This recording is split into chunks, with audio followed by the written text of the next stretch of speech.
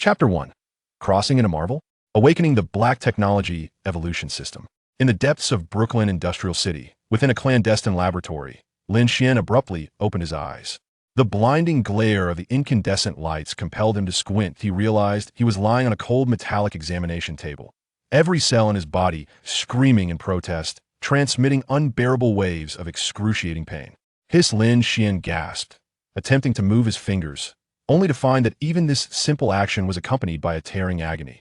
The unfamiliar surroundings, the intense suffering, and the fragments of memories that surged into his mind, memories that did not belong to him, overwhelmed him. Did I cross over? Lin Xian's heart raced with astonishment, followed by a wry smile. This was an exceedingly grim start indeed. He quickly endeavored to organize the chaotic information swirling in his mind. Was he in a Marvel universe? And he himself was lying on the examination table designated as HY15.HY? Quite a peculiar designation, indeed. The fragments of memory flooded in like a tide, elucidating the sequence of events.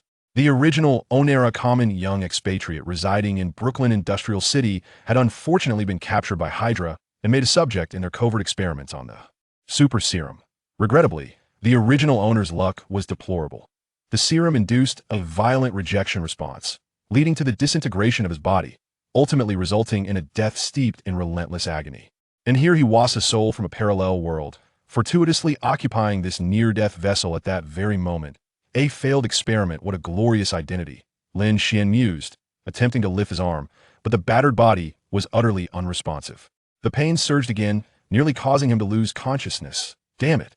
Lin Xuan silently screamed within. He couldn't help but mentally grumble. In other stories of crossing over, one either becomes a wealthy heir, a brilliant scientist, or at the very least a mutant.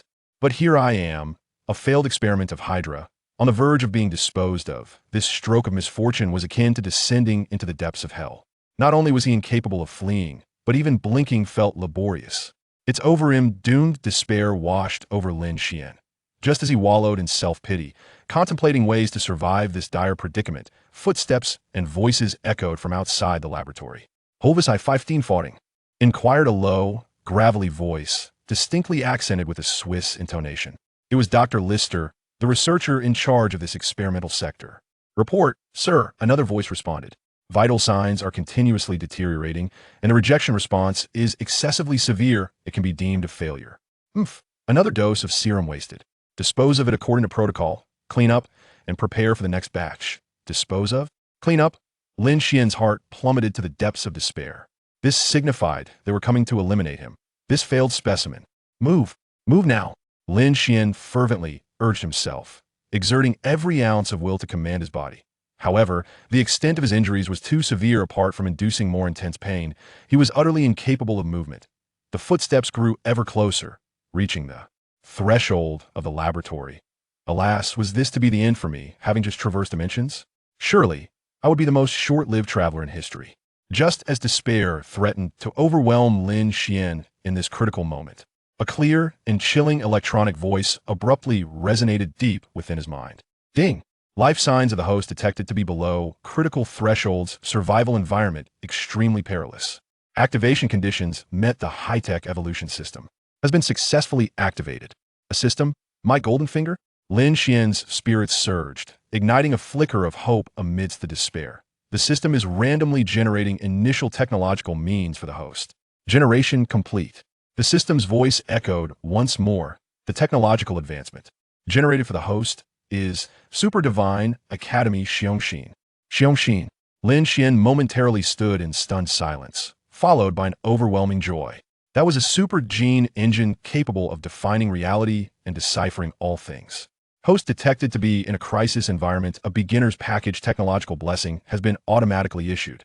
Technological blessing grants 1 free deep analysis and optimization of a designated target for the host. Xiongxin engine has been initially activated. Significant residual amounts of mutated super serum failed product detected within the host cells. Its unstable structure is continuously jeopardizing the host's vitality. Shall optimization commence immediately? Yes. Analyze at once. Right now. Lin Xuan shouted resolutely in his heart. Xiongxin command received. Target locked. Failed version of super serum mutated.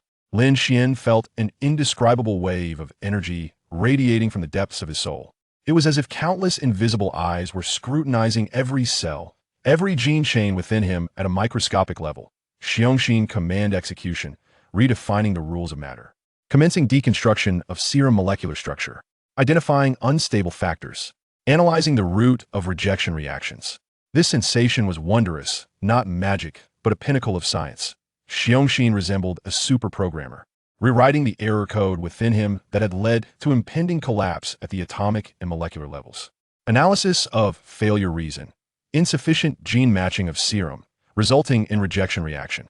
Re-encoding DNA sequence. Adjusting protein folding structure. Optimizing neurotransmitter reactions. Deconstruction rate 0.35. 78, 100. Unstable factors have been locked and isolated rejection reaction model has been established. Commencing reverse compilation. Redefining the rules of matter. Target.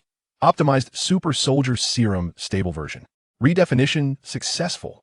Almost instantaneously upon the system's notification, Lin Xuan felt an overwhelming torrent of energy, surpassing mere warmth, almost ferociously vibrant, yet teeming with life, erupt from the deepest recesses of his being.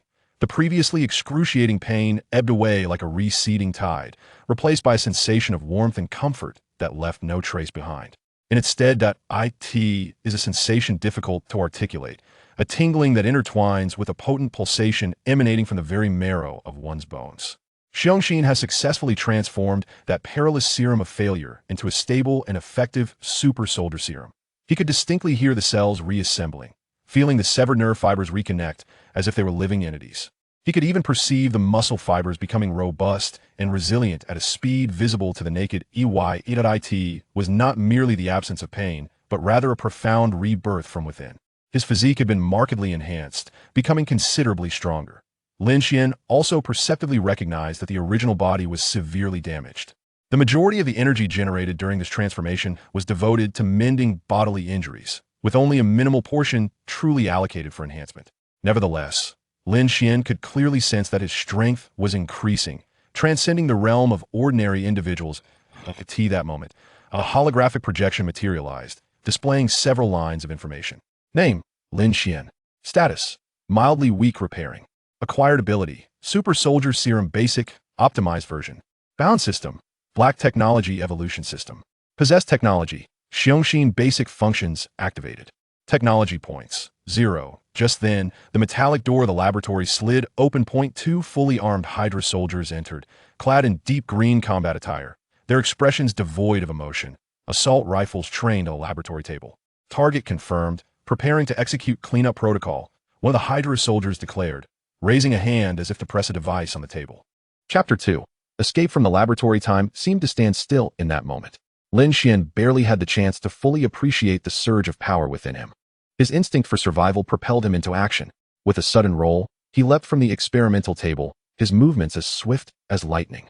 The two Hydra soldiers were evidently taken aback by the unexpected mobility of this failed specimen, their surprise leaving them momentarily disoriented. Lin Xuan did not afford them a moment to recover. He stepped forward, delivering a precise elbow strike to the side of the neck of the soldier on his left. With a soft crack, the soldier crumpled to the ground without a sound. Immediately following this, Lin Xuan lowered his body, avoiding the instinctive swing of the right soldier's rifle butt, and seized the man's arm with forceful intent, twisting it sharply. The right soldier, caught off balance, was thrown violently against the metallic wall. Thud! The dull sound of impact echoed as the second soldier also fell, losing consciousness. The entire sequence unfolded in the blink of an eye, clean and decisive. Breathing heavily, Lin Xuan leaned against the edge of the experimental table. His recent exertion having nearly drained a little strength he had just regained. A lingering sense of weakness coursed through him. Yet it was worlds apart from the near-fatal state he had previously endured. At that moment, a chilling electronic voice reverberated once again. System notification. First battle victory. Defeated Hydra soldiers X2. Reward, 5 tech points. Tech points? A flicker of curiosity sparked within Lin Xuan. What purpose do they serve? To upgrade the core engine's capabilities? To enhance this newly acquired extraordinary physique? Or perhaps, to unlock further cutting-edge technology? Countless thoughts raced through his mind. Yet now was not the time for contemplation. He was acutely aware that the fall of these two soldiers would soon attract attention. The sound of footsteps from outside and the potential for alarms to blare at any moment loomed over him like a sword ready to drop. He had to vacate this place swiftly.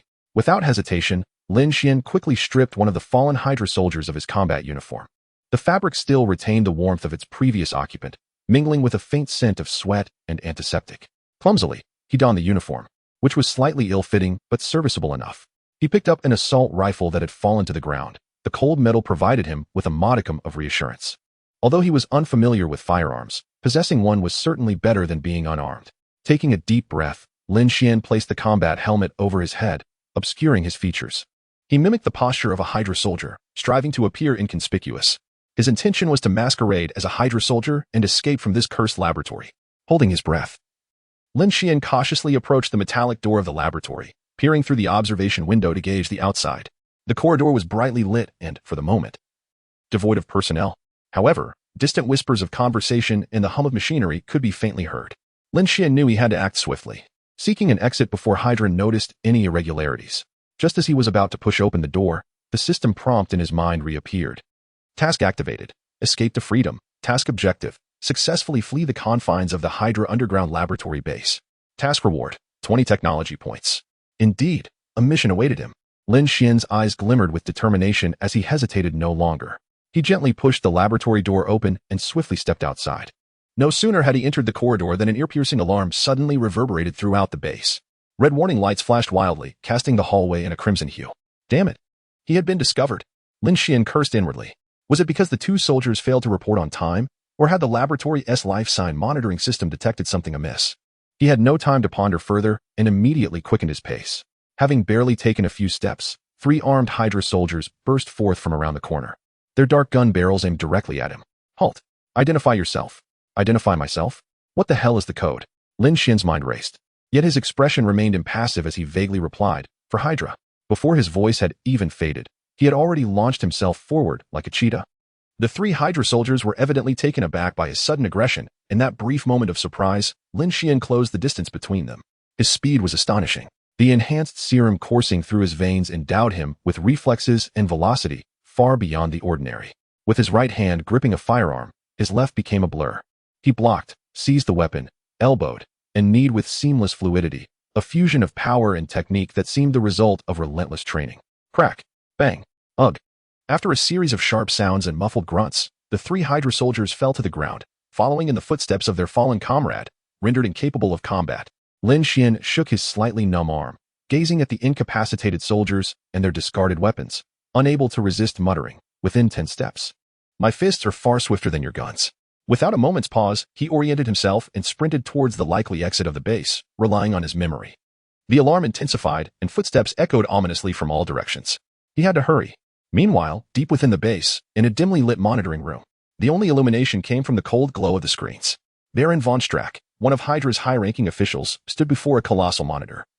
His expression impassive as he observed the rapidly moving figure on the screen. Beside him stood Dr. Lister, who had previously ordered Lin Xuan's elimination. At that moment, his complexion was somewhat pale. My lord, HY-15. Has he succeeded? Dr. Lister's voice trembled with disbelief. The corners of Baron Strack's mouth curled into a cold smile, his eyes glimmering with excitement and curiosity. Interesting, very interesting, he murmured. It appears our experiment is not a complete failure after all. HY-15, having absorbed the serum, not only survived but also exhibited an unexpectedly formidable combat prowess. He turned his gaze towards the squad leader beside him, informed the others. Mobilize the elite agents and combat teams from the base to hunt him down. However, Baron Strack hesitated, a flicker of ruthlessness crossing his eyes. Capture him alive if possible. I am eager to discover the limits of this successful specimen. Yes, my lord. Dr. List immediately stood at attention, a spark of fervor igniting in his eyes. An invisible net was being cast towards Lin Xuan. Lin Xuan was swiftly navigating through the terrain. The enhancements brought by the super soldier serum were comprehensive, affecting not just his strength and speed, but also his sensory perception and cognitive abilities. He could hear sounds from greater distances and analyze routes with increased rapidity. Yet, simultaneously, his body was experiencing an extraordinary toll. A fierce hunger burned within his stomach like a consuming flame. This was a normal reaction following the awakening of super soldier capabilities. Such immense power necessitated a substantial energy supply, and he had been nearly drained on the experimentation table. The recent combat had further exacerbated his condition. He urgently required sustenance. Otherwise, he might not only fail to escape, but could very well succumb to unconsciousness from hunger. He needed to find a place to procure some food and regain his strength. A tavern. Chapter 3. The Tavern Turmoil. The arrival of the Hydra agent on a night in the industrial district of Brooklyn. The air was perpetually infused with the scent of rust and a blend of motor oil. Lin Xuan moved like a specter, deftly weaving through the intricate shadows of warehouses and containers. The enhanced senses bestowed upon him by the super soldier serum enabled him to easily detect the distant sounds of footsteps and the low growl of engines. Fragments of the original owner's hazy memories surfaced, granting him an almost instinctual familiarity with the area. The distant wail of alarms echoed, yet he had temporarily outpaced the pursuers. He was in dire need of energy, an abundance of it. The burning sensation in his stomach intensified, a stark reminder of the significant toll this body had endured.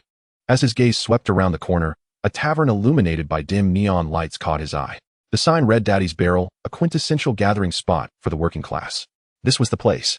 Lin Xuan slowed his pace, swiftly shedding the conspicuous Hydra combat uniform jacket and helmet in a secluded corner, leaving only the dark, form-fitting undergarment.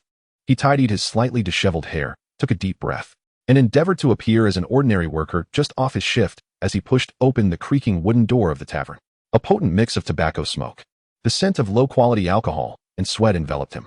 The tavern's lighting was dim, shrouded in swirling smoke. At the bar, patrons with weary faces and vacant stares occupied a corner booth, oblivious to the moderately built, somewhat fatigued Asian youth at the entrance. Lin Xuan made his way directly to the bar and, in fairly fluent English, ordered a double cheeseburger, a large fries, and a pint of draft beer, please. The bartender, a burly bald man with a face full of flesh, glanced at Lin Xuan and muttered something about another starving soul before turning to prepare the order. Before long, a mountain of food and a frothy beer were placed before Lin Xuan. He chose a discreet corner to sit in, nearly ravenous as he seized the burger and devoured it with fervor. He ate rapidly, as if to compensate for the hunger and depletion his body had endured. The food felt like a nourishing rain upon his nearly parched form. The profound sense of weakness dissipated swiftly, replaced by a solid feeling of rejuvenation. His cells seemed to rejoice, greedily absorbing every morsel of energy. In his mind, the system's notifications chimed in timely fashion. Status monitoring, energy restoration in progress. Physiological recovery efficiency enhanced. Current status, mild weakness, recovering. Status, basic recovery, low energy reserves. Lin Xuan could feel his strength, speed, and reflexes steadily returning. Though his energy reserves remained low, he had at least regained a fundamental level of combat readiness. He slowed his pace of eating, lifted the pint of beer, and took a sip. The cold liquid slid down his throat, bringing with it a refreshing sensation. Just as he began to sense that he had regained about 70 to 80% of his strength, the tavern door swung open once more. 4 men strode into the tavern. Clad in unremarkable civilian jackets, they bore an air distinctly divergent from the weary or rugged patrons surrounding them, standing tall with measured strides. Their gazes were as sharp as that of a hawk, scanning the establishment with a quiet intensity. A sense of professionalism emanated from them, stirring a profound realization within Lin Xuan. Their demeanor was not that of ordinary individuals. Their hands, seemingly casually resting in their pockets or by their sides, were subtly positioned close to their waists or the inner sides of their jackets. One of the leading men paused momentarily as his gaze swept over Lin Xuan before nonchalantly diverting his eyes. However, the fleeting glimmer of intent in his eyes did not escape Lin Xuan's heightened perception. Agents of Hydra, they have come for him. Lin Xuan's heart raced. Yet his countenance remained composed. He refrained from an immediate escape, knowing that such a move would only alert them. He leisurely finished his last bite of the hamburger, dabbed his mouth with a napkin, and then rose to settle his bill at the bar. How much? He inquired. $15, replied the bald bartender without lifting his gaze. Lin Xuan fished out a few crumpled bills from his pocket, change he had scavenged from a previous Hydra soldier, and paid the tab. Instead of bolting for the exit, he turned and walked towards a corridor marked with a restroom back alley sign. His pace was deliberately unhurried, as if he merely sought the lavatory or wished to depart through the rear exit. The 4 agents exchanged a subtle glance, confirming their suspicions. 2 of them immediately followed, while the other 2 trailed at a leisurely pace, forming a loose encirclement. Clearly, they intended to confront their target in the secluded alley, opting for the quietest method to resolve the situation. A cold smirk crept across Lin Xuan's lips. Just as I desire. The corridor was narrow and dimly lit, cluttered with beer barrels and various debris, the air thick with a damp, musty odor. Upon rounding a corner and ensuring he was out of sight from the tavern's main area, Lin Xuan abruptly halted and spun around. The 2 agents leading the pursuit were evidently unprepared for such a decisive counterattack, their pupils constricting in surprise. Almost instinctively, their hands darted to their waists. A flash of cold steel. 2 razor-sharp tactical daggers appeared in their grasp, but Lin Xuan was swifter. The resurgence of his strength and speed erupted in that moment. He lunged forward like an arrow released from its bow, closing in on the agent to his left before the dagger could fully extend. Without waiting for the blade to strike, Lin Xuan's fist propelled by a gust of wind, accurately slammed into the opponent's jaw. Crack! The crisp sound of bone fracturing echoed, and the agent fell backward like a marionette with severed strings, toppling over a pile of empty bottles. Almost simultaneously, the right side agent's dagger, slicing through the air with a fierce chill, aimed for Lin Xuan's ribs. Lin Xuan's center of gravity dropped as his left elbow whipped back like a steel whip, striking the wrist of the agent wielding the knife. Bang! A sharp crack echoed as the dagger was deflected, colliding with the wall. The agent felt a searing pain in his wrist, letting out a muffled groan. Lin Xuan's elbow strike did not relent. It ascended forcefully, crashing into the agent's chest with tremendous impact. Bang! The agent gasped, his breath caught, as he stumbled backward, colliding heavily against the oil-stained wall before collapsing to the ground. The dagger slipped from his grasp. The two agents behind him, witnessing this turn of events, swiftly drew their weapons, one brandishing a dagger, the other wielding a retractable baton. They flanked him, attempting to encircle their target. Yet, within the confines of the narrow corridor, Lin Xuan's figure moved with an ethereal grace, elusive and unpredictable. He kicked up a half-full trash can from the floor, hurling it towards the agent with the baton to impede his advance. Immediately thereafter, Lin Xuan exerted force through his legs, propelling himself towards the agent armed with the dagger. The blade glinted ominously as it lunged toward Lin Xuan's face. Chapter 4. The emergence of the Winter Soldier. In a moment of intense focus, Lin Xuan's gaze turned icy as he faced the dagger aimed directly at his face. Instead of retreating, he advanced, his body sliding sideways at an incredible angle, narrowly evading the lethal blade. Simultaneously, his left hand clamped down on the assailant's wrist like a vice, forcefully twisting and pressing downwards. The sound of shattering bone echoed ominously within the narrow corridor. The agent let out a suppressed cry of agony as the dagger slipped from his grasp, clattering to the ground. Before the agent could react further, Lin Xuan's right fist, propelled by a gust of wind, struck decisively against his temple. With a resounding thud, the agent's eyes rolled back, and he collapsed limply to the floor. Having dealt with the dagger wielder, Lin Xuan turned to confront the final agent, who was brandishing a retractable baton. Momentarily hindered by the trash can Lin Xuan had previously kicked. The agent was just regaining his balance when the baton came crashing down towards Lin Xuan's head. Without even glancing, Lin Xuan raised his left arm to block, producing a dull thud. In an instant, his right leg shot out, landing squarely in the agent's abdomen. The agent doubled over in pain, resembling a shrimp. As the baton fell uselessly from his hand, Lin Xuan offered no respite. His elbow came crashing down with precision onto the back of the agent's neck. Another dull thud marked the moment as the final agent succumbed to unconsciousness, collapsing onto the ground. In the span of mere moments, all four highly trained Hydra agents were swiftly neutralized by Lin Xuan, rendered entirely devoid of combat capability. The entire encounter was executed with an elegance that exuded the aesthetics of violence. The system notification chimed once more. Defeated Hydra agents X4, earned 10 tech points. Current tech points, 15. Current mission, escape, in progress. Gasping lightly, Lin Xuan scanned the sprawled agents around him. He had no time to assess his spoils or scavenge for any equipment they might have carried. An instinctual warning surged within him, signaling that a greater danger was approaching. He promptly pivoted and dashed deeper into the corridor, heading towards the marked exit of the alley. As he pushed open the rusted iron door, a rush of relatively fresh, yet still foul-smelling air filled with the stench of refuse flooded in. This narrow passage, situated behind the tavern, was cluttered with discarded beer barrels and trash bins. Just as he reached the entrance of the alley, poised to merge into the bustling street outside, a sudden, chilling wave of lethal intent struck him from the shadows, akin to a venomous serpent launching an attack. This murderous aura was far more intense and pure than that of the four agents combined. Lin Xuan's hair stood on end, his heightened neural reflexes reaching their zenith. He had no time for contemplation, his body instinctively reacted. A blinding metallic glint sliced through the dim light. A powerful metallic arm, exuding a terrifying force capable of obliterating anything in its path, surged toward his head with a piercing whistle. It was too swift. Lin Xuan's pupils constricted as he summoned strength from his core, arching his body backward in an extreme pose. The metallic arm narrowly grazed the tip of his nose as it thundered past. Boom.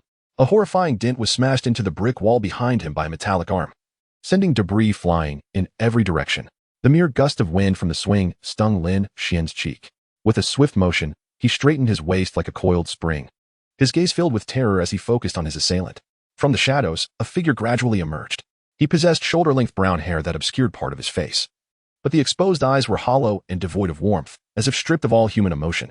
Most striking was his left arm, glimmering with a chilling metallic sheen. It was this very arm that had nearly reduced Lin Xuan's head to fragments moments ago. The Winter Soldier, also known as James Barnes, or simply Bucky, was a name that, aside from the moniker of the Winter Soldier, remained unknown to others. This name flashed through Lin Xuan's mind like a bolt of lightning. Hydra had dispatched its ace to hunt him down. In an instant, his heart plummeted. He could sense the palpable pressure and murderous intent emanating from his opponent. It was a terrifying aura forged through countless acts of slaughter and psychological conditioning. Engaging in a direct confrontation? That would undoubtedly lead to his demise. Lin Xuan swiftly assessed that, given his current capabilities, he could hold his own against this seasoned assassin. However, the battle would likely be protracted. Yet, his primary goal was to avoid prolonging the encounter. He needed to escape, immediately. Utilizing every advantage was imperative. Without a moment's hesitation, Lin Xuan spun around and dashed towards the adjacent, more intricate construction site. It was cluttered with rebar, bags of cement, and various building materials, offering a complex terrain that he could exploit. Bang! Lin Xuan had barely taken 2 steps when a dull thud resonated behind him. The Winter Soldier's speed was astonishing. His enhanced physique far surpassed that of an ordinary human, easily outclassing Lin Xuan, who had just recently acquired his powers. Lin Xuan pushed his speed to the utmost, weaving through the obstacles of the construction site.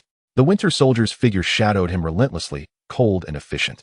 The sounds of metal clashing, heavy objects collapsing, and Lin Xuan's hurried footsteps and labored breaths echoed sharply in the stillness of the night. The pursuit was relentless, leaving Lin Xuan scarcely a moment to breathe. This could not continue. He would soon be caught. His mind raced at the limit of its capacity. He had to devise a means, even if only to temporarily hinder his pursuer. At that moment, his peripheral vision caught sight of a massive, rusted old billboard hanging on the exterior wall of a nearby dilapidated building. The support structure appeared to be in a state of decay, swaying slightly in the night breeze. An opportunity. Lin Xuan's mind sparked with ingenuity. Seizing the moment, he swiftly picked up a stone roughly the size of half a brick from the ground. After narrowly evading the Winter Soldier's metallic arm with a sideways roll, Lin Xuan hurled the stone with all his might at the third rusted bolt connecting the billboard. The stone traced a precise arc through the air. Clang! A sharp sound resonated as the stone struck the corroded connection point with pinpoint accuracy. The colossal billboard, already teetering on the brink of collapse, succumbed to the final blow, resembling the last straw that broke the camel's back. Its connection points shattered in an instant. With a resounding creak and thunderous crash, the massive metal structure came crashing down. The heavy steel frame, entwined with tattered advertising fabric, plummeted to the ground like a small mountain, obstructing the path of the Winter Soldier and stirring up a cloud of dust. Yet, this distraction proved sufficient. Seizing the fleeting seconds during which the Winter Soldier was impeded, Lin Xuan summoned the last remnants of his strength and accelerated with fervor. Farewell. I look forward to our next encounter. Like a gliding fish, he slipped into a narrower, darker alley, swiftly vanishing into the shadows of the intricate neighborhood. Minutes later, Lin Xuan leaned against the cold wall of an abandoned warehouse, panting heavily, his undershirt soaked in sweat. His heart raced fiercely, and the exhilaration brought on by adrenaline began to wane. The Hydra had sent a pursuer of such caliber. It appeared that his value as a successful experiment was far greater in their eyes than he had ever imagined. Escaping with his life proved to be far more arduous than anticipated. Chapter 5. The Abandoned Warehouse, an encounter with the Black Widow. In the shadowy depths of the forsaken warehouse, Lin Xuan leaned against the cold, rough brick wall, his chest rising and falling violently. Each breath was laden with an intense weariness. Sweat trickled down his forehead, soaking the combat undershirt clinging to his skin. The brief, yet harrowing confrontation with the Winter Soldier had nearly drained the energy he had only just begun to regain. He gasped for air, striving to calm his racing heart and the tumultuous energy coursing through his veins. The formidable regenerative power granted by the Super Soldier Serum was indeed at work, yet the fatigue and significant energy depletion were palpable. He vigilantly scanned his surroundings. The warehouse was cluttered with discarded wooden crates and dust-covered mechanical parts, the air thick with the scent of rust and dust. Broken windows allowed scant beams of pale moonlight to slice through the darkness, casting the floor into a patchwork of light and shadow. For the moment, he was safe. Yet Lin Xuan was acutely aware that the safety was but fleeting. The Hydra pursuers, particularly the Winter Soldier, would not easily relent. He had to vacate this place swiftly in search of a truly secure refuge. At that very moment, a barely perceptible sound echoed from above. The noise was as faint as a whisper, nearly imperceptible. Had it not been for the enhanced hearing bestowed by the Super Soldier Serum, Lin Xuan would have remained oblivious. His heart raced with alarm as he abruptly glanced upward. A lithe shadow, akin to a weightless cat, silently descended from the high beams. Her movements were graceful and swift, landing with barely a sound. Poised just a short distance in front of Lin Xuan, before him stood a woman, clad in a form-fitting black combat suit that accentuated her elegant, yet powerful curves. Her fiery red hair was tied back in a sleek ponytail, and in the dim light, her features appeared sharp and striking. Most captivating, however, were her piercing eyes, now coldly fixed upon Lin Xuan. Her gaze immediately fell upon his dark combat undershirt, unmistakably bearing the Hydra insignia. Black Widow, Natasha Romanoff. Lin Xian's heart raced uncontrollably once more. It seemed she had mistaken him for one of Hydra's own. This was unexpected. Had S.H.I.E.L.D. initiated operations against Hydra during this time frame? Just as he had narrowly escaped one peril, he now found himself face to face with the top operative of S.H.I.E.L.D. What kind of day was this? Had he not consulted the omens before venturing out? Natasha's expression shifted to one of chilling resolve. To her, S.H.I.E.L.D. had consistently monitored the movements of the once formidable Hydra organization, yet their covert operations had borne little fruit. She had not anticipated encountering a Hydra operative here. This Asian youth, adorned in Hydra attire and appearing in such an isolated warehouse, was likely one of the remnants hiding within. Without warning and with no superfluous movement, Natasha's body surged into action. Her speed was astonishing. A streak of black lightning darting across the ground as she lunged towards Lin Xian with ferocious intent, with her hands slightly bent and fingertips converging. Natasha transformed them into fierce claws, aiming directly for Lin Xian's throat. This strike was swift and ruthless, imbued with lethal intent. Almost simultaneously with Natasha's assault, Lin Xian's super soldier senses emitted a sharp alarm. His body's instinctual reaction transcended the speed of his thoughts. He abruptly slid half a step to the left, while his right arm shot up like a flash of lightning, blocking in front of him. Bang! A dull thud resonated. Natasha's claws were firmly met by Lin Xian's forearm. The tremendous impact sent a tingling sensation through Lin Xian's arm, stirring a tempest within his mind. Such incredible speed. Such a cunning angle of attack. Having failed to land her blow, a flicker of surprise flashed in Natasha's eyes, yet her movements did not falter. Utilizing the rebound from the collision, she deftly twisted her body, her left leg sweeping towards Lin Xian's lower body like a whip. Simultaneously, her right elbow thrust upwards, targeting Lin Xian's ribs. The onslaught was relentless, infused with a suffocating sense of pressure. Lin Xian could not afford to be complacent. He too lowered his stance, stepping back with his left leg to stabilize his center of gravity, while his left hand pressed down to block Natasha's sweeping kick. Leaning back slightly, he narrowly evaded the bone-breaking elbow strike. In the dimly lit warehouse, the two engaged in a brief yet intense clash. Natasha's attacks were akin to a torrential storm, each move succinct, efficient, and lethal. Chokeholds, groin kicks, eye jabs, elbow strikes, a myriad of ruthless techniques flowed effortlessly from her, embodying the precision and efficiency of a seasoned operative, all aimed at the vulnerable parts of the human body. Her combat skills seemed to have been honed through countless trials, deeply ingrained in her very marrow and instinct. In contrast, Lin Xian relied solely on the enhanced abilities bestowed by the optimized super soldier serum, granting him speed, strength, and reflexes far beyond those of an ordinary human. He lacked intricate techniques. Each block was forceful, and every counterattack was accompanied by a whistling wind. Though his movements appeared somewhat awkward and lacking finesse, they were suffused with raw power and primal combat instinct. Bang! Clap! Thud! The muffled sounds of fists and feet colliding echoed throughout the warehouse. In the span of mere seconds, the two exchanged dozens of blows.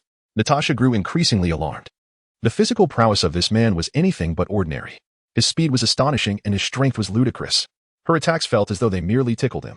Yet, each of his blocks or counters carried a force that made her arms tingle. This was no ordinary Hydra soldier. He was comparable to some of the enhanced individuals she had faced. Lin Xian, too, found himself in a precarious situation. Natasha's combat prowess was utterly terrifying. Each strike aimed for vital points, with angles that were astute and timing that was impeccably precise. Several times, he narrowly avoided being struck in vulnerable areas. Had it not been for the swift reflexes of the super soldier instinct, he would likely be lying on the ground now. The sensation of dancing on the precipice of life and death heightened his nerves to a razor's edge. After a brief yet intense confrontation, the two retreated almost simultaneously, creating distance between them. They each occupied a corner of the warehouse, vigilantly observing one another, as a palpable tension filled the air. Natasha's chest rose and fell subtly, her expression grave. She realized that the individual before her was a formidable opponent, far exceeding her expectations. Lin Xian, too, was panting heavily, beads of sweat trickling down his forehead. He understood that continuing the fight was futile. Engaging with a spy of Black Widow's caliber offered him no advantages. Moreover, who knew when Hydra's pursuers would arrive? He had to rectify the misunderstanding immediately. Seizing the fleeting opportunity of their standoff, Lin Xian hurriedly began to explain, his voice slightly hoarse from the recent skirmish. I am not affiliated with Hydra. He gestured to his attire, which bore no Hydra insignia, merely resembling a dark combat undergarment in style, his tone tinged with urgency. I escaped from their laboratory. This clothing was taken from one of their soldiers. Upon hearing this, Natasha's brow furrowed ever so slightly. She halted her preparation for another assault, her keen gaze reassessing Lin Xuan. Indeed, during their exchange, while his strength and speed were remarkable, his techniques appeared rather instinctual and raw, lacking the systematic combat skills characteristic of Hydra operatives. His attacks were predominantly defensive and evasive, devoid of lethal intent. Most importantly, his reflexes and power did not resemble those of an ordinary Hydra soldier. A flicker of doubt crossed Natasha's mind. Could it be that he spoke the truth? Chapter 6. Escape to Freedom. Towards S-H-I-E-L-D. At the mention of this, Natasha's brow furrowed ever so slightly. She halted her intention to strike again, her keen gaze refocusing on Lin Xuan. Indeed, during their earlier confrontation, while the opponent exhibited remarkable strength and speed, his moves were broad and unrefined, resembling instinctive reactions rather than skilled combat techniques. His reflexes and power were undeniably superior to those of an ordinary Hydra soldier, which sparked a flicker of doubt in Natasha's mind. Could it be that he was speaking the truth? At that moment, a jarring screech of tires echoed from outside the warehouse, followed by the thunderous roar of engines and the synchronized, heavy footsteps of approaching figures. The cacophony grew closer, quickly enveloping the desolate warehouse. Swish, swish, swish, boom. A deafening explosion reverberated. Amidst the swirling dust, a tall, cold figure emerged first. His left arm glimmered with a chilling metallic sheen, each joint seemingly harboring destructive power. Beneath his shoulder-length brown hair, his eyes appeared hollow and indifferent as they scanned the interior of the warehouse. It was none other than the Winter Soldier. In swift succession, several Hydra soldiers clad in deep green combat attire, armed with assault rifles, filed in with precision and speed. They swiftly occupied advantageous shooting positions, their weapons aimed at the center of the warehouse. The moment Natasha Romanoff laid eyes on the metallic armored figure, her pupils dilated with alarm. For the first time, the playful expression that usually adorned her face was replaced with an unmistakable gravity. Natasha's gaze darted between the Winter Soldier and Lin Xuan, then shifted to the Hydra soldiers who had their weapons trained on them. She recalled her previous mission to protect Iran's nuclear program, which had failed due to the Winter Soldier's intervention. In a flash of insight, she reached a conclusion: to have drawn the Winter Soldier's personal pursuit, this individual's identity must be of utmost significance. Furthermore, his skills were on par with her own, making him a crucial asset for S-H-I-E-L-D's plans. In hushed tone, her lips barely moving, she conveyed a message laced with undeniable resolve. It seems they are after you. Follow me. We cannot remain here. Natasha instantly relinquished her mission to infiltrate and investigate the Hydra base. At this moment, ensuring the safe return of this fugitive, who possibly held vital secrets of Hydra under the Winter Soldier's watch, became her highest priority. His value was potentially greater than she had anticipated. Lin Xuan, too, felt the urgency to vacate the premises. S-H-I-E-L-D was rife with internal strife, and the more convoluted the environment, the more it suited him. In that instant, both were in perfect accord. Meanwhile, not far from the abandoned warehouse, in a concealed high-rise, Strack observed everything unfolding within the warehouse through a high-powered telescope. The dimly lit room displayed real-time infrared imagery relayed by drones, capturing the Winter Soldier's intrusion, the Hydra soldier's positioning, and the standoff between the two individuals within the warehouse, all vividly visible. As he beheld Natasha Romanoff, the Black Widow of S-H-I-E-L-D, seemingly poised to escort Lin Xuan away, a slight furrow formed upon his brow. The intervention of S-H-I-E-L-D was indeed unexpected. Nevertheless, it mattered little. Many with an S-H-I-E-L-D were allies of his own. There was no escape from my grasp. Yet Baron Strucker remained unperturbed. He grasped the communicator beside him and issued commands in a voice devoid of any emotional inflection. Winter Soldier and the task force, retreat. Avoid direct confrontation with Natasha. Do not let an experimental subject jeopardize our more significant plans. The capabilities of HY-15 far exceed our estimates. However, you cannot elude my control. His voice was frigid and resolute. Within the warehouse, the atmosphere was charged with tension, almost palpable. Bucky's cold gaze swept between Lin Xuan and Natasha, his metal arm slightly raised, as if poised to unleash a devastating strike at any moment. The Hydra soldiers had their weapons firmly aimed, fingers resting on triggers, ready to act at a moment's notice. Lin Xuan's muscles were taut, his heart racing, adrenaline coursing through his veins. Faced with Bucky and several armed soldiers, alongside a Black Widow of ambiguous allegiance and unfathomable power, he felt ensnared in a seemingly inescapable peril. At that taut moment, Bucky's movements abruptly hesitated. It appeared he had received some form of communication through his internal device, a flicker of imperceptible emotion momentarily crossing his hollow gaze before vanishing. He cast a penetrating look at Lin Xuan. HY-15, I shall remember you.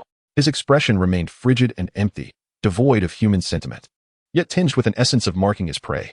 He then glanced at the ever-vigilant Natasha. Under the astonished gazes of both Lin Xuan and Natasha, Bucky unhesitatingly turned away. Retreat. Their footsteps soon faded into the night outside the warehouse, as if they had never been present. This sudden turn of events left Lin Xuan in a daze. What was happening? They left just like that? What had become of that menacing intent to consume him whole? Was Hydra's modus operandi truly so capricious? Yet Natasha was evidently less optimistic than Lin Xuan. Her brow furrowed even more tightly. Hydra, particularly Bucky, would never relinquish a target without reason. Such an unusual retreat must have concealed deeper motives, perhaps even a conspiracy. However, now was not the time for contemplation. They needed to depart swiftly. This way, follow me.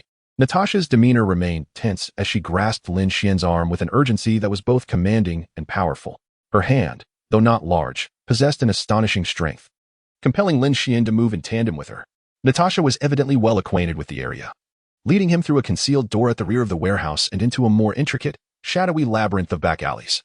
The two individuals swiftly navigated through the narrow alleys and the shadows of cluttered corners.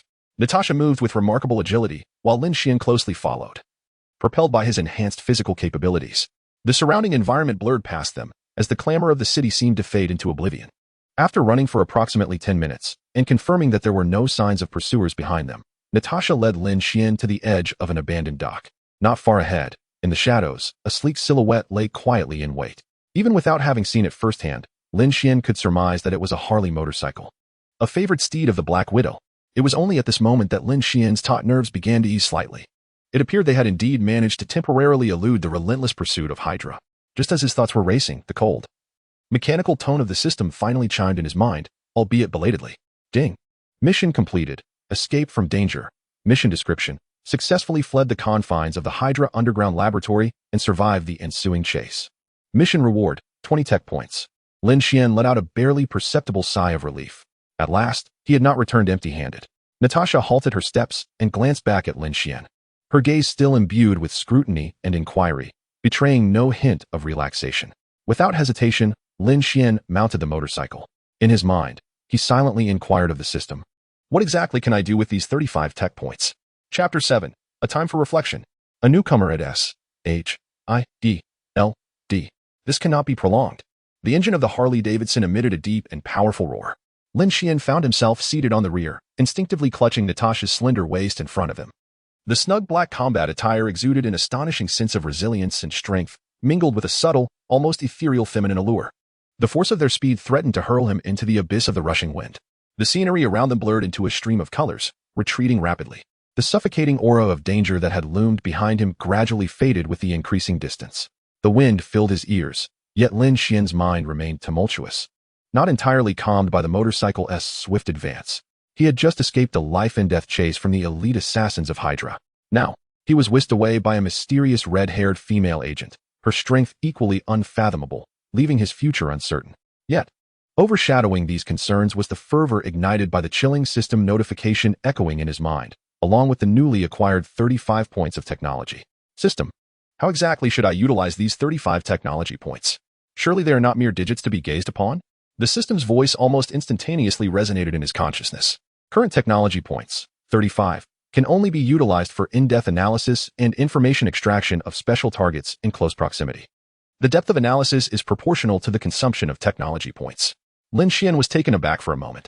Did this mean he would have to touch Iron Man's armor or pluck a hair from the Hulk to acquire technology? However, the next statement from the system brightened his gaze. To unlock more advanced technological functions, blueprint simulation, material energy conversion, targeted item creation, ability simulation loading, etc., will require the consumption of technology points and specific rare resources, or an upgrade to the system core Xiongxin. So that is how it is. Lin Xuan instantly comprehended. He quickly assessed the gains he had made since his arrival in this world. Surviving was the most fundamental achievement.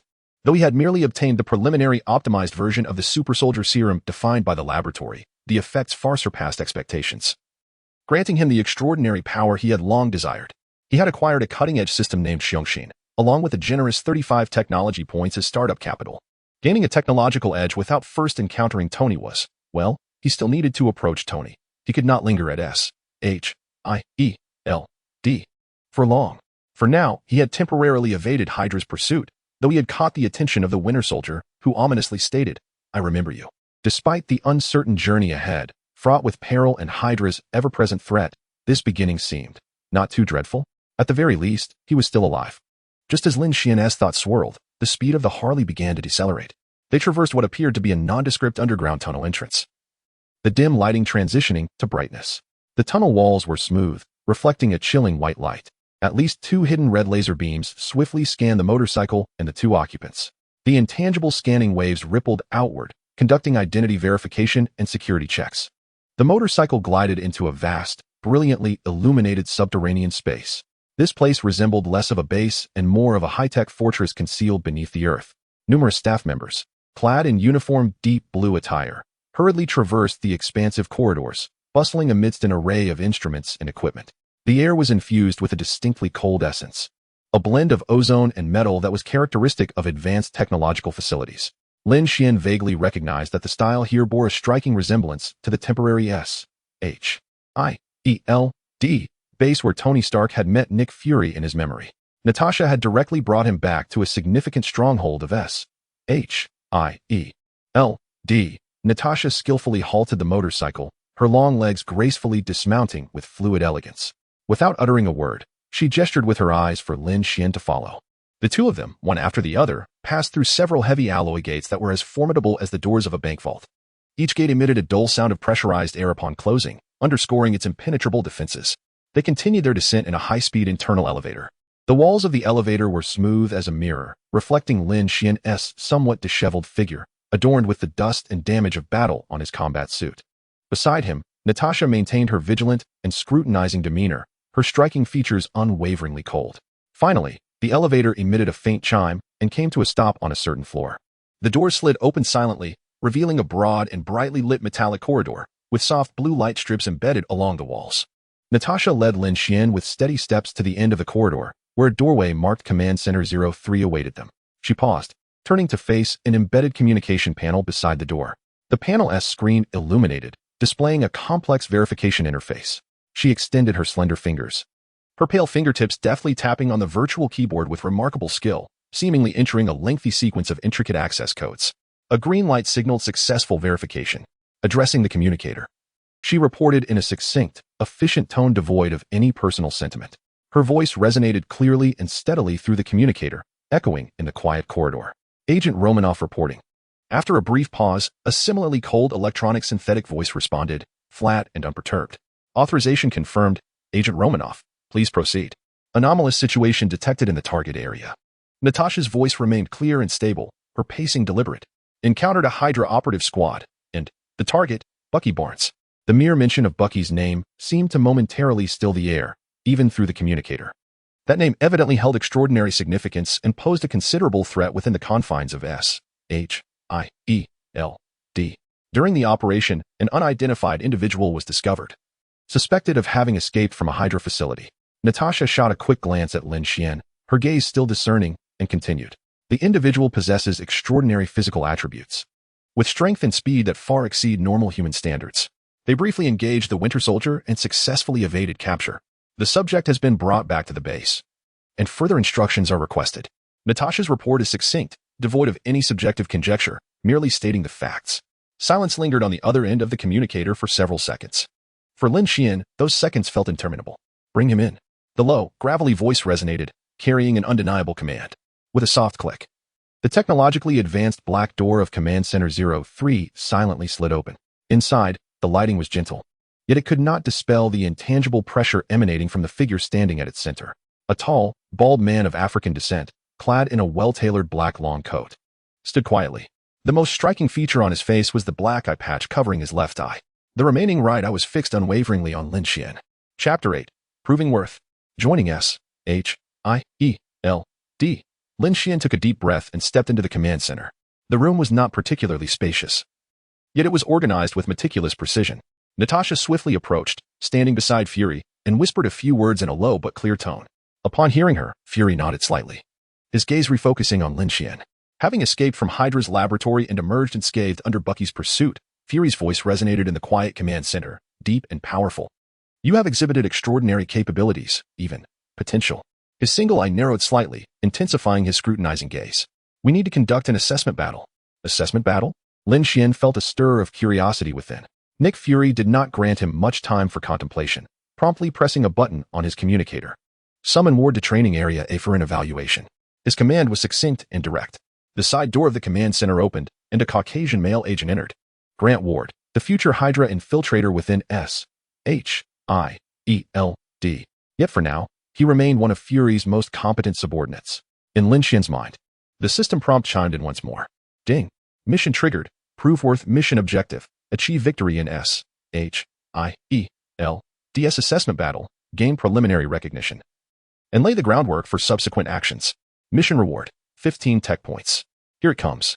A glimmer of determination flashed in Lin Xuan's eyes.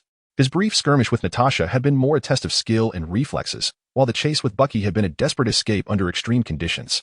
Now, he had a splendid opportunity to assess his true strength. Very well. Without a moment's hesitation, Lin Xuan replied decisively. He met Nick Fury's gaze with the audacity of a young bull unafraid of tigers. Soon, the group arrived at a smaller training facility deeper within the base. Nick Fury and Natasha entered the observation room, watching through thick bulletproof glass. Agent Ward stretched his limbs, the joints cracking lightly, his sharp focus locking onto Lin Xuan. Are you ready? Ward's voice was calm and steady. Lin Xuan nodded, adopting a simple fighting stance. Though lacking formal technique, his body instinctively formed the most effective posture for exerting force. In the observation room, Fury stood with arms crossed, his single eye narrowed, his expression unchanged. Natasha leaned slightly forward, her fiery red hair cascading over her shoulders, her keen eyes fixed intently on Lin Xuan, as if determined not to miss a single detail. Begin. Fury issued the command through internal communications. The instant his words fell, Ward lunged forward. He surged ahead like a cheetah, his speed remarkable, strides steady and rhythmic. Lin Xuan felt a powerful gust of wind rush toward him, the super soldier's senses issuing frantic warnings. Without needing to think, his body instinctively reacted. He abruptly crouched down, narrowly evading an elbow strike that could render a person unconscious in an instant. His right leg shot out like a steel whip, slicing through the air with a whistling sound, and forcefully sweeping towards the knee of Ward's supporting left leg. Thud. A dull impact echoed. Ward let out a muffled groan, feeling an unimaginable force collide against the side of his knee. What immense power! A wave of astonishment surged within Ward as he gritted his teeth against the excruciating pain. His eyes filled with disbelief. The Asian youth before him, seemingly not particularly strong, wielded such terrifying strength. In the observation room, Natasha's pupils contracted sharply. The explosive power unleashed in that fleeting moment exceeded even her expectations. The precision and timing, that instinctive battle intuition. Tumultuous waves surged within Natasha's heart. She instinctively glanced at Fury beside her, only to find his expression remained calm, though a deeper interest flickered in his solitary eye. The battle on the field showed no signs of respite. Having secured a hit, Lin Xuan pressed forward without hesitation. His fierce straight punch was barely blocked by Ward's crossed arms. The tremendous impact forced Ward to slide back 2 steps. As the pain in his arms felt as if his bones might shatter. Is this guy a monster? Ward's heart raced in terror. In the observation room, Natasha's lips parted slightly, her beautiful eyes brimming with shock. She had initially thought she had overestimated Lin Xuan, but now it was evident she had underestimated him. Fury's solitary eye remained fixed on the arena, yet a barely perceptible smile tugged at the corner of his mouth. A treasure indeed. On the battlefield, the fierce exchange continued. After skillfully dodging another of Ward's sweeping legs, Lin Xuan sharply detected a minuscule opening due to Ward's continuous blocks. An opportunity. A glint of determination flashed in Lin Xuan's eyes as he pounced forward like a cheetah. His speed reached its zenith, nearly transforming him into a mere shadow. Ward barely registered a blur before Lin Xuan was upon him. He had no time to react, only feeling his arm tighten as an irresistible force surged through him. Lin Xuan's hands clamped onto Ward's right arm like iron pincers, his waist coiling with power as he twisted fiercely. Crack. A sound that sent chills through the bones echoed in the air. Following this, Lin Xuan executed a clean and decisive shoulder throw, slamming the towering Ward onto the ground. Bang. A heavy thud reverberated throughout the training arena. Victory. Though the process was not without difficulty, the opponent's experience and skill posed considerable challenges. Yet, Lin Xuan ultimately triumphed decisively, leveraging his absolute strength advantage to win the assessment battle. A profound silence enveloped the training ground. Ward lay on the ground, struggling to rise, but unable to do so due to his dislocated joint and the agonizing pain coursing through him. His gaze toward Lin Xuan was filled with shock and unwillingness. The door to the observation room swung open. Nick Fury stepped out slowly, followed closely by Natasha, who still bore a look of astonishment. Fury approached Lin Xuan, his singular eye scanning him thoroughly before finally resting on his youthful, yet promising visage. Well done. Fury's voice betrayed no emotion, yet a subtle approval glimmered within his eye, perhaps hinting at deeper machinations. The attributes of speed, strength, and reflexes surpassed ordinary standards, complemented by a keen instinct for combat, marking him as a promising candidate. After a brief pause, he shifted the conversation. In light of your unique circumstances and the unusual interest that Hydra has in you, Fury emphasized the word interest. S-H-I-E-L-D can offer you protection. Of course, it is not without cost. A shrewd gleam flickered in his eye. We do not harbor idlers here. We will assign you a position for the time being. At that moment, a familiar alert echoed in Lin Xuan's mind. Ding. Mission complete. Prove your worth. Mission reward. 15 tech points. Chapter 9. Adjusting the state. Contemplating future plans. Work. Sanctuary. Upon hearing the conditions laid out by Nick Fury, Lin Xuan's mind raced with thoughts. Presently, he found himself isolated, viewed as a vital asset by Hydra, while also being pursued by Bucky. Although S-H-I-E-L-D was rife with internal turmoil, it remained the only substantial organization capable of opposing Hydra on the surface, temporarily taking refuge within its confines. Leveraging its resources and intelligence to comprehend this world while enhancing his own abilities appeared to be the singular and most prudent choice available to him. He required time and a relatively secure environment to assimilate the possibilities brought forth by the Xiongxin system. I accept. Lin Xuan raised his gaze to meet Fury's deep, singular eye, his tone calm yet resolute. The faint arc at the corner of Fury's mouth seemed to widen slightly. He refrained from elaborating further, merely turning to Natasha. Agent Romanoff. Fury's voice resumed its customary deep and authoritative timbre, instructing her to escort Lin Xuan to the logistics department to procure a standard set of equipment. His eyes scanned Lin Xuan's tattered, dust-covered dark inner attire, his tone imbued with an undeniable command. I do not wish to see S-H-I-E-L-D personnel wandering about in Hydra's garb. Natasha inclined her head slightly, her fiery red hair swaying gently against her shoulders, her gaze remaining sharp. Understood, sir. She turned sideways, gesturing with her eyes for Lin Xuan to follow, leading the way towards the training area. The two moved in tandem once more, traversing the alloy corridor that exuded an essence of futuristic technology. The corridor walls shimmered with a soft blue luminescence, and occasionally, staff-clad in deep blue uniforms hurried past, casting curious or scrutinizing glances. Natasha appeared to stroll casually ahead, her pace steady and her posture upright.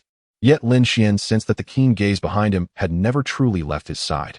Her perception functioned like the most sophisticated radar, constantly assessing his condition, emotions, and even the slightest muscular reactions. This silent pressure was far more nerve-wracking than the earlier confrontation. Soon, they arrived before a metal door marked as the Logistics Equipment Department. Natasha reiterated her identity verification and secured temporary access for Lin Xuan. A scanning beam swept over him, confirming his lack of dangerous items, after which the door glided open. The interior space was spacious and well-lit, with various standard equipment systematically categorized and neatly arranged on metal shelves. A logistics staff member, utilizing the temporary authorization provided by Natasha alongside the scanned body data, promptly retrieved a brand-new combat suit for Lin Xuan. It was a deep gray, crafted from robust yet elastic material, designed with simplicity and utility in mind, featuring a discreet S-H-I-E-L-D emblem on the chest and arms. The changing room is over there, the logistics personnel indicated. Lin Xuan took the combat suit and stepped into a nearby private cubicle. Closing the door effectively shielded him from the outside world, and he swiftly removed the tattered, sweat-stained, and dusty Hydra attire, discarding it carelessly aside. He then proceeded to rinse off in the adjacent washroom. The formidable restorative power bestowed by the super soldier serum has significantly alleviated the minor abrasions and muscle soreness incurred from previous battles. His physical condition is rapidly recovering. After cleansing himself, Lin Xuan dried off and, before donning fresh attire, delved into his consciousness. The cold system interface distinctly floated within his mental space. Name: Lin Xuan. Template: Optimized Super Soldier Serum. Preliminary success. Abilities: Extraordinary physical fitness, accelerated healing, enhanced senses, technological means, Xiongxin. Tech points: 50 tech points. How should these be utilized?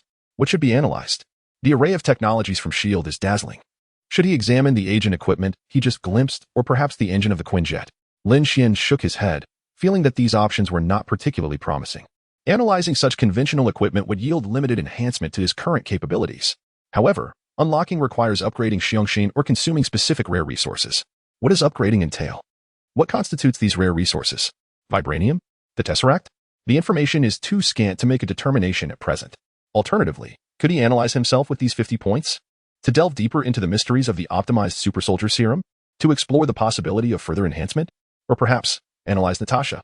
A bold thought flickered through Lin Xuan's mind, only to be swiftly extinguished. The risks are too great, and there is no certainty of uncovering anything useful. It might merely yield physiological data. In that moment, Lin Xuan found himself in a quandary. These 50 tech points must be allocated wisely. Perhaps it would be prudent to reserve them for when he encounters Tony. Suppressing his tumultuous thoughts, he quickly donned the pristine shield combat uniform. The fit was impeccable. The special material hugged his skin without constraining movement, while also providing a degree of protection and thermal regulation. Clad in his new attire, Lin Xuan felt invigorated. However, the restoration of his physical state also heralded another potent signal: hunger. Since escaping from the laboratory, he had endured a relentless pursuit and fierce combat, resulting in tremendous physical depletion. At this moment, his stomach was empty, and a powerful wave of hunger surged within him. As he stepped out of the changing room, he spotted Natasha leaning against the opposite wall, her arms crossed, seemingly having awaited his arrival. Upon seeing Lin Xuan emerge, she appraised him from head to toe. It was undeniable that, now clad in a fitted uniform, the young man appeared considerably more presentable, exuding less disarray and more vigor. "Follow me," Natasha commanded, her tone succinct. Clearly anticipating his condition. "You need to replenish your energy." She gestured towards the corridor leading in another direction. "The nutritional meals here taste quite decent," she added, a rare note of friendliness in her voice. The two made their way to a simple and well-lit employee cafeteria. It was not peak meal time, and the dining area was sparsely populated. Natasha skillfully selected a rather bland-looking vegetable salad and a glass of water. Lin Xuan, however, showed no hesitation as he strode directly to the counter offering high-calorie, high-protein synthetic foods. He paid little heed to the taste at this moment. All he desired was to satiate his hunger. Soon, Lin Xuan sat down opposite Natasha, bearing a mountain of food, and began to devour it ravenously with his utensils. His manner of eating stood in stark contrast to Natasha, who was delicately enjoying her salad with small, graceful bites. Although Natasha appeared to be engrossed in her meal, her peripheral vision remained keenly attuned to Lin Xuan across the table. This enigmatic young man, who had escaped from the Hydra laboratory, possessed an astonishingly robust physique and remarkable combat instincts. Now, he was displaying an equally astonishing capacity for consumption. What was his true origin? What kind of experiments had Hydra conducted on him? What considerations prompted Fury to retain him within Schield? A myriad of thoughts swirled in Natasha's mind, her gaze reflecting an unwavering blend of vigilance and curiosity. Chapter 10. Engaging with Tony. Lin Xuan set down his utensils, reclining slightly in his seat as he felt the revitalizing energy coursing through him. In his mind, the 50 technological points lay dormant like a treasure, eagerly awaiting activation. At that moment, a faint tremor disrupted the relative tranquility of the dining hall. Natasha raised her wrist, the screen of her black wristwatch communicator glowing softly. A deep, gravelly voice, imbued with an undeniable authority, pierced the subtle silence between them. "Romanov, bring our new asset and report immediately to Strategy Room 1. It was Nick Fury. New asset? Lin Xuan raised an eyebrow, finding the term rather blunt. A flicker of understanding passed through Natasha's eyes, without hesitation. She set down her fork and stood up with agility. "Let us go." Her voice was succinct, devoid of unnecessary elaboration. Lin Xuan immediately rose as well, feeling more invigorated than ever from the energy he had just absorbed. The two swiftly exited the staff dining area, traversing once more through the futuristic alloy corridors. The Strategy Room 1 was located deeper within the base, clearly designated for higher security clearance. The heavy alloy doors slid open silently after authentication. Inside was a spacious circular chamber, dominated by an immense round conference table, beneath which complex holographic projection devices floated. At that moment, the main screen was cycling through various video clips. Figures clad in red and gold armor streaked across the sky like meteors, deftly navigating through a hail of gunfire, their chest-mounted arc reactors radiating a dazzling blue light. That was Iron Man below the screen. Additional footage featured Tony Stark at numerous press conferences and corporate events, always adorned with his trademark, irreverent smile. Nick Fury stood with his hands clasped behind him, shrouded in the shadows cast by his black trench coat. He did not turn around, seemingly aware of their presence prior to their arrival. An invisible tension filled the air, more palpable than the stress of combat training. "Director." Natasha spoke first, shattering the silence. Fury slowly turned, his single eye sharp as an eagle's, sweeping over Natasha before locking onto Lin Xuan. His gaze seemed to penetrate through facades, delving into the depths of one's soul. "Our next priority," Fury's voice was low and commanding, diving straight into the matter without pleasantries, "is Tony Stark." He gestured towards the holographic image of the armored figure on the screen. "We need someone to engage with him closely, assess his condition, and evaluate that armor. Determine his potential to join our forthcoming plans." Fury's tone remained calm, yet Lin Xuan could discern the underlying significance. Schild harbored a keen interest, tinged with a profound apprehension regarding Iron Man, or rather, Tony Stark's technology. "Director, I am ready," Natasha responded promptly, her voice steady and professional. "I shall assume the guise of Natalie Rushman to infiltrate the legal department of Stark Industries. The preliminary action plan has been submitted and is ready for immediate execution." Her response was impeccably calculated, indicating that she had long been prepared for this endeavor. Fury nodded slightly in acknowledgement, harboring no doubts regarding Natasha's capabilities. Subsequently, his singular gaze, sharp and penetrating, shifted towards Lin Xuan. "Romanoff possesses her own professional channels." Fury's voice carried an undeniable weight, as if an invisible mountain pressed down upon Lin Xuan's heart. "And you, young man, it is time to demonstrate that you possess value beyond mere combat prowess." His words struck like a hammer upon the strings of Lin Xuan's heart. "SHIELD never engages in unprofitable ventures. Protection has never been free. You must find your own way to approach Stark." Fury's eye narrowed slightly, intensifying his scrutiny. "Furthermore, you must earn his initial trust. This is a dual test of your abilities and loyalty." As Fury's words echoed, the air within the conference room seemed to solidify. Natasha also turned her head, watching Lin Xuan with keen interest, curious to see how this young man, who had just displayed remarkable combat skills, would tackle this seemingly insurmountable task. To approach Tony Stark? That arrogant, conceited genius billionaire, fortified by a legion of bodyguards and advanced technology? And to earn his trust? It seemed utterly fanciful.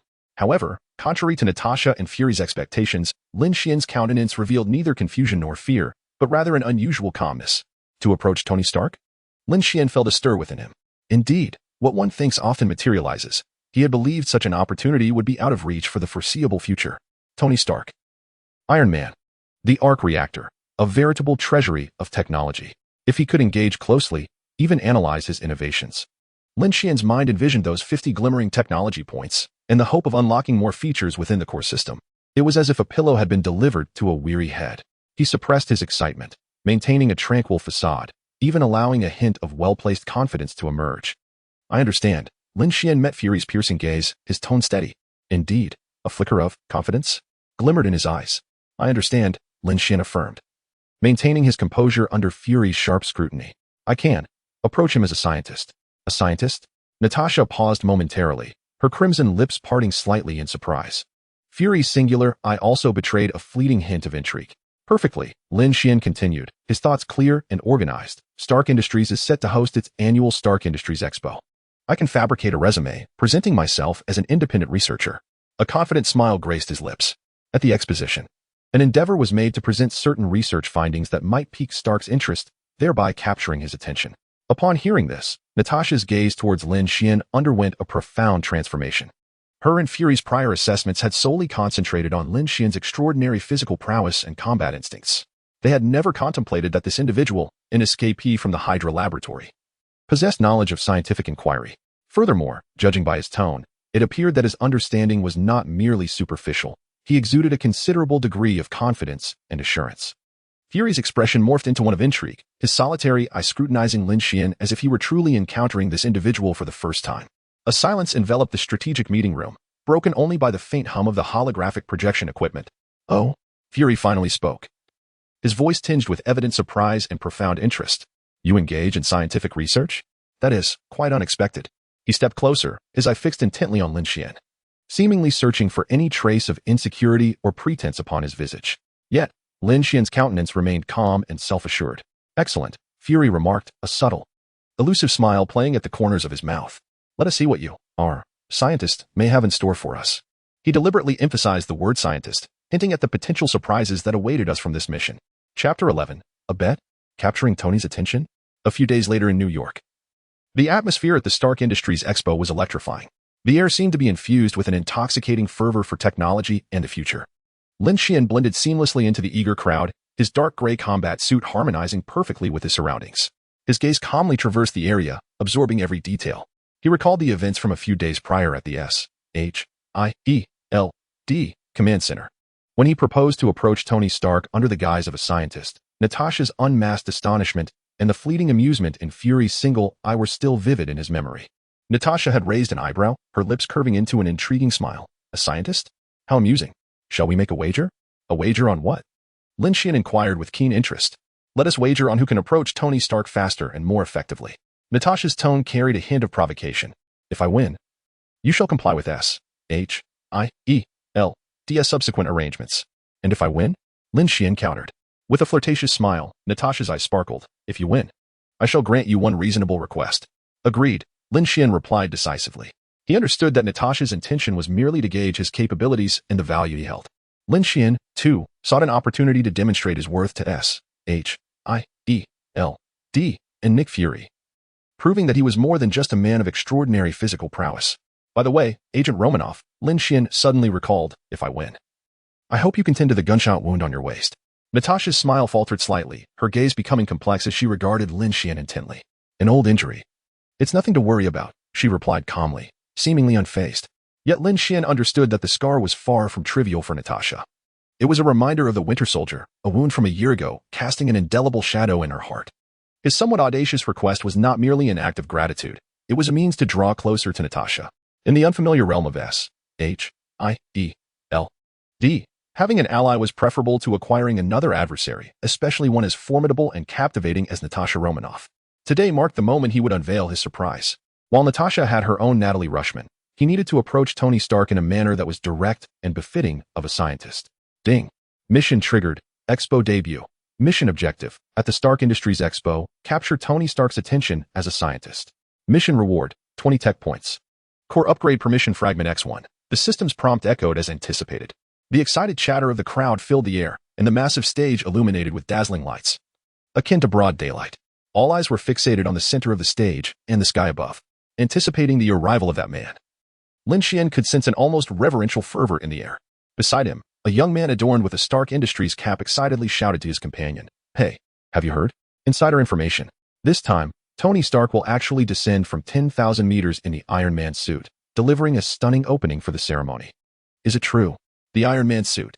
His companion exclaimed, his tone brimming with incredulous excitement. Absolutely. My cousin works in the Stark Industries security department. And he told me personally. Apparently, Tony Stark has invested heavily for this expo, aiming to make a grand statement. The young man vividly described the scene as if he had witnessed it firsthand. Upon hearing this, Lin Xuan's lips curled into a barely perceptible smile. Internally, he mused, truly. This is the essence of Tony Stark, who never misses an opportunity to dazzle and draw attention, his narcissism ingrained to the core. Barely had his thoughts settled when, accompanied by deafening rock music and the crowd's roars, a crimson-golden meteor plummeted rapidly from the night sky, striking precisely at the center of the stage. Boom. A tremendous roar, accompanied by a powerful shockwave, instantly ignited the fervor of the crowd.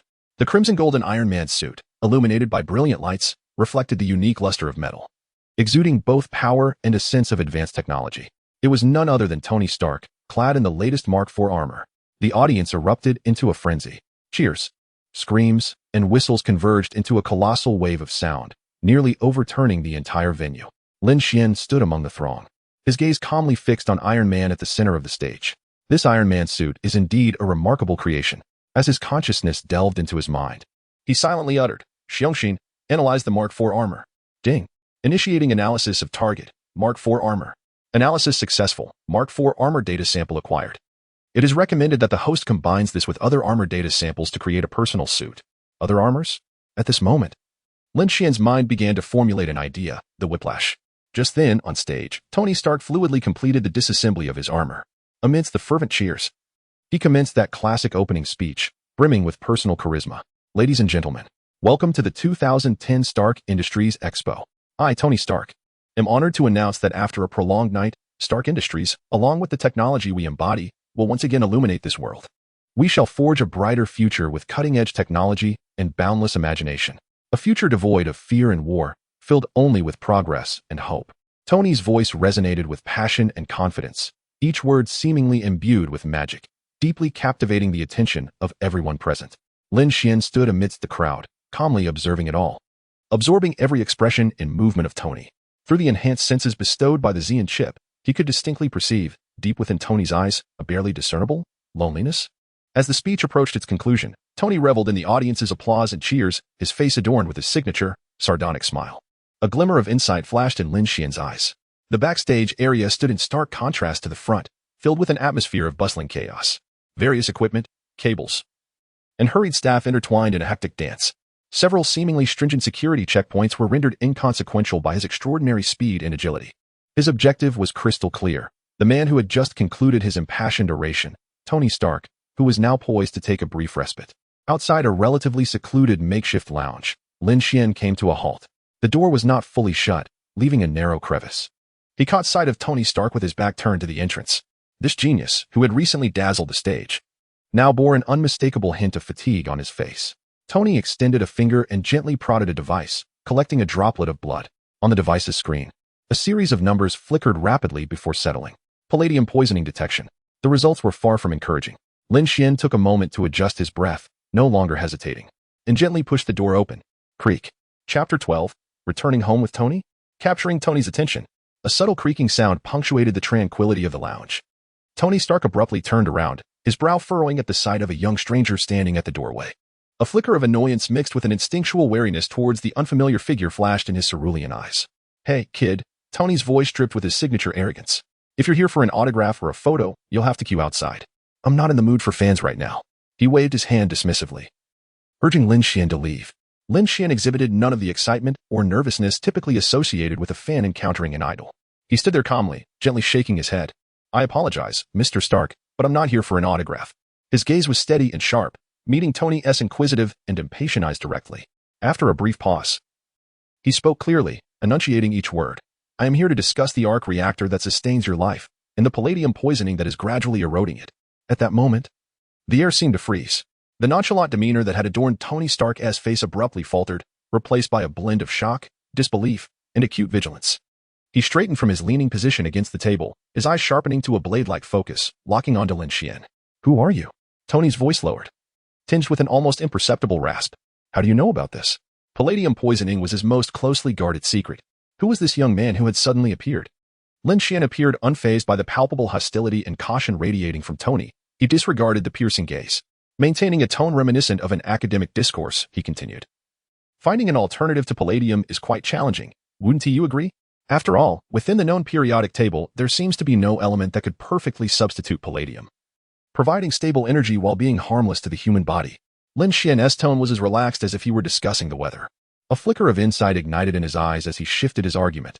"However, Mr. Stark, since known elements cannot resolve the issue, why not consider creating an entirely new element?" "Create a new element?" Tony's initial shock morphed into what seemed to be the most amusing joke of the century, eliciting an involuntary chuckle. The wariness in his eyes receded, replaced by a profound sense of mockery and disdain.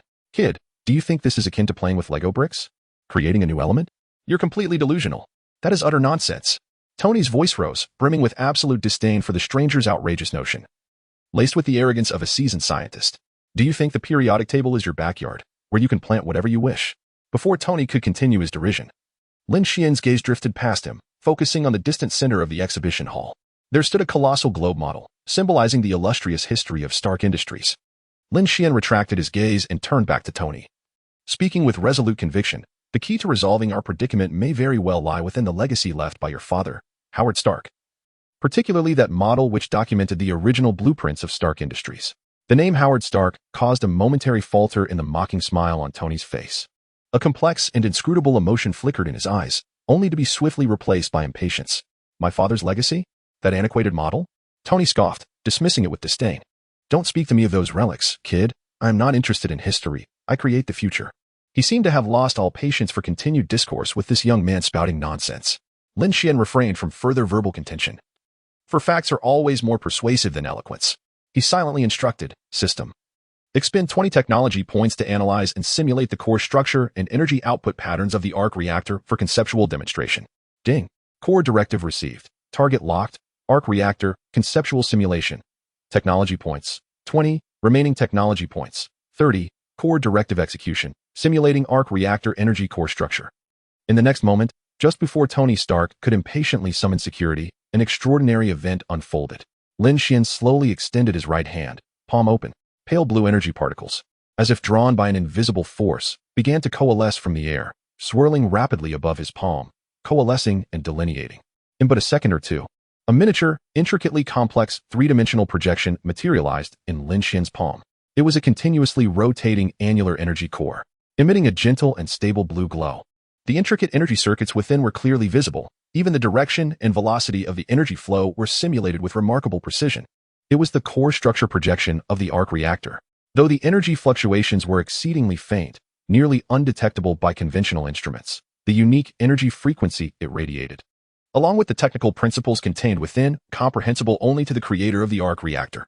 Tony Stark recognized it instantly. Tony's mocking smile froze at the corners of his mouth as if a pause button had been pressed. His cerulean eyes suddenly constricted to pinprick size. He fixated on the miniature energy core projection emanating azure light from Lin Xuan's palm, his body leaning slightly forward as if he wished to engrave every detail of that projection into his mind. Breathing, at that moment, nearly came to a standstill. Ding! The system's notification echoed in Lin Xuan's mind, yet his attention was wholly captivated by the genius billionaire before him, who appeared utterly astonished. This was no mere holographic projection nor a trivial magic trick. The unique energy fluctuations in the nearly flawless simulation of the core structure were undeniable. This young man, who had suddenly emerged, had not only accurately unveiled the top-secret information regarding his palladium poisoning, but also possessed an artificial intelligence auxiliary system reminiscent of JARVIS. Moreover, he seemed to possess a profound understanding of, and to a certain extent, had replicated his core technology, the arc reactor. How could this be possible? Following the initial shock came a deeper sense of bewilderment and scrutiny. Tony Stark inhaled deeply, forcing himself to regain composure amidst the overwhelming impact. His gaze towards Lin Xuan became exceptionally intricate. The previous arrogance and impatience had vanished without a trace, replaced by an intense seriousness and curiosity. He realized that this seemingly ordinary young man was anything but simple. The information and technology he possessed could very well pertain to his own life. Here. Tony's voice was somewhat raspy yet remarkably clear, carrying an undeniable resolve. This was not a matter to be discussed lightly. He cast a sharp glance around, as if wary of eavesdroppers beyond the walls. Follow me, Tony Stark beckoned Lin Xuan. Let us converse at my residence. Chapter 13, The Narcissistic Tony. A delayed summons? Upon hearing Tony Stark's invitation to his residence, Lin Xuan was momentarily taken aback. With a hint of playful mockery in his gaze, he regarded the once exuberant, now somewhat anxious genius billionaire. Such a direct approach? Lin Xuan's tone carried just the right amount of jest, as an invitation to one's home on a first meeting was indeed unconventional. Tony Stark, as expected, was not one to adhere to conventional norms. This jest, however, seemed to elicit no reaction from Tony, whose mind was entirely preoccupied with the revelation of palladium poisoning and the astonishing energy projection emanating from Lin Xuan's palm. Tony appeared oblivious to any potential impropriety in his invitation, treating it more like an unavoidable directive. Without waiting for Lin Xuan's explicit consent, he turned on his heel and strode towards an internal passage marked for employees only. Without looking back, he called out into the air, "Happy, prepare the car. We're taking the back exit." The command was clear, delivered with an undeniable authority. Almost instantaneously, a tall, robust man with a serious demeanor, clad in a tailored suit, approached briskly. This was Happy Hogan, Tony Stark's driver and bodyguard. Happy's sharp eyes quickly registered the unfamiliar face of Lin Xuan, and a flicker of wariness and inquiry crossed his expression as he discreetly assessed him. Yet, he was far more attuned to the unusual urgency and gravity in Tony's tone. Anyone who could prompt Tony Stark to treat the matter with such seriousness, even interrupting subsequent engagements, was undoubtedly significant. Suppressing his curiosity, Happy merely nodded slightly and swiftly moved ahead to guide the two. The trio traversed the relatively quiet backstage corridor, where only the low hum of equipment and the hurried footsteps of staff could be heard. The air still seemed to carry the echoes of the front stage's tumultuous enthusiasm, creating a peculiar sense of disjunction. Their destination was a relatively concealed exit at the rear side of the exhibition venue. Happy must have already arranged for the vehicle's arrival. However, plans often failed to keep pace with reality. Just as they were nearing the staircase leading to the back exit, a wave of sharper, more fervent screams erupted from below. "Mr. Stark! It's Mr. Stark! Oh my God! I see him! He is alive! Tony, look this way!" A throng of exceptionally well-informed fans, having somehow circumvented security, had converged at this non-public exit passage. The densely packed crowd completely obstructed the staircase, each face alight with frenzied excitement, brandishing phones, autograph books, and even homemade support signs. Amidst the throng, a young boy, around 7 or 8 years old, stood out remarkably. He donned a noticeably oversized and somewhat crudely crafted Iron Man helmet, which nearly obscured half of his face. The young lad was straining to rise on his toes, desperately peering through the gaps in the crowd. The eyes that peeked out from beneath the helmet sparkled with admiration. This unexpected turn of events caused a frown to crease Happy's brow, as he instinctively moved to intervene. However, the enthusiasm of the fans clearly exceeded expectations. Soon, a portion of the crowd's attention shifted to Lin Xuan, who was closely following Tony. "Look, who is that person beside Tony?" A girl holding a phone whispered to her companion while taking a picture. "I've never seen him before. He looks so young and quite handsome. Could he be a newly discovered genius from Stark Industries? The future heir?" No, Another boy with glasses adjusted his spectacles with certainty. I think I saw him in the crowd during the opening ceremony. He was standing not too far in front of me, very low-key. Various speculations arose, accompanied by an increasing number of curious and inquisitive glances directed at Lin Xuan. Amidst this chaotic scene, Tony Stark appeared to switch modes instantly. The previous gravity and urgency seemed to be cast aside momentarily. A trademark, somewhat narcissistic and irreverent smile returned to his face. He even waved at the crowd, eliciting a higher pitch of screams. Clearly, he reveled in this sensation of being the center of attention, akin to a king on stage. Graciously accepting the adulation of his subjects, Tony paused, gracefully accepting a few notebooks and posters from the nearest, luckiest fans, signing his name with flamboyant strokes. He even took a moment to strike several classic poses for the cameras, ones that would undoubtedly grace tomorrow's entertainment headlines. Yet, not everyone was immersed in the exuberance of the moment. In a discreet shadow at the edge of the crowd stood Justin Hammer, the head of Hammer Industries, observing everything with a complex and brooding gaze. As he watched Tony Stark effortlessly bask in the accolades and attention that he believed rightfully belonged to him, a flicker of unmistakable jealousy crossed Hammer's eyes. Enjoy it while you can, Stark, he thought to himself with a tight-lipped smirk, soon at the Senate hearing. Let's see how arrogant you can be. Your core technology will soon be handed over, all in the name of national security. He could hardly wait to ally with those senators to thoroughly trample Tony Stark and seize everything he held dear. Lin Xuan stood a step behind Tony, calmly observing the scene.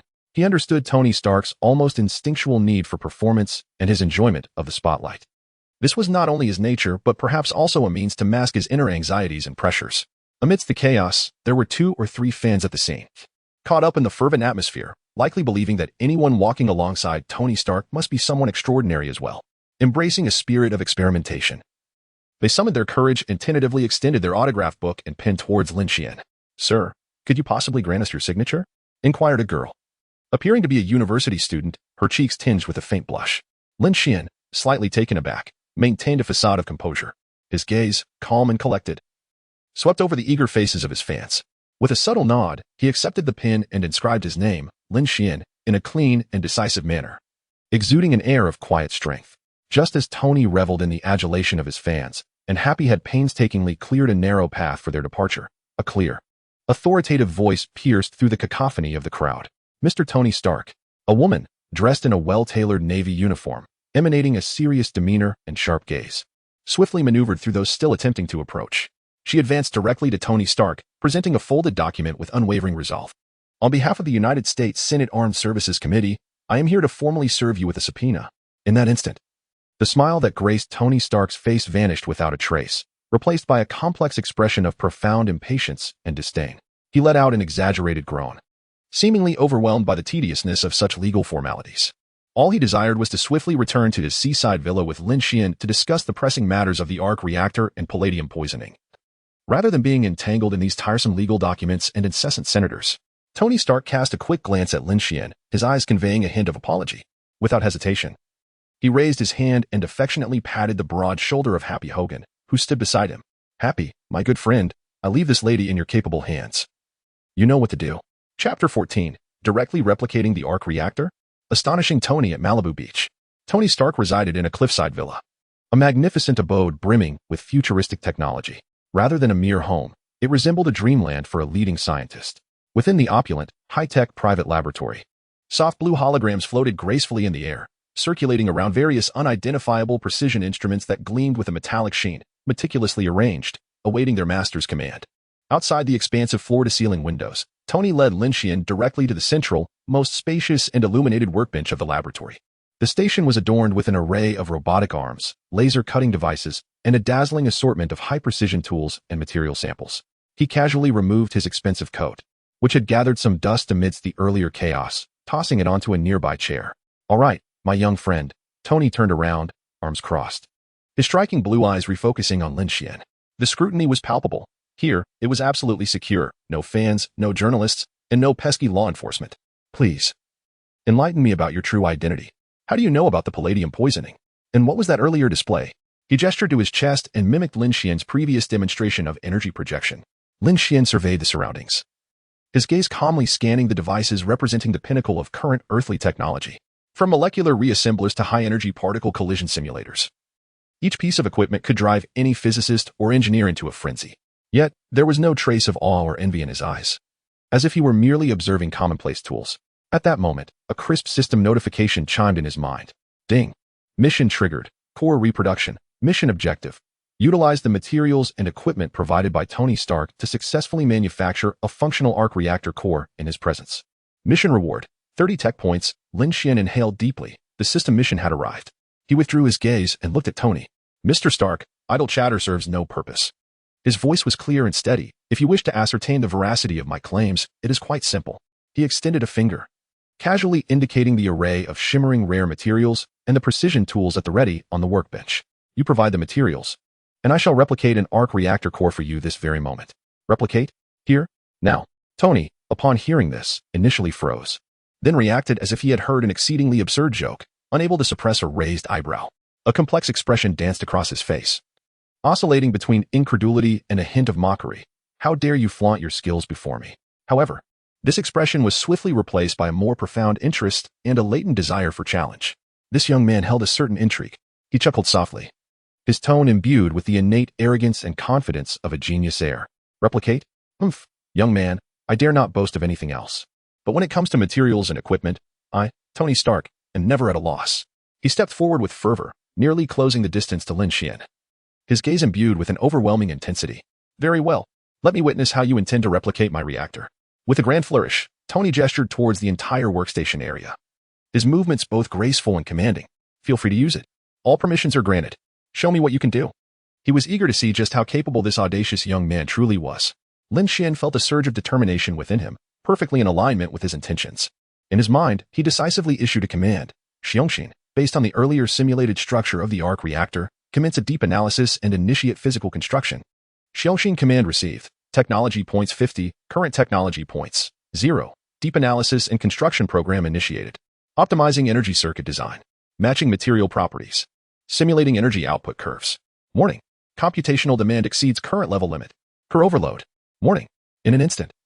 Lin Xuan experienced a faint yet distinct pang in the depths of his mind, akin to countless tiny currents leaping and colliding between neurons.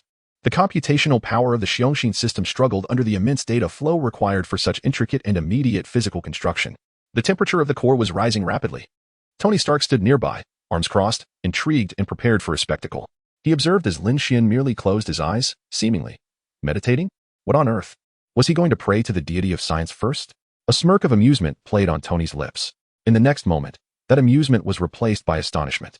Lin Xuan abruptly opened his eyes, and it was as if invisible lightning flashed within them. He did not touch any physical interface. Yet the several high-precision mechanical arms above the workstation sprang to life as if imbued with vitality. The mechanical arms adeptly seized various rare metal materials, palladium, titanium alloys, and even some undisclosed special alloys from Tony's lab. Brilliant blue laser beams sliced through the air, tracing intricate paths as they performed micro-level cuts and shaping of the materials. Sparks flew. Various powders and scrap were instantly cleared away by adjacent suction devices. Under Lin Xuan's silent guidance, or rather, through the direct control of the Xiongxin system in his mind, those cut and shaped components began to assemble, interlock, and nest with dazzling speed and remarkable precision.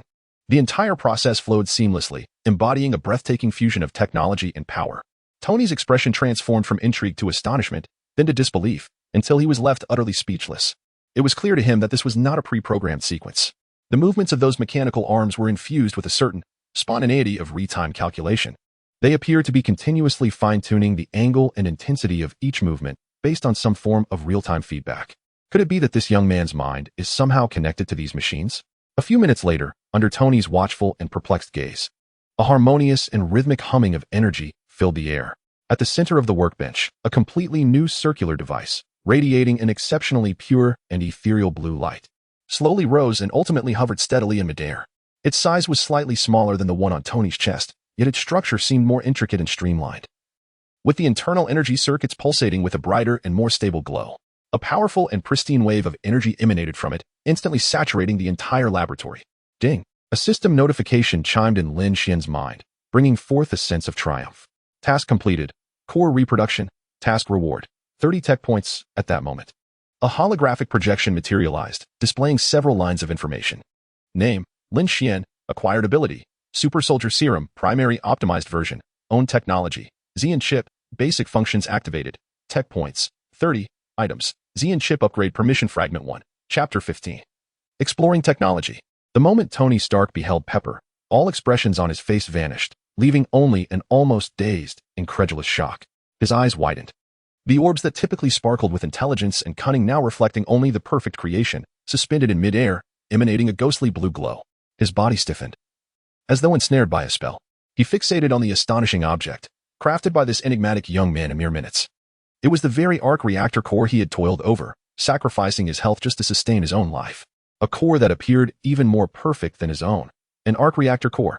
The energy fluctuations were more pure, more stable, and seemingly even more powerful than his own. How could this be? In the air lingered the steady, rhythmic hum of the newly suspended arc reactor core. Its ethereal blue light casting reflections on Tony Stark's face, etched with disbelief and amazement. His cerulean eyes narrowed to pinpricks, transfixed. The life core he had painstakingly maintained, even at the cost of his health, was replicated in mere moments by this young man. Could it even surpass his own? A faint gasp shattered the silence of the laboratory. Tony abruptly turned his head. He noticed Lin Xuan's pallid complexion, beads of sweat forming on his brow. Supporting his forehead with one hand, he swayed slightly, as if struggling to remain upright, while the other hand braced against the workbench, breathing heavily. Deep within his mind, a sharp pain and dizziness from the overloaded core surged like relentless waves, nearly engulfing his consciousness. Yet, he gritted his teeth and suppressed the discomfort. Tony Stark gradually emerged from his profound astonishment at the flawless reactor. His keen gaze swept over Lin Xuan's slightly weakened state, and his brow involuntarily arched. The subtle dissatisfaction that had arisen from witnessing his own core technology being effortlessly surpassed dissipated considerably. Beep.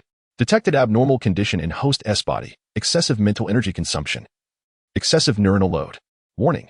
Current core computational capacity has reached its limit. Continued overload may cause irreversible damage to the host. Suggestion. The host should expedite the core upgrade. The system's cold warning echoed in Lin Xuan's mind, interrupting his forced suppression of dizziness. He couldn't help but smile wryly to himself. It seemed the core's current computational power was still too strained. Even replicating an optimized version of the arc reactor proved to be a formidable challenge. A solution for an upgrade must be sought without delay. Otherwise, if faced with a more complex analysis or construction task next time, he feared it could lead to a complete system failure, potentially damaging his mind. Hey there. Tony's voice regained some of its signature teasing tone, yet the scrutiny within it was more pronounced. Are you all right? Did you tire yourself out with a little invention? Your stamina seems lacking. Lin Xuan lifted his head and waved his hand at Tony, managing to muster a somewhat strained smile. It's just a minor issue. The calculations were a bit extensive, leading to excessive energy consumption. Extensive calculations? Energy consumption? Tony keenly seized upon those two phrases. He gazed at the young man before him, who had indeed wrought miracles, yet appeared somewhat fragile at this moment. The last vestiges of his wariness dissipated entirely with the birth of that perfect core in Lin Xuan's current state. What replaced it was an uncontainable excitement, a thrill of encountering a worthy adversary, of discovering a kindred spirit. This young man was undoubtedly a genius, much like himself. In certain aspects, even more extraordinary. Unbelievable. Simply astonishing. Tony hurried to Lin Xuan's side, excitedly pointing at the levitating new core, as if he were about to unleash a flood of astonishment all at once. How did you accomplish this? The optimization structure and the layout of the energy circuits. It's utterly flawless, far superior to mine. His azure eyes sparkled with fervor, reminiscent of a child who had just found their cherished toy, unabashed in his exhilaration. In this new element you mentioned, creating a new element. What a mad idea. But Tony suddenly grasped Lin Xuan's arm with considerable force, as if fearing he might vanish in the next moment. Tell me, what is your thought process? Do you have any specific ideas regarding the new element? He pulled Lin Xuan along, pacing excitedly in the spacious laboratory, completely immersed in the fervor of science, casting aside Lin Xuan's earlier frailty. Palladium is far too unstable, and its toxicity, well, let us not dwell on that. We need an entirely new element, one with a higher atomic number, greater stability, and enhanced energy output. Tony's excitement escalated, his thoughts cascading like a torrential flood. Although neither had arrived at a definitive synthesis path for the new element, the exhilarating collision of ideas was not hindered. As the discussion reached a pivotal moment, both men simultaneously cast their gaze towards the elusive, yet seemingly attainable answer contained within the Expo model left by Howard Stark. Indeed, the answer must lie within that model. Tony exclaimed, snapping his fingers, his eyes gleaming. My father would never leave behind something devoid of meaning. Lin Xuan nodded in agreement, based on his understanding of the narrative. The blueprint for the new element was indeed concealed within that model. However, the excitement on Tony's face faded within mere seconds, quickly replaced by a look of distress as he scratched his head. Wait. I think I stored that model in some warehouse. Is it still discarded in some corner of the office? This billionaire genius now resembles a child unable to locate his keys, his expression replete with bewilderment. This sudden amnesia doused their fervent discussion like a bucket of cold water. The impulse to immediately validate their ideas faltered abruptly. Tony felt as though it had been ages since he had engaged in such an exhilarating exchange of technical discourse. Ever since Obadiah Stane's true nature was revealed, there had been scarcely anyone with whom he could converse on an equal footing. His gaze towards Lin Xuan brimmed with unrestrained admiration, even tinged with a hint of yearning. A longing for more such intellectual collisions. A desire to transform these audacious ideas into reality. Just as their minds raced forward. Eager to mobilize all resources of Stark Industries for the synthesis experiment of a new element, the high-tech glass door of the laboratory slid open silently. Pepper Potts, clad in a well-tailored black business suit and stepping gracefully in her sharp heels, entered with a professional smile gracing her exquisite face. She had come to remind Tony that there were still some follow-up matters concerning the expo. Chapter 16. The Senate Arrangement. As Pepper stepped into the laboratory, she instinctively halted in her tracks upon witnessing the scene before her. Tony Stark, the man whom she perceived as perpetually vibrant and exuding an almost narcissistic confidence, was engaged in a fervent discussion with a completely unfamiliar young Asian man. Their expressions were intensely focused, and a plethora of complex technical jargon intermittently erupted from their conversation. Although Pepper could not decipher the specific content, she could feel the palpable intensity that accompanies the clash of brilliant minds. Tony's countenance bore an enthusiasm and immersion she had never witnessed before, as if the world had narrowed to just him, this stranger, and the enigmatic technological theories they were deliberating. The peculiar device hovering between them, radiating a cerulean glow, captured Pepper's attention. What could it be? It resembled the object embedded in Tony's chest, yet it seemed distinct in some manner. Standing at the doorway, Pepper raised an elegantly arched brow, a flicker of surprise coursing through her mind. It was rare for Tony to engage so openly in technical discourse with someone he had just met. She pondered who this individual was, what remarkable qualities he possessed that could elicit such regard from Tony. It appeared that Tony finally noticed Lin Xuan, who was gently massaging his temples, his complexion paler than before. In a buoyant mood, Tony couldn't resist teasing him once more, their rapport exuding a relaxed familiarity as if they were longtime friends. I must say, your physical constitution leaves much to be desired, young man, Tony remarked, playfully patting Lin Xuan's shoulder with a measured touch, infused with Iron Man's signature humor. Even scientists need to stay fit. Otherwise, how can one endure late-night research? You look so frail that I feel Jarvis could blow a gentle breeze and knock you over. As Pepper observed their discussion seemingly reaching a conclusion, she stepped forward with a smile, her movements graceful. Her gaze lingered on Lin Xuan for a moment, suffused with professional courtesy and undeniable curiosity. Approaching Tony, her voice rang clear and melodious, laced with a subtle inquiry. Tony, it appears you've truly found a kindred spirit today? Pepper Potts' arrival temporarily interrupted the intellectual exchange between the two.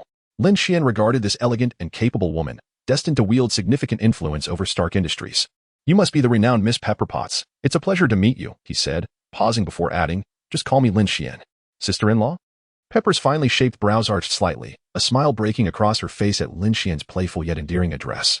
Her impression of the young man, who had captivated Tony's attention, instantly improved. Turning back to Tony, she resumed her usual commanding tone. Tony, Happy just called to remind you not to forget tomorrow morning's Senate Armed Services Committee hearing. The relevant materials need your prompt confirmation. A hearing? Tony's initial excitement swiftly dissipated, as if doused with a bucket of cold water. He dramatically covered his forehead, emitting a pained groan. Oh, damn it. I nearly forgot about that antiquated assembly. He lamented, I have to endure their incessant prattle on Capitol Hill, interrogating me about whether my toys qualify as weapons of mass destruction. It's utterly exasperating. Chime. Side quest triggered. The hidden manipulator. Quest objective. Assist Tony Stark in drawing out and preliminarily identifying the covert forces attempting to seize the arc reactor technology during the Senate hearing. Quest reward. 50 tech points. The system's notification chimed at an opportune moment. Lin Xuan felt a stirring within, though his expression remained inscrutable. He glanced at the visibly agitated Tony and pondered aloud, Mr. Stark, this hearing may not merely be a simple nuisance from those legislators. Tony ceased his complaints, turning his attention to Lin Xuan.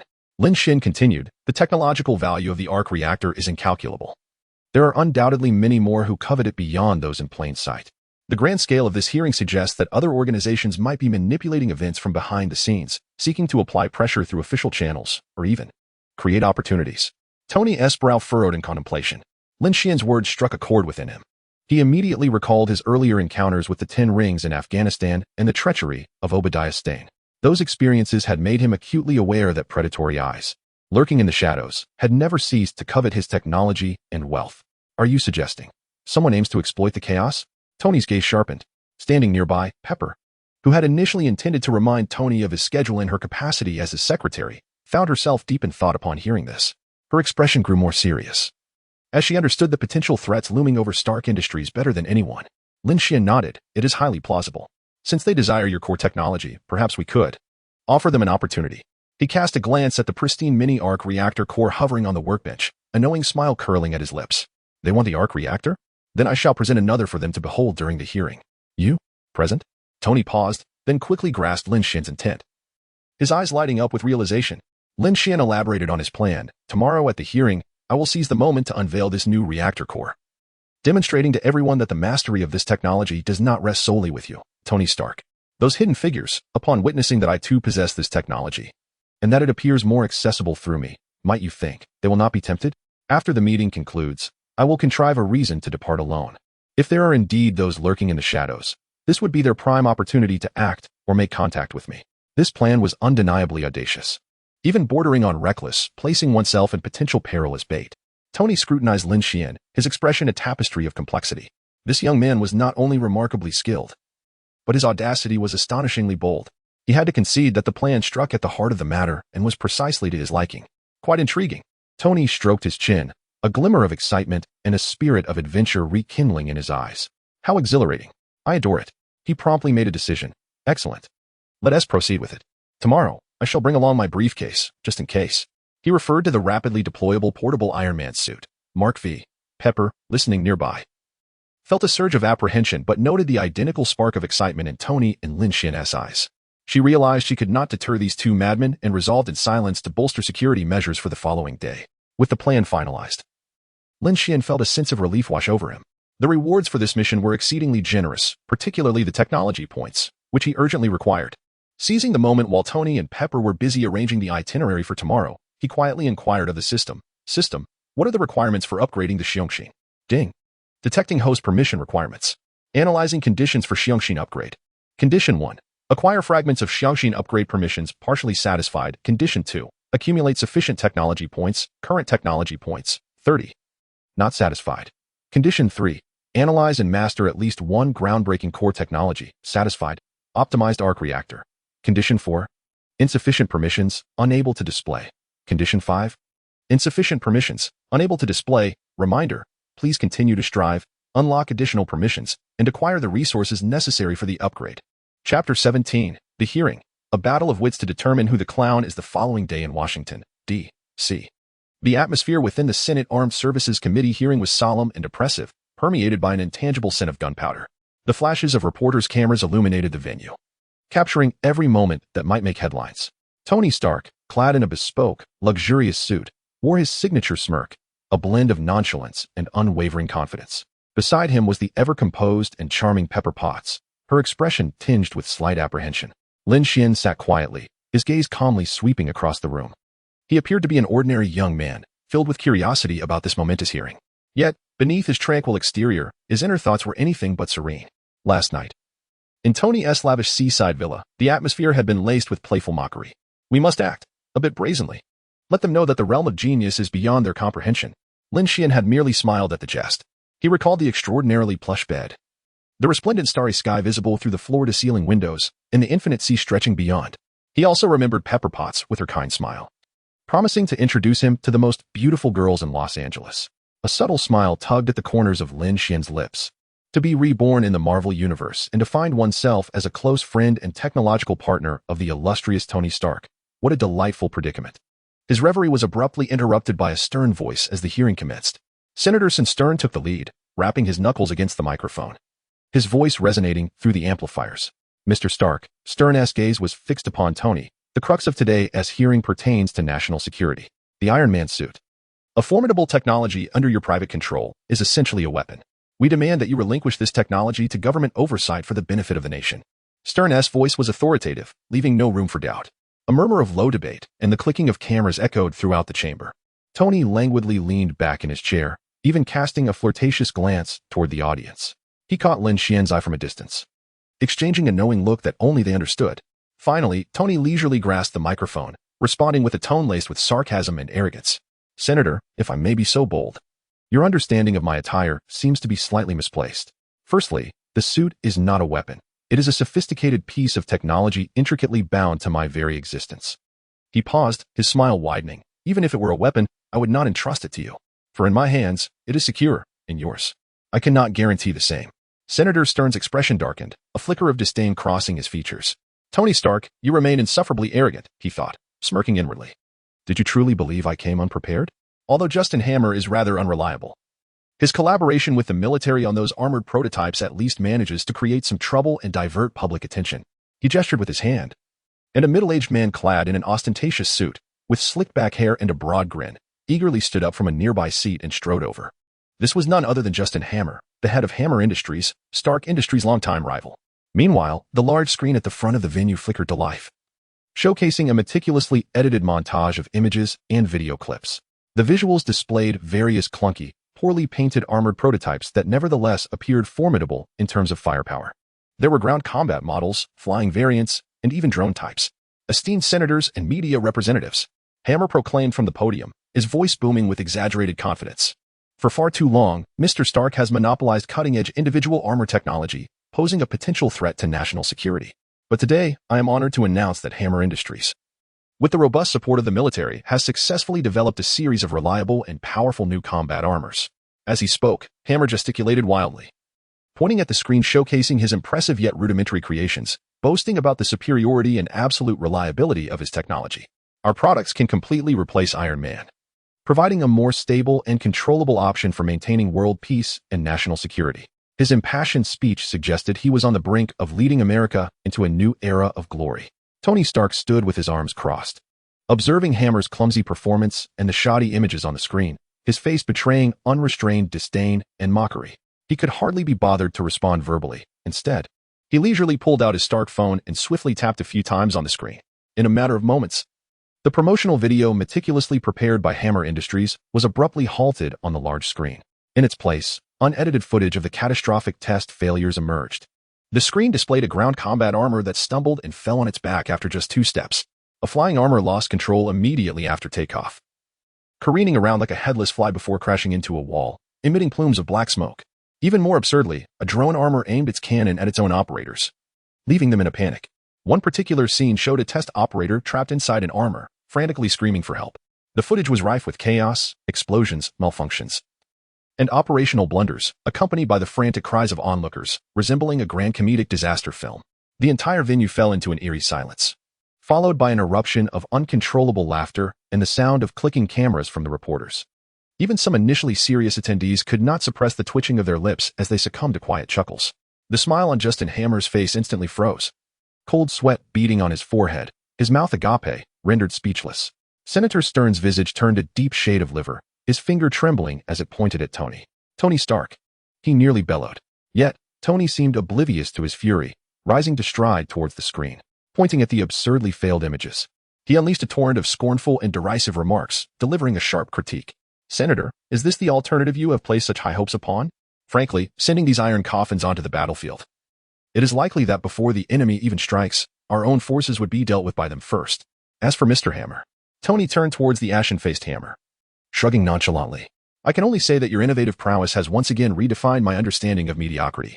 Tony's sharp tongue unleashed its full force, leaving Stern and Hammer utterly disheveled, transforming what was intended to be a serious hearing into a complete farce. Stern trembled with rage, yet found himself powerless. Just as the atmosphere in the hall descended into chaos due to Tony's provocation, and Stern prepared to forcibly adjourn the session, Lin Xuan, seated in the audience, felt a spark of inspiration. Now was the moment. He slowly rose, his calm gaze sweeping over Stern and Tony at the podium.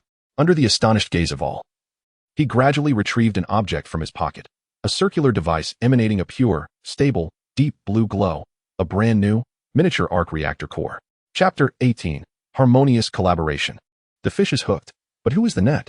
The cacophony of the crowd came to an abrupt halt the moment Lin Xuan unveiled the ethereal azure halo. It was as if someone had pressed the mute button. Just a second prior, the atmosphere was rife with derisive laughter, heated debates, and the incessant clicking of cameras. In the next instant, an eerie silence enveloped the space. All eyes were drawn to the object gracefully levitating above Lin Xuan's palm. It radiated a pure and stable azure glow, reminiscent of a nebula in the depths of the cosmos, mysterious and captivating. A subtle yet rhythmic hum of energy replaced the clamor, resonating clearly in everyone's ears. Lin Xuan, Even in this moment of gravity, wore a playful smirk. He raised an eyebrow at Tony and asked, "What do you think, Mr. Stark? Does my replica catch your eye?" Tony deciphered his lip movements and broke into a broad grin, silently replying, "Splendid. 1,000 times better than some people's iron coffin." This wordless exchange transpired in an instant, filled with a camaraderie and pride understood only by the two of them. The journalists were the quickest to react. After a brief moment of astonishment, they erupted into a frenzy. Click, click, click. The flashes of cameras illuminated the scene like a tempestuous daylight, casting Lin Xuan and the core he held into the limelight. Countless lenses, both long and short, were trained unwaveringly on this sudden, paradigm-shifting marvel. Tony Stark raised an eyebrow. The mockery and impatience that had previously adorned his face vanished, replaced by a knowing smile that hinted at his enjoyment of the unfolding spectacle. At the podium, Senator Stern's face, flushed with anger, now fluctuated in color. His pupils constricted in shock the moment he beheld the Azure Core. Astonishment. An unparalleled astonishment. What followed was not anger or confusion, but an overwhelming ecstasy and greed that threatened to burst forth. An arc reactor. Another arc reactor. And it appeared. Perhaps even more stable and pure than the one embedded in Stark's chest? Stern's heart raced furiously. He immediately grasped the implications of this discovery. If he could present this technology, or the individual who wielded it, to Hydra or Baron von Strucker, the accolades would elevate him to unimaginable power and status. Stern's breath quickened, his gaze fixated on Lin Xuan, as if he had spotted the most exquisite prey. On the other side, Justin Hammer, the arms dealer who had just been clumsily attempting to usurp Stark, now stood frozen as if struck by an invisible lightning bolt. His comical, greasy visage was etched with disbelief. Jealousy, a raw, unadulterated jealousy and desire filled his mind in an instant. He stared intently at the core in Lin Xuan's grasp, his eyes wide as saucers. The ethereal azure light in his eyes seemed to transform into a grand avenue leading to wealth, fame, and a complete transcendence of Tony Stark. How could this be? It was impossible. Hammer roared frantically within his mind. This unknown Asian lad, how could he possibly wield such technology? A sinister thought flickered through his brain. However, this youth appeared so inexperienced, so unfamiliar. Surely, he would not be as formidable as Stark. To reveal it was nothing short of foolishness. A death wish. Hammer greedily licked his lips. After a brief silence, chaos erupted entirely. Journalists, like sharks scenting blood, descended into a frenzy. Who are you? Sir, what do you hold in your hands? Is it another arc reactor? What is your relationship with Tony Stark? Did you develop this technology? Are you willing to share it with the government? Countless questions surged toward Lin Xuan like a tidal wave, sharp and urgent. The reporters even began to jostle one another, striving to get closer, thrusting microphones toward Lin Xuan's lips.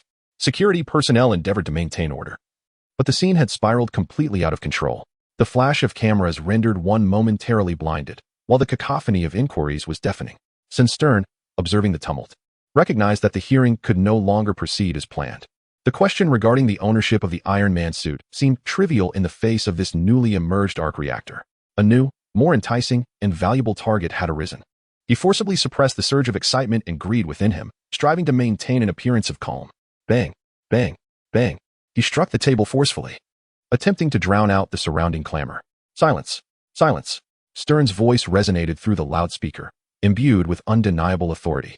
In light of the unexpected circumstances, this hearing is temporarily adjourned. Relevant matters will be discussed by the committee at a later time. He announced the recess. Yet his gaze discreetly darted time and again toward the young man standing at the center of the chaos, remaining remarkably composed. Lin Xuan seemed oblivious to the surrounding uproar. He calmly retracted his hand, the miniature arc reactor core that radiated an ethereal azure light vanishing as if by magic, likely returned to his pocket. He adjusted his collar with nonchalance. Then, under the scrutiny of countless lenses, he strode directly through the tumultuous crowd towards Tony and Pepper. Upon reaching the two, Lin Xuan slightly turned his body and spoke in a hushed tone that only they could hear. "Mr. Stark, I have a personal matter to attend to, so I won't be returning with you." Tony instantly understood. The bait plan had officially commenced. A glimmer of approval crossed his eyes, mingled with a hint of barely perceptible concern. This lad was playing a grand game. Tony raised his hand and firmly patted Lin Xuan's shoulder, without uttering a word, yet conveying a clear message through his gaze. "Take it easy, don't push your luck." Subsequently, he embraced the visibly concerned Pepper Potts, presenting an exaggerated smile to the throng of reporters. Under the protection of his bodyguards, he was the first to turn and depart from the chaotic scene. Lin Xuan watched the retreating figures of Tony and Pepper, a barely perceptible smile curving the corners of his mouth. Excellent. The bait has been cast. Now, it remains to see if the fish beneath the surface are greedy enough, bold enough. He turned to leave the venue alone. At that moment, Two almost imperceptible yet fervently desirous gazes simultaneously locked onto him. Senator Stern, after announcing the recess, did not immediately vacate the podium. He feigned the act of organizing documents, yet his sharp eyes, peering through his glasses, closely observed Lin Xuan's movements. Justin Hammer, on the other hand, pretended to be in a daze, slumped in his chair. Nevertheless, his keen eyes never strayed from Lin Xuan's figure. Witnessing Tony Stark depart with Pepper, and seeing Lin Xuan indeed prepare to leave alone, the opportunity had arrived. Excitement ignited in the eyes of Stern and Hammer simultaneously, almost in unison. They discreetly signaled their respective subordinates, hidden among the crowd or in the corners of the venue, to prepare for action. The silent command quietly spread through the tumultuous hearing. Several veiled glances, like venomous serpents, fixated on Lin Xuan, who was about to depart. An invisible net was silently unfurling. Chapter 19 Reactions. The moment of Lin Xuan's performance in the frigid expanse of Siberia, amidst an abandoned heavy industrial complex, lies a clandestine stronghold shrouded in secrecy. The biting winds howl through the steel ruins, yet within the stronghold, a starkly contrasting scene unfolds. Ivan Vanko, bare-chested and marred by old scars, showcases his sinewy muscles, which swell with each motion under the dim light. Sweat trickles down his somewhat grotesque visage, splattering onto the cold metallic workbench. Sparks fly as the rhythmic clang of metal reverberates through the empty workshop, embodying a primal and ferocious cadence. Before him, the workbench is strewn with various metallic components and intricate cables. Adjacent to it lies a yellowed blueprint, depicting a complex and perilous design, the culmination of his father, Anton Vanko's lifelong dedication, and the foundation of his quest for vengeance. The welding torch sizzles across the metal, leaving behind a blinding arc of light. Nearby, an antiquated cathode ray television flickers, the screen speckled with static, intermittently broadcasting news from across the ocean. The image freezes. Washington, a Senate hearing. A chaotic crowd, flashing strobe lights. And at the eye of the storm stands the Asian youth, Lin Xuan. Suspended in his grasp is a perfect device radiating a ghostly blue luminescence, the core of the arc reactor. Ivan Vanko halts his actions, breathing heavily, his bloodshot eyes fixated on the youthful face on the screen and the technological marvel that should rightfully belong to his father, to the Vanko legacy. His malevolent gaze, as frigid as Siberian ice, freezes the air around him.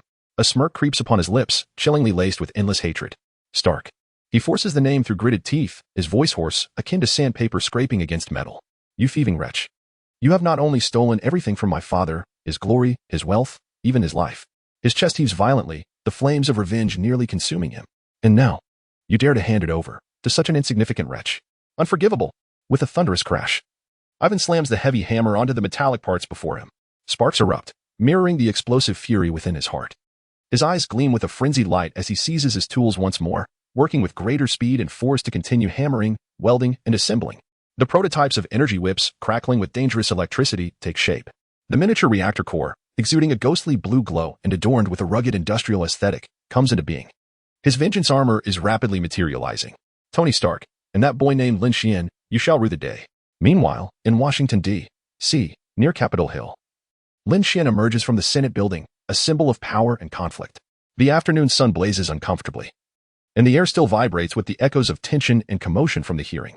Although the majority of reporters were kept at bay by security outside the cordon, numerous individuals still endeavored to breach the blockade, rushing towards anyone who might be connected to the unfolding event. Lin Xuan paid no heed to the ensuing chaos. He ambled along the street like an ordinary tourist or a weary employee emerging from a dull meeting, his hands nestled in his pockets. As he rounded a corner, he casually glanced at the polished window of a boutique beside him. The reflection in the glass clearly revealed the scene behind him. Several men clad in unremarkable jackets or trench coats, seemingly nonchalant as they mingled with the crowd. Yet their movements and the occasional furtive glances cast towards his back bore an unmistakable air of trained precision. The heightened perception granted by the super soldier serum bestowed upon him a godlike vantage point. Such clumsy tracking techniques were utterly transparent to his discerning eyes. A faint, almost imperceptible smile curled at the corners of Lin Xuan's lips as he mused inwardly. So, they have arrived, have they? It appears my bait possesses a rather compelling allure. He chuckled silently, able to discern that his pursuers hailed from at least two distinct factions. One group exhibited a certain awkwardness in their movements, their coordination appearing somewhat forced, reminiscent of a hastily assembled rabble or mere hired muscle. The other contingent, however, displayed a markedly higher level of professionalism, their stealth more profound, their strides, gazes, and distances maintained with impeccable precision, reminiscent of soldiers or operatives. It was evident that more than one party had set their sights on this plump target. Lin Xuan smirked internally, recognizing that the buffoon hammer had also succumbed to temptation. Excellent. This would save him the trouble of seeking them out individually. The impending system task appeared poised for flawless execution. He opted against the bustling thoroughfare with its expansive sightlines, as it would be counterproductive for his cleanup efforts. Instead, he turned his steps deliberately into a relatively secluded side street. This lane was flanked by towering office buildings and antiquated apartments, sparsely populated, with sunlight fractured into dappled shadows by the structures. More crucially, it possessed numerous blind spots from surveillance cameras, an ideal hunting ground. Lin Xuan's gait remained steady, even more relaxed than before. He resembled an unsuspecting prey, unwittingly striding into a meticulously crafted trap. Upon reaching a midway point in the alley, where the surroundings momentarily lacked pedestrians yet offered a relatively open space, he found several overflowing trash bins emitting a faint, sour odor. Suddenly, Lin Xuan halted. He slowly turned around, his calm gaze piercing through the shadows like a sword, sweeping towards the figures behind him. The pursuers, who had just emerged from the corner of a building and the shadows of a porch, froze in their tracks. They had not anticipated that their target would halt so abruptly, nor did they foresee the sharpness of his gaze, as if he had already discerned their every intention.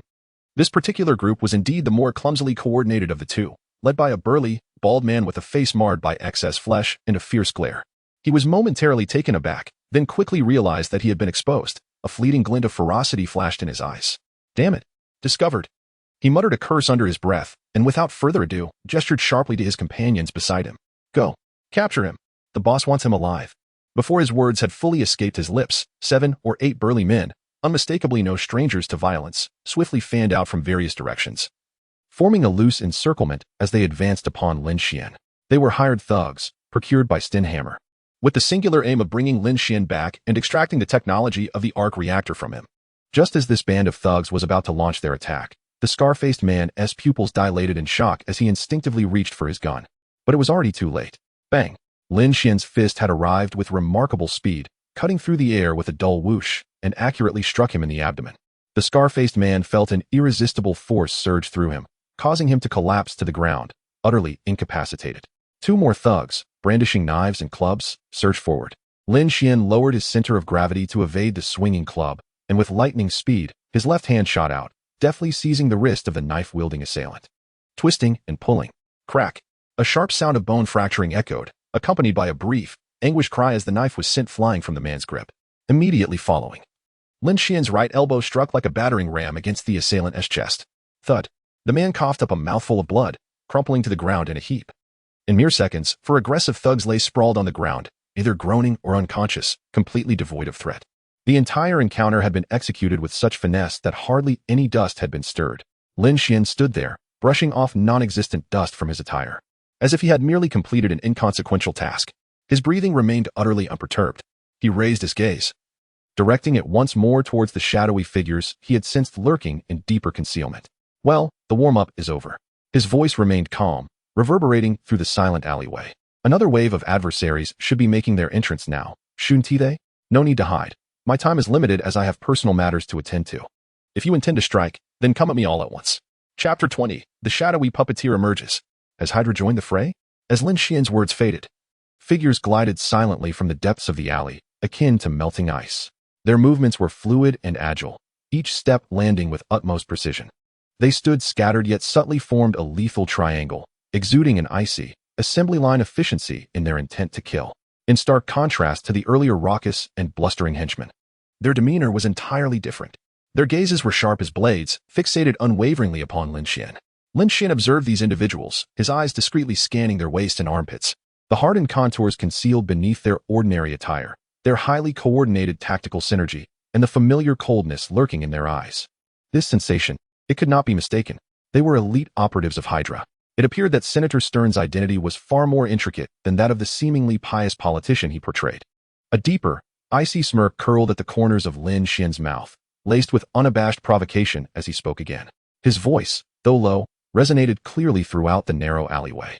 So, has Stern sent you mere pawns to meet your demise? Where is Bucky? That iron-armed behemoth didn't come, did he? I was hoping to exchange a few more blows with him. This time, I have no intention of fleeing. As his words fell, the air momentarily thickened. The leading Hydra operative's previously frozen expression cracked in an instant. His pupils constricted sharply, disbelief coursing through him like electricity. The target. Not only had he accurately named Senator Stern, but he also recognized their affiliation with Hydra. More alarmingly, he was aware of the Winter Soldier's existence. Moreover, Judging by his tone, it seemed he had even clashed with the Winter Soldier. This deviated drastically from the image of the young scientist who had suddenly emerged in their intelligence reports, possessing core technological expertise. The intelligence had contained a fatal error. After a brief shock, their ingrained professionalism compelled them to suppress the tumultuous emotions surging within. A fierce glint flashed in the eyes of the lead operative as he exchanged a resolute glance with his comrades. The mission must be accomplished. Regardless of the target's hidden cards or background, he had to be captured today. Engage, came a terse command. The 5 Hydra operatives surged forth like arrows released from a bow, moving with unwavering resolve and remarkable coordination. 2 feigned an assault from the front. 1 executed a side attack, another circled behind for a pincer maneuver, while 1 raised his hand, seemingly poised to deploy some form of restraining device. It was a quintessential Special Forces assault tactic. The assault was efficient, precise, and lethal. The glint of daggers, the whistling of batons, and even the crackling sound of stun devices converged from various angles towards Lin Xuan's vital points. The skirmish in the alley erupted instantly. Faced with an onslaught far more professional than the previous henchman, Lin Xuan neither flinched nor shied away. The strength, speed, and neural reflexes bestowed by the super soldier serum were on full display at this moment. His figure flickered like a wraith in the confined space. Bang! The dagger aimed at the heart of the agent on the left was deftly deflected by his wrist, the tremendous force numbing the opponent's arm and nearly causing the dagger to slip from his grasp. Simultaneously, Lin Xuan's right elbow struck like lightning, landing squarely under his ribcage. Ugh! The agent let out a muffled grunt, his body instinctively arching in response. Before he could regain his stance, Lin Xuan's knee crashed into his jaw. Crack! The sharp sound of bone fracturing echoed as the agent crumpled to the ground. A baton swung down with a fierce whoosh towards his head. Without raising his gaze, Lin Xuan's left arm tensed, bracing against the blow. Clang! A dull thud resounded as the baton rebounded high into the air. Seizing the moment, Lin Xuan's right hand shot out, fingers curling like claws, expertly gripping the opponent's wrist. With a fierce twist, another crack resounded. The wrist contorted unnaturally, and the baton clattered to the floor. Following this, Lin Xuan delivered a clean, powerful straight punch to the agent's face. The bridge of his nose collapsed, blood sprang forth. The agent followed in the footsteps of his comrade, as the agent behind attempted to approach Lin Xuan with an electric shock device for a surprise attack. Lin Xuan seemed to possess eyes at the back of his head, executing a swift spinning kick. The air whistled as his leg swept with tremendous force, striking the opponent's side. Boom! The heavy impact reverberated. The last agent, sensing the imminent danger, attempted to retreat to create distance. Yet, Lin Xuan was faster. With a push of his toes against the ground, he launched himself like a cannonball, covering several meters in an instant. In the astonished gaze of the agent, Lin Xuan's palm had already latched onto his wrist holding the gun. A gentle squeeze ensued. Ah! A scream pierced the air as the handgun fell helplessly to the ground. Lin Xuan's other hand transformed from palm to blade, delivering a light strike to the side of his neck. The final agent's eyes rolled back, and he too lost consciousness. In the blink of an eye, mere seconds had passed. 5 well-trained and coordinated Hydra elite agents were utterly dispatched, unable to elicit Lin Xuan's true prowess, as if they were mere vegetables being chopped. Their prideful combat skills and tactical coordination appeared utterly feeble in the face of absolute strength and speed. Lin Xuan stood still, slightly flexing his wrist, his breathing remaining unperturbed. He even had the leisure to kick the leg of a nearby unconscious agent. TSK, a bit stronger than the last 4, but still limited. In his mind, the system's notification chimed in timely. Defeated Hydra Elite Agents X5, earned 10 tech points. Current tech points, 40. Lin Xuan brushed his hands together as if shaking off non-existent dust, observing the scene filled with moaning or unconscious foes. The enforcers of Hammer and the Hydra agents intertwined. The spectacle was quite grand. Just then, whoosh boom. Accompanied by the familiar sound of a thrust engine slicing through the air, a figure adorned in red and gold descended from above. The jet streams from the thrusters stirred up dust and trash bags from the ground. Tony Stark, clad in his flamboyant Mark for Iron Man armor, gracefully descended at the mouth of the alley. With a crisp sound, his visor retracted, revealing his face adorned with sunglasses. Initially concerned that Lin Xuan might struggle, he had deliberately taken a detour to offer assistance. However, upon landing, he was greeted by an astonishing sight.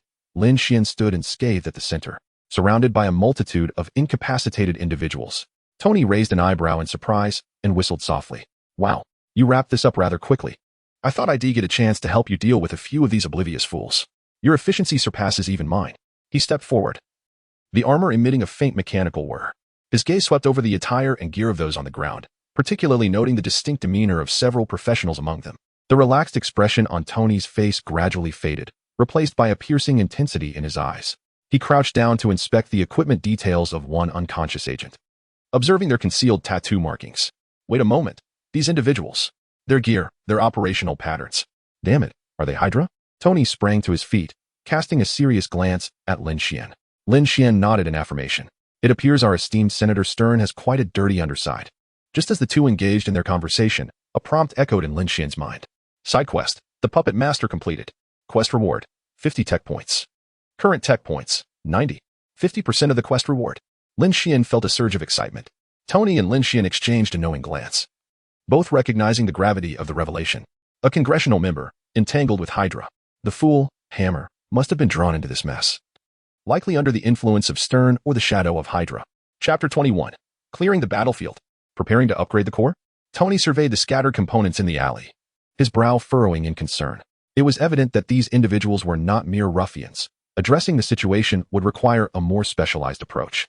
He raised his hand to press the communicator beside his gauntlet, his tone reverting to its customary nonchalance, yet infused with an undeniable authority. Happy, bring the cleaning crew to XX Alley. As per usual, ensure it is spotless. I do not wish for tomorrow's headlines to feature any mention of brawls or unidentified armed personnel.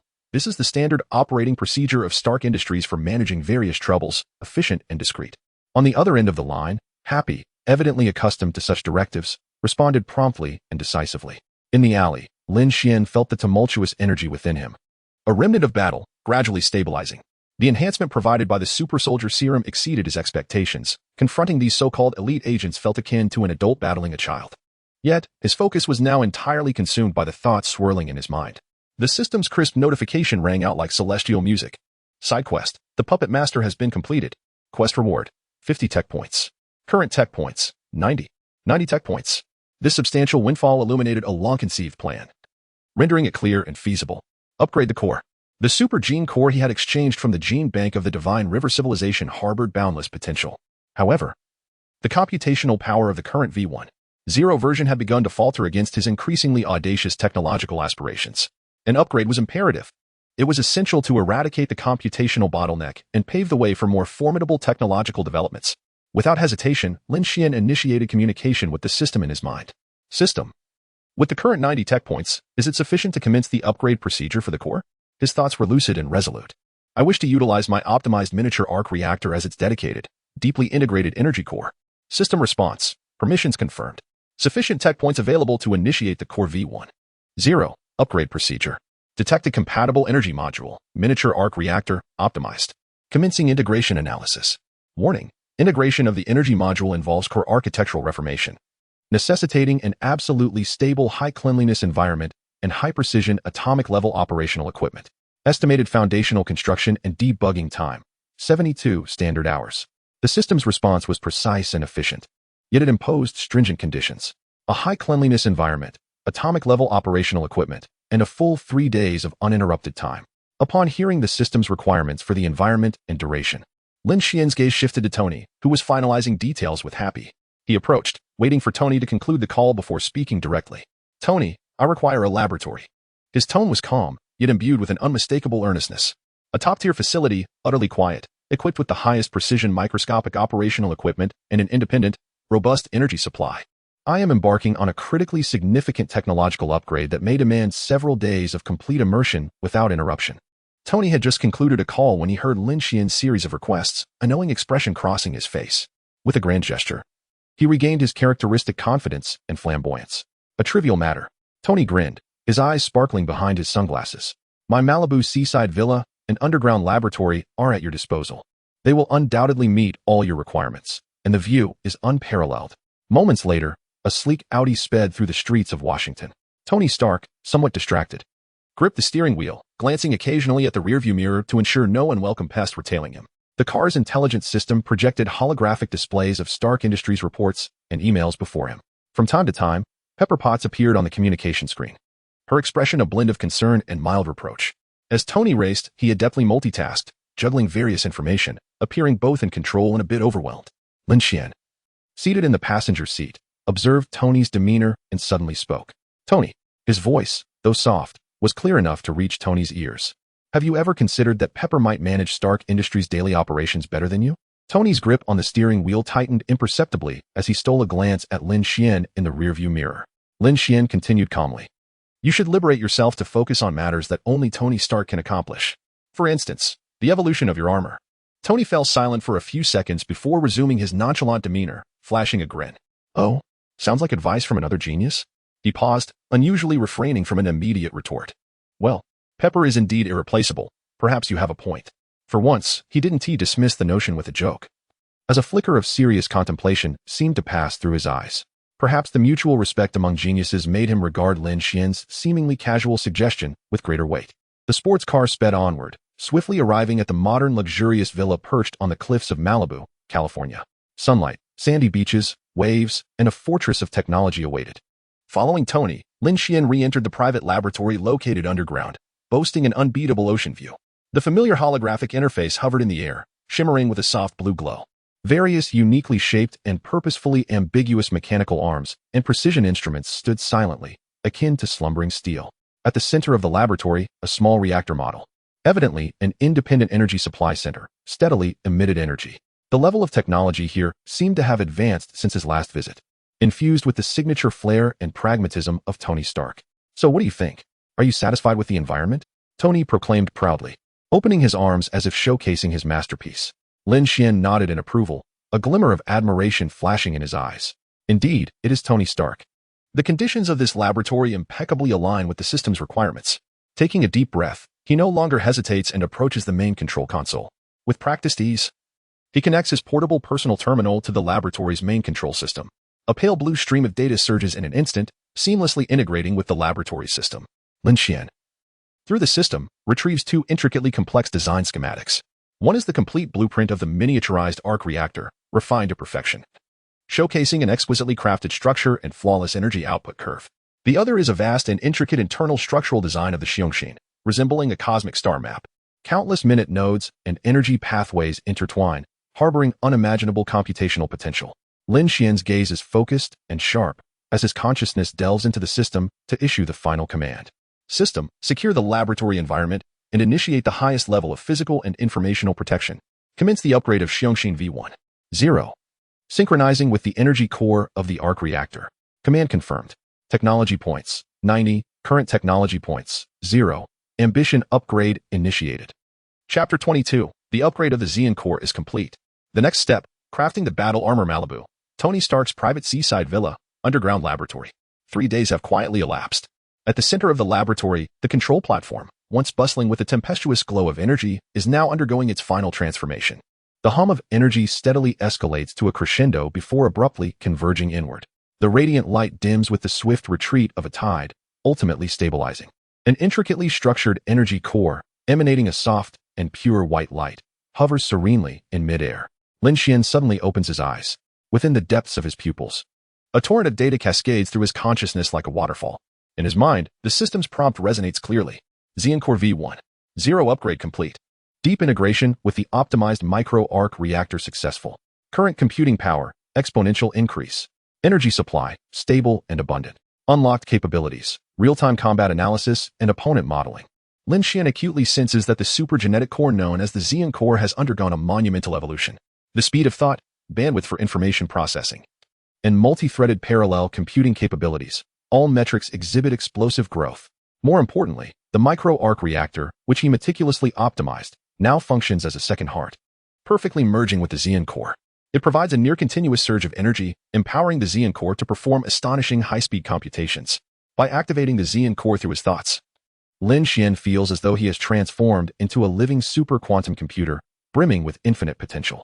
A mere flicker of thought evokes an unparalleled mastery over information and a terrifying computational speed, instilling within him a near-omniscient illusion.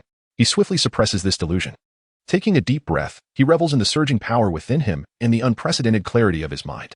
The bottleneck in computing power has been entirely resolved, and the energy supply is more than sufficient. A confident smile graces Lin Xuan's lips. It is time to design a set of exoskeletal armor that truly belongs to me. As the thought materializes, countless system concepts explode like stars in his mind. It would be ideal to have an advanced template for reference to analyze and reverse engineer. Stark Industries headquarters, private gym on the top floor. Bang, bang, bang. The sound of gloved fists colliding resonates powerfully. Tony Stark, bare-chested, with sweat cascading down his bronzed musculature, is intensely engaged in a sparring match with his bodyguard and driver, Happy Hogan, in the boxing ring. Each punch, dodge, and block is infused with raw power. Tony is channeling his pent-up energy and stress through this primal form of expression. The past few days have been consumed with hearings and dealing with the aftermath of Hydra's chaos. From time to time, one must remain vigilant regarding Lin Xuan's activities. What on earth is that young man up to? It has been 3 days, and there is not a whisper of news. As Tony deftly evaded Happy's powerful punches, he mused to himself. Just as the two were drenched in sweat, caught in an intense struggle, the modern frosted glass door of the gym was silently pushed open. Pepper Potts entered, clad in a well-tailored cream-colored CEO suit. A professional smile graced her lips, yet her brow bore an unmistakable hint of exasperation at the scene before her. Following her was a tall, curvaceous woman whose demeanor was sharp and frosty. Her iconic shoulder-length red hair blazed like a flame, instantly capturing the attention of every male in the room. This was Natasha Romanoff, the Black Widow, disguised under the alias of Natalie Rushman, who had recently passed the Department of Justice's background check to join Stark Industries as Tony's new personal assistant. Pepper spoke, her voice tinged with a barely perceptible weariness. Tony, this is your new assistant, Miss Natalie Rushman. There are some notarized documents regarding asset transfers that require your immediate signature. Natasha's calm gaze swept over the two men sparring in the ring. It seemed that her initial infiltration had proceeded smoothly. One could consider her wager with Lin Xuan a victory. As Tony skillfully sidestepped a heavy swing from Happy, he paused upon hearing her words. Wiping the sweat from his brow, he turned to face Natasha. When his gaze fell upon her, his brown eyes, often laced with mischief and arrogance, momentarily flashed with a sharp, hawk-like scrutiny. This was followed by a fleeting sense of astonishment and a deeper, more profound curiosity. However, this complex emotion lasted less than a second, quickly masked by his trademark, roguish grin. Oh, miss. He quirked an eyebrow at Natasha, his tone flirtatious. Welcome to my private domain. Care to join in for a round? Boxing is beneficial for both body and mind. He gestured toward the ring, as if it were an enticing amusement. Happy, standing nearby, regarded the new assistant with an unmistakable air of skepticism, appraising her from head to toe. Pepper, exasperated, pressed her forehead with her hand, having long since grown accustomed to Tony's unfiltered displays of testosterone. Tony, mind your manners. This is Natalie, the one I mentioned before.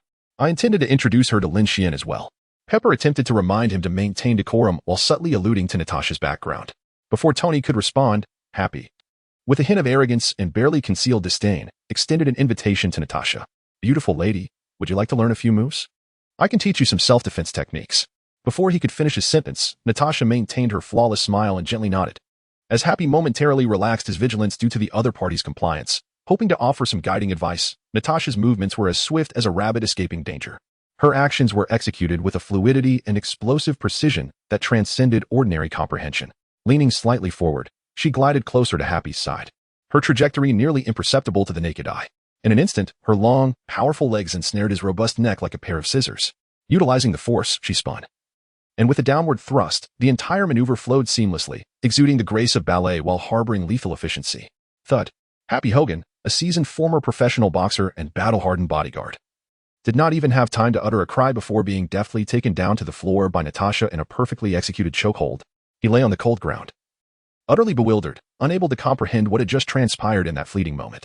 In the boxing ring, the smile on Tony's face vanished entirely, replaced by an expression of keen intrigue and heightened alertness. He observed Natasha, who stood upright with ease, elegantly adjusting the hem of her attire, as if she had merely swatted a fly. This woman was undeniably extraordinary. The atmosphere in the gym shifted to a subtle tension. Just then, a beep signaled the activation of the communication device on Tony's wrist, indicating that Lin Xuan's call had connected to his private system. Tony, your laboratory is absolutely remarkable. Chapter 23, Competing in Monaco. The framework for the battle armor has been secured. The atmosphere in the gym was palpably tense. The voice emanating from Tony's wrist communicator shattered the stillness. Lin Xuan's voice brimmed with excitement, infused with the unique satisfaction of a technological breakthrough. Tony, your laboratory is absolutely incredible. I have successfully overcome the limitations of energy computing power. The upgrade was a resounding success. At that moment, he faintly discerned the background noise on the communicator, where Pepper's voice, tinged with exasperation, seemed to be confirming plans with Tony. Everything is arranged for Monaco. But are you really sure you want to personally participate in that vintage car Grand Prix? Stark Industries. Monaco? A race? Lin Xuan's mind raced. The upgraded course swiftly retrieved and connected relevant fragments of information. Ivan Vanko, the man who discovered the prototype of the arc reactor among his father's belongings and crafted the energy whip. According to the original trajectory, he would appear on the Monaco racetrack, seeking vengeance against Tony Stark. A smile involuntarily played on Lin Xuan's lips. It was as if fortune had delivered a pillow to one in need of rest. He required a sufficiently advanced yet relatively primitive-powered exoskeleton as a reference to conduct reverse analysis and lay the groundwork for his custom first-generation battle armor. Ivan Vanko's whip armor was the quintessential novice's gift. Although rudimentary, its energy system and drive mechanism possessed significant research value. Monaco? Lin Xuan's voice resonated through the communicator, perfectly interrupting Pepper's persuasion. His tone was imbued with keen interest. That sounds intriguing, Tony. May I join? I happen to have some new ideas regarding the armor that I would like to discuss with you in person, and perhaps take a look at the race. Excellent. Ivan Vanko, your whip armor serves as the ideal analytical template for my first-generation custom battle armor. It truly is as if fortune has delivered a pillow to one in need of rest. Almost instantaneously upon concluding his thoughts, a cold system notification echoed in his mind. Task triggered. Technological reference. Task objective. Successfully defeat Ivan Vanko during the Monaco Grand Prix event and acquire a basic version of his whip armor as a technical analysis sample. Task reward. 50 tech points. Indeed. Lin Xuan suppressed his burgeoning excitement, maintaining a casual tone as if it were merely a spontaneous decision. Where are you now? I just completed the preliminary upgrade tests. I feel fantastic and am looking for a place to stretch out. Should I come find you? Stark Industries headquarters. Jim, Tony replied, his tone laced with his characteristic urgency. Hurry up. I want to wait for you. By the way, you'll get to meet my new assistant, Natalie. His gaze pointedly swept over Natasha, clearly impressed by her earlier performance. After ending the call, in the gym, within 10 minutes, the sleek, modern frosted glass doors swung open silently once more. Lin Xuan stepped inside. He donned simple casual attire, a relaxed and content smile gracing his face. As if he had just concluded an invigorating morning workout, rather than having sequestered himself in a top-tier laboratory for an entire 3 days to accomplish a technological upgrade. The moment he entered, his gaze instinctively fell upon Tony. At that juncture, the upgraded core silently activated, its formidable information processing capabilities instantaneously translating the states of those present into data within his consciousness. Target lock. Tony Stark. Physiological state. Elevated heart rate, within normal range post-exercise. Moderate adrenaline levels. Overall energy abundant. Emotional fluctuation, excitement, regarding Lin Xuan's upgrade and the Monaco itinerary, curiosity tinged with a hint of inquiry towards Natasha. Threat assessment. Low, unarmored. Ultimately, his gaze settled upon the striking figure of his new assistant, Natasha Romanoff, Black Widow. With her captivating physique and an aura of icy composure, her brilliant red hair commanded attention. Almost simultaneously with Lin Xuan's entrance, Natasha looked towards him. Their eyes met. Devoid of any surprise, only a tacit understanding passing between them. Natasha maintained her signature professional, yet somewhat distant smile reminiscent of Natalie Rushman. Yet a scarcely perceptible tremor crossed her gaze, as if silently greeting him. In the midst of his mission, Lin Xuan reciprocated with an equally subtle gesture, wishing her well. He cast a glance at Natasha, who stood poised and composed, having just left an audience in awe, and then at Happy, who was on the floor, rubbing his neck with a face full of existential doubt. This entire exchange transpired in the blink of an eye, so swift that Tony and Pepper remained oblivious. When Lin Xuan approached Tony with an air of familiarity, even casually patting Tony Stark on the shoulder, as if greeting an old friend, a flicker of incredulity flashed in the depths of Natasha's eyes. Just a few days? This new addition to S.H.I.E.L.D., a Chinese individual, had not only garnered Tony Stark's respect on a technical level but had also infiltrated interpersonal dynamics to such a degree. The rapidity of this integration was astonishingly more efficient than her own infiltration as a top-tier agent. Lin Xuan, acutely aware of Natasha's scrutinizing gaze, remained unfazed. He stood before Tony, entirely ignoring the struggling Happy on the floor and Natasha's penetrating stare. With a radiant smile, he proclaimed, "Monaco, let us go together. Consider it a celebration of my successful release." He paused, adding with a hint of implication, "Moreover, I believe this competition may hold some surprises for us on the track." His tone was light, yet his eyes bore a hint of all-knowing mystery. Surprises? Tony Stark's fondness for surprises and thrills was well known. Lin Xuan's demeanor, seemingly prescient of the future, instantly ignited Tony's intense curiosity. Surprises? I adore surprises, he exclaimed with a hearty laugh, gesturing grandly, embodying the extravagance of a billionaire. Excellent. Then let us go together. Pepper. He turned to Pepper, whose expression was one of exasperation. Make the arrangements, top specifications. Our exclusive vehicle must not be lacking. And don't forget to bring Mark V. Pepper Potts stood by, listening as the two geniuses exchanged words, finalizing this journey filled with uncertainty. She felt a throbbing in her temples. One Tony Stark was already enough to give her a headache. Now there was another, seemingly just as unpredictable, perhaps even more unhinged than Tony, Lin Xuan. And then there was this new assistant, whose origins were shrouded in mystery and who had just incapacitated Happy with a single move. Pepper rubbed her temples, a strong sense of foreboding welling up within her.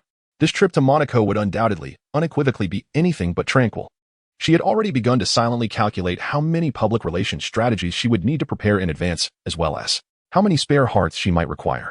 Chapter 24, the first battle after the core upgrade. Mission accomplished?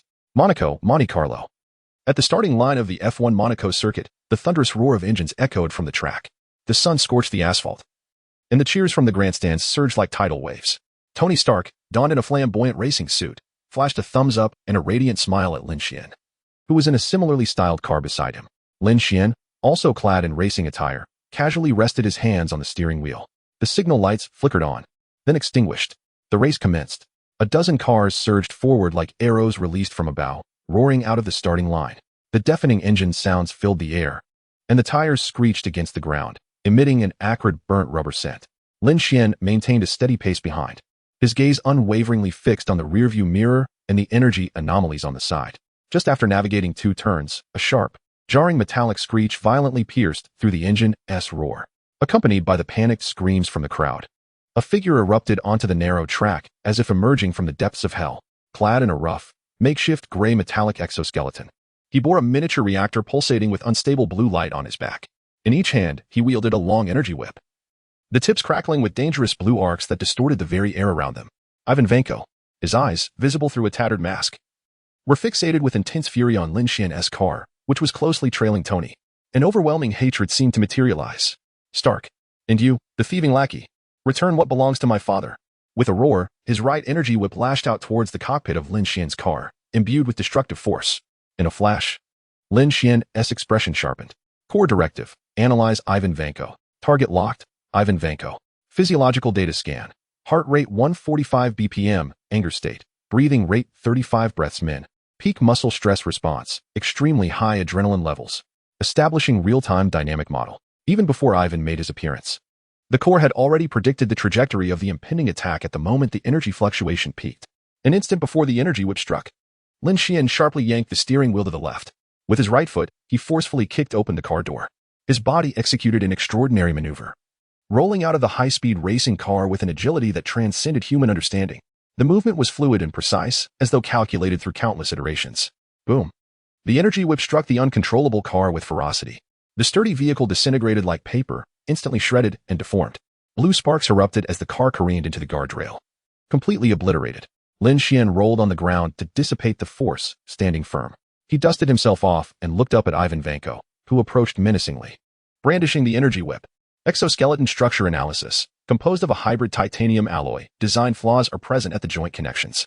Power source, a miniature arc reactor, exhibiting significant troughs in its energy output curve and poor heat dissipation.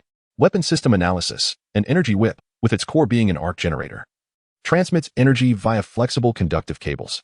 Energy output mode analysis in progress, predicting the trajectory of the next strike. Calculating energy fluctuation cycles. Comprehensive threat assessment. High. Weakness identification. The protective grade of the reactor shell at the chest is C, with an unstable energy output cycle of approximately 1.8 seconds. An exposed control unit circuit interfaces. Tactical simulation, employing high mobility to evade, utilizing attack intervals and energy output troughs to prioritize the destruction of the chest reactor. The upgraded core operates at a terrifying speed. Every muscle movement of Ivan, each breath, the angle and speed of the energy whip swing, the output power. Even the energy flow patterns of his rudimentary armor and its internal structural weaknesses are instantaneously analyzed, quantified, and transformed into remarkably clear data streams in Lin Xuan's perception. Tony Stark witnessed this harrowing scene in the rearview mirror. His pupils dilated in shock. First came Ivan's frenzied assault, and then Lin Xuan. He managed to evade the lethal energy whip solely with his physical prowess. Moreover, it appeared he intended to confront that monster head-on. Tony couldn't help but exclaim in disbelief, nearly losing control of the steering wheel. What manner of creature is he? Is this the physical capability expected of a researcher? The speed, strength, and reflexes Lin Xuan exhibited were beyond human limits. This utterly subverted Tony Stark's understanding of biological capabilities. Simultaneously, in the banquet hall of the Monaco Hotel, a large screen broadcasted the race in real time. When Ivan Vanko stormed onto the track, wielding the energy whip, and Lin Xuan abandoned his vehicle, demonstrating astonishing agility to evade and prepare to counterattack. Natasha's professional smile abruptly froze and vanished. In her ice blue, inscrutable eyes, disbelief and a deeper scrutiny emerged for the first time. She knew Lin Xuan had injected super soldier serum, endowing him with extraordinary physical prowess.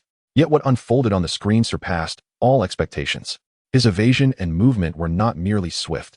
They exuded an insightful premonition, as if he could foresee the trajectory of the energy whip, always discovering the singular escape route at the most critical moment. Furthermore, his gaze facing Ivan was eerily calm. This was far beyond what mere physical enhancement could achieve. Had his combat ability evolved? Natasha felt a profound shock. No, this was not simply an enhancement of strength and speed. It encompassed combat awareness, analysis, and control of the battlefield. It was as if he could directly see through his opponent's weaknesses. Had he truly integrated combat techniques with technology?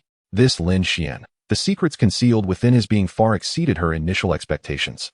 On the racetrack, confronted by Ivan Vanko, who menacingly wielded two energy whips, Lin Xuan sprang into action. His movements were as swift as a specter. Leveraging the formidable real-time analytical and predictive capabilities of the Xian chip, along with the superhuman prowess bestowed by the super soldier serum, he deftly navigated through the lethal web formed by the flailing energy whips. Each evasion was executed with impeccable precision, akin to dancing on the edge of a blade. The energy whips, trailing searing gusts of air, grazed the edges of his garments, etching deep scorch marks into the ground and along the barriers. Ivan grew increasingly alarmed. Finding his opponent as elusive as an eel, and the sensation that Lin Xuan seemed to anticipate his every move left him profoundly frustrated. Once more, Ivan, in a fit of rage, crossed his whips in a desperate attempt to seal off all avenues of escape for Lin Xuan. The attack missed. In the fleeting moment when Ivan's energy output from the reactor reached a momentary trough, Lin Xuan seized the ephemeral opportunity calculated by the Xian chip. He suddenly crouched and lunged forward, closing the distance to Ivan in an instant. With his right fist clenched, the strength from the super soldier serum surged forth unreservedly. A punch imbued with terrifying power. It struck precisely and forcefully against the rudimentary, rough exterior of Ivan Vanko's miniature arc reactor. Crack! A sharp sound of shattering echoed. The alloy shell fractured, revealing the flickering energy core within. The core's light pulsated erratically, becoming exceedingly unstable. Chapter 25. A reflection on achievements. One objective, to forge a battle armor. The air on the racetrack was thick with the acrid scent of burnt rubber and gunpowder.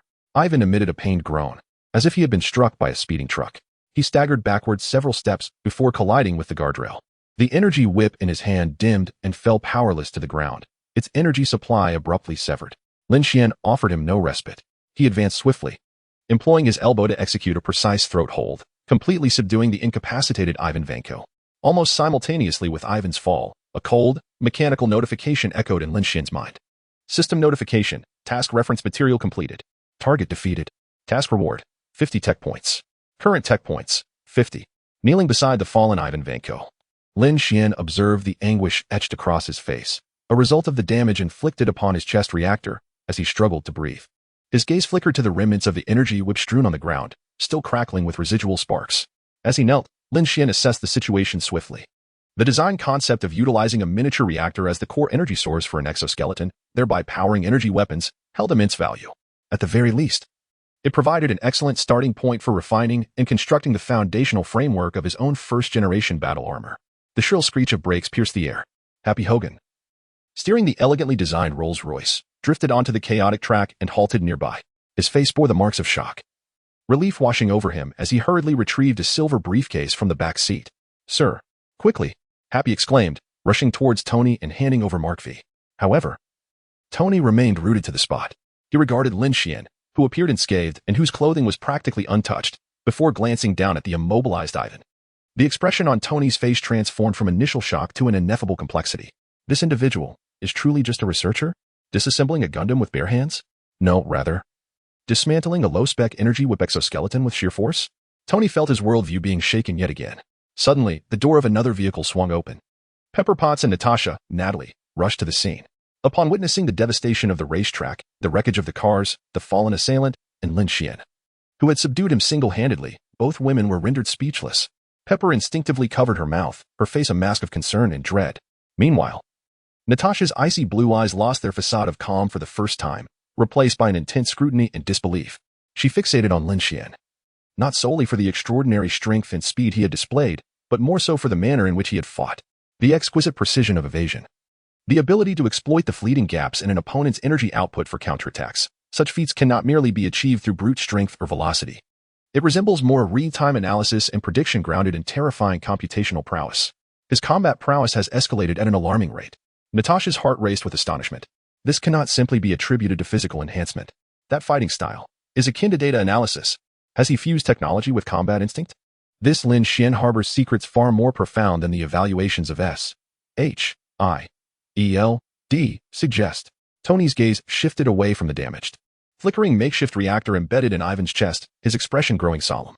He turned towards Lin Xuan, his tone imbued with a barely perceptible weight.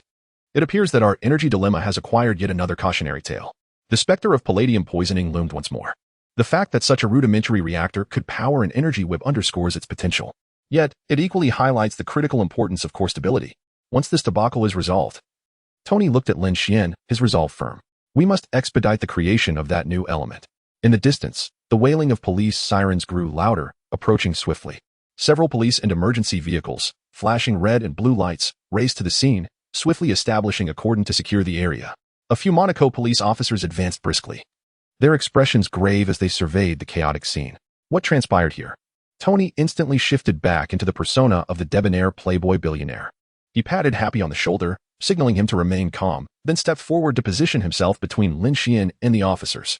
A signature smile, tinged with a hint of exasperation, yet exuding control, adorned his face. Just a minor incident, officer. There was a slight issue on the racetrack, but it has been resolved. We will assume all losses and liabilities. Tony adeptly began negotiating with the police, leveraging Stark Industries' substantial influence to minimize the repercussions. Pepper promptly joined him, assisting in managing the subsequent matters. The scene quickly transformed into a busy yet orderly environment.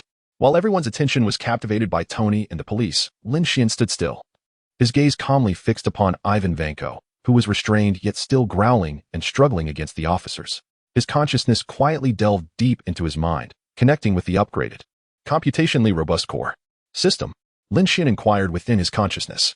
Given my current conditions, what is required to construct a truly personal exoskeleton armor? The cold, mechanical voice of the system responded almost instantaneously. System response. Detected reference technology for adaptation. Ivan Vanko's initial exoskeleton and energy whip system, damaged version.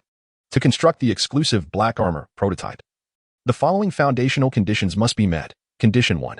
Complete a deep reverse engineering analysis and data optimization of the reference technology. Estimated consumption, 20 technology points. Lin Xuan gazed at the 50 technological points he had just acquired, his mind alight with understanding. Analyzing Ivan's rudimentary technology came at a modest cost. The second condition demanded a stable and efficient energy core that transcended current knowledge. The system suggested prioritizing the research and stabilization of a new element to serve as the core energy supply unit for the black armor. Lin Xuan swiftly processed the system's feedback. The new element, reversely analyzing Ivan's crude yet enlightening equipment, required merely 20 points, effectively saving a considerable amount of foundational exploration time. As for the second condition, the new element aligned perfectly with Tony's recent thoughts. To forge a truly formidable first-generation exclusive battle armor, resolving the energy dilemma was of paramount importance. Clues left by Howard Stark necessitated collaboration with Tony to create this new element, which would become the pulsating heart of the black armor. Lin Xuan lifted his gaze, his eyes drifting over to Tony, who was amicably negotiating with the police, a knowing smile curling at the corners of his mouth. It seemed that after Monaco's surprise, our laboratory was set to become bustling once more. Tony, the priority was clear. Once the current troubles were addressed, the focus would shift entirely to the pursuit of the new element. Chapter 26. Farewell to Fury. Acquire Howard's research imagery. The chaos on the racetrack gradually yielded to order amidst the blaring sirens. Tony Stark was deftly wielding his billionaire resources and public relations skills, negotiating with the Monaco police in a bid to mitigate the repercussions of this unforeseen assault. Pepper stood nearby, assisting with the aftermath, her complexion still pale.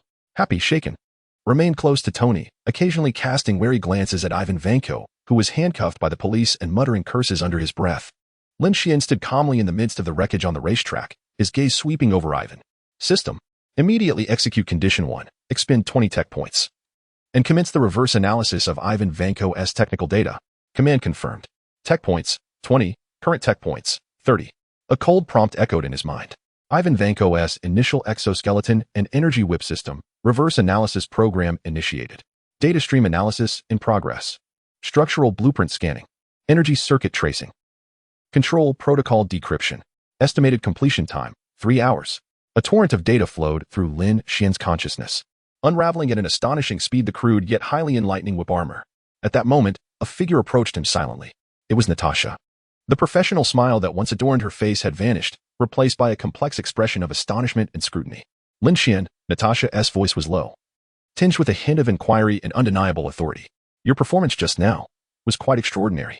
Her gaze was sharp as a blade, seemingly piercing through Lin Xuan to his very core. Come back to New York with me.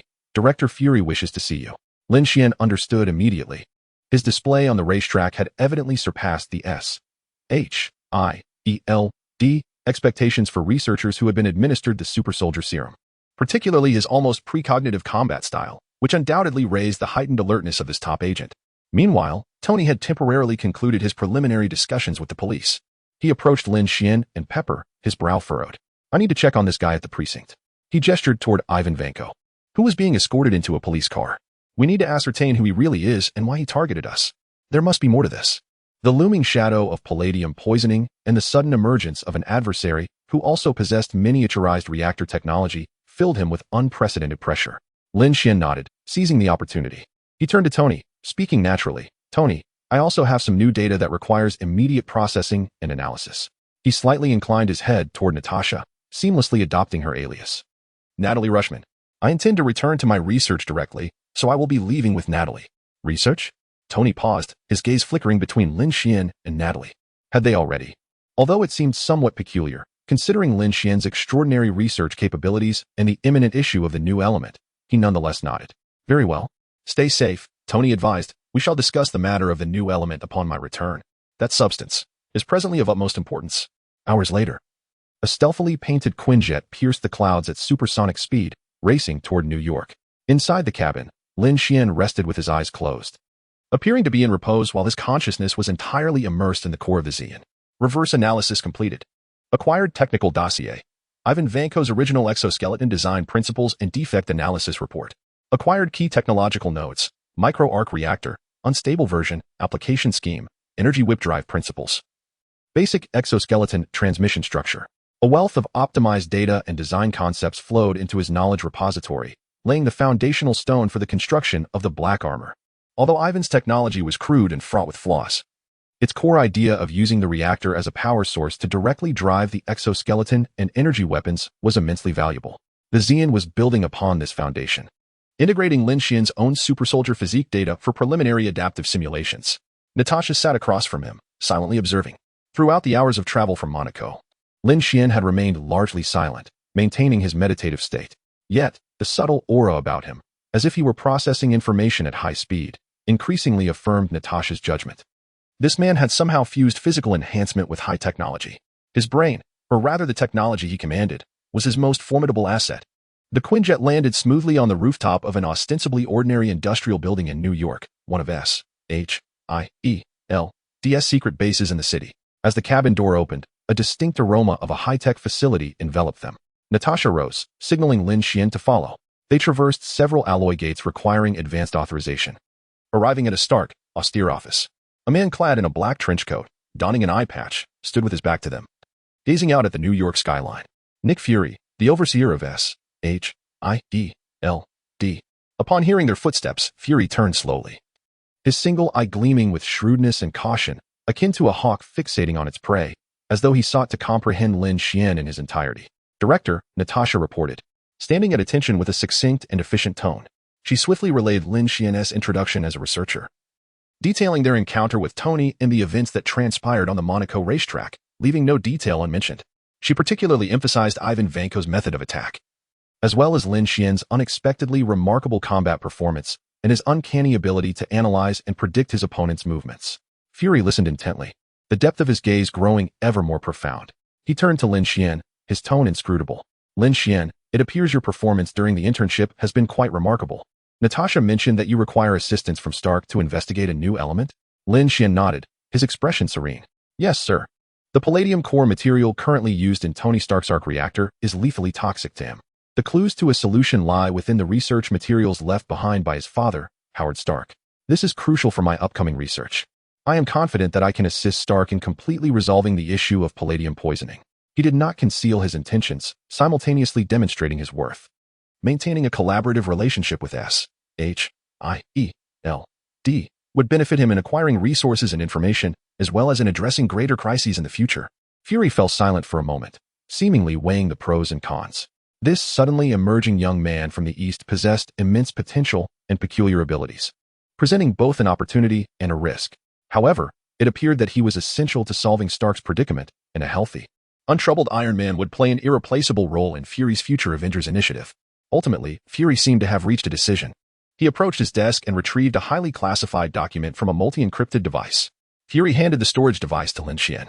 Perhaps this will be of assistance to you.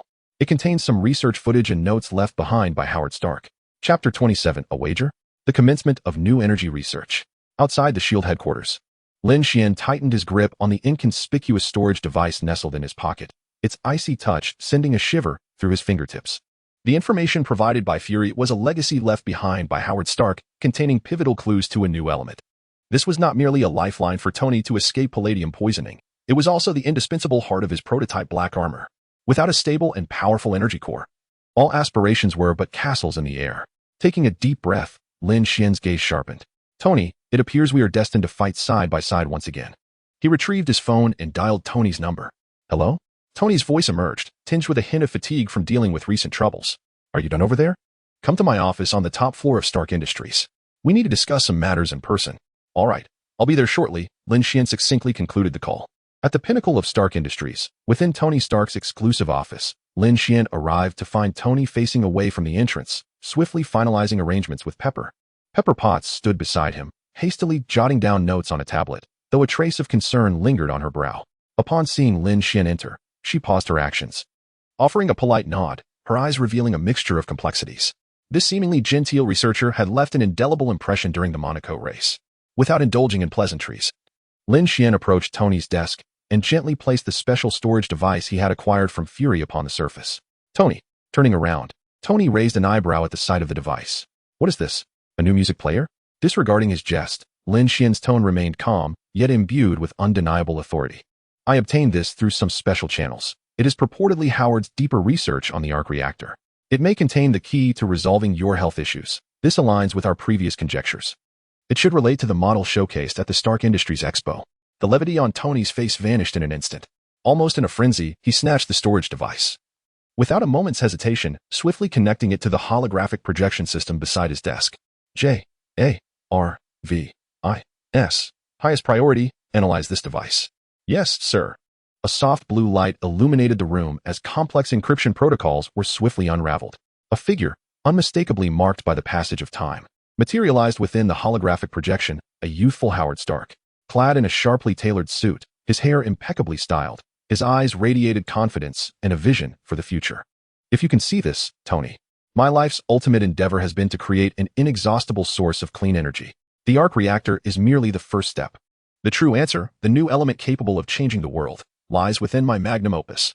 The image flickered rapidly. In the office, a substantial object concealed beneath a massive white dust cover lay shrouded in dust, clearly untouched for an extended period. Lin Xuan's voice carried a note of understanding. The proud creation Howard spoke of was likely this very item. Tony's gaze followed suit, his breath quickening ever so slightly. Without the slightest hesitation, he swiftly approached and yanked away the long dusty cover with fervor. With a flourish, an exquisite, grandiose model, replete with astonishing details, unfolded before them. It perfectly replicated every corner of the 1974 Stark Industries Expo grounds. Buildings, roads, greenery. Even the miniature exhibition booths were vividly discernible. Dust cascaded down, revealing the Model S original hues. Tony stood transfixed, his expression a tapestry of nostalgia, confusion, and the thrill of impending revelation. Lin Xuan moved beside the model, and an intangible azure stream of data began to flicker rapidly in his eyes. Indeed, Howard was a genius and an eternal prankster. He hadn't directly left behind the chemical formula of the new element or its atomic structure. Instead, he had cleverly disassembled it like a puzzle, concealing it within the overall layout of this model. The position of each building, the trajectory of every road, and even the varying heights of different areas corresponded to distinct parameters of the atomic structure. Lin Xuan raised his gaze to Tony. Let me scan it. JARVIS should have backup blueprints of the Expo design and Howard's notes from that time. By integrating this information, we should be able to reverse engineer the complete atomic structure of the new element. Command: initiate high-precision three-dimensional structure scan. Target: 1974 Stark Industries Expo model. Data collection commencing. synchronizing with historical data from the JARVIS database, cross-referencing Howard Stark's legacy notes, encrypted sections. New element atomic structure model restoration program initiated. Estimated 15 minutes required for preliminary construction. Within Tony's chest, the heart burdened by palladium poisoning seemed to receive a new surge of vitality. A sense of urgency, curiosity, and the competitive spirit inherent to a top-tier scientist ignited simultaneously at this moment. Well done, Tony exclaimed, slapping his hands together, his eyes gleaming. Let us head to the lab. He suddenly turned to Pepper, who stood by in astonishment, her face reflecting his uncontainable excitement. Darling, I entrust those pesky competitors to you. We are about to create a miracle. Without waiting for Pepper to respond, Tony grasped Lin Xuan's arm with one hand while the other snatched up the storage device. Let us go to my lab. It houses the finest equipment.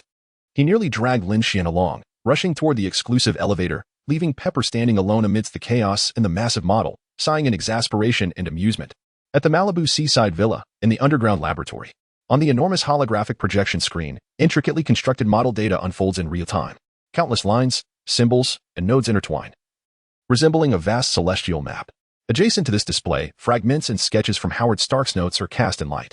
Tony stands before the projection, his gaze intense and fervent, as his mind operates at an unprecedented velocity, striving to uncover the key that will unlock the enigma hidden within this ocean of information. The laboratory is enveloped in silence, save for the low hum of machinery and the ethereal sounds of flowing data. Tony tilts his head, directing his attention towards Lin Xuan, who is equally engaged in rapid information processing. Care to make a wager? Let us see which of us can first decipher the correct structure of the new element from this pile of antiquated treasure maps. And, he emphasized, who will be the first to synthesize it? Lin Xuan lifts his gaze, meeting Tony's battle-ready stare. Almost simultaneously, a cold notification chimes in his mind. Ding. Task activated. The race of science. Task objective. Determine the correct atomic structure of the new element before Tony Stark and achieve the first stable synthesis. Task reward, 100 tech points. Chapter 28. The emergence of a new element? The bet is won. Lin Xuan felt a stir in his heart as he received a reward of 100 technology points. This boon was akin to a lifeline for the impending Dark Armor project. Once the energy core was resolved, these funds could be swiftly allocated to the construction of the battle armor framework and the development of functional modules. He had placed his bet. Lin Xuan responded calmly, a glimmer of ambition igniting in his gaze. Upon hearing this, Tony grinned widely, as if he had already envisioned an extraordinary scientific contest. He surveyed the surroundings, noting that while the laboratory was advanced, it seemed somewhat cramped for the ambitious endeavor of synthesizing a new element from scratch. It appears we require a more spacious venue for this chemical soiree, Tony mused, stroking his chin as his eyes roamed over the various expensive apparatus and walls. Turning to Lin Xuan, he flashed a mischievous grin tinged with a hint of destruction. Could you lend a hand? Let us undertake a quick renovation to create some space for our new friend. Lin Xuan understood instantly. No problem, he nodded. In the next moment, a demolition operation commenced. Tony enthusiastically activated a portable laser cutter and some small explosive devices, skillfully maneuvering them against the designated non-load-bearing walls and equipment platforms, sparks flying in every direction. Meanwhile, Lin Xuan took a more direct approach. He strode to the alloy supports that needed dismantling, gripping them firmly and twisting them apart as easily as bending a thick wire. The wall modules were similarly disassembled by his bare hands and neatly stacked aside. Tony watched in disbelief, his eye twitching, nearly dropping the cutter from his grasp. I take back what I said earlier. Are you sure you were merely engaged in theoretical research before? With that physique, you could win a world strongman competition. No. A demolition team would be clamoring for you. Through their efficient collaboration, the once opulent laboratory, filled with precision instruments, became a chaotic mess. Yet, they successfully cleared a significant area. Tony rubbed his hands together excitedly, his face beaming with anticipation. JARVIS. Deploy the Large Particle Collision Module. Set the power of the energy confinement field to maximum. Prepare to connect the material synthesis unit. With vigor, he commanded his intelligent assistant, JARVIS, to swiftly deploy a vast and complex equipment system. Various pipelines were connected, energy indicator lights illuminated in succession, and the air buzzed with the impending activation of high-energy particles. Tony was poised to utilize his most familiar methods of powerful energy and precise physical control to create this new element. Lin Xuan, however, did not engage much in the physical labor. After clearing the space, he stood aside, his consciousness fully immersed in the core of his ambitions. New element atomic structure model analysis completion. 100. Optimal synthesis pathway calculation in progress. Connecting and calibrating the laboratory's precision instruments. High precision particle source, phase modulator. Quantum entanglement stabilization field. He bypassed the cumbersome physical operation interface through the core, focusing intently on the task at hand. In an almost magical manner, he meticulously constructs and optimizes synthetic circuits on a virtual plane. Within the confines of the laboratory, various precision instruments respond to his silent commands, commencing self-checks, calibrations, and pre-runs with an efficiency and precision that transcend conventional logic. The sound of clanging from Tony's side is punctuated by the occasional sparkle of welding sparks, as the hum of mechanical arms melds with the hissing of hydraulic rods, creating an atmosphere suffused with the raw power of the industrial age. Occasionally, Tony glances over at Lin Xuan, who sits in serene contemplation. Yet, the most advanced instruments surrounding Lin Xuan seem to possess a life of their own, operating with a visibly perfect synchronization and remarkable efficiency. A twinge of envy flickers through Tony, prompting him to mutter, "What must it feel like to resolve everything effortlessly with your mind? Do you feel like a wizard? It must be quite the energy saver." As time ticks by, in the center of the laboratory, the colossal apparatus personally controlled and calibrated by Tony sees its energy readings skyrocketing. The frequency of the various indicator lights begins to quicken, and the luminescence of the core reaction zone intensifies. They are nearing a critical threshold. A triumphant grin spreads across Tony's face, his finger poised above the button to inject the final surge of energy, bracing himself for the joy of success. Just as he is about to press the button, a faint yet distinct energy hum resonates from Lin Xuan's direction. In the small energy confinement field under Lin Xuan's control, a minuscule sphere, roughly the size of a fingernail, radiates a soft and pure azure glow, materializing into a stable triangular structure of an energy core, silently coalescing. It hovers steadily at the center of the confinement field, emitting an unprecedented vibrancy of energy fluctuations.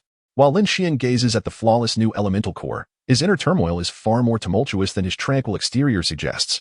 This achievement not only resolves Tony's palladium poisoning issue, but also serves as a crucial validation of his own technological trajectory.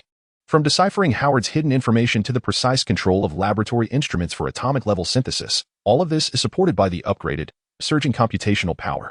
Clearly, the benefits of enhanced computing capabilities are manifesting immediately: speedier analysis, higher control precision, and exponentially increased simulation and construction capabilities for complex systems. This signifies that he now possesses the perfect energy source required for the black armor, as well as the confidence to harness more intricate and cutting-edge technologies. The assurance of manufacturing the black armor has significantly increased. Energy and even combat analysis, all of these necessitate a foundation built upon more formidable computational power. A reality Lin Xuan now deeply appreciates. His future path of technological evolution has become clearer and more definitive. Almost simultaneously, a system notification chimes in his mind, announcing, "Ding. Task completed. Scientific race. Task reward, 100 technology points. Current technology points, 130. Tony's hand, which was prepared to press the button, becomes rigid, suspended in midair. He stood in awe, gazing at the newly formed elemental core emanating an enchanting blue glow from Lin Xuan's side. Lowering his gaze, he observed his own massive apparatus, still feverishly accumulating energy, tantalizingly close to success. "Wait, this is utterly unfair," Tony exclaimed, akin to a cat whose tail had been stepped on. "While I am here welding, debugging, boosting, and colliding, you merely flick your fingers and achieve perfection? This is undoubtedly the result of my instruments hindering my progress." Yes, it must be so. Although he vehemently sought excuses, his eyes betrayed an undeniable admiration and awe directed at Lin Xuan. With a resigned sigh, Tony shrugged his shoulders, conceding, "You win, you monster." Nevertheless, splendid work. He lost the wager, yet the resolution of the palladium poisoning, a persistent concern, left him in high spirits. Lin Xuan's gaze deepened, as if he could already envision the blueprint of the future. The energy dilemma had been resolved. Next, I shall commence the creation of a suit that truly belongs to me. Chapter 29, The Cosmic Cube Isotope? The Birth of a New Element? Forging in Seclusion. As Lin Xuan's words echoed in the air, the pure joy that had graced Tony Stark's face upon the emergence of the new element slightly dimmed. He scrutinized Lin Xuan from head to toe, his gaze a medley of astonishment, curiosity, and a hint of caution born from experience. Tony crossed his arms, regaining a semblance of his usual irreverent demeanor, albeit with a touch of seriousness. "Hey, I truly admire your ambition," he remarked, pausing as a more somber tone enveloped his voice. "But to create an entirely new suit of armor from scratch? That is no simple matter akin to a child assembling building blocks haphazardly. The energy core is merely the first step, the most fundamental one. There are materials science, structural mechanics, aerodynamic dynamics, weapon system integration, and most critically, a neural interactive operating system." Tony counted off on his fingers, his expression growing increasingly grave. "The complexity of this endeavor, believe me, far exceeds your imagination. Do not take too large a step. Be wary of overextending yourself." His words were not intended as mere rain on a parade. Rather, they served as a well-meaning caution. The birth of the Iron Man suit was predicated upon Stark Industries' vast resources, a premier team, and Tony's decades of accumulated knowledge in engineering and physics. The challenge Lin Xuan faced in attempting to replicate or even surpass that feat was monumental. At that precise moment, as Tony's voice trailed off, the system prompt resonated once more in Lin Xuan's mind. High-purity, ultra-stable new energy core detected. Would you like to designate it as the exclusive energy supply unit for the Xiongxin? Without a flicker of hesitation, Lin Xuan's consciousness responded, yes. A small cluster of the newly formed element, suspended within a containment field and radiating a pristine blue luminescence, seemed to have found its ultimate sanctuary. An indescribable surge of energy, vast as the cosmos, erupted from the diminutive triangular core. It transcended mere physical energy, flowing with precision into the computational core of the Xiongxin.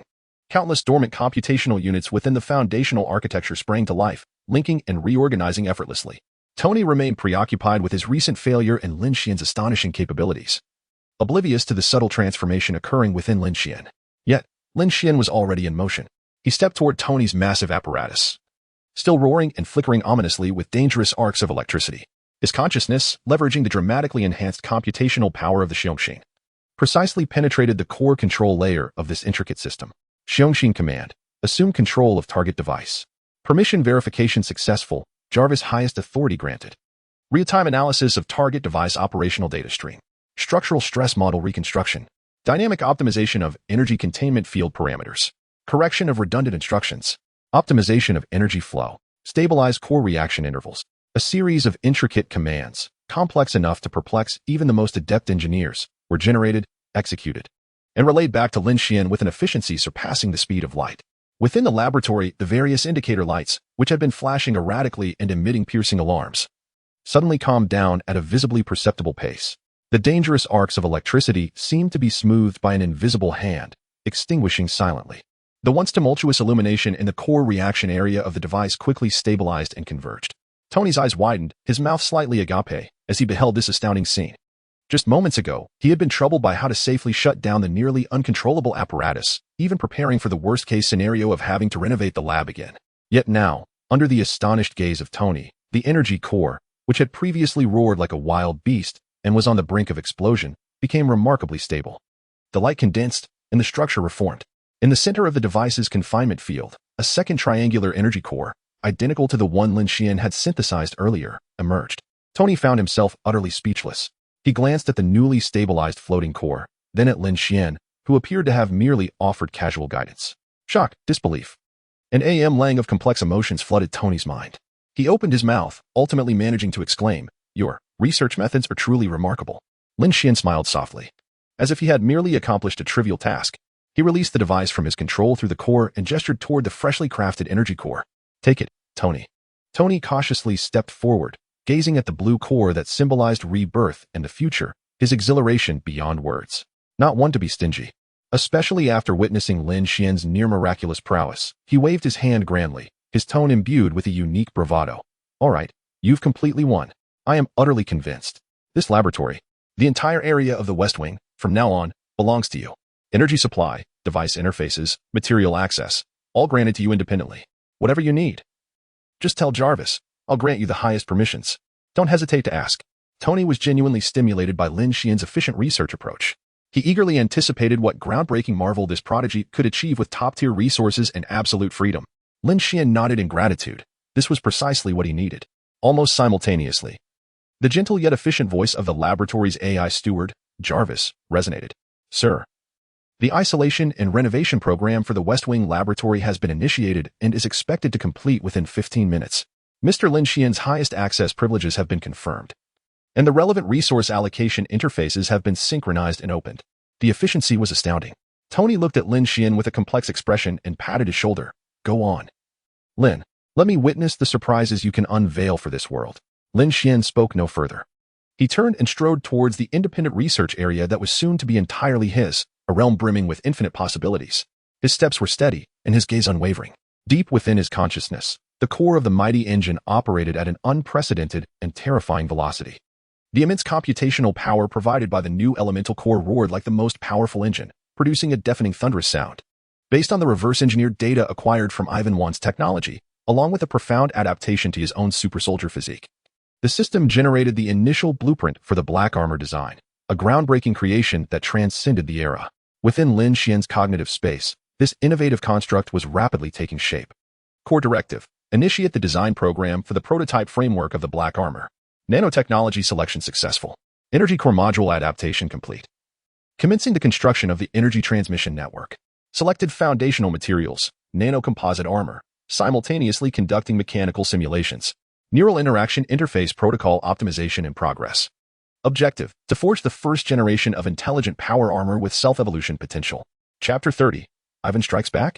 The emergence of the black armor. Weeks have quietly slipped away. At the New York exhibition, Justin Hammer, a long-standing adversary of Stark Industries, stands under the spotlight, reveling in what he perceives to be his moment of glory. In the VIP section, Pepper Potts, clad in a sharp professional outfit, wears a composed smile. Beside her, Natasha Romanoff scans the room with keen eyes. Has there been no news of Lin Xuan? Tony has also begun to delve into frantic research. Pepper whispers, a hint of barely perceptible concern etched on her brow. For weeks, Lin Xuan has seemingly evaporated from existence. As their conversation unfolds, Justin Hammer has commenced his lengthy speech on stage. Ladies and gentlemen, he exclaims, arms wide open, his tone exaggerated.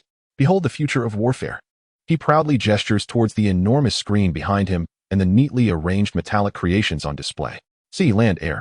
A comprehensive array of unmanned combat robots. The cold metallic soldier models glimmer ominously under the lights, exuding an air of lethal intent. Sporadic applause rises, mostly from Hammer Industries' own personnel. Unfazed, Hammer clears his throat and raises his voice. But that is not all. Today, I am honored to introduce our crowning achievement, born from profound collaboration with the American military, the War Machine. As he proclaims this, a towering figure slowly ascends from one side of the stage. It is a modified suit of armor, brimming with heavy weaponry. In a somber gunmetal gray, the helmet of the armor retracts, revealing the resolute face of Colonel James Rhodes. At last, enthusiastic applause and gasps erupt from the audience. Just as Hammer basks in this delayed glory, preparing to continue his boastful narrative, whoosh, a streak of red and gold light tears through the night sky. Landing heavily at the center of the exhibition stage, the ground trembles slightly, dust swirling. It is Tony Stark. He dons a brand new Iron Man suit. The arc reactor on his chest prominently transformed into a striking triangle Mark 6. He stylishly raises his helmet, waving at the astonished audience and reporters below, flashing his signature smile. Yet, upon closer inspection, a hint of barely discernible anxiety lurks in his eyes. In the control center of the exhibition, Ivan Vanko coldly observes everything through a wall of countless screens. As he sees Tony Stark descending from the sky, a sinister smirk creeps across his lips. His gaze sweeps across the crowd, but he fails to find that familiar figure. Where's Lin Xuan? He has not come? Ivan pauses momentarily, then lets out a low, mocking laugh. Coward, it seems you are afraid too? Very well. Let me show you what it feels like to lose everything. His icy gaze once again fixates on the anxious Tony on the screen. This opportunity for vengeance, he will not let slip away. Stark, what brings you here? Justin Hammer's face turned an ominous shade of green with rage.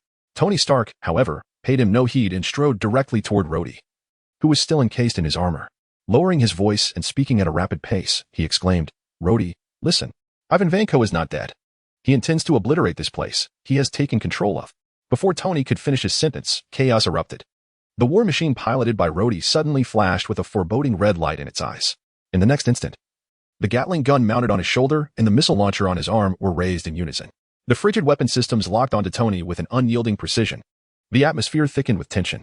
Meanwhile, in a distant Malibu seaside villa, within an underground laboratory in the Independent Research Zone, an absolute silence enveloped the space. Lin Xuan slowly opened his eyes. Before him, a suit of armor hovered silently, entirely black, as if it could absorb all light. Its sleek lines exuded a sense of power, every curve shimmering with a subdued metallic glow. Unlike the ostentatious assembly of Iron Man's suit, it resembled a seamless work of art, imbued with the mystery and elegance of future technology. With a hum, as Lin Xuan concentrated, black nanomaterials surged forth like a tidal wave, enveloping his entire body in an instant. The helmet sealed shut, leaving only a pair of sensors glowing with a soft blue stream of data. Cold, sturdy, yet perfectly attuned to his physique, the isotopic core provided a torrent of energy, flowing gently through the nano-network that spread across the armor. The indomitable strength and resilience bestowed by the nanomaterials filled Lin Xuan with an unprecedented sense of confidence. This was the true power that belonged to him. At that moment, a notification chimed. Ding. An encrypted communication request from an unknown source has been detected. Tracking the signal is challenging. Do you wish to answer? Lin Xuan's expression sharpened. Yes. The connection established, a raspy, chilling voice, steeped in deep-seated hatred and madness. echoed through the encrypted channel. Lin Xuan. Ivan Vanko. Did you think hiding would ensure your safety? Today, I shall drag Stark Industries and you along with it into the abyss. Enjoy this cataclysmic feast prepared just for you and Tony Stark. Lin Xuan's gaze turned icy and piercing. The blue light in the eyes of the nanotech armor blazed to life. In the blink of an eye, he transformed into a blur of black lightning, shattering the laboratory's specialized glass and soaring skyward. Destination: New York, the Hammer Industries Expo. At the expo, chaos reigned. Having devolved into a hellish scene, the drone formations, land, sea, and air manufactured by Hammer Industries had spiraled into uncontrollable mayhem. Their eyes glowed with the same ominous red light as the war machine, ruthlessly unleashing fire upon the crowd, launching small missiles. The cacophony of explosions, the tearing of metals, the screams and cries of the masses, and the sounds of collapsing structures intermingled to create a nightmarish tableau. The war machine, now akin to a rampaging beast, unleashed its full fury, relentlessly pursuing Tony. Tony maneuvered the Mark VI with great effort, skillfully evading attacks while striving to destroy the drones and safeguard the civilians. Yet, he found himself overwhelmed, struggling against the odds. The crimson and gold armor bore numerous charred marks and scratches. Just as Tony narrowly dodged a barrage of heavy fire from the war machine, a dark meteor descended from the heavens. Boom! The shadow landed, stirring a cloud of dust, firmly positioning itself between Tony and the war machine. The sleek black armor emanated a chilling aura, starkly contrasting the surrounding chaos. Tony was momentarily taken aback. Who is this? Ignoring the pandemonium around him and Tony's astonished gaze, Lin Xuan's focus was unwaveringly fixed on the war machine, driven by wrath. Core directive: deeply analyze the control protocol of the war machine. Target system: Hammer Industries OS. Protocol vulnerability scanning. Backdoor program detected. Establishing reverse data link. Injecting interference commands. Disengaging external control. A series of commands flashed through Lin Xuan's consciousness like lightning. Almost simultaneously, the war machine, which had been roaring and unleashing firepower upon Tony, suddenly froze. The ominous red glow in its eyes flickered erratically, akin to a poor signal, before abruptly extinguishing. In its place, a normal blue standby light emerged. The weapon systems on the war machine drooped, returning to a state of readiness. What has happened? A somewhat bewildered voice emanated from inside the armor, belonging to Rhodey. Tony, witnessing this dramatic scene and glancing at the imposing black armor, instantaneously comprehended the situation. His voice was filled with incredulous astonishment. Lin Xuan, is this your armor? Chapter 31. Black Armor vs. Whip. Who will emerge victorious? Tony's voice resonated with incredulous astonishment. Lin Xuan had truly accomplished it, a battle suit crafted from a groundbreaking concept. Remarkably, he had transformed theoretical ideas into reality in such a brief span of time. As he spoke, on a distant observation platform, Natasha Romanoff lowered her high-powered binoculars and whispered to Happy Hogan beside her. It seems there is no longer a need for me to infiltrate Hammer Industries. A glimmer of surprise flickered in her eyes. She had initially intended to breach the Hammer Industries backend and manually restart the locked control system of the war machine. To her astonishment, that sudden apparition in black had resolved the issue directly. The fluid and explosive movements of Lin Xuan perfectly complemented his terrifying close-quarters combat prowess. In stark contrast to Tony's reliance on ranged firepower, he had seemingly emerged from seclusion in just a few weeks to forge a battle suit so uniquely suited to him. The speed and completeness of this endeavor were nothing short of astounding. Just as Tony was about to inquire further about the details of Lin Xuan's striking new appearance, a piercing whistle echoed through the sky. Ivan Vanko, piloting an even larger and more heavily armed version of the Whiplash Mark II battlesuit, descended with a thunderous roar. Behind him, dozens of Hammer drones, previously downed or silent, reignited with crimson light, rallying around him as they soared back into the air. New drones emerged from the shadows, forming an impenetrable encirclement around Lin Xuan, Tony, and the recently regained Rhodey. The party had truly begun. Ivan Vanko's chilling voice reverberated through the square, laden with unabashed malice. The energy whip in his hand crackled ominously, arcs of electricity dancing about. Lin Xuan, and you too, Stark. Ivan's gaze fixated on the sleek, all-black battlesuit. It appears more advanced than what I have created. However, I don't see any external weaponry. Is it merely a fortified tin can? My whip can easily shred it to pieces. I still possess a fighting chance. If all else fails, I have a final trump card. We can all go down together. He grinned wickedly, unleashing the electric whip towards Lin Xuan. Your battle suit seems quite impressive. Alas, today you shall all meet your demise. The remaining drones swiftly dispersed, securing advantageous firing positions to create a crossfire network alongside the Whiplash Mark II. The atmosphere plummeted to a frigid tension within Lin Xuan's mind. The analysis results from the Xiongxin system rapidly unfolded.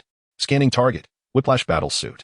Energy core reaction significantly enhanced. Suspected use of improved small arc reactor technology. Weapon system, Dual high-energy particle whips, power increased by approximately 300 compared to the first generation, with added electromagnetic pulse effects. Armor material, high-strength titanium alloy composite. With reinforced treatment in critical areas. Vulnerability analysis. Pilot's emotional stability is highly volatile. Lin Xuan calmly rendered his judgment. My nano-battle armor, in theory, possesses the defensive capability to withstand his primary attacks. Tony, leave this fellow to me. My defenses can endure his whip. You all focus your firepower and swiftly eliminate those bothersome minions. Upon hearing this, Tony grinned widely, a glimmer of excitement passing through his eyes. Absolutely. I've long been irritated by these buzzing flies. He turned to Roddy, who had just regained his composure. It seems we must engage in some physical labor. The Gatling gun on War Machine's shoulder began to rotate and warm up, emitting a deep hum. Roddy's voice carried a hint of trepidation. Yet it was overshadowed by a rekindled battle spirit. No problem. Leave it to us. In the next moment, the battle erupted. Lin Xuan crouched low, propelling himself forward like an arrow released from its bow, transforming into a streak of black light as he charged towards Ivan Vanko. Seeking death, Ivan roared, swinging his arms. Two energy whips, crackling with blinding white electricity, lashed out towards Lin Xuan from either side, accompanied by a piercing shriek that tore through the air. Sizzle! The electric whip struck fiercely against the black armor, igniting a dazzling explosion of sparks and energy shockwaves. The black armor merely faltered slightly, swiftly absorbing, conducting, and dissipating the impact. Lin Xuan even harnessed this force to accelerate his speed. In an instant, he closed the distance to Ivan. His super soldier serum-enhanced physique unleashing terrifying strength and velocity. His black-armored fist, propelled by a tempestuous force, targeted the relatively vulnerable junction of Ivan's whip armor at the chest and abdomen. Meanwhile, in the air, the Red Gold Mark VI and the gunmetal gray War Machine unleashed their full arsenal. Palm cannons, energy pulses, missiles, Gatling guns, a myriad of weapons poured forth, engaging in a fierce melee with the swarming hammer drones. Explosive flashes illuminated the night sky like festive fireworks, scattering metal debris and sparks in all directions. On the ground, the close-quarters combat between Lin Xuan and Ivan became increasingly perilous. Each swing of the electric whip wielded devastating power, tearing apart the ground and melting metal. However, thanks to the battlefield analysis and precise predictions provided by the Corps, Lin Xuan always managed to evade critical strikes at pivotal moments. The rapid response capability and formidable defense of the nano-black armor allowed him to endure some non-lethal attacks, inching closer to Ivan in a tit-for-tat exchange. How long can your turtle shell protect you? Ivan bellowed madly, his electric whip swinging faster and forming an impenetrable web of electricity. A blue light flickered in Lin Xuan's eyes as the Corps instantaneously detected a gap in Ivan's central axis caused by an excessive whip swing. Now, he swiftly sidestepped, narrowly avoiding a whip aimed at his head. With lightning speed, Lin Xuan's arm struck decisively at the energy supply line of Ivan's left electric whip. A series of electric sparks erupted, and the brilliance of that whip dimmed instantly, falling powerless to the ground. Ivan was momentarily stunned, a flicker of astonishment crossing his eyes. Seizing this fleeting opportunity, Lin Xuan tightened his left fist, the energy provided by the Corps surging and concentrating in an instant. The nanoparticles enveloping his fist glowed with a blinding blue light. It's over. Boom. A mighty fist, infused with superhuman strength and core energy, struck forcefully against the chest plate of the Whip Chain 2 battle armor. Crack. The heavy armor buckled and fissured under the impact. Ivan Vanko was sent hurtling backward, shattering several decorative displays along his path before crashing heavily onto the distant ground. Sparks and black smoke erupted from the damaged sections of the armor. Cough, cough. Lying on the ground, Ivan Vanko struggled to lift his head, blood trickling from the corner of his mouth beneath the visor. Yet, a morbid and maniacal smile crept across his face. Is it over? No. This is just the beginning. With the last of his strength, he pressed a conceal button on the inner side of his gauntlet. In an instant, all debris and intact drones, including the remnants of Ivan's own armor, emitted a blinding red light simultaneously. The core energy levels surged wildly, akin to a rampaging beast. This was Ivan's meticulously pre-configured self-destruct sequence, designed for mutual annihilation. The target area instantly encompassed the entire exposition venue. Xian Core alert. Large-scale synchronized self-destruction command detected. Detonation expected in 3 seconds. Chapter 32. The battle concludes. Assessing the gains. Serum enhancement? Lin Xuan's pupils abruptly constricted, the urgency of the moment suffocating. Apex command. Extreme overlocking. Forcefully infiltrating and overriding all drones' final directives. Executing emergency energy release. A torrent of data surged from the core of Apex, rapidly cascading into every out-of-control drone armor. It was a high-stakes gamble against death. The data stream forcefully suppressed, overridden, and rewritten the self-destruct commands within the drones. Those that had once glimmered with a deathly red light began to flicker erratically, pulsating. Ultimately, one by one, they extinguished as if snuffed out. Devoid of energy support, countless drones plummeted to the ground like raindrops, crashing down. The surface of Lin Xuan's black armor flickered with a frantic and chaotic blue light, reminiscent of an energy overload. He knelt on one knee. Tiny cracks appeared on the surface of the nanoparticle armor, gasping for breath. The overwhelming fatigue from the excessive consumption of mental energy surged forth. Apex command. Sleep protocol initiated. Energy core power reduced to 30, nano armor shifted to low power maintenance mode. Days later, at a villa by the Malibu coastline. In the Western Independent Research Zone, Lin Xuan had successfully prevented the synchronized self-destruction of the drones, yet he could not avert the demise of Ivan's armor. In the violent explosion resulting from energy instability, the whip armor was torn to shreds. Ivan was obliterated along with it, his life of crime extinguished. Fueled by hatred for Stark. In the ensuing tranquility, Lin Xuan sat cross-legged. Not far in front of him, the entirely black nano armor floated silently. Lin Xuan slowly exhaled a breath of murky air, a hint of fatigue lingering in the depths of his eyes. With a thought, a holographic projection materialized before him, clearly displaying his current information. Name, Lin Xuan, acquired abilities, Super Soldier Serum, Beginner, Optimized version. Nano Black Armor, Prototype, Bound System, Black Technology Evolution System, Held Technology, Apex, Vibranium Core Energy Upgrade, Tech Points, 100, fortunately. This initial battle with the Black Armor had proven to be quite satisfactory. Both its suppression of the whip armor and the last-minute prevention of the drone self-destruction showcased its performance advantages. However, the extreme operational state of Apex's overclocking and the energy consumption incurred from forcefully overriding the final directives of dozens of drones had nearly drained him entirely. The physique of the super soldier also felt an unprecedented burden. Apex remained in a low-power, dormant recovery state. This battle had starkly illuminated the current limitations of his mental endurance and physical threshold. The laboratory door slid open silently. Tony Stark entered, holding a steaming cup of coffee. Upon seeing Lin Xuan, who had concluded his meditation, he let out a loud whistle.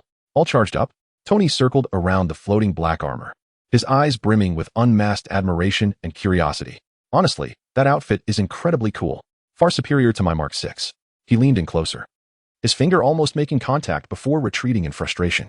Is that particle-based coverage and reorganization a product of nanotechnology? How did you stabilize those damn particles? Lin Xuan stood up, stretching his limbs with a faint crackling sound. Tony, your resource support was crucial in swiftly resolving the black armor and the new element. Although intrigued by Tony's curiosity, Lin Xuan did not fully conceal his thoughts. With a flicker of intention, he summoned a portion of data from the low-power mode of the Xiongxing. A faint blue holographic screen projected between them, displaying some simplified and desensitized foundational theoretical models and fragments of experimental data regarding the stabilization of nanostructures. This is a framework of my thoughts on nanoparticle stabilization. It may prove useful to you. Tony's eyes instantly lit up as he stepped forward, nearly pressing his face against the holographic screen, muttering to himself. Energy field constraints, information directive guidance. My heavens, it can be utilized this way? A glimmer of surprise and realization flashed in his eyes before he slapped his thigh.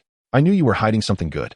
If this could be applied to my suit, perhaps it could make my armor more portable? Maybe I could summon it anytime, anywhere? Tony's thoughts began to scatter, a fervent expression typical of a tech enthusiast emerging on his face. Just then, the laboratory's AI assistant, JARVIS, spoke in a gentle tone. Sir. Director Nick Fury requests a call, priority, highest.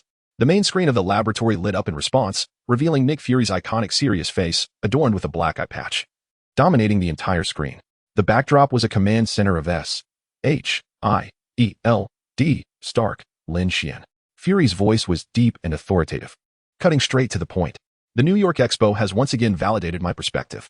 This world is becoming increasingly perilous, and our current capabilities are insufficient to confront the threats of the future. His sharp gaze swept over the two of them. The world requires stronger guardians. I formally invite you to join the Avengers initiative. Tony, holding his coffee cup, shrugged nonchalantly, regaining a hint of his usual irreverence. Sounds intriguing. However, my appearance fee is quite steep, Director Fury. Lin Xuan, on the other hand, nodded calmly. I agree. His response was crisp and decisive, devoid of any hesitation. At this, Tony cast a sidelong glance at Lin Xuan. Their eyes met, and in an instant, they comprehended the same message from one another. Ivan Vanko was merely the beginning. Whether it's Hydra lurking in the shadows or the extraterrestrial threats that may arise in the future, their existing strength was far from adequate. They must grow stronger. An invisible competition surrounding technology and personal prowess quietly intensified between the two. Excellent. Fury seemed to have anticipated their reactions.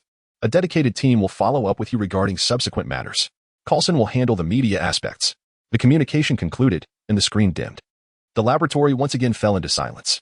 Tony was still reflecting on Fury's remarks and Lin Xuan's insights into nanotechnology. However, Lin Xuan had already turned away, departing from the core experimental area.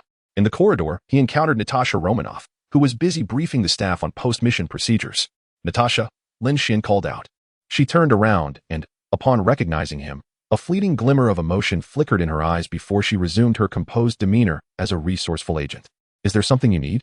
Do you remember our agreement?" Lin Xuan inquired. Natasha paused momentarily, clearly recalling their prior wager regarding her engagement as a researcher, which was linked to the old injury on her side inflicted during an ambush by the Winter Soldier.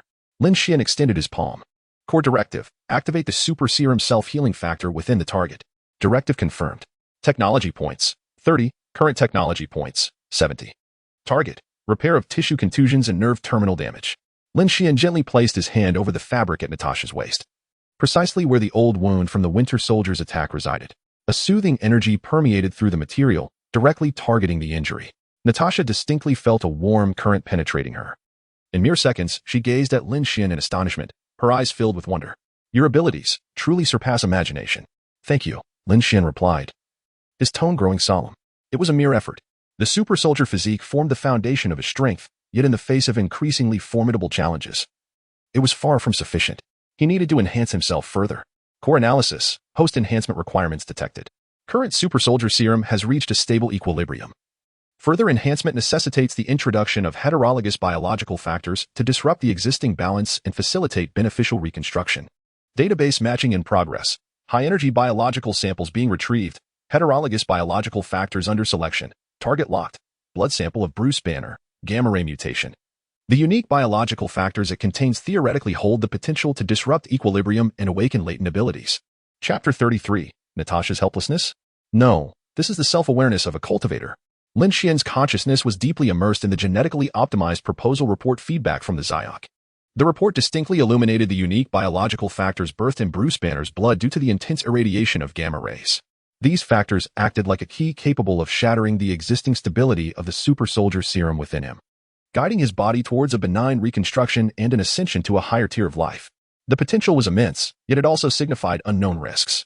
A flicker of resolute determination flashed in Lin Xuan's eyes. To grow stronger. This was his innermost and most urgent desire. Whether to confront the impending threat of Thanos or to fully harness and unleash the potential of the nanoblack armor and Zyok, he needed a more robust physique and mental fortitude. The objective was clear: locate Bruce Banner and acquire his blood sample. This was the optimal path deduced by Zyok based on existing data, and it was also the most likely choice for him to transcend his own limits. Just as he solidified his resolve, the cold prompt of the system echoed within his consciousness. Ding. Task triggered. Foundation of evolution. Task objective: acquire Bruce Banner's blood sample. Task reward: 100 tech points. Task suggestion: based on current intelligence network analysis, it is advised to seek out the laboratory of Dr. Samuel Stern, who goes by the alias Mr. Blue. Lin Xuan collected his thoughts and turned to Natasha, who had just recovered from the shock. A trace of astonishment lingered on her face, evidently incredulous about the miraculous healing effects she had just witnessed. "Natasha," Lin Xuan began, his voice calm, yet imbued with an undeniable conviction. "I need to leave for a while. The battle at the New York Expo made me realize that I am not strong enough. I must seek further means to enhance myself." His tone was unremarkable, as if stating an established fact. Natasha paused, momentarily taken aback. She wanted to inquire further, even considering whether to follow Fury's previous instructions to assist or keep track of him. However, before she could speak, Lin Xuan had already nodded at her, a silent farewell. Humming, the pitch-black nanomaterials surged forth from his body like a living tide, enveloping him entirely. The sleek and powerful black armor reformed, and the ocular sensors illuminated with a soft blue data stream. In the next moment, Lin Xuan's figure blurred slightly before transforming into a bolt of black lightning, crashing through the villa's specialized glass walls and vanishing into the distant skyline. The entire process flowed seamlessly, as if everything had been meticulously orchestrated. Only the curtains, stirred by the gust of air, and a bewildered Natasha remained in place. She stood rooted for a few seconds before suddenly recalling the mission Nick Fury had entrusted to her, to bring Lin Xuan and Tony Stark to S.H.I.E.L.D. for the preliminary integration of the Avengers. Now, one of the objectives had already gone offline without permission. When did Lin Xuan become like this? Does he truly believe himself to be a martial arts master, capable of transcending through solitary cultivation? This fellow has become utterly obsessed with his training. Natasha rubbed her temples, feeling a wave of exasperation wash over her. She shook her head and turned back towards the core laboratory. Perhaps Tony Stark would be more approachable? As she entered the lab, the scene before her rendered her speechless once again. Tony Stark was levitating in midair, his hands gesticulating like a conductor orchestrating a symphony. Surrounding him were several enormous holographic screens, each displaying the simplified models, energy flow simulations, and conjectures regarding particle stability that Lin Xuan had previously shared. Tony's eyes sparkled with enthusiasm, completely engrossed in the data, animatedly mumbling to himself. Energy field constraints, informational directives. Oh, marvelous. Liquid metal? No. Something far superior. Portability. Instant donning. The Mark series can finally bid farewell to cumbersome cases. JARVIS, establish a new simulation project immediately. His fervent obsession with this beloved technology was so palpable that he evidently hadn't noticed Lin Xuan's departure moments ago. Natasha sighed. She walked to the corner, picked up the communication terminal, and deftly activated the encrypted communication channel. The screen flickered to life, revealing Nick Fury's one-eyed visage against the backdrop of the bustling S.H.I.E.L.D. command center. Natasha succinctly reported, Director, there has been a development. Lin Xuan asserts he is seeking methods to enhance himself and has left the Malibu villa unaccompanied, his whereabouts unknown. As for Mr. Stark, he is deeply engrossed in studying the nanotechnology materials left by Lin Xuan and is unlikely to participate in the forthcoming Avengers meeting for the time being. On the other end, Nick Fury fell silent for a few seconds. The eye on the screen seemed to twitch momentarily, followed by a sigh infused with fatigue, resignation, and a hint of exasperation. Understood. Have I assembled a cadre of superheroes or merely a collection of the most unmanageable oddities in the world? They agree to join but refuse to take action. He paused, regaining a semblance of the authority befitting a director. Keep a close watch on Stark's movements. As for Lin Xuan, let him reveal himself when he is ready. Coulson will handle the aftermath of the expo's publicity. The communication was abruptly severed. Natasha gazed at the now darkened screen, shaking her head in resignation once more. It seems the Avengers initiative was destined to encounter obstacles from the very outset. Meanwhile, in New York City, near a somewhat secluded university town, a shadowy figure descended silently upon the roof of a dilapidated biological research building with several broken windows. It was Lin Xuan, who had hurriedly arrived. His keen gaze swept across the surroundings. This building housed the laboratory of Dr. Samuel Stern, known under the alias Mr. Blue. As suggested by the system, from the exterior, the lab appeared to have suffered considerable damage. Cracks marred the walls, and the ground bore unnatural depressions. As if struck by a heavy object, Lin Xuan hesitated not for a moment. Like a specter, he slipped through a damaged ventilation shaft on the rooftop, infiltrating the interior of the laboratory. Inside, chaos reigned. Shattered glassware, toppled apparatus, torn documents, and traces of viscous, oddly colored liquids littered the space, all bearing witness to violent conflict. The air was thick with a faint metallic scent mingled with the acrid odor of chemical reagents. Not a soul was present. Had he arrived too late? Command. Initiate environmental scan. Objective. Residual blood sample of Bruce Banner with gamma-ray mutation. A pale blue stream of data flickered rapidly before Lin Xuan's vision as the formidable processing power of the core began a comprehensive search and analysis of the laboratory. Soon, the scan focused on a corner of the room. There lay a heap of wrecked centrifuges and incubators amidst the disarray. In this tumult, the core identified a target. Lin Xuan approached, gently shifting aside some metallic debris. A glass test tube, shattered halfway, lay quietly in the shadows of the corner. Inside, a few drops of viscous liquid, exhibiting an eerie green hue, remained. It was indeed the blood sample of Bruce Banner. Lin Xuan gazed intently at the remnants of that shattered test tube. The last few drops of the viscous and peculiar green liquid. Bruce Banner's blood sample. The key to the tumultuous power of gamma rays. Ding. Almost instantaneously, a chilling system notification resonated within Lin Xuan's consciousness. Task. Foundation of evolution completed. Task objective. Acquire Bruce Banner's blood sample. Task reward. 100 tech points. Current tech points. 170 points. A wave of uncontrollable excitement surged through him like an electric current. He had initially believed that obtaining this sample would entail a prolonged and perilous pursuit, potentially requiring him to contend with General Ross's forces. Yet, unexpectedly, what he sought lay quietly amidst the ruins, as if a gift from fate. Opportunity fleeting, he could not afford to hesitate. The desire for strength eclipsed all concerns. He resolved, at this very moment and in this very place, to utilize the core system to analyze and absorb this invaluable sample. According to the hidden rules of the advanced evolution system, the more tech points invested in analysis and guidance, the better the outcome, with risks remaining relatively manageable. This absorption of gamma factors was crucial to whether he could break through his current limitations and achieve further evolution. He must give it his all. Core. Commence analysis and absorption. Command confirmed. High-energy biological sample detected. Gamma-ray mutation. Sample exhibits high activity but is scarce, with an extremely unstable energy structure. Executing deep genetic sequence analysis, risk assessment, and optimization guidance program. Based on the system's optimal strategy, recommended tech point expenditure, 50. The cold, resonant chime of the core system echoed within Lin Xuan's consciousness. After a brief contemplation, he determined that with 170 technology points at his disposal, consuming 50 for basic absorption was far from optimal. He required greater strength to confront the uncertainties of the future. Core system. Allocate 150 technology points for maximum specification optimization guidance. Command confirmed. Consuming 150 technology points for the highest specification gene optimization guidance. Current remaining technology points, 20. Warning. High investment will exponentially amplify the sample's potential, but may also subject the gene chain to overwhelming stress, thereby increasing the risk of mutation. Do you wish to confirm execution? Confirm execution. A resolute gleam shone in Lin Xuan's eyes. Risks? The path to power has never been a smooth one. Initiating maximum specification gene optimization guidance program. In an instant, 150 of the 170 technology points evaporated, leaving only 20. The power of the core system's computational units surged to its limits. An invisible energy field, akin to the most delicate of tweezers, meticulously extracted several drops of green blood from a shattered test tube, suspending them before Lin Xuan. A cascade of pale blue data flowed across Lin Xuan's retina. More dense and complex than before. The intricate strands of genetic information were read, dissected, analyzed, simulated, and reassembled at an astonishing speed. As the core system unraveled the mysteries of gamma radiation, seeking the safest, most efficient, and potential maximizing path to integrate it into Lin Xuan's being. Subsequently, under the precise guidance of the core system, those droplets of green blood transformed into the most primal stream of biological energy. A force far more ferocious and raw than super soldier serum, imbued with a sense of devastation, began to flow steadily into Lin Xuan's body.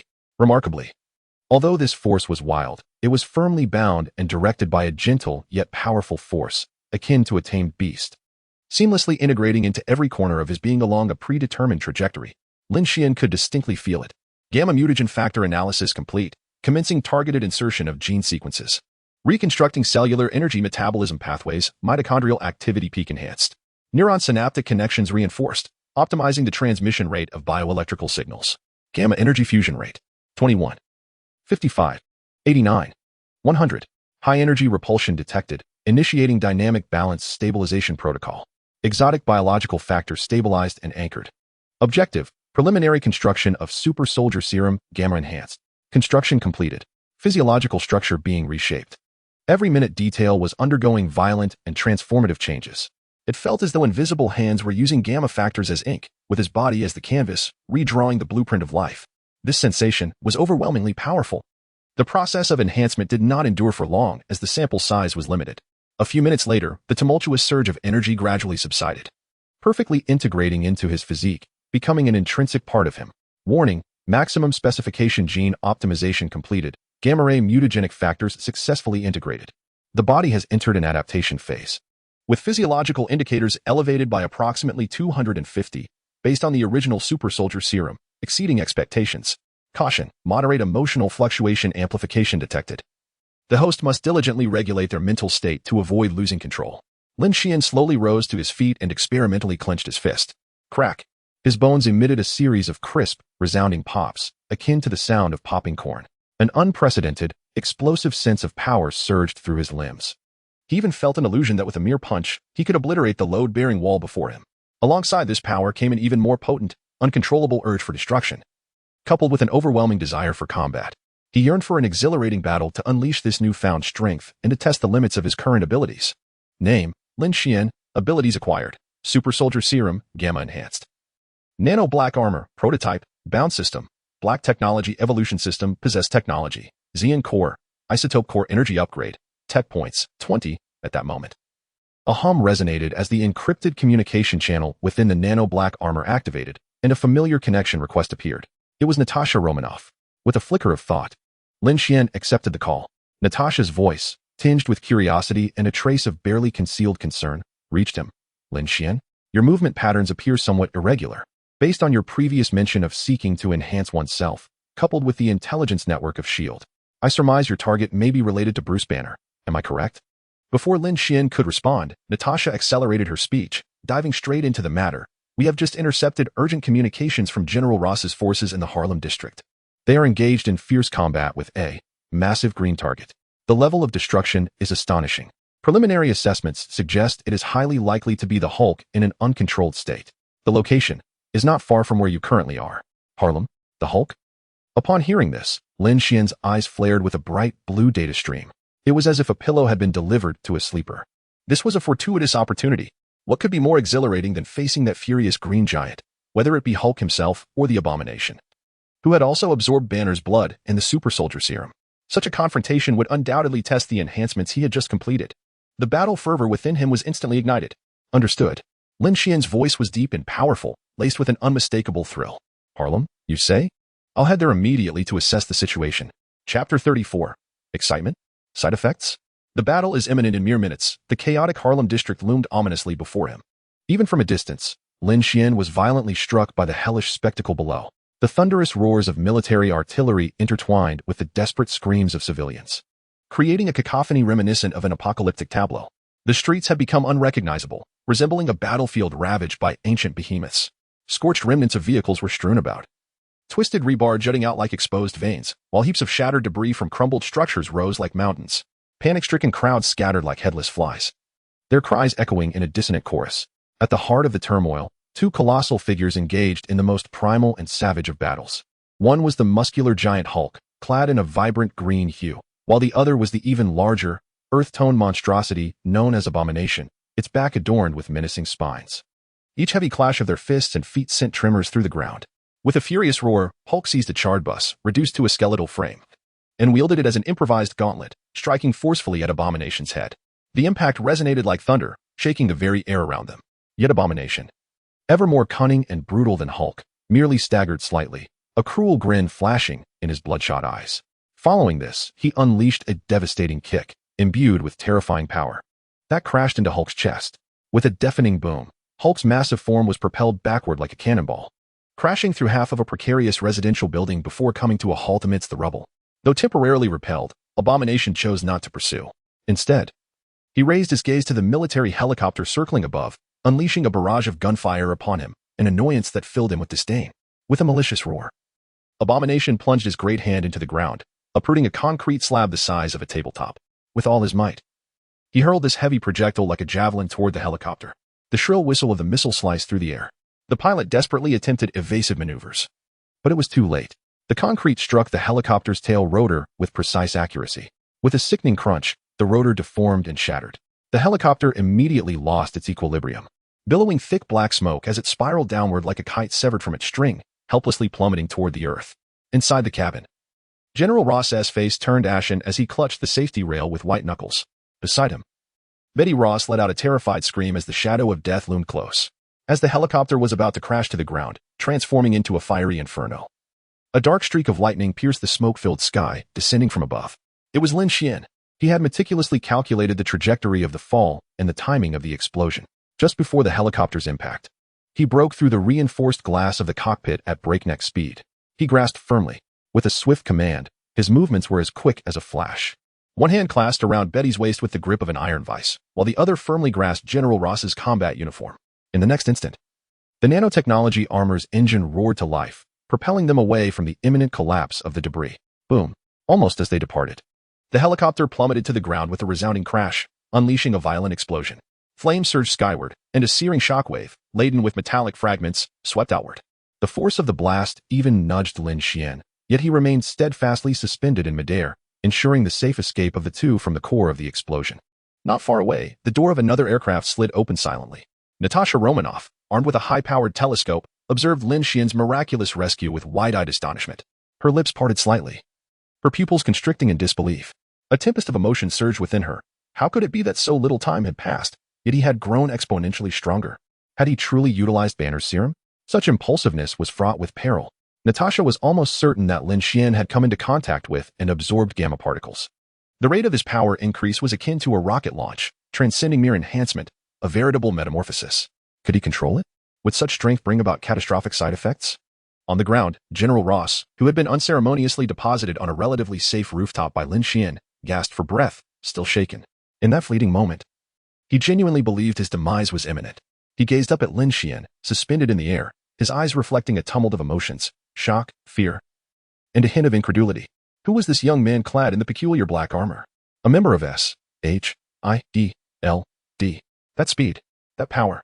It was on par with the Hulk he had pursued for years, perhaps even more fearsome than that uncontrollable green behemoth. This world was indeed spiraling into madness.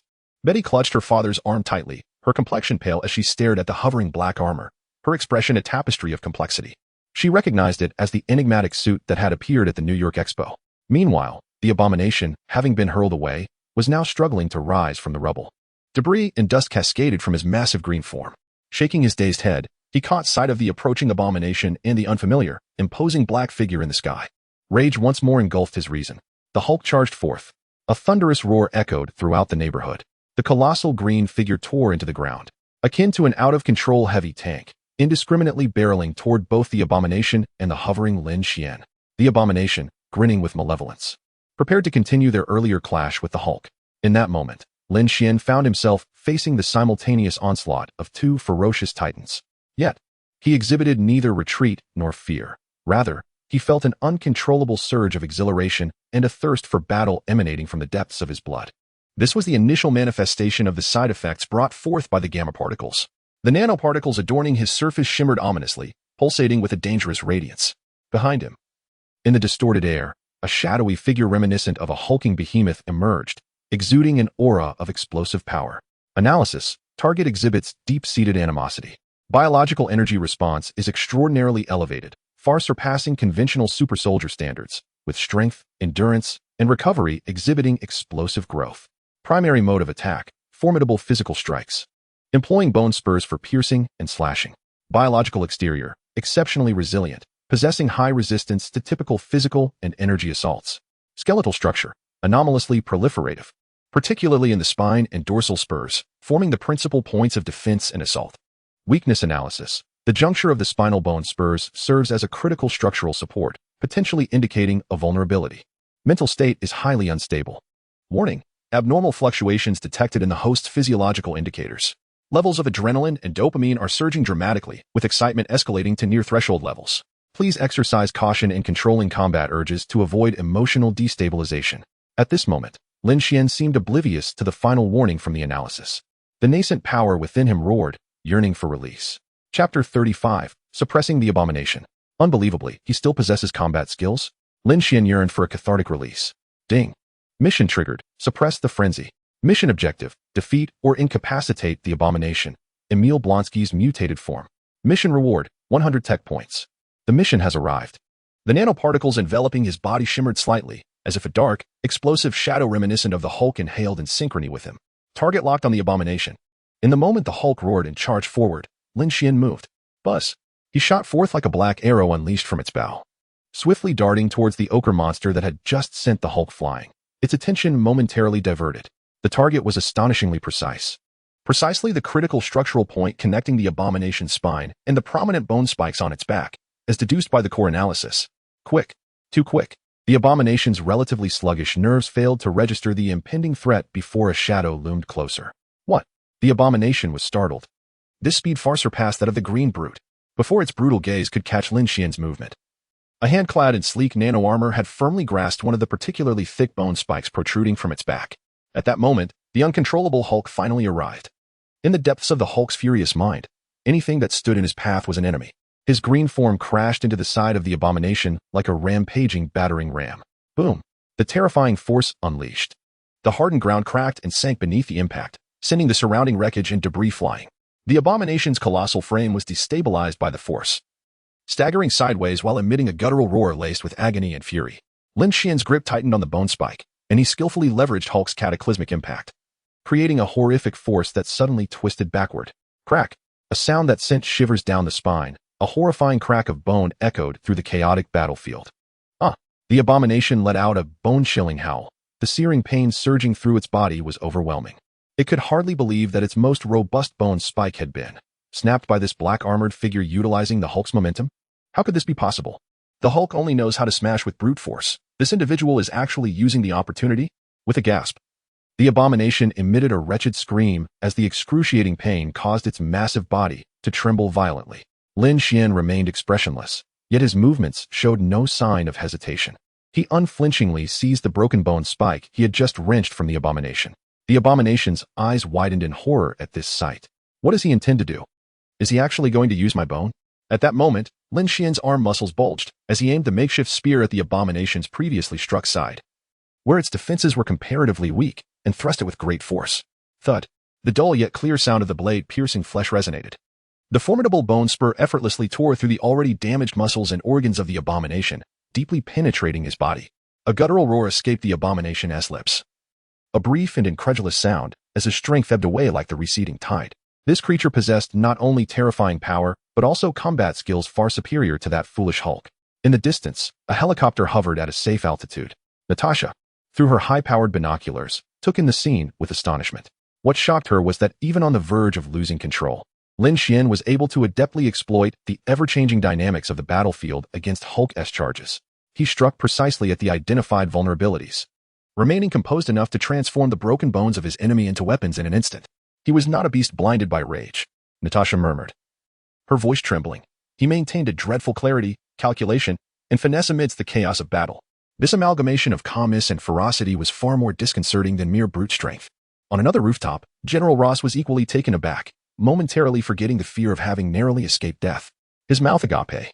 He beheld the dark figure deliver devastating blows to the abomination, a foe even the military's heavy artillery struggled to subdue. The sheer power was beyond belief. A flame of unrestrained greed ignited in his eyes. Incredible! This entity understood the art of combat, seizing opportunities and exploiting weaknesses far better than that clumsy brute, Banner. General Ross's heart raced, his mind racing with fervent calculations. If he could recruit this black-armored man to control the Hulk, the dream of assembling a truly unstoppable super-soldier battalion under his command would no longer be a distant fantasy. At the heart of the battlefield, the abomination, grievously wounded with its spine compromised and abdomen pierced, could no longer endure. With a final, anguished howl of defiance, its massive form collapsed to the ground. Ding. Mission, subdue the rampage, completed. Mission objective, defeat or incapacitate the abomination. Mission reward, 100 tech points. Current tech points, 110. Having vanquished the abomination, Hulk's fury seemed far from extinguished, his heavy breaths echoing in the air. His green gaze shifted to the hovering Lin Xuan, as if he still wished to attack this formidable presence. But just then, Betty Ross, disregarding her father's protests, dashed from the relative safety of the rooftop's edge, running onto the chaotic street and bravely standing before Hulk, heedless of the danger. Hulk's fist, poised to strike, abruptly halted, his enormous green head bowing slightly as he regarded this small, yet valiant figure before him. Betty's call was like a splash of cold water poured over a raging fire, momentarily stifling Hulk's wrath. The pure frenzy in his eyes began to fade, gradually replaced by recognition of the person standing before him. Betty. A low, indistinct murmur emanated from Hulk's throat. He let out a few deep growls. Slowly lowering his massive fists, he turned his gaze towards the fallen abomination, lifeless and no longer a threat, then glanced at Betty, who stood unharmed before him. Raising his head, he cast a profound gaze at Lin Xuan, who hovered mid-air, still exuding a formidable presence. Despite his muddled consciousness, Hulk seemed to grasp the situation vaguely.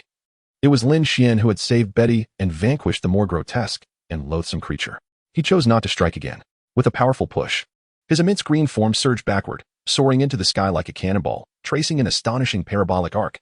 After several heavy descents, he vanished into the shadows of the distant skyline. He opted to distance himself from the crowd, away from any place that might endanger Betty. Seeking to reign in his uncontrollable, overwhelming power, Hulk departed, the greatest peril temporarily averted. General Ross quickly regained his composure, hastening towards the site where Lin Xuan had landed, accompanied by a team of startled soldiers. Sir, I am General Thaddeus Ross of the United States Army, representing the military. He was eager to engage with this potent, unknown force. Just as he began, a striking and agile figure arrived at Lin Xuan's side. It was Natasha Romanoff, who had just disembarked from the helicopter. She interrupted Ross decisively. General, I appreciate your troops maintaining order at the scene. This is our special consultant from S.H.I.E.L.D., and I will be taking charge here. S.H.I.E.L.D. will coordinate with the military for any subsequent matters. Lin Xuan. The mission is complete. It is unwise to linger here. We must depart. Chapter 36. A hammer? My exclusive weapon has finally arrived. Within the headquarters of S.H.I.E.L.D., in a lounge characterized by its minimalist design, Lin Xuan reclined on the sofa, his eyes closed yet his consciousness acutely alert. His mind was linked to the Xiongxin system, akin to a director with supreme authority, repeatedly replaying the exhilarating footage of the harrowing battle that had unfolded on the streets of Harlem. Each nuanced movement, every clash of energy, A thorough analysis of the abomination's weaknesses and the Hulk's ferocious mode. Countless streams of data flashed rapidly across his retinas. As Xiongxin conducted an in-depth review and optimization simulation. Battle data analysis complete. Under the enhancement of the gamma factor, the host's overall reaction speed has increased by 280. Peak strength has risen by 310, and impact resistance has improved by 265. Combat instincts have been significantly heightened. Warning: emotional excitement during battle peaked at 92. Triggering the gamma emotion suppression protocol, cost and tech points. 10. Forcibly stabilizing mental state. Lin Xuan slowly opened his eyes, retrieving the updated personal status panel. Host: Lin Xuan. Physique: super soldier, gamma factor primary fusion. Mental strength: enhanced. Technological mastery: nanoparticle armor, black armor gamma adaptive adjustment. Special abilities: excitement. Gamma factor activation, passive active guidance required. Risk of loss of control exists. Tech points: 110. Gamma factor primary fusion. Lin Xuan felt the surging power coursing through him, alongside a primal, tempestuous impulse lurking within that strength, reminiscent of a ferocious beast from ancient times. He vividly recalled the battle in Harlem. The exhilarating rush of adrenaline, teetering on the brink of losing control, had indeed elevated his combat instincts to unprecedented heights. Yet, it was this very sensation that nearly consumed him entirely with a ravenous desire for battle. Had it not been for Xiongxin activating the stabilization protocol at a critical moment, forcibly suppressing the surging emotions, he might have transformed into a mindless, destructive green, well, perhaps black, beast, much like the Hulk. Risk and reward coexist, he murmured softly to himself. A smile playing at the corners of his mouth. The path to becoming stronger is never devoid of obstacles. After all, the greater the storm, the more valuable the fish. In order to confront the future crises capable of annihilating the world, what does a modicum of risk amount to? He harbored no regrets for his choices. Only an insatiable yearning for greater power. In the battle replay, the image of the Hulk using a car as a makeshift gauntlet and snapping off Abomination's bone spikes to use as javelins flickered once more. Lin Xuan stroked his chin thoughtfully. With the exponential increase in his strength, relying solely on hand-to-hand combat, while direct, seemed somewhat inefficient. It was akin to a soldier armed with a rocket launcher who could not perpetually engage in close-quarters combat. It was time to craft a personalized weapon tailored to his needs. Energy weapons? Perhaps a laser sword or an energy cannon? Or should he consider a physical cold weapon, such as a technologically infused battle blade or a heavy hammer? Alternatively, why not combine the two? Lin Xuan pondered deeply, yet no definitive conclusion emerged at that moment. Just then, with a soft chime, the metallic door of the lounge slid open silently. The one-eyed director Nick Fury entered, accompanied by the poised and capable Natasha Romanoff. Fury's solitary eye, sharp as that of a hawk, scrutinized Lin Xuan from head to toe, his tone laced with equal parts bemusement and jest. Advisor Lin, I have recently observed an intriguing pattern. The more chaotic the situation, the greater the spectacle. The more likely you are to appear. The commotion in Harlem this time was certainly not insignificant. Even with his thick skin, Lin Xuan felt a rare twinge of embarrassment. Rubbing his nose. Ahem, director, this time. I may have been a tad impulsive, he admitted, pausing to add, primarily due to the urgency of the situation. Saving lives takes precedence. It was perhaps prudent to keep his voluntary absorption of gamma particles a secret for the time being, lest this concerned director lose another sleepless night. Fury grunted noncommittally, begrudgingly accepting Lin's reasoning. Impulsiveness can be a devil, Advisor Lin, especially when you wield the power to effortlessly flatten a city block. He stepped closer, his single eye gleaming with seriousness. Given your uninvited appearance and your near transformation into a second Hulk, for the foreseeable future, you will remain at S.H.I.E.L.D. under the supervision of Agent Romanoff, engaging in, well, relatively routine tasks. This will allow you to familiarize yourself with our standard operational procedures and help stabilize your newly acquired, albeit volatile, powers. Fury's tone brooked no dissent. Lin Xuan shrugged in acceptance. He too required time to acclimatize and master this newfound strength while contemplating his latest weaponry. Time slipped away like grains of sand through fingers. And in the ensuing months, Lin Xuan temporarily bid farewell to solitary endeavors. He began collaborating with Natasha as a special advisor for S.H.I.E.L.D., tackling several minor incidents involving the leakage of supernatural artifacts. They tracked down tech criminals who had pilfered Stark Industries' technology and even thwarted a clandestine meeting of Hydra remnants in Europe. From initial awkwardness to a seamless partnership, Natasha handled intelligence, infiltration, and precision strikes, while Lin Xuan, equipped with upgraded nano-armor, took on direct assaults and dealt with significant threats. Their efficiency as a duo was remarkably high, leading Natasha to gain a deeper appreciation for Lin Xuan's ever-increasing prowess and his array of ingenious gadgets. Now, Lin Xuan and Natasha found themselves outside an abandoned warehouse in Queens, New York, surveilling an illicit arms deal involving remnants of alien technology. Everything seemed to proceed according to plan. Suddenly, an urgent encrypted alarm blared from Natasha's earpiece.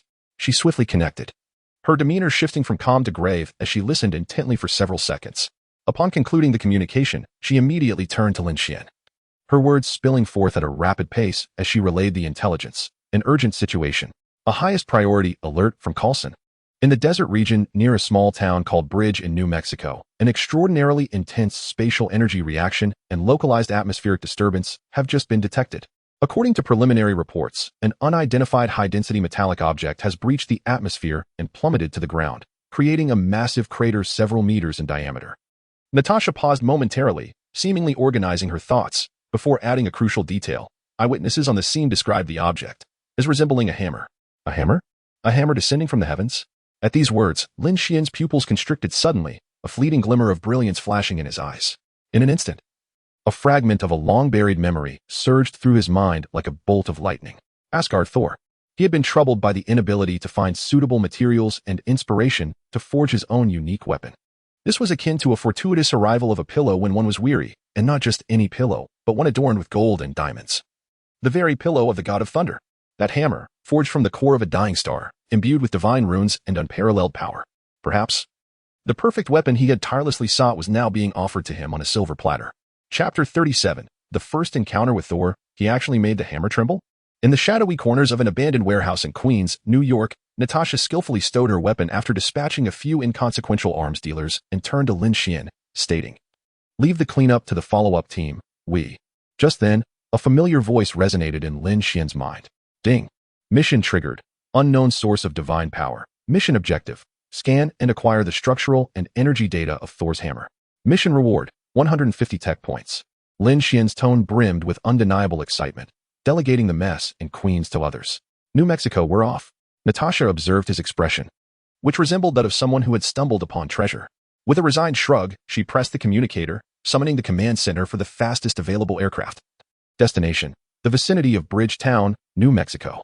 Several hours later, the latest model of S.H.I.E.L. DS Quinjet glided like a phantom beneath the thick layers of dark clouds. The desert night in New Mexico roared with howling winds and torrential rain. Large raindrops pounded against the aircraft's windows, creating a cacophony of sound. The once desolate desert was illuminated by a massive temporary base. Dozens of high-powered searchlights focused on the center, revealing a vast impact crater. At the heart of the pit, an ancient-looking war hammer, exuding a sense of immense power, stood silently embedded in the muddy ground, as if it had existed there since time immemorial. Coulson is remarkably swift, Natasha remarked softly, observing the nascent research facility taking shape below through the window. Lin Xuan's gaze, however, was drawn further afield. At the edge of the base, atop a towering temporary crane, a figure braved the tempest, wielding a longbow and surveying the entire area like a hawk. That is, Lin Xuan squinted. Natasha elucidated, Clint Barton, codename Hawkeye. Coulson summoned him urgently from Budapest. It seems the agency places great significance on this hammer. Familiar faces make things easier, Lin Xuan said, flexing his wrist. Let us go directly to him. Directly down? Natasha raised an eyebrow. We're at least 70 to 80 meters above the ground, in the wind. Before she could finish, the rear hatch of the aircraft silently slid open. The violent storm surged inside, whipping Natasha's red hair wildly. With a hum, dark nanomaterials swiftly enveloped Lin Xuan's entire body, forming a sleek and powerful black battle suit. Without waiting for Natasha to react, Lin Xuan reached out with an arm, deftly securing her soft waist. Hold tight, he commanded, and with that, he leaped from the aircraft, plummeting from several dozen meters above. The nano-addle armor on Lin Xuan's back and saws activated, emitting faint blue light as multiple microvector engines adjusted his descent with precision. Amidst the raging storm, the two descended like elegant black feathers, silently and accurately landing just a few meters from Hawkeye Barton atop the crane. With a graceful landing that barely stirred a whisper, Clint Barton focused intently on the deep pit below, startled by the almost ghostly manner of their arrival. Instinctively, he drew back his bowstring. However, upon recognizing Natasha and the man beside her clad in an unfamiliar black armor, he exhaled in relief and lowered his weapon. Natasha? Who is this?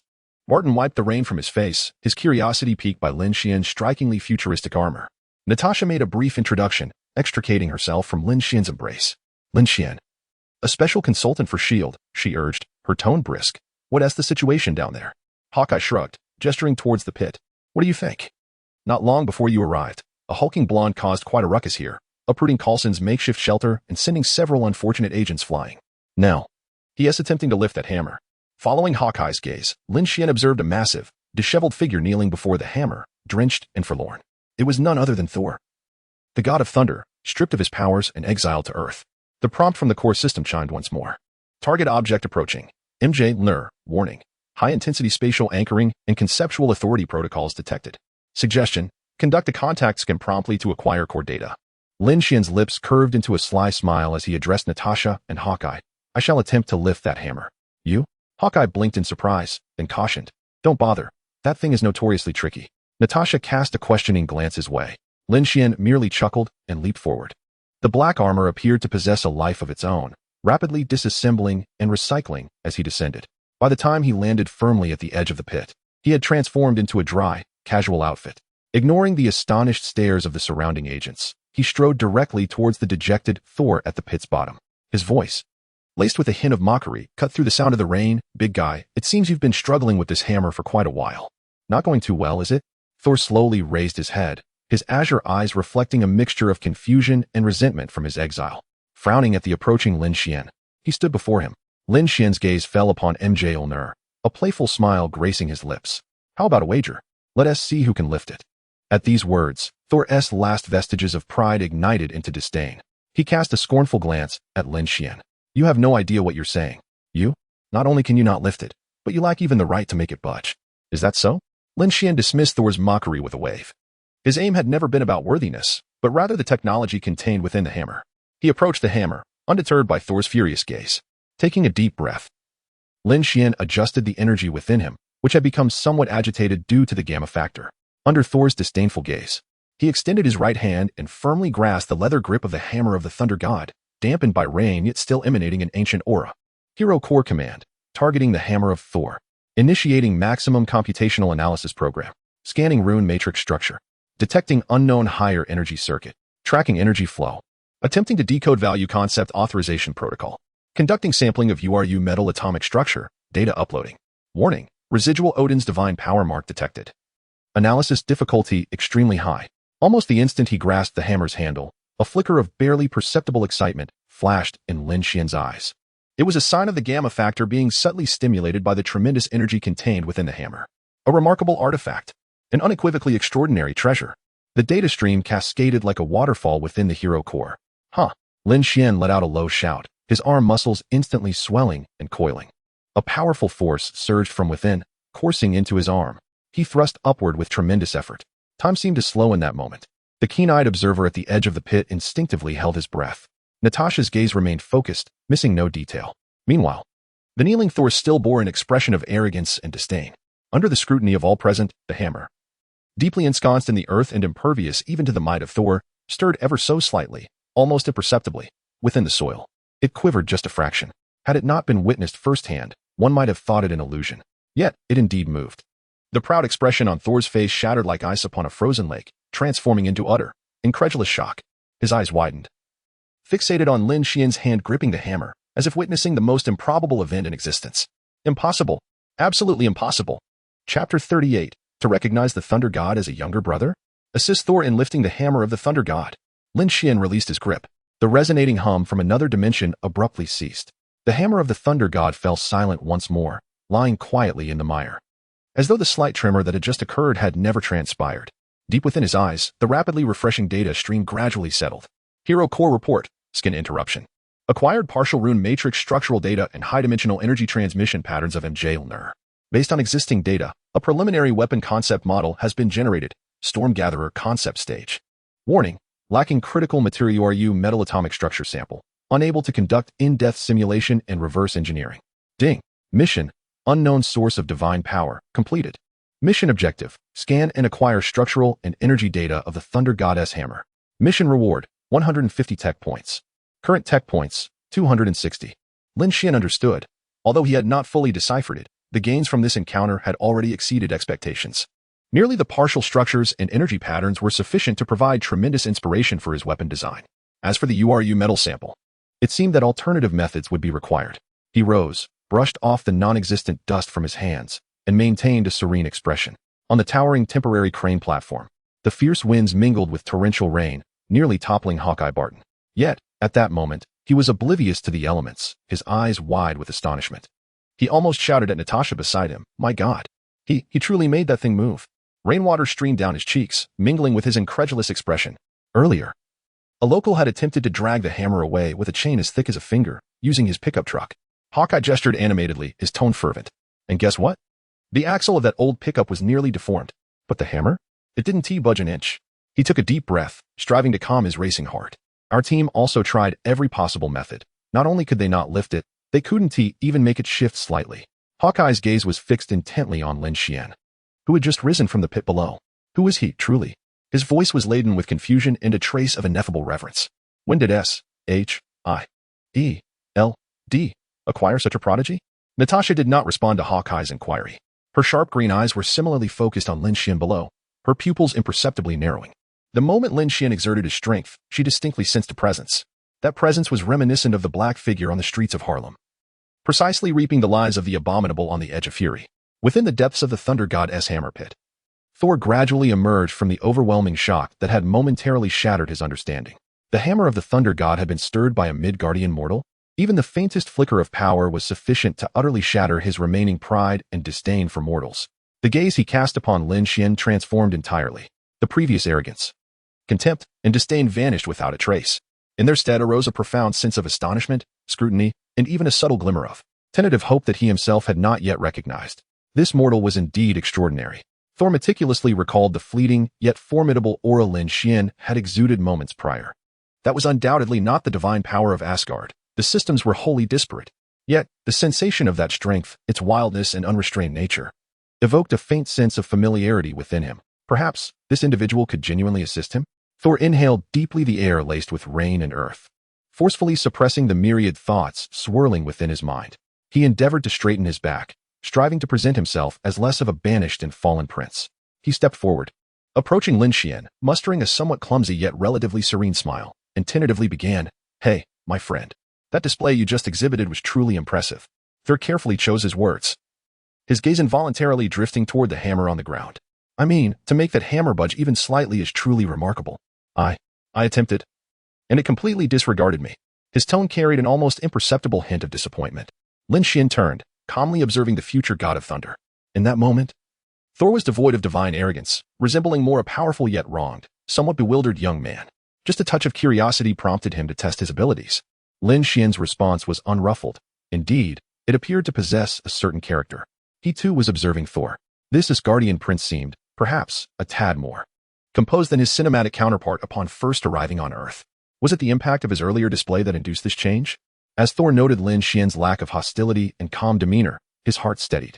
He allowed a faint smile to grace his lips, attempting to forge a deeper connection. "I am Thor. It appears we share a mutual interest in this object."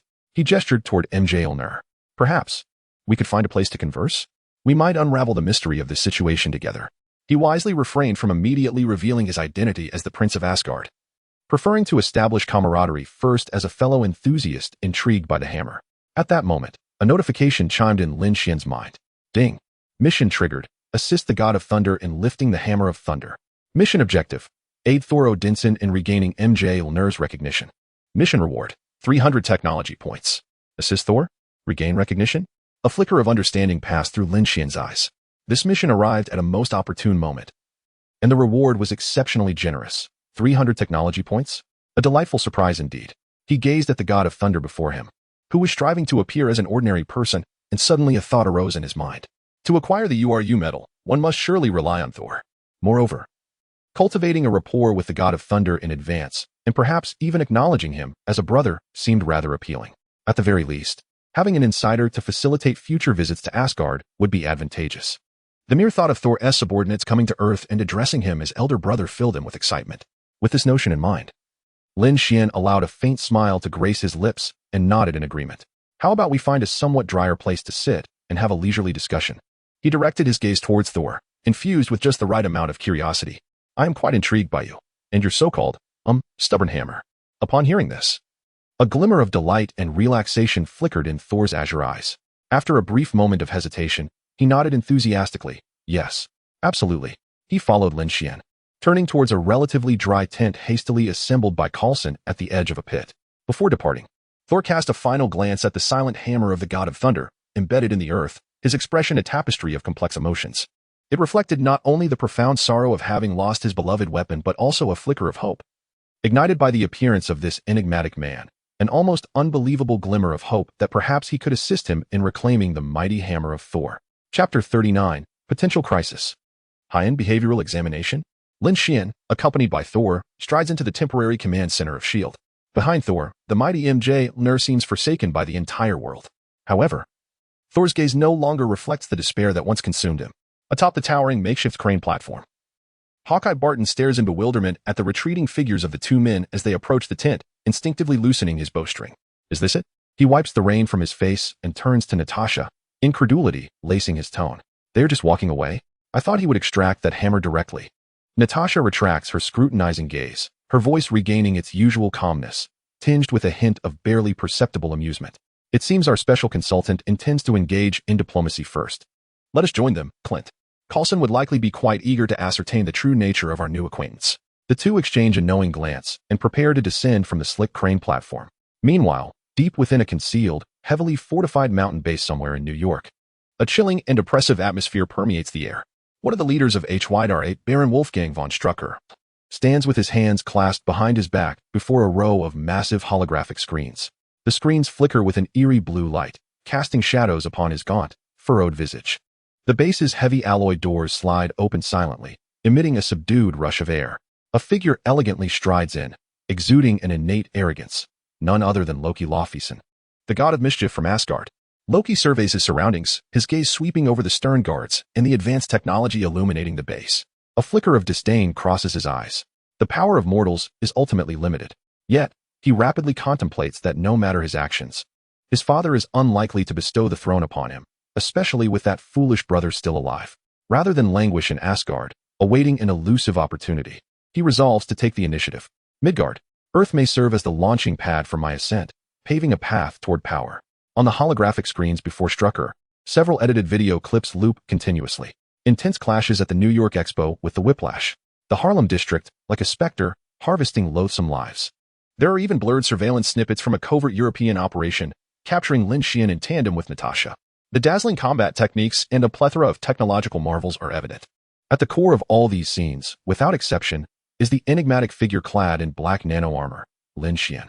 Strucker gazes at the ghostly silhouette on the screen, his expression darkening further, his knuckles whitening from the pressure. Internally, he scoffs.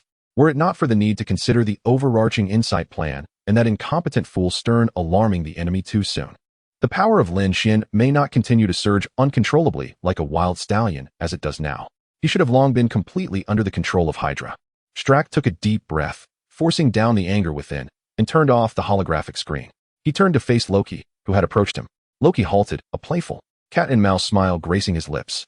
His voice, smooth as silk, carried an undercurrent of coldness. Baron Strack, I have heard that you have recently encountered some intriguing troubles? His gaze flickered to the screen that had just played Lin Xuan's video, laden with implication. Loki leaned slightly closer to Strack, lowering his voice with an irresistible allure. That mortal clad in black armor seems to be quite a headache for your Hydra, does he not? The technology of you mortals, no matter how advanced it appears, ultimately has its limits.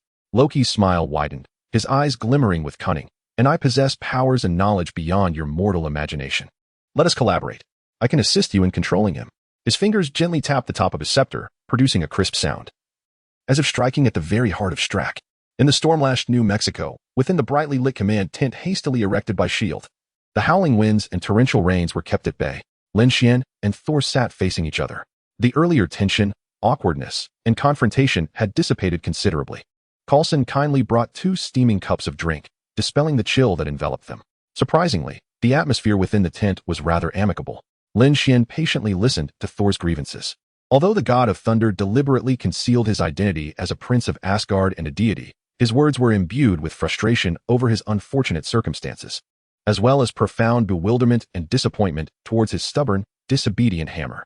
It has never been like this before, Thor exclaimed, taking a large gulp of his hot drink, his tone fervent and his voice slightly hoarse from restraint. It is my most loyal companion, an extension of my power, a part of me. He set down the cup, his hands restlessly raking through his damp golden locks. But now, it simply ignores me. His azure eyes brimmed with a sense of grievance, confusion, and a barely perceptible hint of fear. Losing the hammer of the god of thunder was far more than the mere loss of a weapon for him. Lin Xuan nodded occasionally, indicating understanding and sympathy, while discreetly observing Thor. Internally, he was rapidly contemplating. The enchantment Odin placed upon Mjolnir revolved around worthiness. This notion may sound mystical, yet at its core, it is based on one's mental state and moral conduct. To help Thor regain recognition, it was crucial to lead him to acknowledge his prior recklessness and arrogance, learning humility, sacrifice, and guardianship. This could not be achieved merely through discourse. He needed to experience something firsthand, perhaps suffer a few bruises in the process. How should he guide him? Should he directly awaken him, or allow him to come to the realization on his own? Lin Xuan pondered silently, his expression inscrutable, as he casually handed Thor a tissue. Wipe your face. You look like a drenched golden retriever, he teased lightly. Thor paused for a moment, accepting the tissue and wiping his face haphazardly, the jest alleviating some of the somber atmosphere. Not far from the tent, Natasha and Hawkeye had discreetly descended from the crane. Agent Coulson approached swiftly, wearing his signature gentle smile, though his eyes betrayed a sense of gravity. What is the situation? Natasha inquired softly, her gaze sweeping over the brightly lit, yet tense makeshift command center. Coulson lowered his voice, quickly briefing them. The hammer remains immovable. We've attempted various methods, physical, energetic, even including hypnotic suggestion. He shrugged helplessly, completely ineffective, as if it possesses a consciousness of its own. Hawkeye raised an eyebrow, gesturing towards a nearby tent. What about that consultant in casual attire? He seems to be getting along quite well with that tall blonde. Natasha's gaze shifted towards the tent, contemplatively. Lin Xuan. He always manages to bring some surprises, doesn't he? Coulson chuckled softly, a hint of hope in his tone. Let us hope this surprise can help us resolve our predicament. At that moment, a notification chimed in Lin Xuan's mind. Scan analysis. Subject Thor Odinson's current mental state assessment. Confusion, despondency, self-doubt, longing for validation. Recommendation. Guide the subject to confront inner deficiencies, awaken his protective instincts, and accelerate the qualification reshaping process. A flicker of understanding crossed Lin Xuan's eyes. The system was subtly indicating that he needed to create opportunities for Thor to rediscover his self-worth. He set down his cup, raised his head, and looked steadily at Thor. Thor, Lin Xuan's voice resonated deeply, imbued with a soothing power. Perhaps you should consider a different perspective. That hammer, it is not merely a weapon. Is it? Perhaps it awaits not a formidable warrior, but rather someone deserving of its recognition. Chapter 40. The first confrontation with Loki. Acquiring sample data of mind magic. Thor sat upon a modest chair, his brow furrowed in deep concentration. Lin Xuan's words echoed incessantly in his mind. Is it worthy of recognition? What truly constitutes worthiness? His cerulean eyes brimmed with an unprecedented confusion and turmoil. Was valor and invincibility insufficient? Lin Xuan observed Thor, lost in contemplation, and calmly added, perhaps the answer lies within the words once spoken by your father. Reflect deeply. Sometimes, strength is not paramount. Without further elaboration, Lin Xuan rose and exited the tent, granting Thor the solitude to confront his inner self. Odin's trial pierced the essence of his being, a challenge that ultimately required Thor's own introspection. External voices paled in comparison to the revelation he must achieve himself. Lin Xuan made his way to the adjacent, slightly larger temporary command tent. There, Coulson, Natasha, and Hawkeye were engaged in fervent discussion. Surrounding them, agents busied themselves with their respective tasks, operating various instruments. Upon noticing Lin Xuan's arrival, Coulson immediately approached with his customary warm smile. His voice, though low, was sufficiently audible over the ambient noise of the tent. Advisor Lin, do you think we ought to inquire about his origins? Which nation does he hail from?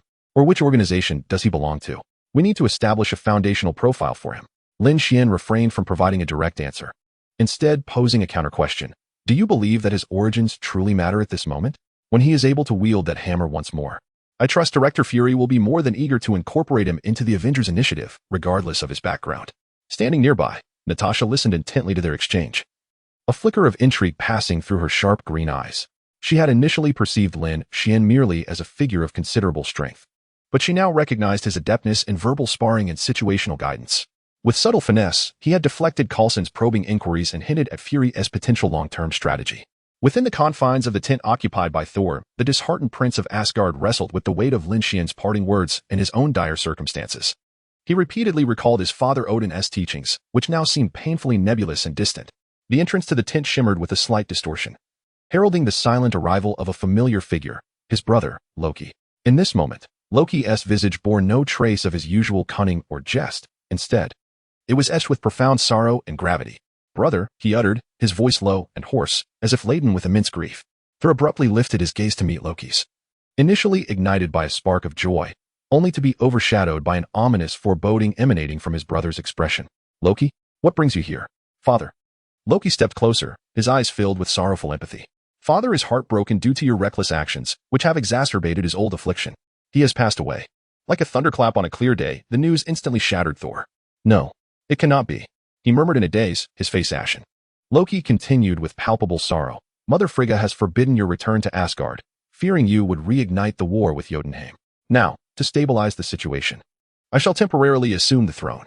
Observing Thor's desolation, a flicker of concealed satisfaction and coldness passed through Loki's eyes. He gently patted Thor's shoulder, his tone laced with faint comfort. "Brother, rest assured here. Reflect upon your actions. I shall manage all affairs of Asgard." With that, Loki's figure vanished from the air, as quietly as he had appeared, leaving Thor alone, engulfed by utter despair and self-denial.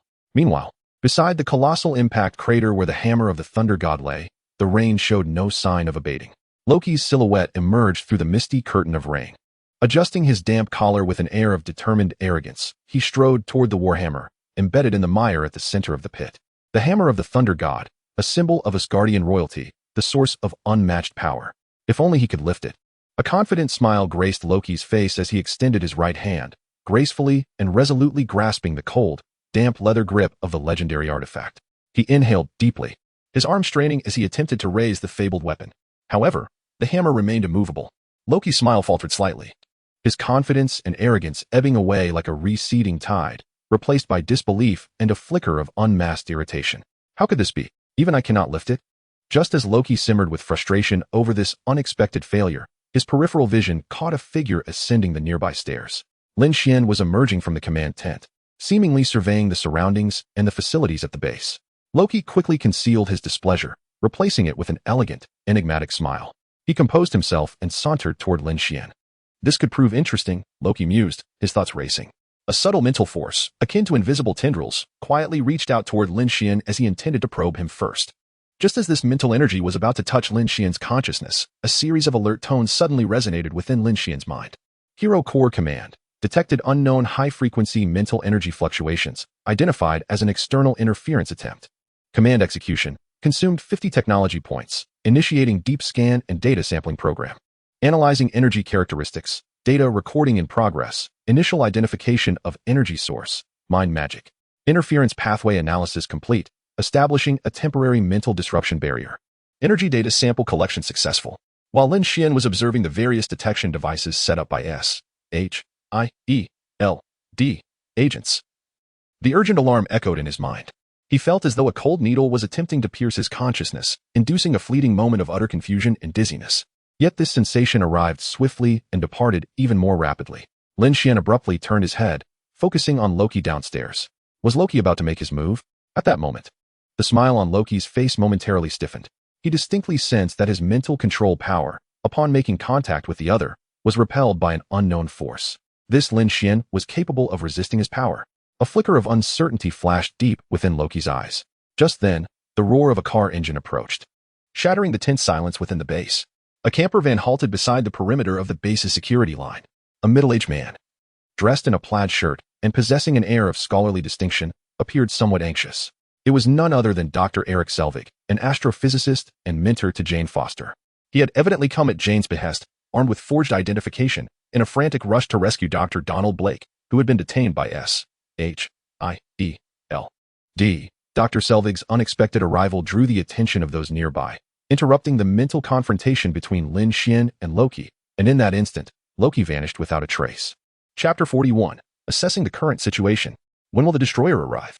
Within the base, Lin Xuan stood in place, his gaze profoundly fixed on the direction from which Loki had just vanished. The air seemed to linger with a faint, almost imperceptible ripple of spatial energy. A mental probe? Lin Xuan scoffed inwardly. It was indeed characteristic of Loki. However, it was astonishing that the core could withstand that surge of psychic assault, all the while capturing some samples of magical energy data. The collection of energy data samples was a success. This was not a loss. It was a reverse reinforcement against Loki, something he likely never dreamed would occur. Lin Xuan retracted his thoughts. The muffled sounds of negotiations between Coulson and Dr. Shavik drifted from the entrance of the base, yet he paid little heed. His attention was now drawn to another individual. Loki's recent appearance was certainly not merely an attempt to grasp the hammer. The Master of Deceit must have also sought an audience with Thor. Turning on his heel, Lin Xuan walked purposefully towards the isolated tent where Thor was being housed. He needed to ascertain the mental state of the future god of thunder. Lifting the heavy waterproof curtain, the sight within the tent caused Lin Xian's brow to furrow in concern. Thor sat slumped in a chair, as if his very soul had been siphoned away. His golden locks hung damply, obscuring half of his face, while his vacant eyes stared blankly at the ground. His countenance was marked by incredulous despair and profound self-denial. He muttered indistinct words, with fragments discernible. "Father, Odin's slumber, I cannot return." Evidently, the meticulously woven lies of Loki had pierced the last vestige of strength within this fallen prince like the sharpest ice blade. The news of his father's unconsciousness, his mother's prohibition against returning home, and his brother usurping the throne. Each piece of information struck him like a hammer, plunging Thor into an abyss of despair. Lin Xuan approached Thor, extending his hand to firmly yet gently pat his shoulder. "Thor, muster your strength." His voice was calm, devoid of excessive sympathy, yet imbued with an undeniable authority. Thor, as if awakened from a stupor, sluggishly lifted his head, the emptiness in his gaze slowly beginning to focus upon Lin Xuan after several moments. "There is someone outside searching for Dr. Donald Blake," Lin Xuan continued, maintaining his tone. "It appears urgent, as if it pertains to a friend of yours." "Friend?" Thor repeated in bewilderment, seemingly unable to connect this term to the reality of his current plight. Yet Lin Xian's words, akin to a glimmer of light, penetrated the heavy clouds of despair enveloping his heart. He struggled, grasping the armrest of his chair, and gradually rose to his feet. Although he still appeared dejected, the lifelessness in his eyes had somewhat dissipated. Lin Xuan refrained from further words, turning to gesture for him to follow. The two men exited the tent, making their way toward the perimeter of the base's entrance. The rain continued to fall, and Coulson stood amidst it, wearing his signature professional smile. He was methodically conversing with a middle-aged man in a checkered shirt, whose hair was slightly disheveled and whose demeanor was fraught with urgency. The man is none other than Dr. Eric Selvig, clutching a rather dubious identification with fervor as he hastily elucidates something. Beside him, the familiar white RV, evidently driven by Jane Foster and her companions, stands parked. Upon the appearance of Thor, Selvig's eyes light up, and just as he is about to speak, he is subtly silenced by a glance from Agent Coulson. The protocols of S.H.I.E.L.D. are not to be trifled with. At that moment, Lin Xuan steps forward, seamlessly integrating himself into the dialogue. "Agent Coulson." He addresses, his tone gentle, imbued with a perfectly measured suggestion. "This is Dr. Eric Selvig, a renowned astrophysicist." Lin's gaze shifts towards Selvig, then briefly to Thor. "I believe there may have been some misunderstanding earlier." He deftly sidesteps the issue of Thor's false identity, redirecting the conversation. "Perhaps Dr. Selvig's expertise could assist us in comprehending this unusual celestial phenomenon. He is, of course, referring to the hammer that has descended from the heavens and stubbornly remains on the ground." Coulson casts a knowing glance at Lin. He understands that Lin is a special consultant highly regarded by Director Fury. Observing Thor, though somewhat disheveled, yet possessing an undeniable air of nobility, alongside the scholarly-looking Selvig, Coulson weighs his options briefly. His smile shifts to one of sincerity, and his demeanor softens. "Ah, so it is Dr. Selvig. A pleasure to finally meet you." Selvig visibly relaxes, the tension in his demeanor dissipating. He quickly turns and calls out towards the RV, "Jane. Darcy. It's all clear, come on down." The door swings open, and Jane Foster, accompanied by her intern Darcy Lewis, hops out. Jane's eyes immediately land on Thor, filled with concern and apprehension. She strides over, scrutinizing him from head to toe, seemingly intent on ensuring his well-being. Noticing this, Coulson seizes the moment to extend an invitation. Given the heavy rain outside, it would be prudent for everyone to come inside and discuss matters further. He gestures towards the nearby command tent. "We must clarify the situation surrounding Mr. Blake and the events at hand." Without further hesitation, the group follows Coulson and Lin toward the brightly lit temporary command tent of S.H.I.E.L.D. Inside the tent, agents are diligently attending to their respective duties. The group finds seats, and Coulson begins the formal inquiry, questioning Selvig and Jane about the origins and background of Donald Blake. Jane and Selvig respond with palpable nervousness, attempting to uphold the fabricated identity. Thor remains silently seated nearby, occasionally casting a glance at Jane, his expression tinged with intricate emotions. Lin appears to listen casually to their exchange, yet his mind races with thoughts. At this moment, the character panel manifests. Host: Lin Xuan. Physique: super soldier, gamma factor initial fusion. Mastered technology: nanoparticle battle armor, black armor gamma adaptive adjustment, MJ Lunar, partial rune matrix structure. High-dimensional energy conduction mode, residual data of Odin's divine power, mind magic, energy data, special ability, excitement, gamma factor activation, passive active guidance required. Risk of loss of control. Tech points, 210. Loki has made his move today. Although his attempt to test himself ended in failure, he successfully inflicted a heavy blow on Thor with deceit. True to his vengeful nature, eager to prove himself, his true objective is to ensure that Thor cannot return, thereby threatening his throne. The next step is almost inevitable, the Destroyer. That war machine, crafted by Odin himself and imbued with a portion of divine power, will undoubtedly be unleashed by Loki to eliminate Thor, this potential threat, once and for all. Time is likely to be tomorrow. Lin Xuan's gaze narrowed slightly. This represents not only Thor's desperate struggle to prove his worth and reclaim lost glory, but also the best opportunity to regain the recognition of Mjolnir. Furthermore, it is a crucial step for Lin Xuan to acquire a sample of URU metal from the Destroyer, completing the reverse engineering of Mjolnir to forge a truly divine weapon. URU metal. Is it finally coming to him? He must be thoroughly prepared. Chapter 42. Agreements from all parties. The Loki plan accelerates execution. Within the temporary command tent of Smield, the atmosphere had significantly eased. During this time, Agent Coulson exhibited his exceptional coordination skills. His perspective on Lin Xuan shifted, had it not been for him. Coulson himself would have missed the opportunity to recruit a top astronomer.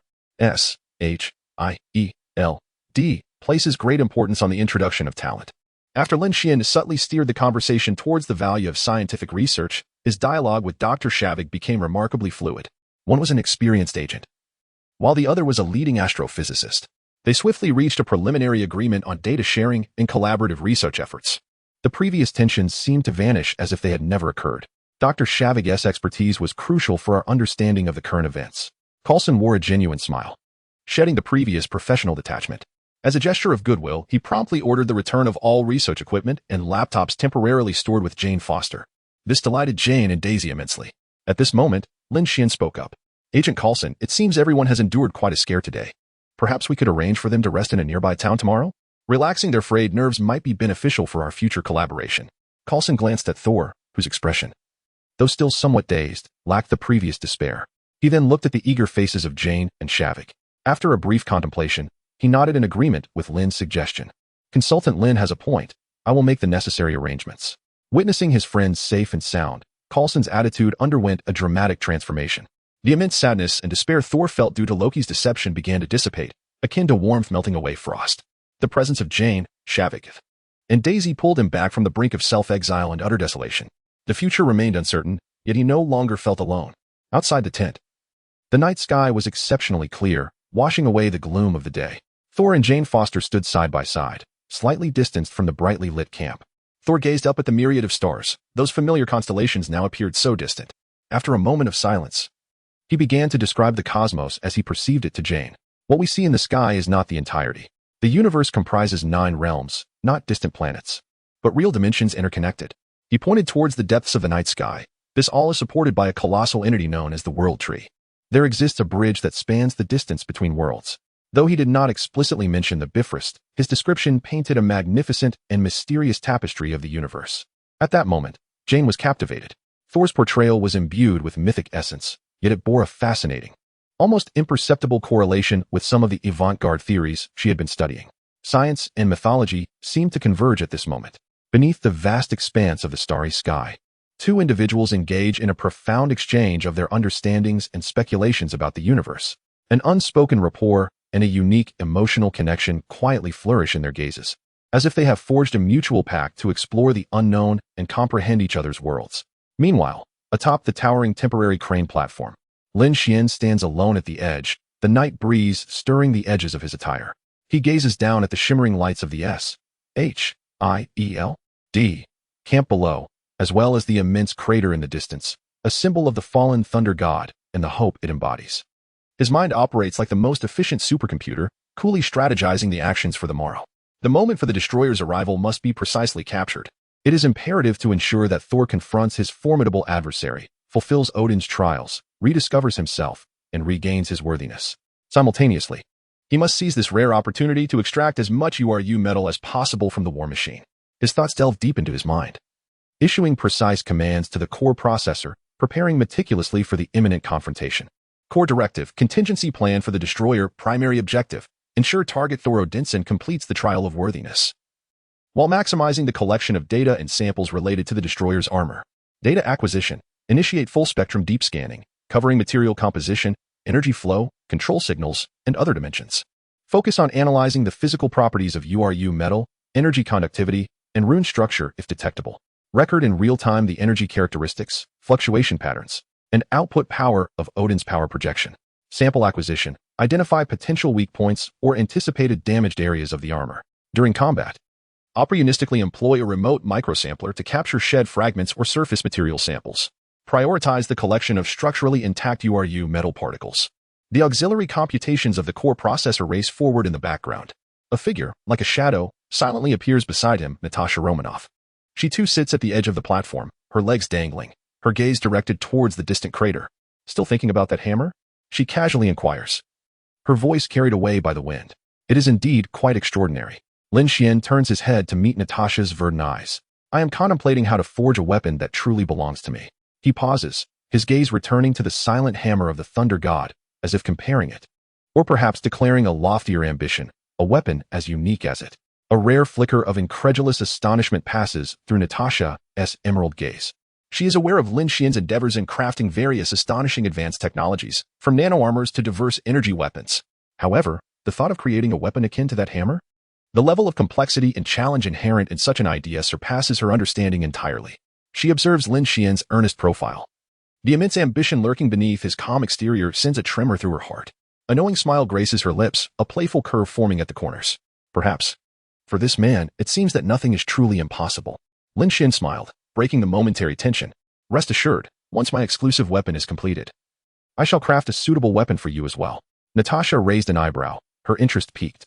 This evening, beneath the starlit sky, emotions blossomed for some, while others schemed to create wonders beyond mortal comprehension. In a secluded corner of Asgard, Loki's expression was ominously dark. His attempts to remotely influence Lin Xuan with psychic energy not only failed but also left him unable to uncover any details about his adversary. That mortal from Earth proved to be far more troublesome than he had anticipated. No wonder Starlark was so concerned about him, and Thor, that fool, still lived, albeit appearing deeply shaken. Yet, who could say when he might suddenly awaken and once again wield that accursed hammer? No, he must hasten his plans. He needed to demonstrate his capabilities and loyalty to the Celestial Palace, to his anxious mother, and to all of Asgard. Only by truly claiming the throne could he find genuine security. A bold and treacherous thought took shape in his mind. Loki had already ventured into the ancestral realm of Jotunheim. He intended to guide the frost giant King Laufey to infiltrate Asgard, with the objective of assassinating the father of all, who lay defenseless in Odin's slumber. Chapter 43. The gathering of URU metal begins. The arrival of the Destroyer. The following day, in a quaint town in New Mexico, Lin Xuan observed Thor, Jane, Daisy, and Dr. Selvig meandering through the streets like ordinary tourists. They indulged in greasy yet warm local fast food and perused the Indian-style trinkets sold by the roadside. At that moment, Thor and Jane Foster strolled side by side, engaged in a conversation about the stars and the cosmos, her eyes sparkling with curiosity for the unknown. Thor momentarily cast aside the turmoil of Asgard, a long-lost smile gracing his face. Seated by the window of a CAF at the street corner, Lin Xuan refrained from intruding. He quietly watched the scene unfold, his fingers unconsciously tapping the table. This fleeting yet mundane happiness was exceedingly precious to Thor at present. Only by truly experiencing the desire to protect something, and the helplessness and fragility that accompany the loss of power, could he grasp the essence of sacrifice and responsibility in the forthcoming cataclysmic trials. The tranquility and warmth of this moment were meant to forge a more resilient spirit. In a shadowy corner of Asgard, Loki turned to face the silent, imposing figure of the Destroyer armor, exuding an ancient aura of authority. Power is indeed intoxicating. Go to Midgard, Loki commanded, his voice carrying the weight of a newly ascended king, unassailable. Find Thor, kill him. He paused, a fleeting shadow passing through his eyes. As for that bothersome Lin Xuan, eliminate him if he dares to interfere. The Destroyer's enormous single eye suddenly ignited with a blinding red light, and beneath its cold metallic exterior, Odin's power surged forth. The command had been received. On the outskirts of the town, near the temporary camp of S.H.I.E.L.D., the sky rippled violently, far more intense than the disturbance during Loki's arrival the previous night. A vibrant beam of the Bifrost flickered momentarily, then vanished, amidst the swirling dust. For figures materialized, Volstag's burly form, Fandrel's dashing demeanor, Hogan's composed visage, and the valiant Valkyrie Sif. They appeared anxious, scanning their surroundings until they soon spotted the familiar tall figure of Thor among the crowd. Inside the CAF, Lin Xuan instinctively lifted his head the moment the energy wave of the Bifrost appeared. Upon seeing the four iconic Asgardian warriors, he understood. The cast was assembled. The climax was imminent. The brief moment of joyous reunion on the street was swiftly overshadowed by a weighty atmosphere. Sif and the three warriors hurriedly surrounded Thor. Urgency etched on their faces. Thor, something has happened. Loki has deceived everyone. He falsely claims that our father Odin has passed away. Each word from his friend struck Thor's heart like a heavy hammer. He suddenly recalled Lin Xuan's earlier words, which had now proven true. Loki had indeed betrayed them. The color drained from his face as disbelief morphed into profound anguish.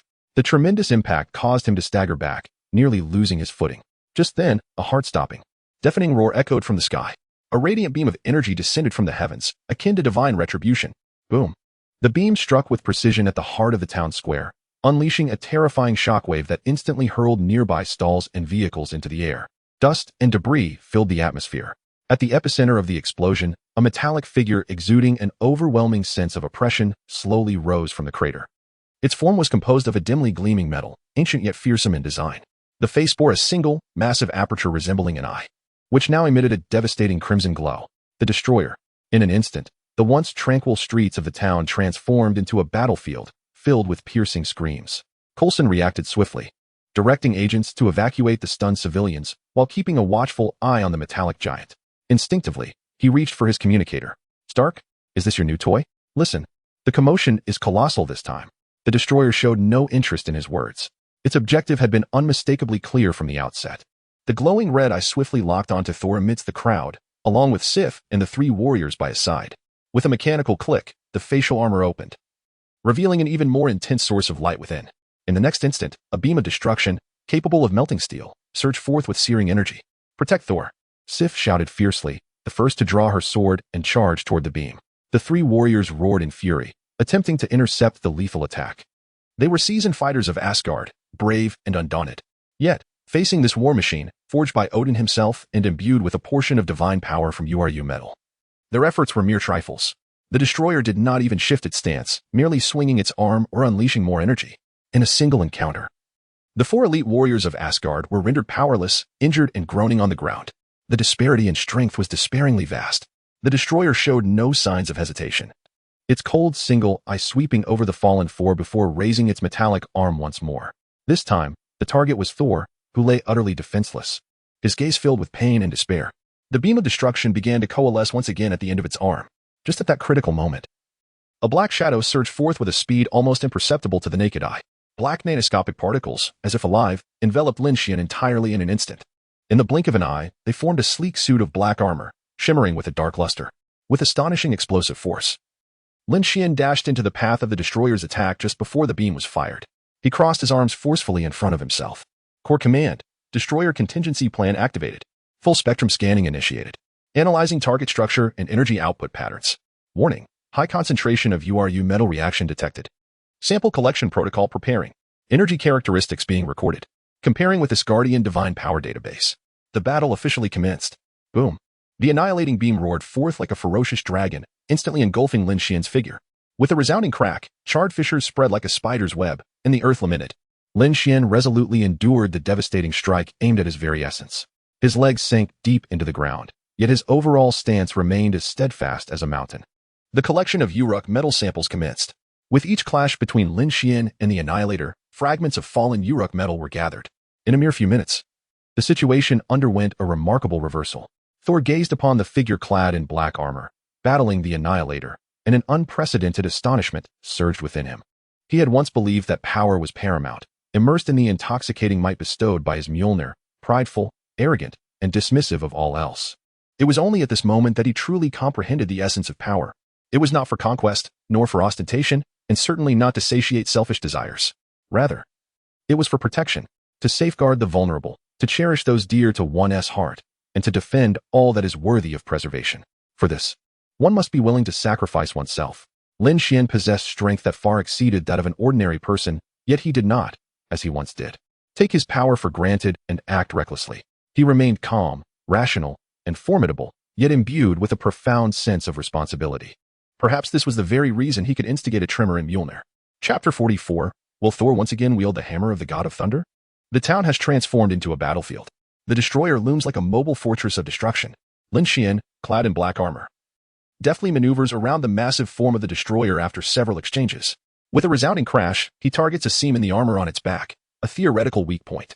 A fist imbued with the power of gamma energy strikes with the force of a howling gale against the metallic exterior. Core command. Enhance contact scanning. Recording atomic structure sequence of URU metal. Collection progress at 35. The colossal frame of the destroyer only shudders slightly. Fine cracks appear on the struck armor but do not reach a level of structural damage. The marks begin to repair themselves automatically.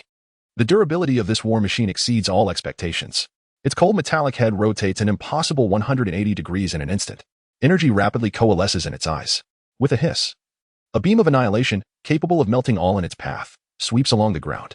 Lin Xuan's pupils constrict as he evades in his black armor.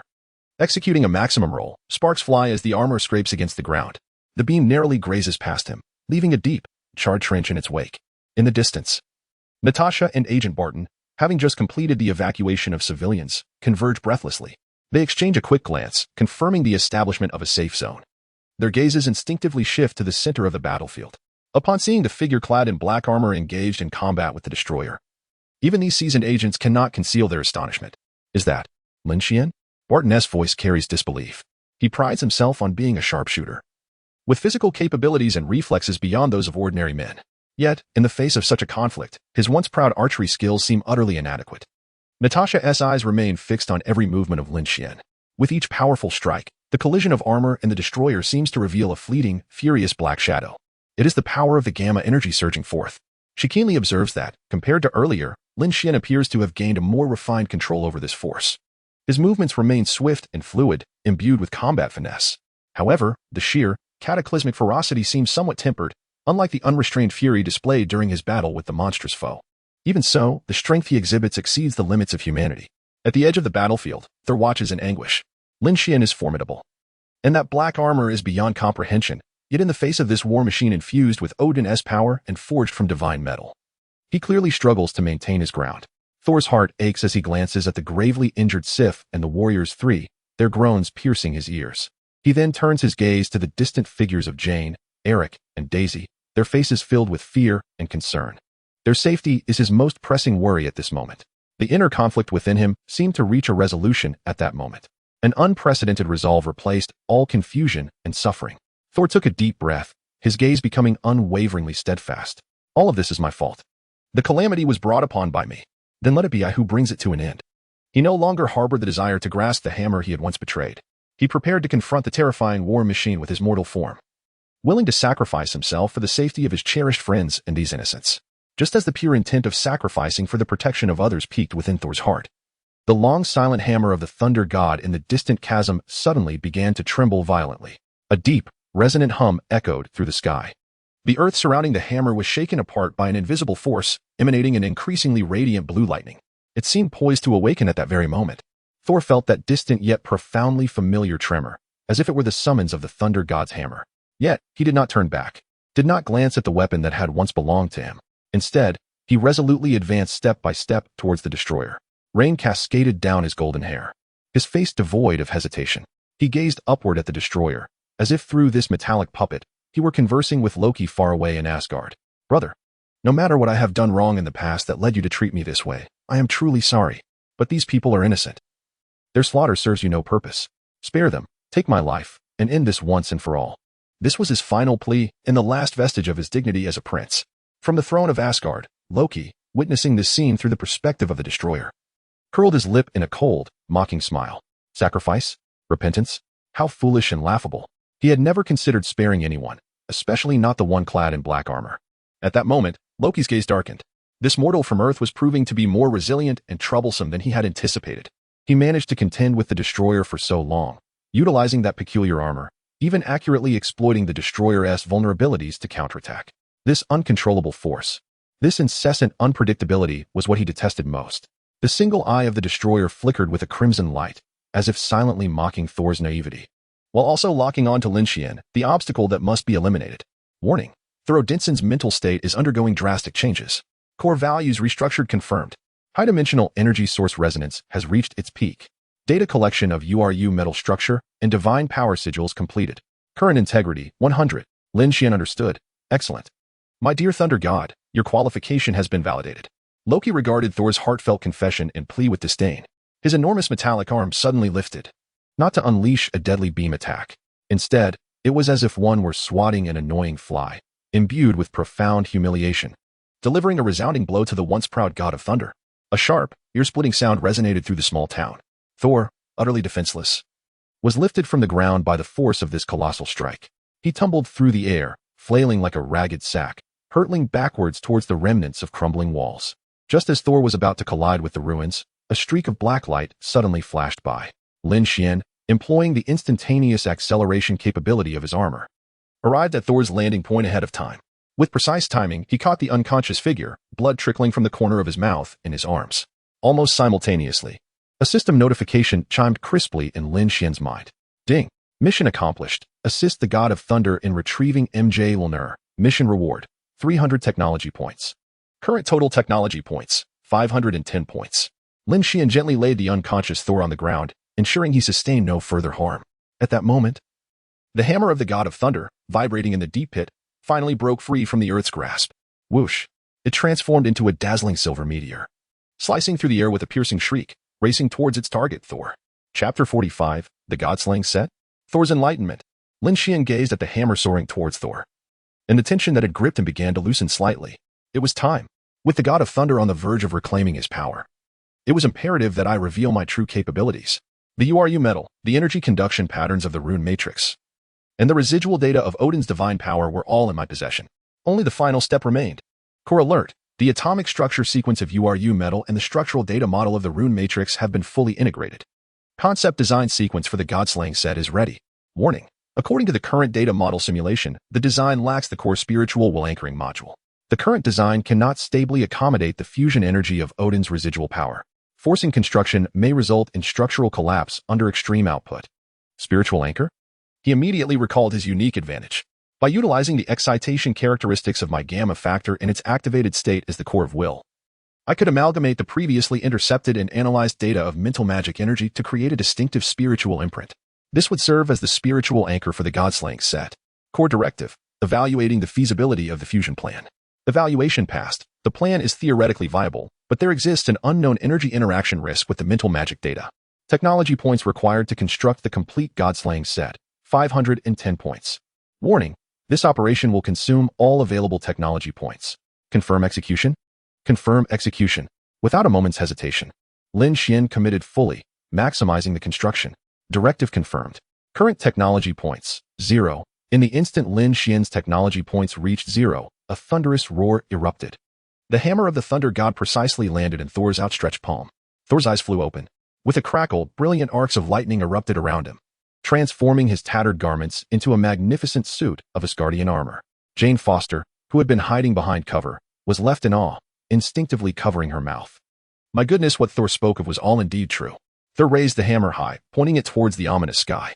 With a vigorous spin of the weapon, he summoned the boundless thunder amassed in the heavens, unleashing it violently upon the cold metallic giant, the destroyer. The colossal figure was instantly engulfed by the storm of thunder. Seeing this, Lin Xuan wondered, how long would it take for my weapon to be completed? Core alert: the God-Slaying set is in the final shaping stage. Given the complexity of URU metal's properties and rune structure, along with the precision required for the fusion of the spiritual anchor, the time required for energy stabilization and structural solidification remains uncertain. Estimated time unknown. Unknown? Lin Xuan furrowed his brow, his gaze fixed upon the thunderstorm. Sensing the immense energy it contained, reminiscent of the Odin power imprint he had analyzed, a bold thought surged forth in his mind. The abundant, pure, and homogeneous power of thunder is spilling forth, serving as a convenient catalyst and source of energy. An attempt is being made to forcibly channel a portion of the external thunderstorm's energy. Utilizing this force will expedite the final shaping process of the God Layer set. Core confirmation. Command received. Analyzing external high-intensity energy field. Energy characteristics are highly homologous with Odin's divine power signature data, theoretically. It can serve as an energy source for acceleration. Warning: forcibly guiding external high-dimensional energy entails risks. Establishing a temporary energy conduit for attempts at guidance. Thor, who is fully exerting his strength to maintain the thunderstorm, feels a sudden jolt in his heart. What? His pupils constrict as he incredulously gazes in that direction. There, he sees Lin Xuan clad in black armor, suspended against the violent currents at the edge of the storm. Surrounding him is a wisp of thunderous power, forcibly stripped from its origin. Lin Xuan is actually channeling his thunder. A tempest of emotion surges within Thor. How is this possible?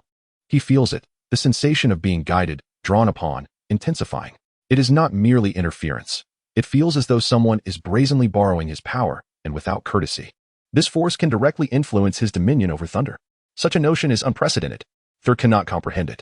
How could Lin Xuan accomplish this? Is it solely due to that peculiar black armor? As he maintains his suppression of the destroyer, he diverts a part of his focus, incredulously peering towards Lin Xuan. He observes the black armor radiating an extraordinary glow, seemingly absorbing the redirected thunderous energy. Guidance successful.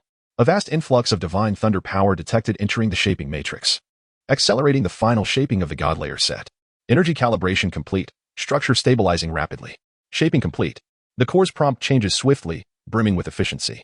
Before the sound dissipates, the black nanoparticles enveloping Lin Xuan's right arm surge like a boiling tide, transforming, reorganizing, and solidifying.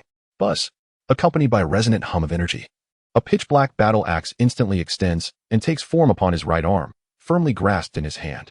The axe's contours exude a sense of power and aggression, with dark red energy swirling along its blade's edge, as if it could rend anything asunder.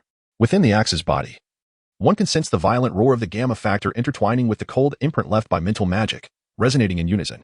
Ultimately, it is anchored and subdued by that unique exhilarating will. The surface of the axe occasionally flickers with faint blue arcs of electricity, remnants of the thunderous divine power that has been forcibly absorbed but not yet fully assimilated. The God layer set. Dark Star battle axe is forged. Upon grasping the axe, Lin Xuan instantly feels an indescribable connection to his bloodline. The axe appeared not merely as an external creation, but as an extension of his own power, will, and even soul, an inseparable part of his being. It radiated strength, purity, and an aura of lethal intent. At the moment Thor sensed the cessation of the thunderous pull, he abruptly turned his gaze towards Lin Xuan. There, he beheld a formidable sight. In Lin Xuan's grasp lay an axe, dark as ink yet shimmering with a sinister crimson glow. Within that weapon resided a trace of his own thunderous energy, a faint yet undeniable essence. Had Lin Xuan truly forged a weapon with his own power? With a firm grip on the Dark Star battle axe, Lin Xuan fixed his gaze upon the destroyer, swaying amid the tempest of thunder. It was now his turn. In the next instant, he surged forth. Lin Xuan's silhouette resembled a pitch-black meteor, fearlessly plunging towards the flailing destroyer enveloped in the storm.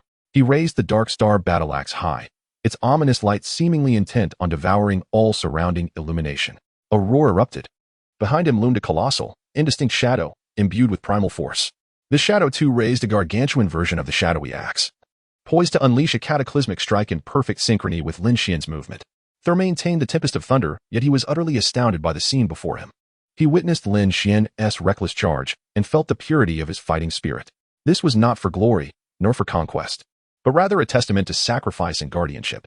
Suddenly, memories flashed in Thor's mind, of Lin Xuan shielding him from the destroyer's beam, of Lin Xuan engaging the destroyer to protect Jane and the others. In that moment, Thor seemed to grasp the essence of it all. Was it truly so? Was it this selfless resolve to protect others, even at the cost of his own being, that stirred the hammer of the Thunder God? Had Lin Xuan truly sought to wield the hammer then, perhaps he could have indeed lifted it? This thought sent a shiver through Thor's heart, and his gaze towards Lin Xuan was now imbued with newfound respect. Chapter 46. I possess an axe capable of cleaving through the heavens. Lin Xuan hovered in the air, firmly grasping the newly forged Dark Star battle axe. The blade shimmered with a dark red energy, pulsating as though it harbored a volatile dark star on the verge of eruption. Behind him, a colossal and indistinct black silhouette loomed, akin to an ancient war deity, simultaneously brandishing a magnified shadow axe. Core command, target locked, annihilator. Real-time structural scan initiated, penetrating URU metal shell, analyzing internal energy flow. High energy reaction concentration detected, neck region. This area concurrently bears energy conduction and structural support functions. Comparing with Odin's Divine Power Mark database. Simulation of stress analysis completed, confirming this location as a theoretical dual vulnerability in structure and energy. Attack strategy calculated. Recommend employing Dark Star battle axe at maximum power for a decisive strike, focusing on obliterating this node to trigger a chained energy overload. Lin Xuan's gaze was sharply fixed upon the annihilator, which swayed precariously amidst the tempest of thunder. The energy had reached its zenith. I possess an axe capable of cleaving through the heavens. Grant me the severance. Accompanied by a roar that seemed to emanate from the depths of his soul, Lin Xuan and the immense shadow behind him moved in unison. The Dark Star battle axe, which embodied his utmost strength, descended with an overwhelming force. Laden with the power to rend the very heavens asunder, a streak of shadowy axe light, akin to a lightning bolt slicing through chaos, instantaneously tore through the rampaging thunder. With a resounding clash, the moment of contact yielded no anticipated cacophony of collision. The blade of the Dark Star battle axe, endowed with unparalleled destructive capability against both energy and material structures, was crafted by Odin himself and adorned the Annihilator's armor forged from URU metal. Starting from the struck neck, inky cracks swiftly spread forth. The colossal metallic form of the Annihilator was cleaved in twain by this earth-shattering blow. The ferocious aftershock of the axe surged like a drill, penetrating the energy core within the Annihilator. In the next heartbeat, a far more terrifying surge of energy erupted from the remnants of the Annihilator, creating a cataclysmic explosion. The annihilative energy characteristic of the Dark Star battle axe forcibly dispelled the thunderstorm summoned by Thor. The roiling clouds in the sky were violently torn asunder, allowing long-lost sunlight to cascade down once more. It illuminated the ravaged battlefield, as well as the figure clad in black armor hovering above. Thor, maintaining his pose for summoning thunder, stood utterly still, his expression frozen in disbelief. He gazed, slack-jawed, at his thunderstorm, which had been forcibly dissipated by this newfound, more ferocious power. He actually cleaved through the Annihilator. Thor muttered in a daze. He indeed cleaved through the Annihilator? Upon reflection, it was reasonable, considering he was one capable of wielding the God of Thunder's hammer. On the ground, Natasha Romanoff gazed up at the descending figure, a flicker of astonishment crossing her eyes. She vividly recalled Lin Xuan's words not long ago, a weapon that truly belonged to me. Little did she expect. In a remarkably brief span, he had indeed forged a weapon strikingly akin to that hammer. Nearby, Clint Barton gazed at the silhouette in the sky, then diverted his attention to the distant wreckage of the destroyer, now split in two, spewing electrical sparks and thick smoke as it plummeted to the ground. A profound sense of helplessness surged within him. This caliber of combat was simply beyond his reach. Boom, boom. The colossal remnants of the destroyer crashed down. The battle had finally concluded. Lin Xuan descended gently to the earth, his feet touching the cracked ground, swaying imperceptibly. That previous strike had nearly drained him of most of his strength, particularly the forced guidance and transformation of the thunderous divine power, which had taken a tremendous toll on both his body and spirit. The black nanomaterials enveloping him rapidly dissipated, revealing his original attire, beads of sweat forming at his brow as his breath quickened slightly. Natasha and the others emerged from their cover, converging at the center of the field, their expressions a complex tapestry as they regarded the freshly landed Thor, alongside the somewhat fatigued Lin Xuan. Thor, jolted from his stupor of shock, recognized that while the destroyer had been vanquished, a far greater crisis, Loki's betrayal and the safety of Asgard, still weighed heavily on his heart. He glanced at Lin Xuan, noting the subtle signs of fatigue etched upon him. Yet, this was not the moment for further inquiry. I must return to Asgard at once. I must thwart Loki. His gaze swept over Lin Xuan before settling on the still smoking remnants of the destroyer, catching the flicker of interest in Lin Xuan's eyes. Considering Lin Xuan's earlier assistance in reclaiming the Thunder God's hammer and his ultimate triumph in cleaving the destroyer, Thor expressed his gratitude. Lin Xuan, thank you once more. I am aware of your fascination with this heap of scrap metal. Its materials and power are indeed extraordinary. Perhaps it may serve you well. So I shall leave it in your hands. Thor regarded Lin Xuan with solemnity, extending his hand. By your actions and strength, you have earned my respect and friendship. Henceforth, Asgard shall consider you an ally. He then turned to Jane Foster, his gaze softening with warmth and regret. He exchanged brief but heartfelt farewells with Jane, Dr. Selvig, and Daisy, vowing to return. The sentiment of parting was swiftly overshadowed by the urgency of reality. Thor tightened his grip on the Thunder God's hammer. Nodding to the now rising Sif and the warriors three, he raised the hammer high, gazing skyward, summoning all his strength to emit a call from his very soul. Heimdall, as if in response to his summons, a more resplendent rainbow beam than before erupted forth from the distant Asgard. There, the figure, encased in a thick layer of frost like an ice sculpture, trembled violently. The dense ice covering him cracked with a sharp sound. Thor's voice traversed the 9 realms, awakening his dormant will like a key turning in a lock. Crack. Boom. Heimdall broke free from his bindings and once again grasped the Sword of Guardians, locking his gaze upon the ravaged town of Midgard. Miraculously, he descended from the heavens, enveloping Thor, Sif, and his 3 subordinates with pinpoint accuracy. The brilliance was blinding, rendering it impossible to open one's eyes. When the radiance dissipated, only a charred circular imprint remained. The 5 Asgardians had vanished without a trace, returning to their distant realm of divinity. With Thor's departure, this incident, ignited by a mere hammer, came to a close. Lin Xuan stood in place, watching Thor leave. He took a deep breath, suppressing the tumult within his veins and the fatigue from battle. Prime directive, target eliminated. Initiating highest priority recovery protocol. Primary objective, remnants of the destroyer's core. Secondary objective, scattered fragments of URU metal and residual energy dispersions. Conducting preliminary scan of the debris. Detecting high-purity URU metal reactions, structural integrity exceeds expectations. Though the energy core has been damaged, the residual energy signatures and rune matrix structures possess considerable research value. Can be cross-referenced with previously collected data to complete the Godslayer set database. Warning: an unstable energy field and high-temperature zones are present around the debris. Well, it seems our affairs here have come to an end. It is time for us to return. Chapter 47. A Review of Gains. What? Has Tony's seclusion come to an end? Inside the cabin, Lin Xuan leaned against his seat, eyes closed in meditation. The fierce battle he had just endured, particularly the exertion required to wield the Darkstar battle axe and sever the destroyer in a final strike, had taken a significant toll on him.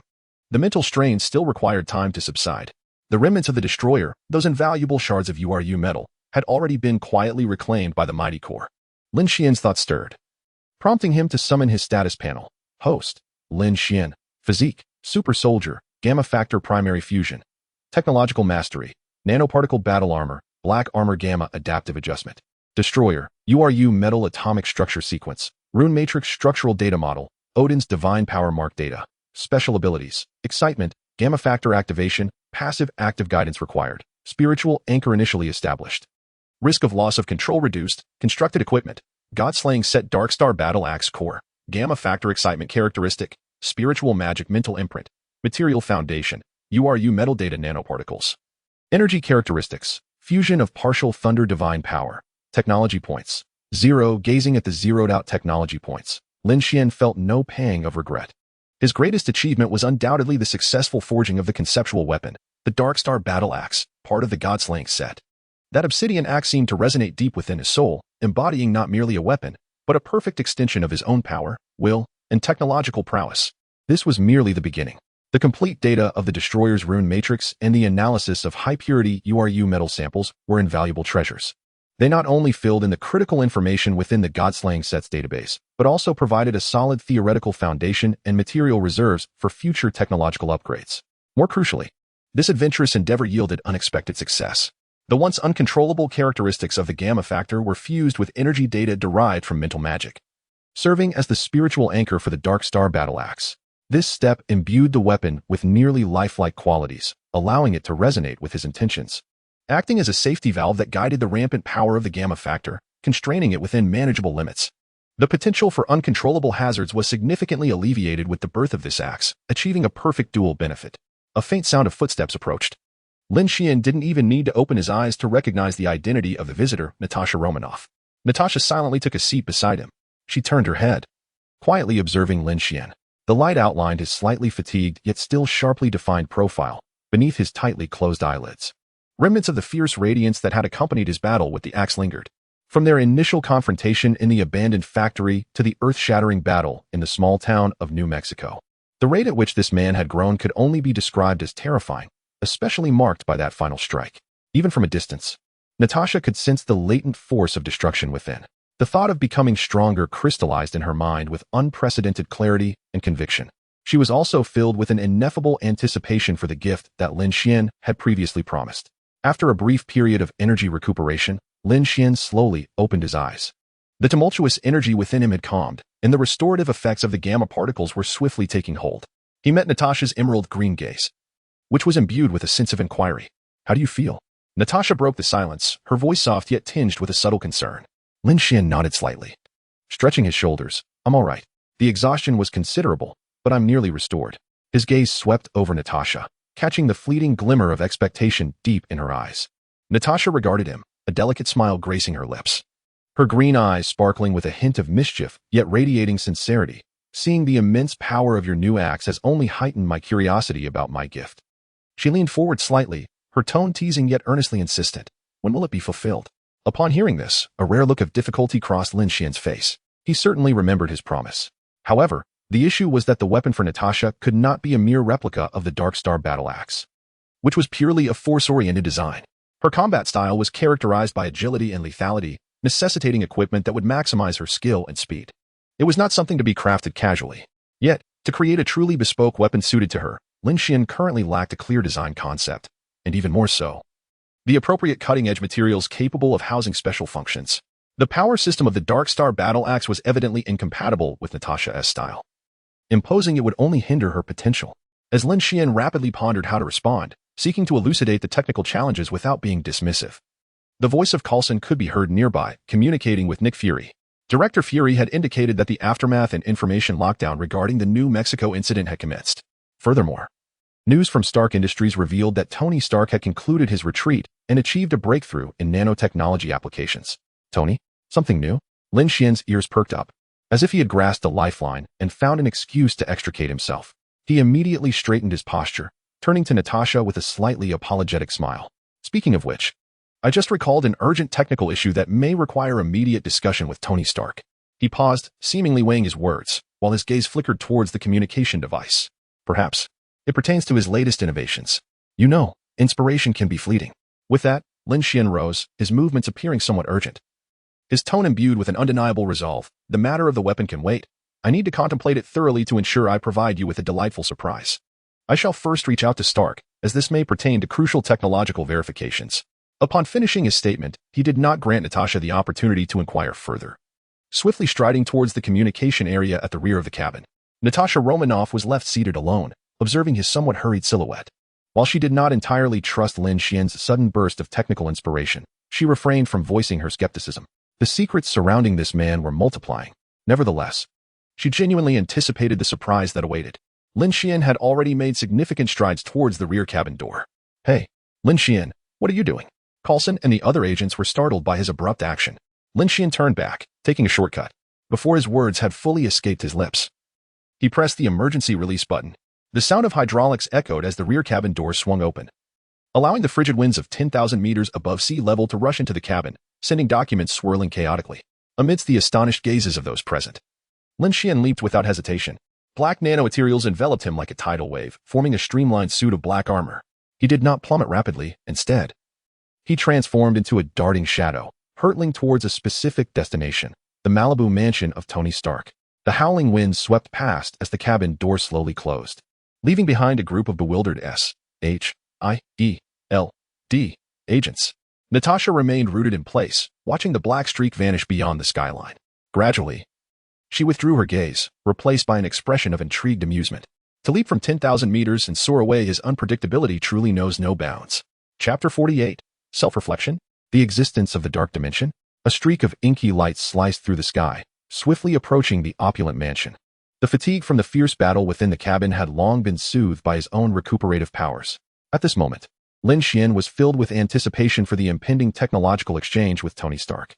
Suddenly, from higher in the clouds, a piercing sonic boom shattered the air. A dazzling flash of red and gold hurtled downward at a velocity far exceeding that of ordinary aircraft, executing a series of breathtaking maneuvers in the sky, before finally halting gracefully, hovering not far from Lin Xuan. The newcomer was none other than Tony Stark, clad in a brand-new Mark suit, its lines more fluid and elegant than any previous model. Hey, an uninvited guest. Trespassing is a serious offense, especially at 10,000 meters in the air. Lin Xuan hovered in the air. I just happened to be passing by and thought I'd check out how your nanotechnology is faring. After all, the initial concept was mine, he replied. That was merely a starting point.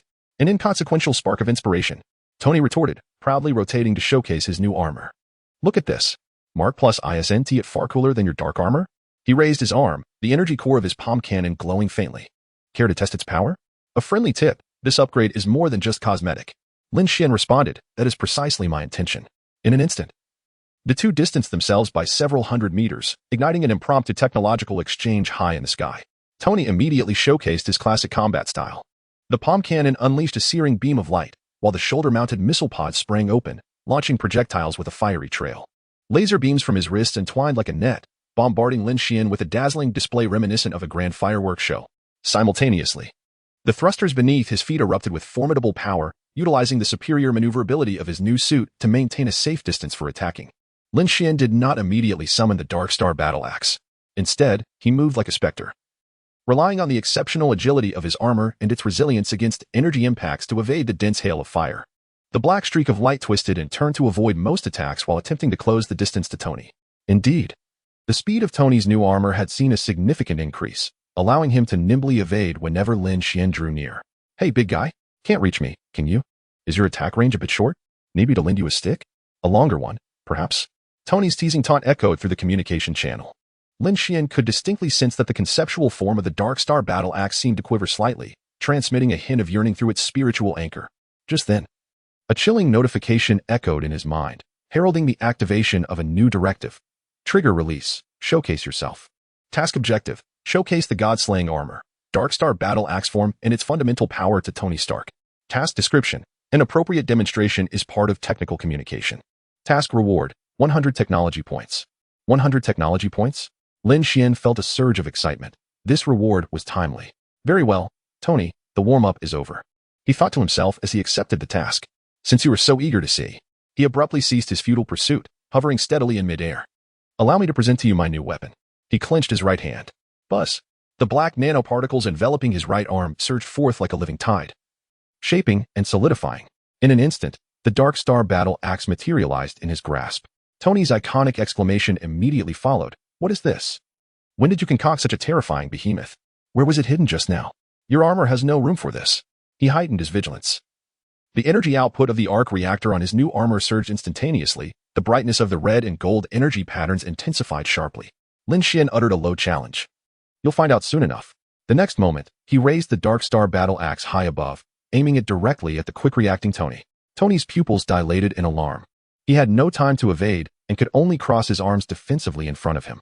The nanometal of his armor's forearms responded instantly, extending and transforming into a circular energy shield, attempting to withstand the impending strike. Clang! The deafening sound of metal clashing reverberated through the skies. The axe blade struck precisely at the center of the energy shield. Lin Xuan restrained most of his strength, refraining from unleashing the full might of the axe.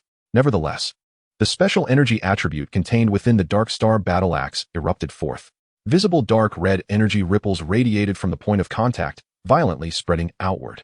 The energy shield hastily generated by Mark Plus was forcefully torn apart upon contact with the dark red energy waves, penetrating through.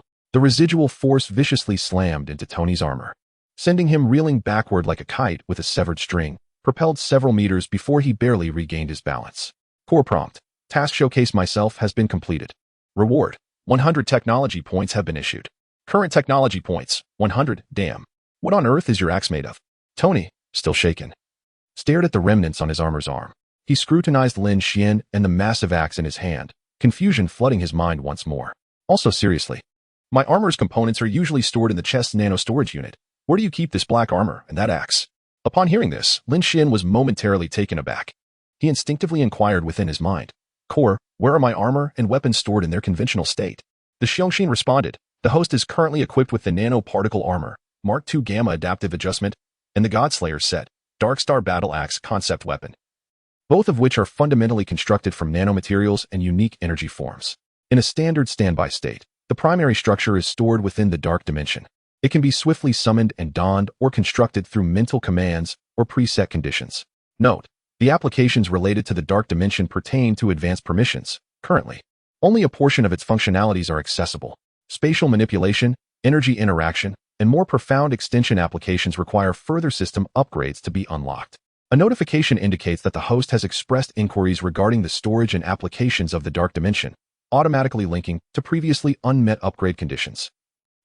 The host is urged to complete the relevant upgrade tasks or achieve specified conditions promptly to acquire complete access to the dark dimension and detailed functionality descriptions. Lin Xuan suddenly experienced an epiphany. So that was it. The two unresolved upgrade conditions on the status panel represented something akin to the dark dimension, a technology of deeper spatial applications. His Xiongxin capabilities had yet to unfold in their entirety. Even more potent and extraordinary functionalities, surpassing conventional comprehension, awaited his discovery and unlocking. Chapter 49. Accumulating Technological Points.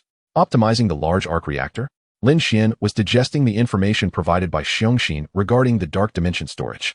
The technological potential was far from being fully realized. Xiongxin had ample room for enhancement and powerful, yet undiscovered, functionalities. However, at this moment, how was he to explain this enigmatic dark dimension to Tony Stark? Surely, he couldn't simply state, my axe resides in another dimension, and I can summon it with a shout whenever I need it. Unlocking more advanced features would evidently require additional technological points. Currently, he possessed a mere 100 points, a drop in the ocean. Observing Lin Xuan hovering in midair, seemingly lost in thought beneath the visor of his armor, Tony Stark adjusted his flight posture and broke the silence. Hey, what's the matter? Are you so awestruck by my new Mark Plus armor that you're at a loss for words?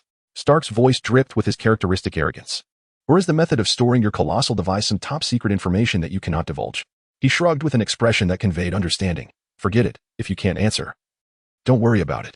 The technology behind your nanotech suit is already astonishing enough. You're not missing out by not sharing this one. Tony's words struck Lin Xuan like a lightning bolt, shattering his reverie. Indeed, if he couldn't speak the truth, he could fabricate an explanation that resonated with Stark's style, something sufficiently cool, extravagant, and aligned with the genius's imagination. Suddenly, a concept for an orbital space station materialized in his mind. Wait, I've thought of an explanation. Lin Xuan's voice emanated through the armor's communicator, calm and confident. He cleared his throat and began. The principle is not complex, Tony. You can envision it as a miniature armory space station in low Earth orbit, specifically designed for storing large or cumbersome equipment. Lin Xuan commenced his elaboration. For instance, if we were to encounter adversaries like Abomination or Hulk in the future, we certainly cannot engage in close combat every time, can we? Oh, by the way, you may not be familiar with them. I'll transmit the relevant data to you shortly. When heavy equipment support is required, commands can be transmitted via encrypted satellite signals, allowing for rapid deployment. Orbital armory? Satellite transmission? Tony Stark's eyes gleamed with excitement, his tone brimming with wonder and intrigue. Good heavens, that idea is incredible. How did you come up with it? Establishing a private orbital weapons station? Feigning depth, Lin Xuan cleared his throat with a hint of jest in his tone. Inspiration, you see, largely stemmed from a certain individual who leaped from 10,000 feet in the air clad in armor at the Stark Expo opening. I thought, if a person can jump from such a height, then delivering something from an even higher orbit should technically not be entirely impossible, right? Haha, so you were learning from me. Tony Stark erupted in his signature hearty laughter, clearly delighted by the explanation, even feeling a touch of pride. Well done, Lin. I love this idea. Orbital delivery, swift and powerful. He seemed entirely receptive to this notion, as it indeed sounded quite intriguing. However, speaking of research, I have not been idle of late. Besides this Mark Plus, I have also procured a formidable creation, a large-scale industrial-grade arc reactor, poised to resolve the energy dilemma of Stark Tower once and for all, harnessing genuinely clean energy. What do you think? Interested in taking a look? It is not far from here. Lin Xuan nodded in affirmation. The two no longer hesitated, swiftly transforming into streaks of black and red light, propelling themselves away from the Malibu coastline towards the heart of New York City, where Stark Tower stood. Along the way, Lin Xuan's mind resonated with the cold prompt of the Xiongxin system. Task triggered. Optimize large arc reactor. Objective. Assist Tony Stark in enhancing the energy output efficiency and stability of his new large-scale arc reactor. Task description. Demonstrating technical prowess is the foundation for gaining trust and resources. Task reward. 200 tech points. 200 points? Lin Xuan felt a surge of joy within. Moments later, the two beams of light precisely descended upon the expansive, futuristic energy center located on the top floor of Stark Tower. This was no longer Tony's former cluttered workshop. It resembled a control center instead. A colossal ring-like apparatus, magnitudes larger than the reactor embedded in Tony's chest, quietly floated at the center of the room, emanating a soft blue glow and producing a deep, steady hum. The atmosphere was infused with a unique essence of pure energy. What do you think? Quite the marvel, isn't it? Tony spread his arms wide, proudly introducing his masterpiece. Lin Xuan remained silent, stepping closer to initiate a thorough scanning analysis of the imposing structure before him. Xiongxin analysis detected a new large-scale arc reactor, industrial grade. Energy structure is stable, yet there exists an energy dissipation phenomenon. Conversion efficiency is hampered, approximately 17 energy loss due to unnecessary thermal radiation and particle leakage. Based on the previously gathered database of URU metal energy conduction characteristics and the stability model of the destruction runic matrix, targeted optimization is feasible. Expected efficiency enhancement of 812, with increased structural stability. Xiongxin prompt. Detected optimization targets and available optimization schemes. Would you like to consume 60 tech points to optimize the large arc reactor structure and energy flow? Yes. Lin Xuan swiftly responded in his mind. Command consumption, 60 tech points. As the command was confirmed, a subtle wave of intangible energy began to radiate outward from Lin Xuan's center. The specialized information, imbued with aspects of URU metal energy conduction characteristics and the stability model of the runic matrix, was seamlessly guided into several key energy nodes and constraint field generators within the large arc reactor. Almost instantaneously upon completion of the optimization, the previously stable operation of the large arc reactor emitted a deeper, more melodious hum. The energy output efficiency curve on the console screen suddenly surged. stabilizing at a significantly elevated level. The previously slight energy dissipation readings had nearly diminished to zero. The operational state of the entire reactor became increasingly stable, and even the surrounding azure aura appeared to be pure. Tony Stark, filled with pride and prepared to elaborate further, was left astounded by the abrupt change in data before him. Goodness, what just transpired? How could efficiency have surged so dramatically? And the dissipation has nearly vanished? He leaned in closer to the screen, repeatedly verifying the soaring efficiency figures and the nearly flawless stability curve. System notification. Task optimized large arc reactor has been completed. Reward. 200 technology points have been awarded. Current technology points. 240. Tony gazed at Lin Xuan for several moments, then glanced back at the reactor, which was now operating stably with greatly enhanced efficiency, ultimately refraining from further inquiry. This enigmatic individual consistently exhibited phenomena beyond his comprehension. A flicker of fervor for unknown technology mingled with a hint of frustration danced in his eyes. Well, it seems there remains ample room for improvement in my design, and much more to explore. However, your concept for the orbital weaponry has been duly noted. That is undoubtedly a stroke of genius, and we must engage in a thorough discussion about it later. Chapter 50 Awakening of the IC Americano? A method to optimize one's energy utilization. A few days later, atop the Stark Industries building. Following Lin Xuan's optimization, the final adjustments to the large arc reactor proceeded remarkably smoothly. Within the energy center, an enormous circular device steadily emitted a vigorous and pure energy output. Tony Stark gazed at the nearly perfect operational curve on the control panel, his face brimming with uncontainable pride. Look, Jarvis, quickly record this moment. Stark Industries has now entered the era of clean energy, thanks to our two brilliant minds. The lights on the exterior of the building suddenly illuminated, shining more brilliantly than ever before, infusing the sleepless city with unprecedented vitality. Tony's vision for clean energy had been flawlessly realized ahead of schedule.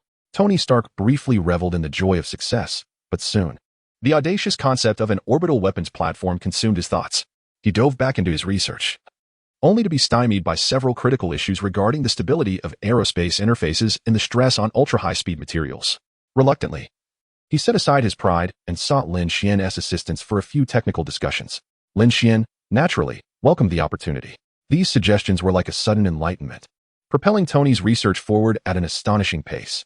Simultaneously, Lin Xuan's account in the Xiongxin system received a timely boost. Xiongxin notification assisted in analyzing technical challenges of the orbital weapons platform. Reward, 200 tech points. The total tech points had now reached 440.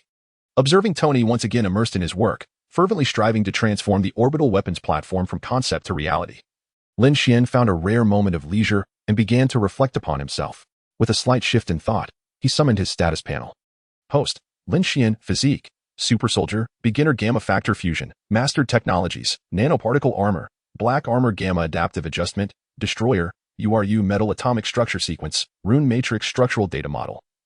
Odin's Power Mark Data, Orbital Weapons Platform, Partial Conceptual Technical Support, Special Abilities, Excitation, Gamma Factor Activation, Passive Active Guidance Required, Spiritual Anchor Initially Established, Risk of Loss of Control Reduced, Constructed Equipment, God Layer Set Darkstar Battle Axe Core, Gamma Factor Excitation Characteristics, Mind Staff Mental Mark, Material Foundation, URU Metal Data Nanoparticles. Energy Characteristics, Fusion of Partial Thunder God Power, Tech Points, 440, Pending Unlock Upgrade, Dark Dimension. Upon reviewing the panel data, Lin Xuan subtly furrowed his brow. Although his tech points had accumulated and his equipment was steadily advancing, the physique category seemed to have stagnated since completing the initial fusion of the Gamma Factor. The Darkstar Battle Axe was undeniably powerful, yet when wielding it, Lin Xuan could distinctly sense that the efficiency of his body's energy utilization and output enhancement had not reached the theoretical optimal state. It resembles the use of a cannon to swat a mosquito. While powerful, it lacks precision and incurs substantial costs. The enhancement of the core seems to have stagnated for quite some time. The potential of the Gamma Factor is immense, yet my mastery and utilization of it remain woefully inadequate. He can sense that his body is akin to a treasure trove brimming with boundless energy. Yet he has merely unlocked the outermost door. Deeper layers of power lie beyond, shrouded behind thick frosted glass. The outlines are visible, yet precise engagement and perfect mobilization remain elusive. Besides engaging in extensive battles, are there other methods to shatter this bottleneck? How can the evolution of the body genuinely keep pace with the rapid advancement of technological equipment? This question, like a seed, took root and began to sprout in Lin Xuan's mind once more. On this day, Lin Xuan relished a rare moment of tranquility, cradling a cup of freshly brewed iced Americano when the indicator light of his encrypted communicator began to flash urgently. The screen illuminated with the iconic visage of Nick Fury, his one-eyed countenance unmistakable. The background was extraordinarily noisy, suggesting a temporary command point rather than his comfortable office. Lin Xuan set down his cup, lightly tapping the screen to connect the call. Director Fury, what brings you here? Fury's expression was remarkably unusual, replaced by an incredulous demeanor. He seemed to deliberate over his words before slowly speaking. There has been an unexpected situation, a rather extraordinary piece of news that may require your direct confirmation. He paused, as if to steady his own emotions. We have located him frozen for decades. He awakened just hours ago. Fury's voice carried the unique tone of a historical witness. Steve Rogers, the Captain America. Captain America? Lin Xuan felt a jolt in his chest, his hand holding the cup pausing midair. Steve Rogers? In an instant, he connected this name to the bottleneck. He was contemplating inefficiency in power or energy utilization, perhaps from this legendary soldier who had endured the harshest trials of war. With a will as resilient as steel, he could discover the key to surpassing his limits, to learn from his almost perfect command over his own strength. This was not merely a simple task, but an unprecedented opportunity for research and learning, a living specimen to observe the most perfect product of the super soldier serum. Fury's voice, tinged with a subtle weariness, continued through the communicator. His current state is quite poor, exceedingly dire. He feels an overwhelming sense of strangeness and vigilance toward everything around him. Like a startled beast, he nearly dismantled our temporary medical observation point upon awakening. Natasha is currently engaged in an urgent infiltration mission and cannot assist at the moment. I am concerned that Coulson may mishandle the situation and inadvertently provoke Rogers due to excessive excitement. I require someone strong yet composed, rational enough to approach him. Assess his mental state and physical capabilities. He must be calmed down, at least to the extent that normal communication can be resumed. The location is a temporary isolation observation point on the outskirts of the city, cleverly disguised as an old-fashioned gym to avoid drawing attention.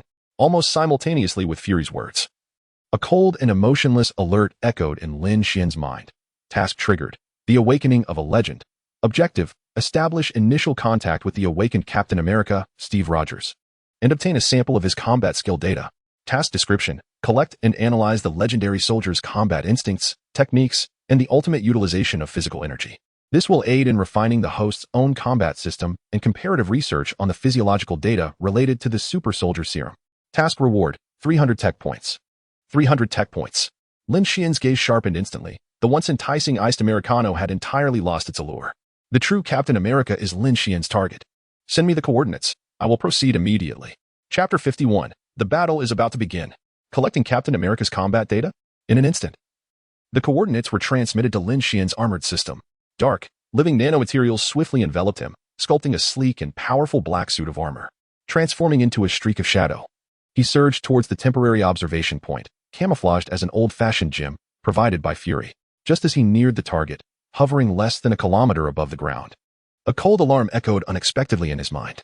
Warning: target Steve Rogers, life signal deviating approximately 800 meters from the designated coordinates, moving rapidly, physiological indicators showing heightened stress and confusion. Lin Xuan paused, bewildered. Had he deviated? Had he come out? He promptly adjusted his flight trajectory, descending. Moments later, he hovered above a relatively bustling district. Below stood a tall, blond man dressed in attire that seemed distinctly out of place for this era. His expression a mix of confusion and acute vigilance amidst the torrent of traffic. Surrounding him were the incessant streams of cars, flashing massive electronic billboards, and towering skyscrapers. To him, it was as if he had stepped into a surreal alternate reality. Nick Fury stood directly opposite him, his face serious, attempting to communicate with a sense of helplessness. Lin Xuan controlled his armor, silently descending onto the concrete ground not far from the two. The streamlined black nanotechnology receded like a tide, revealing his true visage once more. Steve Rogers immediately locked eyes with the suddenly materialized youth, his cerulean gaze filled with bewilderment, yet predominantly tinged with deep-seated caution. He sensed an aura emanating from this individual that bore a striking resemblance to his own. This was no ordinary person. Fury, upon seeing Lin Xuan, visibly exhaled in relief. "You're here." Lin Xuan offered a barely perceptible nod to Fury, then turned to Steve, his tone calm and devoid of any hint of intimidation.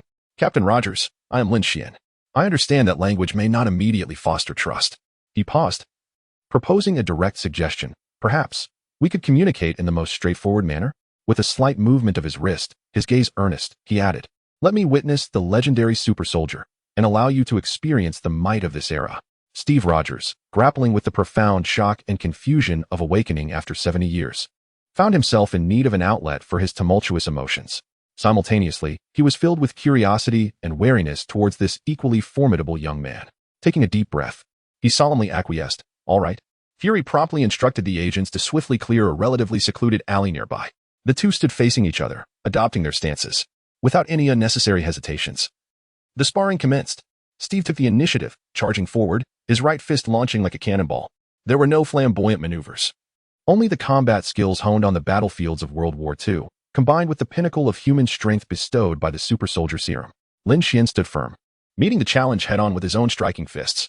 He yearned to seize this opportunity to personally experience the nearly perfect mastery and efficiency of the original super soldier's power. Bang, bang, bang. The fierce exchange of fists and feet reverberated through the narrow alley, the muffled sounds of impact echoing ominously. Invisible shockwaves radiated outward, stirring up the dust from the ground.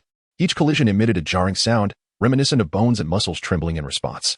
Meanwhile, within Lin Xuan's mind, the core was operating at an astonishing speed, scanning and recording targets' combat patterns, muscle coordination analysis, neural reflex speed measurement, energy utilization efficiency assessment, data collection in progress.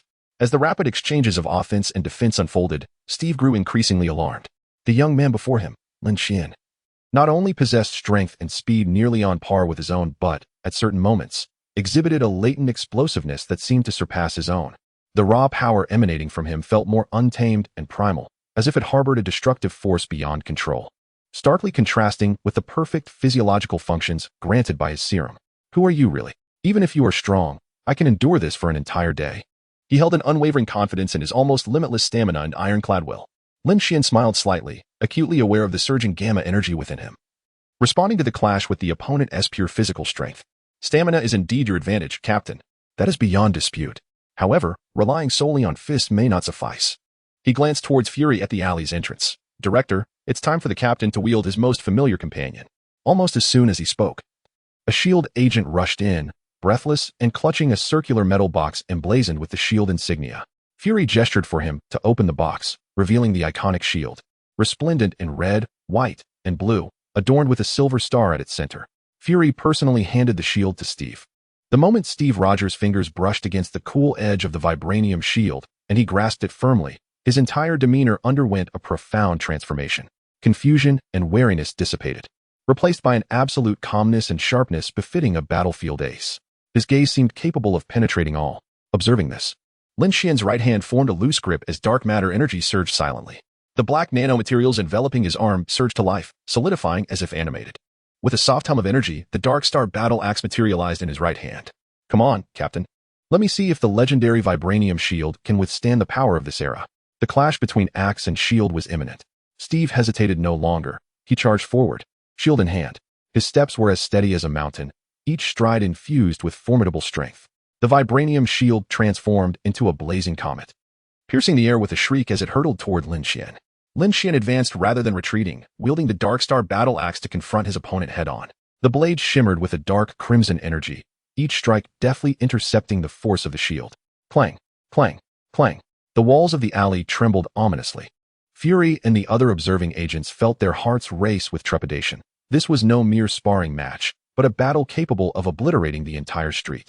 With a low growl, Lin Xuan seemed to awaken the Dark Star battle axe.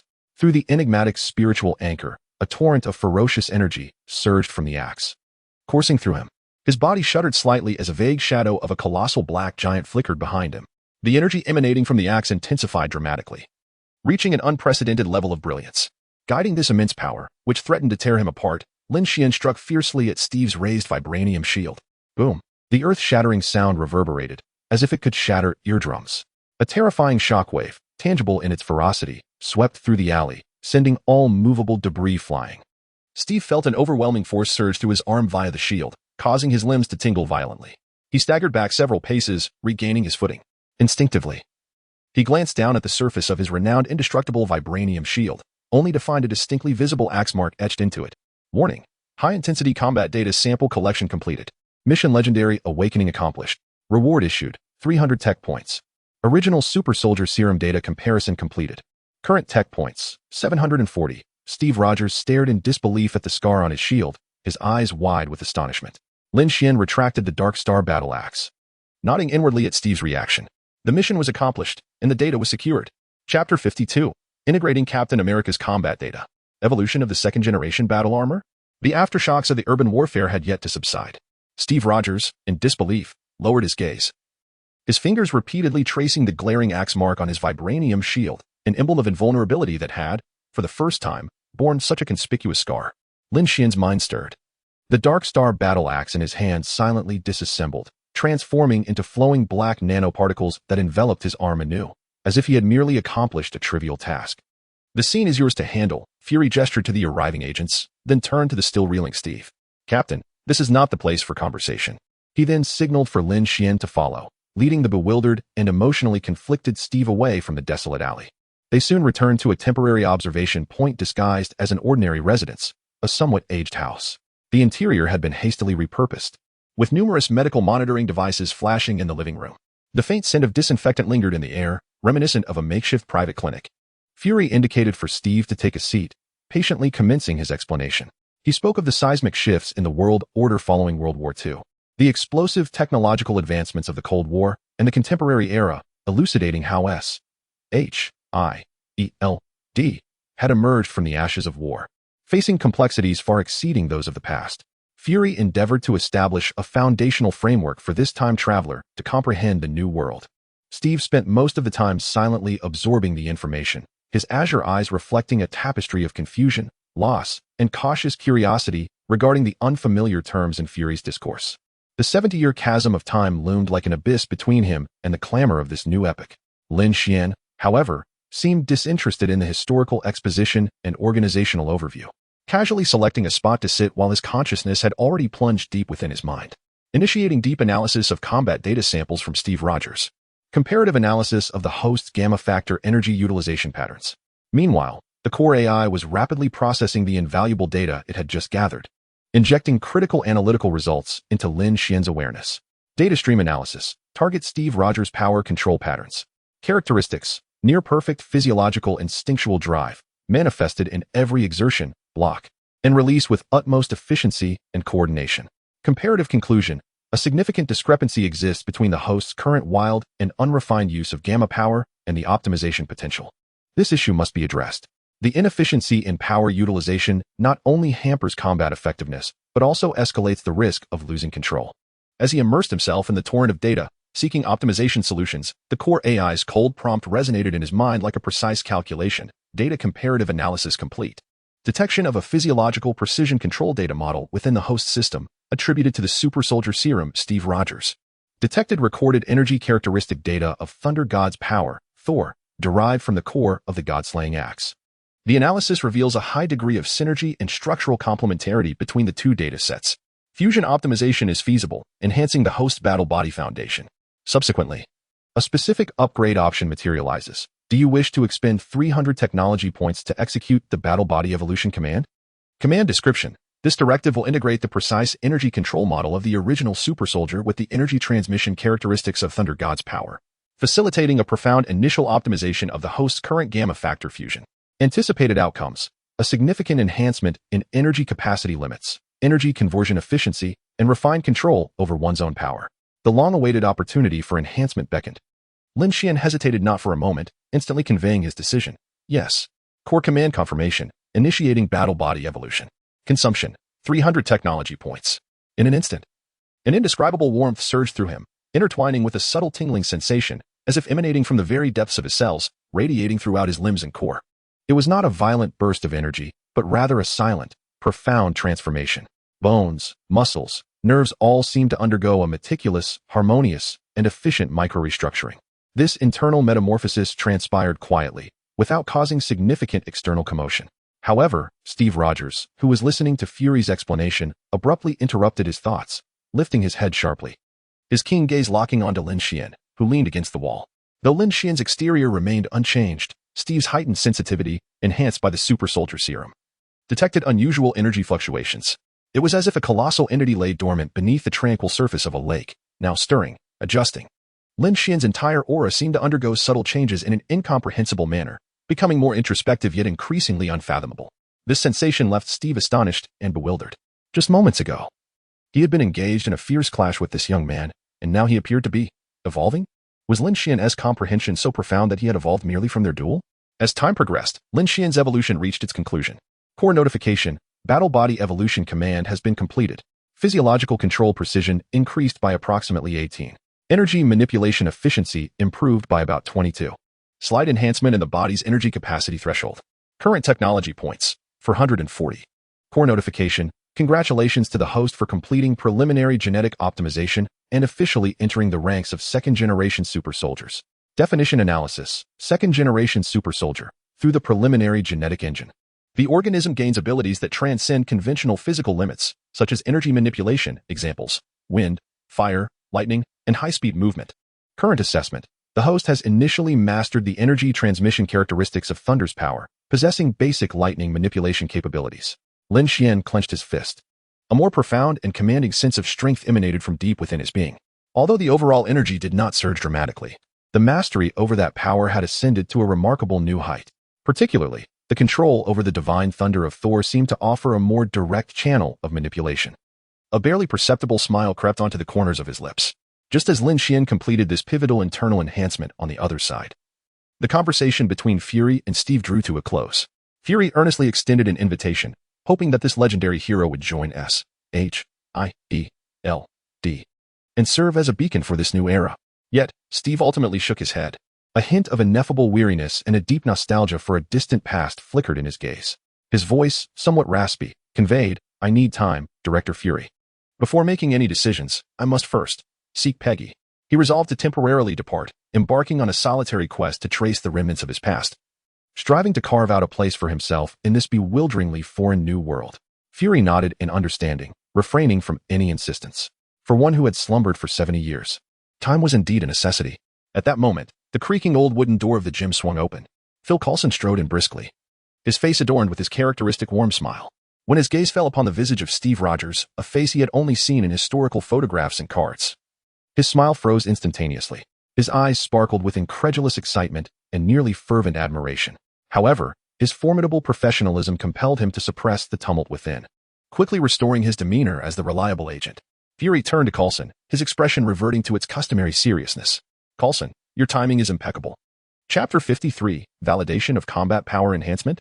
Phil Coulson briskly entered the temporary observation point, a professional smile gracing his face. A fleeting spark of incredulous excitement and near-ecstatic admiration shimmered in his eyes. After all, Coulson was Fury's most trusted aide, and his formidable professionalism instinctively quelled the tumultuous emotions within him. He swiftly regulated his breathing, regaining the composed and reliable demeanor of a seasoned agent. Nodding in acknowledgement to Director Fury, Fury's gaze traversed between Coulson, the emotionally complex Steve, and Lin Xuan, who exuded a restrained aura that hinted at a significant transformation. Certain arrangements in his mind silently shifted. Turning to Steve, his tone conveyed understanding. "Captain, I recognize that you require time.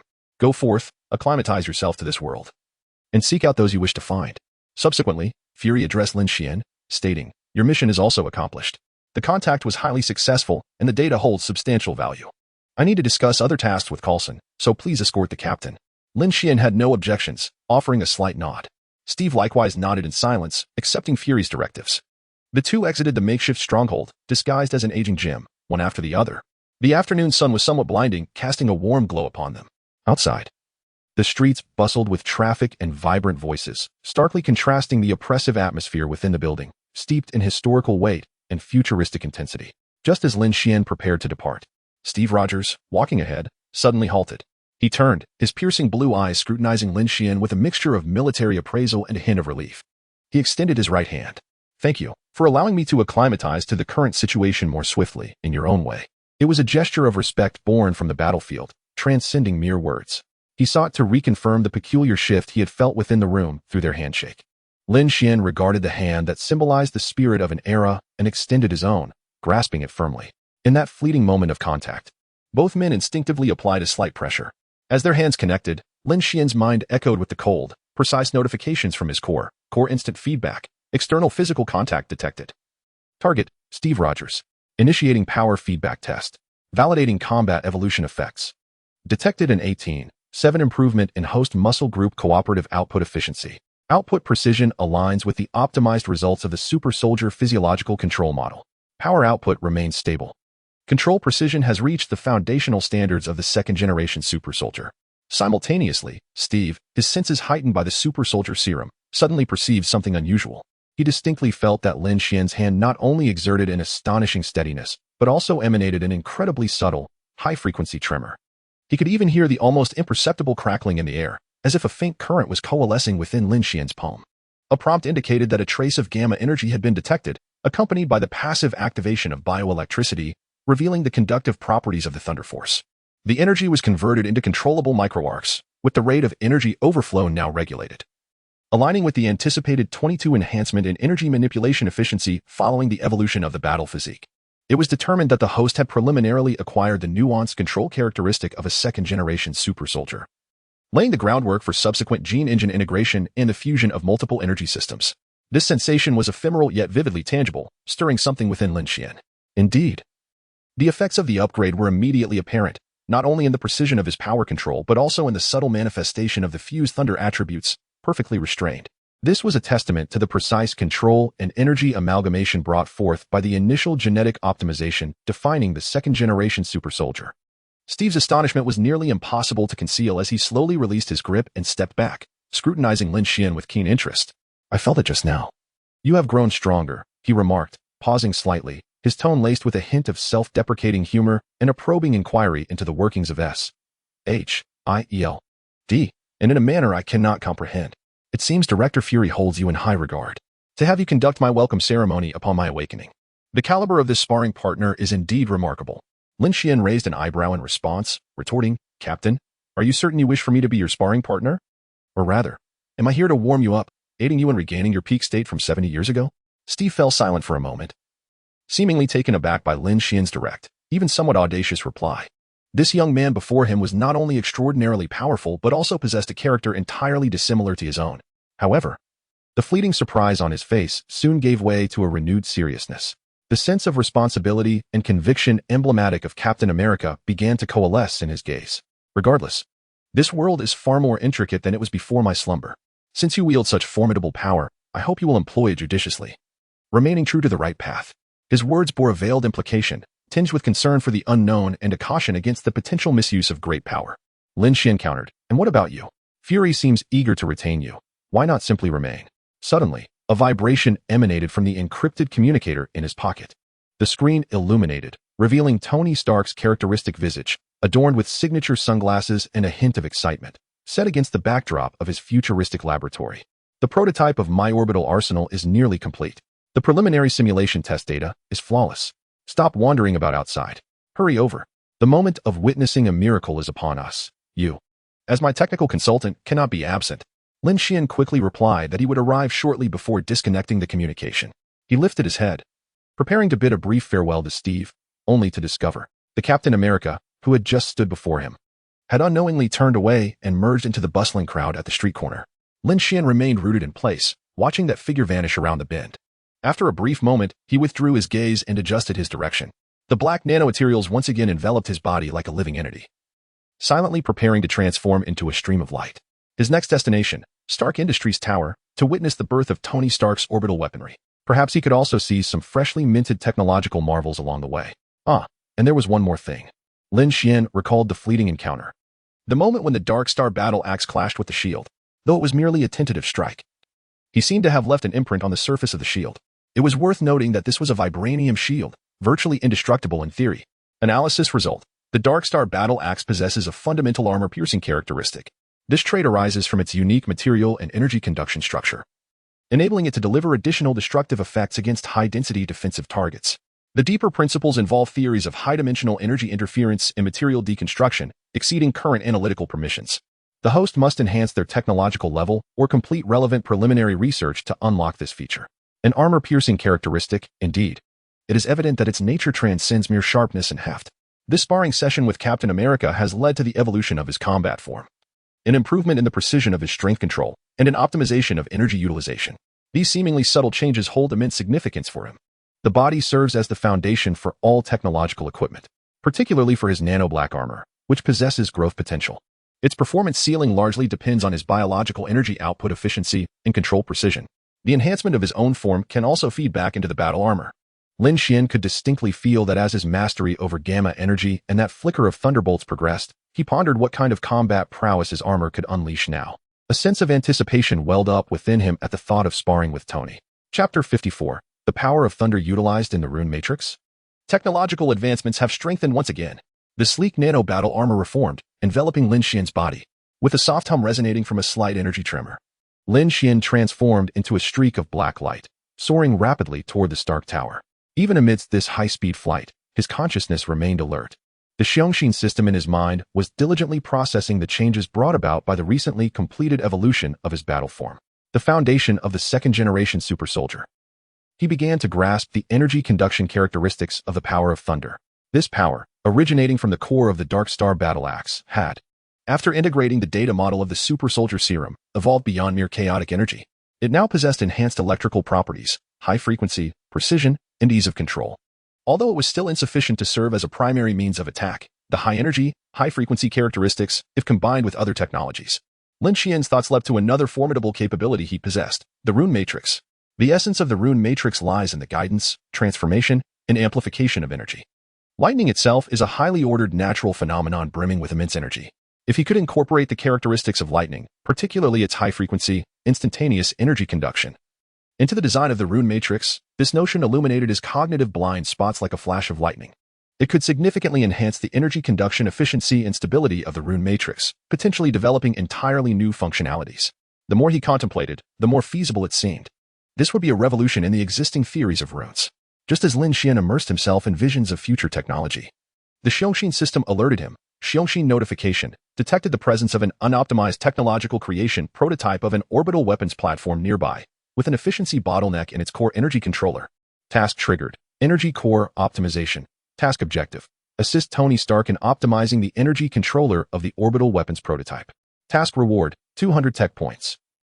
A subtle twitch of Lin Xuan's lips betrayed his inner thoughts, as he couldn't help but mutter, just finished battling with Captain Ice Pops. And now I must serve as Tony's technical advisor. Truly a life of constant toil, flitting back and forth. Nevertheless, the new knowledge reward regarding the rune matrix was undeniably a timely boon for his aspiration to integrate the characteristics of lightning into runes. Complaints aside, he needed to accept the task. He adjusted his speed and accelerated towards Stark Industries. Moments later, the familiar Stark Tower came into view. However, this time, the scene atop the building caught his attention. At the pinnacle stood a massive, technologically advanced structure, resembling an advanced rocket launch platform or orbital docking apparatus. Its complex design gleamed with metallic luster and futuristic appeal. Lin Xuan instantly recognized it as the ground deployment end of Tony's orbital weapons platform, boldly perched atop the building. It seemed to announce to the entire nation that Stark Industries had made another significant breakthrough. This perfectly aligns with Tony Stark's ostentatious style, which seems to crave the display of every achievement on a billboard. Almost simultaneously, behind the glass curtain wall of the building's top floor, Tony Stark noticed the approaching black streak of light. His face instantly illuminated with an excited smile. Hey, quite fast. Come up, I want to show you my masterpiece. Lin Xuan gracefully descended onto the expansive helipad. The nanotech armor receded like a tide, revealing his true visage. Tony was already waiting at the entrance of the helipad. Clad in a t-shirt adorned with a peculiar design, his expression tinged with a hint of exhilaration. He waved his hand, beckoning Lin Xuan to follow him. This way, my friend. Tony draped an arm around Lin Xuan's shoulder, leading him into an interior space reminiscent of a space station. The area appeared far more spacious than it had from the outside.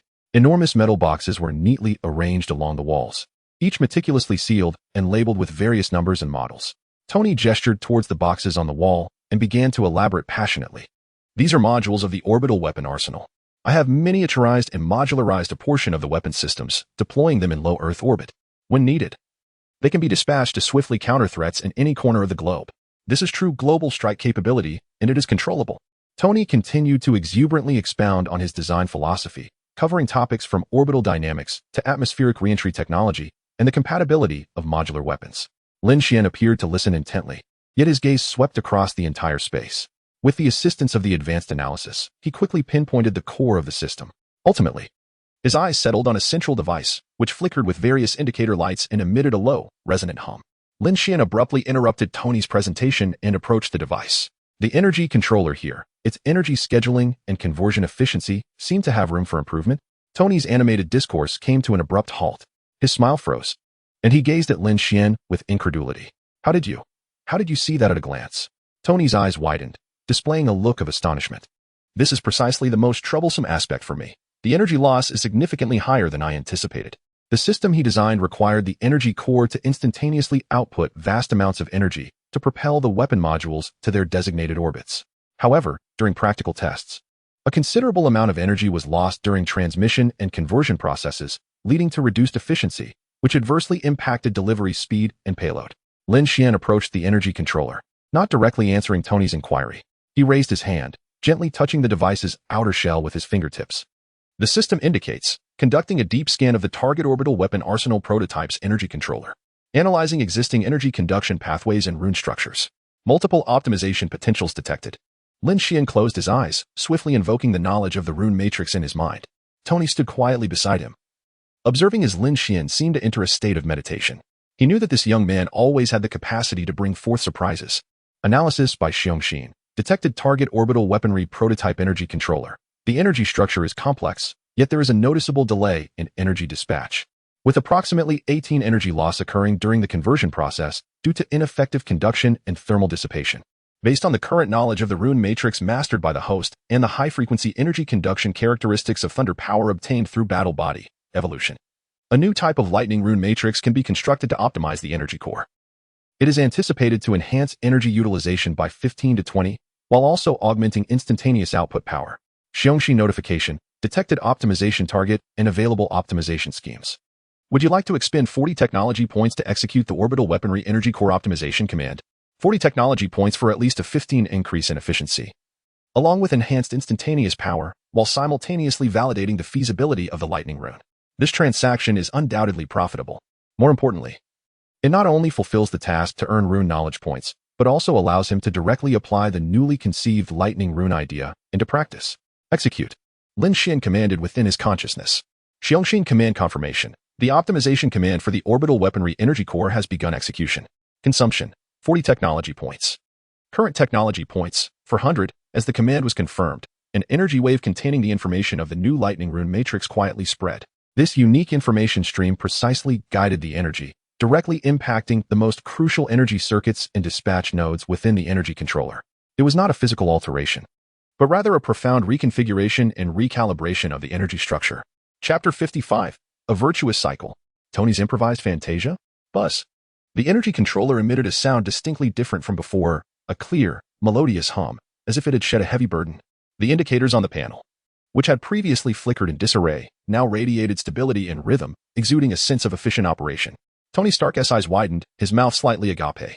As he gazed almost vacantly at the core device before him, he could distinctly hear the energy flowing within, a symphony of unprecedented smoothness and harmony. Unable to contain his astonishment, he abruptly turned his head. This sound, this flow of energy, truly a work of art. JARVIS. Initiate a full power output simulation test immediately. Lin Xuan slowly retracted his finger, acutely aware that the energy blockages and conduction delays that had once existed within the controller had been supplanted by a new rune structure imbued with the swiftness of lightning. The energy flowed with an astonishing efficiency, as if it were an extension of his own will. He felt a profound satisfaction with the initial real-world application of the lightning rune matrix, based on the analysis of the Xiongxin and the evolution of his battle body. The results were remarkable, and he noted that this optimization had consumed a mere 40 technology points, 20 points fewer than the previous optimization of the vast arc reactor. Logically, one would surmise that the energy core structure of the orbital weaponry should be more complex and thus require greater consumption. Xiongxin Directive. Analyze the discrepancy in technology point expenditure. Explanation. The host recently completed battle body evolution, significantly enhancing his fundamental mastery over gamma energy and the integration of thunderous power, thus improving energy utilization efficiency. The Xiongxin system has substantially reduced the basic energy redundancy required to execute external technological optimization directives, leading to a corresponding decrease in technology point consumption. The chime of the Xiongxin was like a sudden revelation, dispelling Lin Xuan's confusion. A glimmer of astonishment flashed in his eyes, quickly transforming into understanding. So that was it. His evolution not only bolstered his combat prowess but also enhanced the efficiency of the system, effectively conserving precious technology points. This unexpected discovery filled him with elation. It was a perfect, virtuous cycle. The stronger he became, the lower the cost of utilizing external enhancements, allowing for a quicker accumulation of resources for subsequent upgrades or technological advancements. He gained a deeper insight into the potential of the path of battle body evolution. As Lin Xuan pondered, Tony Stark, having regained his composure from the initial shock, wore an expression filled with incredulous fervor. His gaze was fixed intently on the energy controller, as though he beheld a rare treasure. Incredible! This sensation is even more profound than when you optimized my arc reactor last time. That was an enhancement of stability and efficiency. This time, it feels as though it has been granted a new life altogether. He urgently turned to the projected interface. JARVIS, don't dawdle. Report the latest efficiency data of the core energy controller immediately. I must know how much it has improved. In a calm, yet subtly surprised tone, Jarvis spoke. Sir, based on real-time monitoring and simulation calculations, the comprehensive energy utilization efficiency of the energy controller has achieved a remarkable leap. The peak output power is also expected to see a significant enhancement. The energy scheduling delay has been reduced to its theoretical minimum, rendering it nearly negligible. Almost immediately after Jarvis concluded, a notification from the Xiongxin system reappeared in Lin Xuan's mind. Xiongxin notification, Assistance Task Energy Core Optimization has been completed. Assessment, task objectives have been exceeded. Task reward, 200 technology points have been allocated. Current technology points, 600. Yes. A remarkable leap. I knew it. Tony exuberantly punched the air, his face beaming with uncontainable excitement. Such an astonishing increase in efficiency, and a substantial enhancement in peak power. My goodness, you are nothing short of a miracle. A unique sparkle shone in his eyes, a blend of genius arrogance, business acumen, and boundless creativity. He suddenly clapped his hands and made a decision laden with personal flair. This level of technological breakthrough must be showcased to the entire world. This is not merely a simple technological upgrade. It is an announcement of the future. We shall hold a demonstration today, right here, for everyone to witness the maiden flight of the orbital weaponry prototype. Listening to Tony's sudden decision, Lin Xuan felt a stir within. Indeed, this was quintessential Stark, always so ostentatious, forever unpredictable. Yet upon reflection, this could be an excellent opportunity. A public display? While it might attract unnecessary scrutiny and complications, such as certain lurking organizations, it also provided a perfect chance to test the performance limits of his newly completed nano armor after its evolution, particularly after integrating the lightning rune matrix. Both energy output and control precision had seen significant improvements. The effectiveness in real combat required validation. With this in mind, Lin Xuan turned to the exuberant Tony and said, Tony, your idea is splendid. However, we must consider security measures thoroughly for such a hasty public display. If you don't mind, I could take this opportunity of the prototype's flight to conduct a synchronized combat drill. By deploying alongside the weaponry, we can showcase both its carrying capacity and the cooperative combat capabilities of my new armor. It serves as a dual insurance, as well as a more intuitive demonstration of deterrence and performance validation. Synchronized combat drill? You mean? Tony paused for a moment. Then his eyes lit up as he instantly grasped Lin Xuan's intention. He excitedly patted Lin Xuan on the shoulder. Oh, what a brilliant idea. A splendid idea. Let those potential troublemakers see that we possess not only a global arsenal, but also formidable battle armor. Indeed, a humanoid super armor. A dual display, a double shock. It is settled. Once Tony Stark sets his mind to something, his resolve is nothing short of formidable. He promptly activated the communication device. Pepper. Urgent announcement. Listen closely. This afternoon, atop Stark Industry skyscraper, we shall conduct the inaugural launch of the orbital weapons prototype, along with a demonstration of the new battle suit's collaborative combat capabilities. Contact every mainstream media outlet you can. Arrange the highest level of security measures. Yes, the utmost. Prepare the world to be awed once more by Stark Industries. Commands were issued in rapid succession, and the entire top-floor laboratory swiftly transitioned from a mode of technical troubleshooting to a fervent state of event preparation. Various directives, data streams, and personnel deployment information flickered rapidly on the aerial projection. Lin Xuan stood at the heart of this bustling scene, feeling the surge of excitement ignited by Tony Stark himself. Chapter 56, Veronica Takes Flight? The Duel of Titans. At the pinnacle of Stark Industries, an astonishingly efficient impromptu performance unfolds. Media vehicles swiftly arrive at their designated zones under strict security guidance, their lenses aimed at the launch platform like an array of rifles. Pepper Potts' voice resonates through various communication devices, orchestrating the operations with clarity. Security personnel fan out, erecting barriers with remarkable speed. Numerous calibration devices are rapidly connected. Within half an hour, the rooftop helipad has transformed into an open-air press conference of high caliber. In a corner, Lin Xuan observes this scene of remarkable efficiency. A sly grin crossing his mind. A wealthy person's press conference is, indeed, both unpretentious and expedient. Tony Stark, brimming with vigor, concludes his final remote communication. He adjusts his collar and strides over to Lin Xuan, clapping a hand firmly on his shoulder, excitement radiating from his countenance. Done. Look at this efficiency, my friend. The world is ready to be astonished by us once more. His voice brims with confidence, as though he can already foresee the headlines of tomorrow's newspapers. Lin Xuan's gaze sweeps over the enormous launch platform, which glimmers with a cold metallic sheen under the afternoon sun, exuding an aura of power. Such an impressive machine, have you come up with a name for it? We can't simply call it the prototype forever, he queries. Tony pauses, a blend of pride and surprise flickering across his face. That's why we are friends. I knew you would care about this. However, to be honest, I haven't thought of one yet. I've been too focused on ensuring it can fly flawlessly. He falls into a brief contemplation, his eyes darting between the launch platform and himself. A thought crosses Lin Xuan's mind, and he softly suggests, how about we name it Veronica? It sounds both elegant and carries a unique connotation. Veronica, Tony murmurs as he savors the name, a spark igniting in his eyes as if it has struck a chord within him. Veronica. It sounds splendid, imbued with a touch of mystery and easy to pronounce. Yes, let us name it Veronica, he decisively declares, akin to a child who has just acquired a cherished toy. Indeed, this iteration of Veronica is not merely designed for the Hulk. It is a sophisticated orbital platform integrated with various weapon modules. In the brief interlude of their conversation, guests on the top floor and journalists who received urgent notifications gather in increasing numbers. Flashbulbs begin to pop in rapid succession, with all eyes fixated on the central launch platform and the ever-innovative Tony. The atmosphere gradually reaches a crescendo. Sensing the moment has arrived, Tony Stark takes a deep breath, adjusts his collar, and confidently strides to the makeshift podium. With a swish, multiple spotlight beams converge upon him, isolating him from the surrounding clamor. He opened his arms wide, as if to embrace the entire world, commencing his speech with his signature, impassioned tone. Ladies and gentlemen, welcome to the future. His voice resonated through the amplification system, piercing the upper tier and even drawing the attention of pedestrians below who paused to gaze upwards.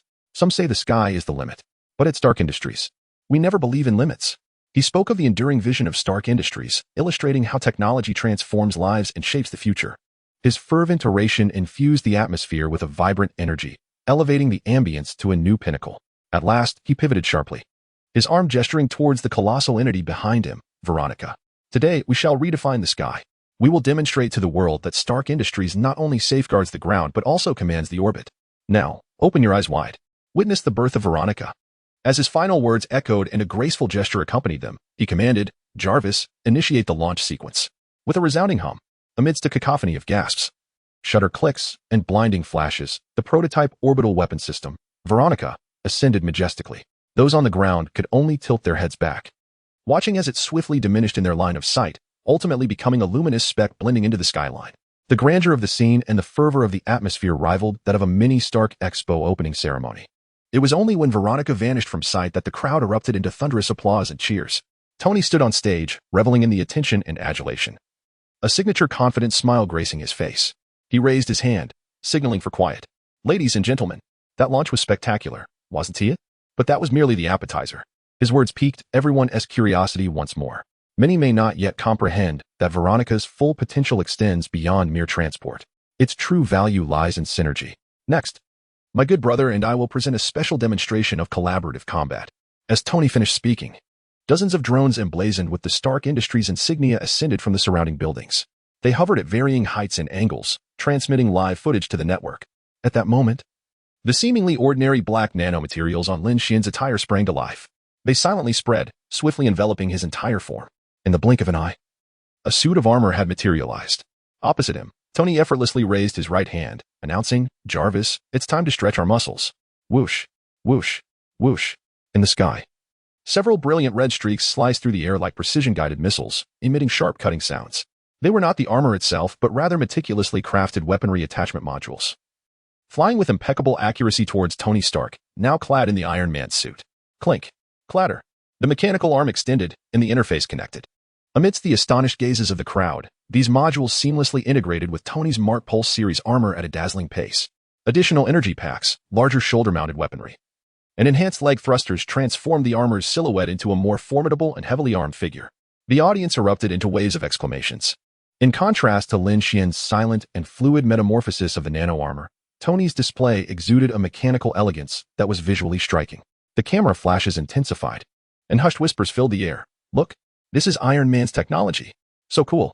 It's like Transformers. Lin Xuan stood motionless, enveloped in his dark armor. He could distinctly hear the murmurs and expressions of admiration. It seemed that the spectators favored Tony's ostentatious and expressive demonstration of technology. His gaze flickered, yet his heart remained unperturbed. Let them revel in the spectacle for now. When the true strength was revealed, the impact would be far more profound. His right hand formed a loose grip as dark nanoparticles surged forth, coalescing along his arm.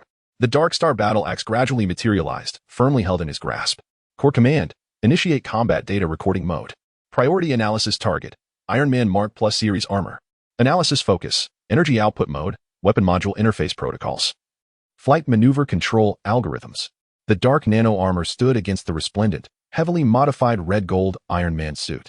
The coalescing Dark Star battle axe faced the poised palm cannon. Under the watchful eyes of the multitude, they confronted each other atop Stark Tower. The air seemed to crystallize at that moment, as an intangible sense of battle intent began to pervade the atmosphere. Chapter 57. The additional armor of thunderous might? The clash of steel bodies. The crimson golden battle armor, layered and armed to the teeth, enveloped Tony Stark as he floated with unbridled pride, resembling a diminutive mobile arsenal. Lin Xuan gazed upon this spectacle, eager to test the power of his evolution in conjunction with this formidable suit. With a thought, he unleashed a surge of energy beneath his feet and charged toward Tony. The Dark Star battle axe cleaved through the air, aimed directly at the newly formed polygonal energy shield before Tony. A resounding clang echoed, both dull yet piercing. The Dark Star battle axe struck the shield's center with precision, sending brilliant sparks flying. The audience erupted in gasps, many instinctively recoiling half a step, startled by the sudden force of the impact. Oh, it begins. Let us see who prevails. Surely it is Mr. Stark. His equipment appears far more formidable. Most of the murmurs leaned favorably toward Tony, whose gear boasted a more resplendent and commanding presence. Steadying himself, a hint of smugness crept across Tony's face behind the energy shield, through the suit's loudspeaker. His voice radiated with characteristic confidence. Hey, how does it feel? This new defense system is no mere decoration. Your axe won't find purchase so easily. Core analysis. Target energy shield detected. Structure comprises a modular composite of alloy energy fields. The contact point of the axe's edge was instantaneously torn through. Yet the alloy's tensile strength is remarkably high. Initial assessment identifies it as a special titanium alloy composite. The armor-piercing characteristic of the Dark Star battle axe has been activated, continuously applying energy erosion. Lin Xuan felt a distinct resistance from the axe, raising an eyebrow beneath the armor. Is that so? This is merely the beginning. Before his words faded, his arm muscles subtly tensed. Threads of barely perceptible gamma energy began to surge on the axe, intensifying its cold gleam. The offensive quickened abruptly. Lin Xuan abandoned the notion of a single, decisive strike, instead weaving around Tony in a blur of rapid movement. The Dark Star battle axe transformed into a flurry of swift black lightning, delivering a relentless barrage of strikes at the same point on the energy shield with dizzying frequency. Clang, clang, clang, clang, clang. The cacophony of metal on metal resonated in a frenzied rhythm, reverberating through the eardrums of all present. As Tony struggled to block with the shield, he raised his other arm. The palm-mounted cannon unleashed beams of light while many missiles from his shoulder targeted Lin Xuan, attempting to disrupt his rhythm and force him to retreat. Navigating through the dense barrage of energy blasts and the turbulence of small explosions, Lin Xuan moved with remarkable agility, each dodge seemingly calculated with precision.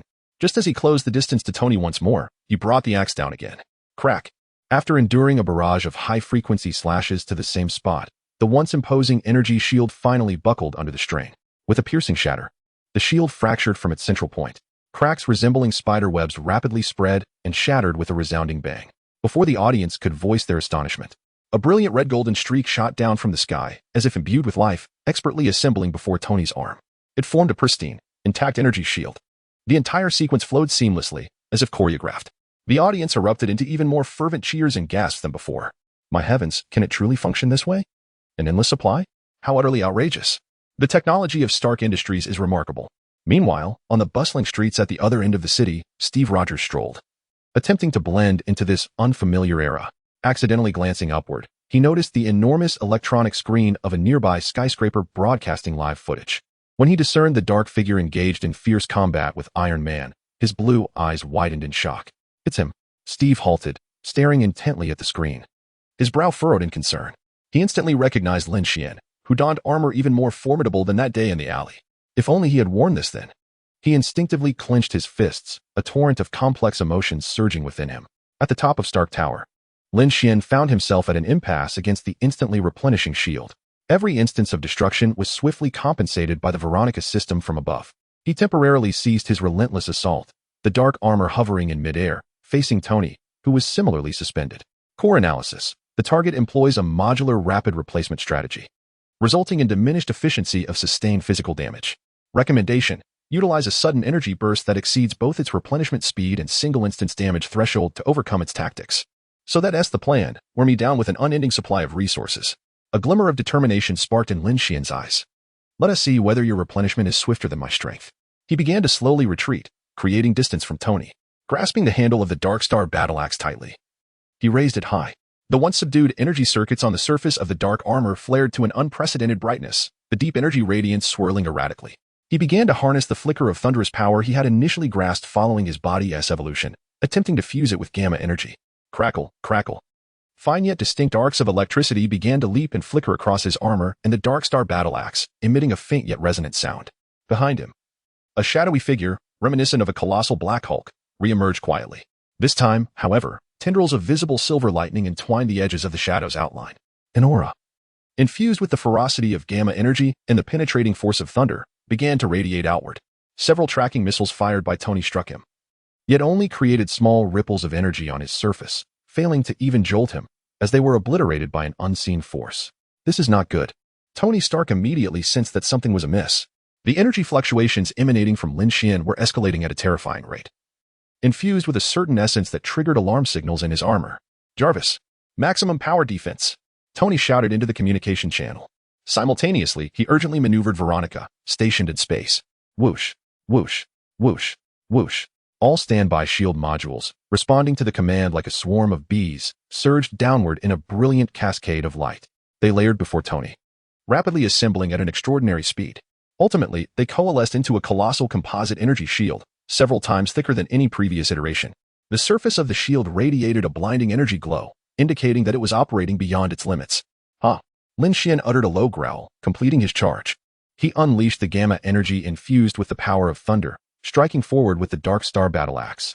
Virum, a stream of dark red energy, seemingly capable of tearing through space, surged forth, laced with silver lightning, crashing toward Tony's massive composite shield. The deafening explosion echoed through the skies, resonating even in the streets below. The immensely thick shield groaned under the strain as it met the torrent of energy, countless cracks spreading at an astonishing pace. Just as the shield was on the brink of total collapse, and the energy torrent was about to pierce through, Lin Xuan abruptly twisted his wrist, causing the ferocious energy flow to dissipate as if it had never existed. He retracted the Dark Star battle axe, hovering silently in the air, while the arcs of electricity on the surface of his dark armor gradually subsided. In the distance, Steve Rogers' pupils widened once more. He clearly witnessed the silver lightning flickering within that energy torrent. This power is precisely what I sensed that day. He can actually harness it within the steel box. No, within the armor. Chapter 58. The practical exercise concludes. Shadows descend. Atop Stark Tower, the clamor gradually subsided. Lin Xuan descended slowly, the dark nanobots swirling around his body retreating like an ebbing tide. The Dark Star war axe he had conjured dissipated into nothingness. Opposite him, Tony Stark's auxiliary modules emitted faint clicking sounds as they detached and soared into the cosmos. The heavy composite energy shield was also deactivated. A renewed wave of applause and cheers erupted, heralding the official conclusion of this thrilling and visually captivating practical exercise. Tony hurried to Lin Xuan's side. Hey, that last move was absolutely extravagant, simply extraordinary. He couldn't help but scrutinize Lin Xuan, as if hoping to unveil the secrets concealed beneath his seemingly ordinary attire. My Veronica's rapid costume change was quite impressive as well, wasn't it? Tony mused, stroking his chin, his eyes sparkling as ideas began to churn in his mind. Absorbing lightning to energize the armor, or perhaps channeling that power to enhance attacks. That's a splendid idea. I must find time to explore how to integrate it into my Mart Plus series. Lin Xuan smiled subtly, feeling immensely satisfied with the results of this test. The power acquired through the evolution of his battle form could indeed amplify the performance of the armor directly. He distinctly sensed the preliminary fusion of gamma energy and the might of thunder in that last strike, its potency exceeding his expectations. The sensation of simultaneous enhancement of his essence and external equipment clarified his future evolutionary path, filling him with anticipation. Tony turned to face the still exuberant media reporters and guests. He opened his arms and proclaimed loudly, "Ladies and gentlemen, the exercise was a resounding success. This demonstrates Stark Industries' technological prowess and showcases Veronica's unparalleled potential. The future is in our hands." The flash of cameras erupted once more, the sound of shutters clicking harmoniously. Undoubtedly, this exhibition, sparked by a technological breakthrough, would dominate the headlines of major media the following day. Meanwhile, in the distance on the street, Steve Rogers silently turned to blend into the crowd. The uproar and cheers emanating from the giant screen behind him stood in stark contrast to his current state of mind. A profound sense of confusion and uncertainty about his place in this new era began to unfurl within him like a quietly growing vine. As the media and guests gradually dispersed, the atmosphere atop Stark Tower shifted from the slightly formal press conference to a relaxed and vibrant internal celebration. Tony, brimming with enthusiasm, approached Lin Xuan, throwing an arm around his shoulder, his face glowing with the joy of success. "Well done, my friend. To celebrate Veronica's triumphant debut, we must hold a lavish party atop Stark Tower tonight, and you shall be the star of the evening." As night fell, the luxurious banquet hall atop Stark Tower transformed into a dazzling spectacle of lights and colors. The deafening electronic music reverberated through the air, mingling with the presence of elegantly dressed socialites, while the scent of champagne bubbles and the fragrance of wealth filled the atmosphere. This was a quintessential spectacle of opulence and revelry, reminiscent of Tony Stark's lavish lifestyle. Lin Xuan, cradling a glass of orange-hued juice, stood by the slightly quieter floor-to-ceiling window, gazing down at the resplendent New York skyline, shimmering like a galaxy. The cacophony surrounding him did not disrupt his thoughts. He was mentally tallying his recent achievements. With a flicker of concentration, Lin Xuan summoned his status panel. Host, Lin Xuan, Physique, Super Soldier, Gamma Factor Initial Fusion. Preliminary Harmonization of Thunder Power, Mastered Technology, Nanoparticle Battle Armor, Black Armor Gamma Lightning Adaptation, Annihilator, Data Model, Special Abilities, Excitement, Gamma Factor Activation, Passive Active Guidance.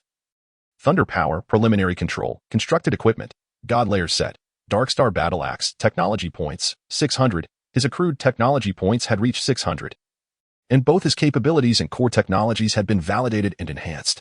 In sparring with Captain America, he had gathered first-hand combat data on the Super Soldier Serum Enhancer, providing invaluable insights for subsequent analysis. He had completed the evolution of his combat physique, gaining preliminary control over the fusion of gamma energy and thunder power. It was confirmed that thunder power could be utilized to optimize the structure of rune matrices, thereby conserving technology points. More significantly, it had been validated that the evolved strength could be seamlessly integrated into the nanoparticle battle armor, greatly enhancing its explosive power. His recent duel with Tony served as a testament to this. As Lin Xuan reveled in his achievements and contemplated the future, not far away, Tony Stark, the undisputed focal point of the party, deftly navigated through the crowd, basking in the adulation and congratulations of those around him. He noticed Lin Xuan in a corner and raised his champagne glass in a distant salute, his eyes filled with joy for the technological breakthroughs and admiration for Lin Xuan. Of course, there was also a hint of a desire to reclaim his honor in their next encounter. Given the exuberance of the party and Tony's enthusiasm, it seemed likely that the festivities would continue for several days. Meanwhile, as people on Earth immersed themselves in the awe and excitement brought forth by technology, in a distant realm far beyond the solar system, within the profound and boundless darkness of the cosmos, a colossal alien warship, ominously designed and exuding an aura of foreboding, housed a solitary figure kneeling on the cold metallic floor. This figure appeared utterly exhausted, yet within his lifted gaze burned a fierce flame of resentment and madness. It was Loki, who had fallen from the Rainbow Bridge, enduring countless adversities, and had drifted through the cosmos for months. Remarkably, he had survived and been rescued by the cosmic fleet, known as the Chitauri. He knelt before a towering throne shrouded in shadow, Thanos. Under Thanos' abyssal, indifferent gaze, the humiliation within Loki reached its zenith. He was consumed by jealousy towards his brother Thor, resentment towards his father Odin, and loathing for the mortal Lin Xuan, who had utterly thwarted his grand designs on Earth and left him utterly disgraced. A profound and seething hatred coursed through him. He required a formidable army. He abruptly lifted his head, ambition and vengeance gleaming in his eyes, as he fixed his gaze upon the shadowed throne. "I shall return and reclaim what is rightfully mine. Let Asgard and Earth bow beneath my feet." He understood that the enigmatic and powerful entity before him possessed the strength necessary to realize his aspirations. For this, he was prepared to pay any price. The silent figure of Thanos on the throne regarded the humble Asgardian prince below him with a steady gaze. This aligned perfectly with the intelligence he had received. The seemingly inconsequential and primitive planet of Earth indeed harbored the power he so desperately desired. Loki's invasion would serve as the inaugural step in his grand design. Thanos slightly turned his head, gesturing to the standing Chitauri leader beside him. The servant comprehended the signal, and with a withered finger, summoned a uniquely crafted scepter, adorned with a blue gem at its apex, presenting it before Loki. "Lord Thanos bestows upon you this scepter. It contains formidable power, sufficient to sway the hearts of men and open pathways. Use it to conquer Earth and retrieve the Tesseract for us. In return, the Chitauri army shall heed your command, aiding you in ascending to the throne." Loki beheld the scepter before him, feeling the immense energy surging within. He extended his hand and grasped the mind scepter firmly. "At your command." Chapter 59, The Onslaught of Loki, is S-H-I-E-L-D. Transforming? The fervor ignited by Veronica's successful launch had gradually subsided, and the revelry of Tony Stark's extravagant party had long since concluded. It seemed that tranquility had returned. Yet beneath this veneer of calm, tumultuous currents surged unseen. In the depths of the New Mexico desert, within a meticulously concealed and heavily fortified underground facility, lay SHIELD's Joint Dark Energy Task Center, a clandestine site for the research of the cosmic cube. At the heart of the base, an enormous cylindrical containment device towered prominently. The ethereal blue cosmic cube was ensconced within, emanating a captivating yet perilous glow. However, at this moment, its luminescence appeared dangerously unstable, flickering like the labored breaths of a dying man. The energy patterns on its surface surged wildly, and the gamma radiation readings soared alarmingly on the monitoring screens, accompanied by piercing alarms. The fluctuations in energy were intensifying. The containment field was nearing its limits. Dr. Eric Selvig, the chief scientist, his hair now streaked with gray, gazed anxiously at the alarming data that pulsated before him. Beside him stood Director Nick Fury and Agent Maria Hill, their expressions equally grave, having rushed to the scene upon receiving the urgent alert. "Doctor, what is happening?" Fury inquired in a low, tense tone, his single eye glinting with urgency. Selvig wiped the sweat from his brow, his voice tinged with panic. "I don't know, Director. It's as if something from outside has activated it. The energy readings are unprecedentedly high." In the shadows nearby, Clint Barton, tasked with security, remained acutely vigilant, his gaze flitting between the cube and the surrounding environment. He whispered into his communicator, "Director, the doctor once had a theory. He said this thing is like a door, leading to the other side of space. It feels as though someone is knocking forcefully from the other side." Before he could finish his thought, a resounding hum erupted. The cosmic cube erupted with an unprecedented brilliance. The blinding blue light instantaneously engulfed the entire laboratory, the energy output breaching critical levels. Boom. The containment device exploded with a deafening roar, shards flying in all directions. A robust blue energy beam shot skyward, forcibly tearing apart the fabric of space in the center of the laboratory. A distorted, swirling portal, radiating unstable energy, materialized from thin air. The alarms within the facility blared wildly, and the red emergency lights flickered erratically. Fury, Hill, Barton, and Dr. Selvig stood frozen, astounded by the sudden upheaval. Under their astonished and wary gazes, a figure slowly emerged from the warped blue portal, clad in Asgardian garb. A dark green cloak billowed gently in the energy's wake. In his hand, he wielded an ornate golden scepter, the top adorned with a mesmerizing blue gem. The newcomer lifted his head, revealing a striking yet pallid visage. It was none other than Loki. Yet Loki's movements were swifter. He did not even glance at the apprehensive Fury and Hill. The scepter lightly struck the ground. A hum reverberated as an invisible wave of energy radiated outward from its center. The surrounding SHIELD agents were struck as if by an unseen hammer, screaming as they were hurled backward, crashing against walls or equipment, instantly rendered incapable of fighting. Amidst the chaos, Loki's figure flickered, appearing before Dr. Selvig like a specter. Before the doctor could comprehend the situation, the blue gem atop the scepter gently pressed against his chest. A surge of blue energy infiltrated him, and the anxiety and terror in Selvig's eyes vanished in an instant, replaced by a hollow expression of absolute obedience. A deeper smile curled at Loki's lips. Indeed, this scepter proved far more effective than his own magic, which required immense concentration and often yielded uncertain results.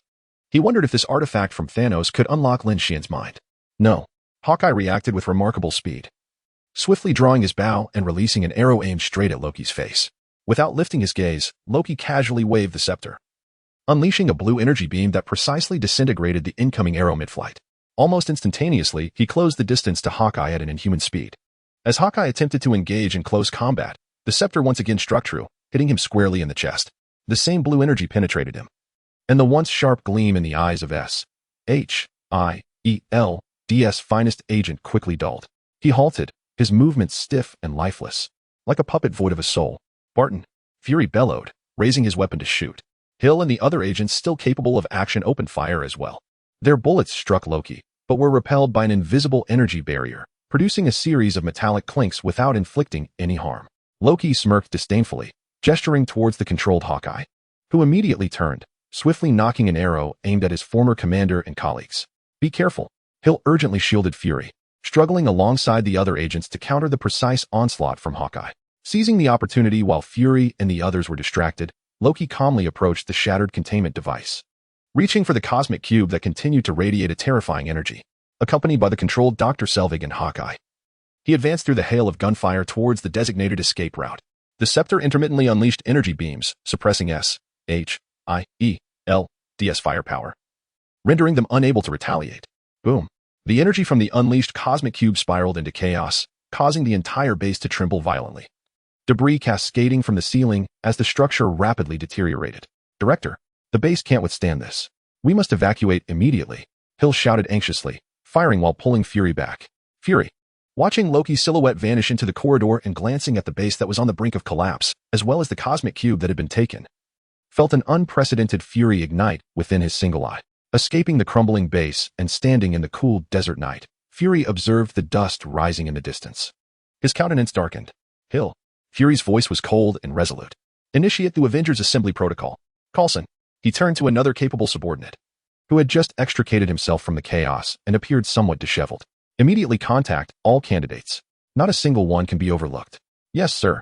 Coulson promptly produced a communicator and swiftly dialed an encrypted number. Meanwhile, in New York, at Stark Tower, the opulent party had long since concluded. Yet the revelry of technology persisted. Lin Xuan was engrossed in discussion with Tony Stark before a holographic projection screen, deliberating over the subsequent upgrades for the Veronica system and the optimization of weapon modules. Tony animatedly articulated his innovative ideas, occasionally expressing keen interest in Lin Xuan's previous demonstrations. As Lin Xuan listened, he quietly assessed the feasibility of various technological pathways and their resource consumption. Suddenly, a communication alert sounded, and Lin Xuan answered the call. It was Natasha Romanoff, her voice rapid and infused with a rare sense of urgency. Lin Xuan, something has happened. The S.H.I.D.L.D. secret base has been attacked, and the Tesseract has been stolen. Loki is responsible. Hawkeye and Chief Scientist Dr. Selvig have been manipulated by some weapon he possesses. The base has been obliterated, and Fury has initiated the highest level of contingency plans, summoning personnel. I need your assistance. We must locate Dr. Bruce Banner together. Natasha's voice was clear and composed, conveying an immense amount of critical information in those few sentences. Loki? The Tesseract? The Mind Stone? Lin Xuan's grip on the communicator tightened slightly, a flash of sharp insight igniting in his eyes. The moment his brain processed these keywords, it began to operate at an accelerated pace. Just as he was pondering how to proceed with the upgrades, this opportunity seemed to present itself. Just as Lin Xuan was preparing to acquiesce, the tone of Natasha's typically calm and efficient voice suddenly softened, as if she were whispering closely to his ear. Lin Xuan, the situation is dire, and I need you. Fury is rallying everyone, but I chose to contact you first to find Banner. She paused, a hint of cunning lacing her voice, as if sharing an unspoken understanding. Are you prepared with that little surprise you promised me? I'd rather not face potential trouble empty-handed, as you well know. It has been quite some time. Chapter 60. The initial glimmer of the flash strike tooth. Is this the weapon you bestowed upon me?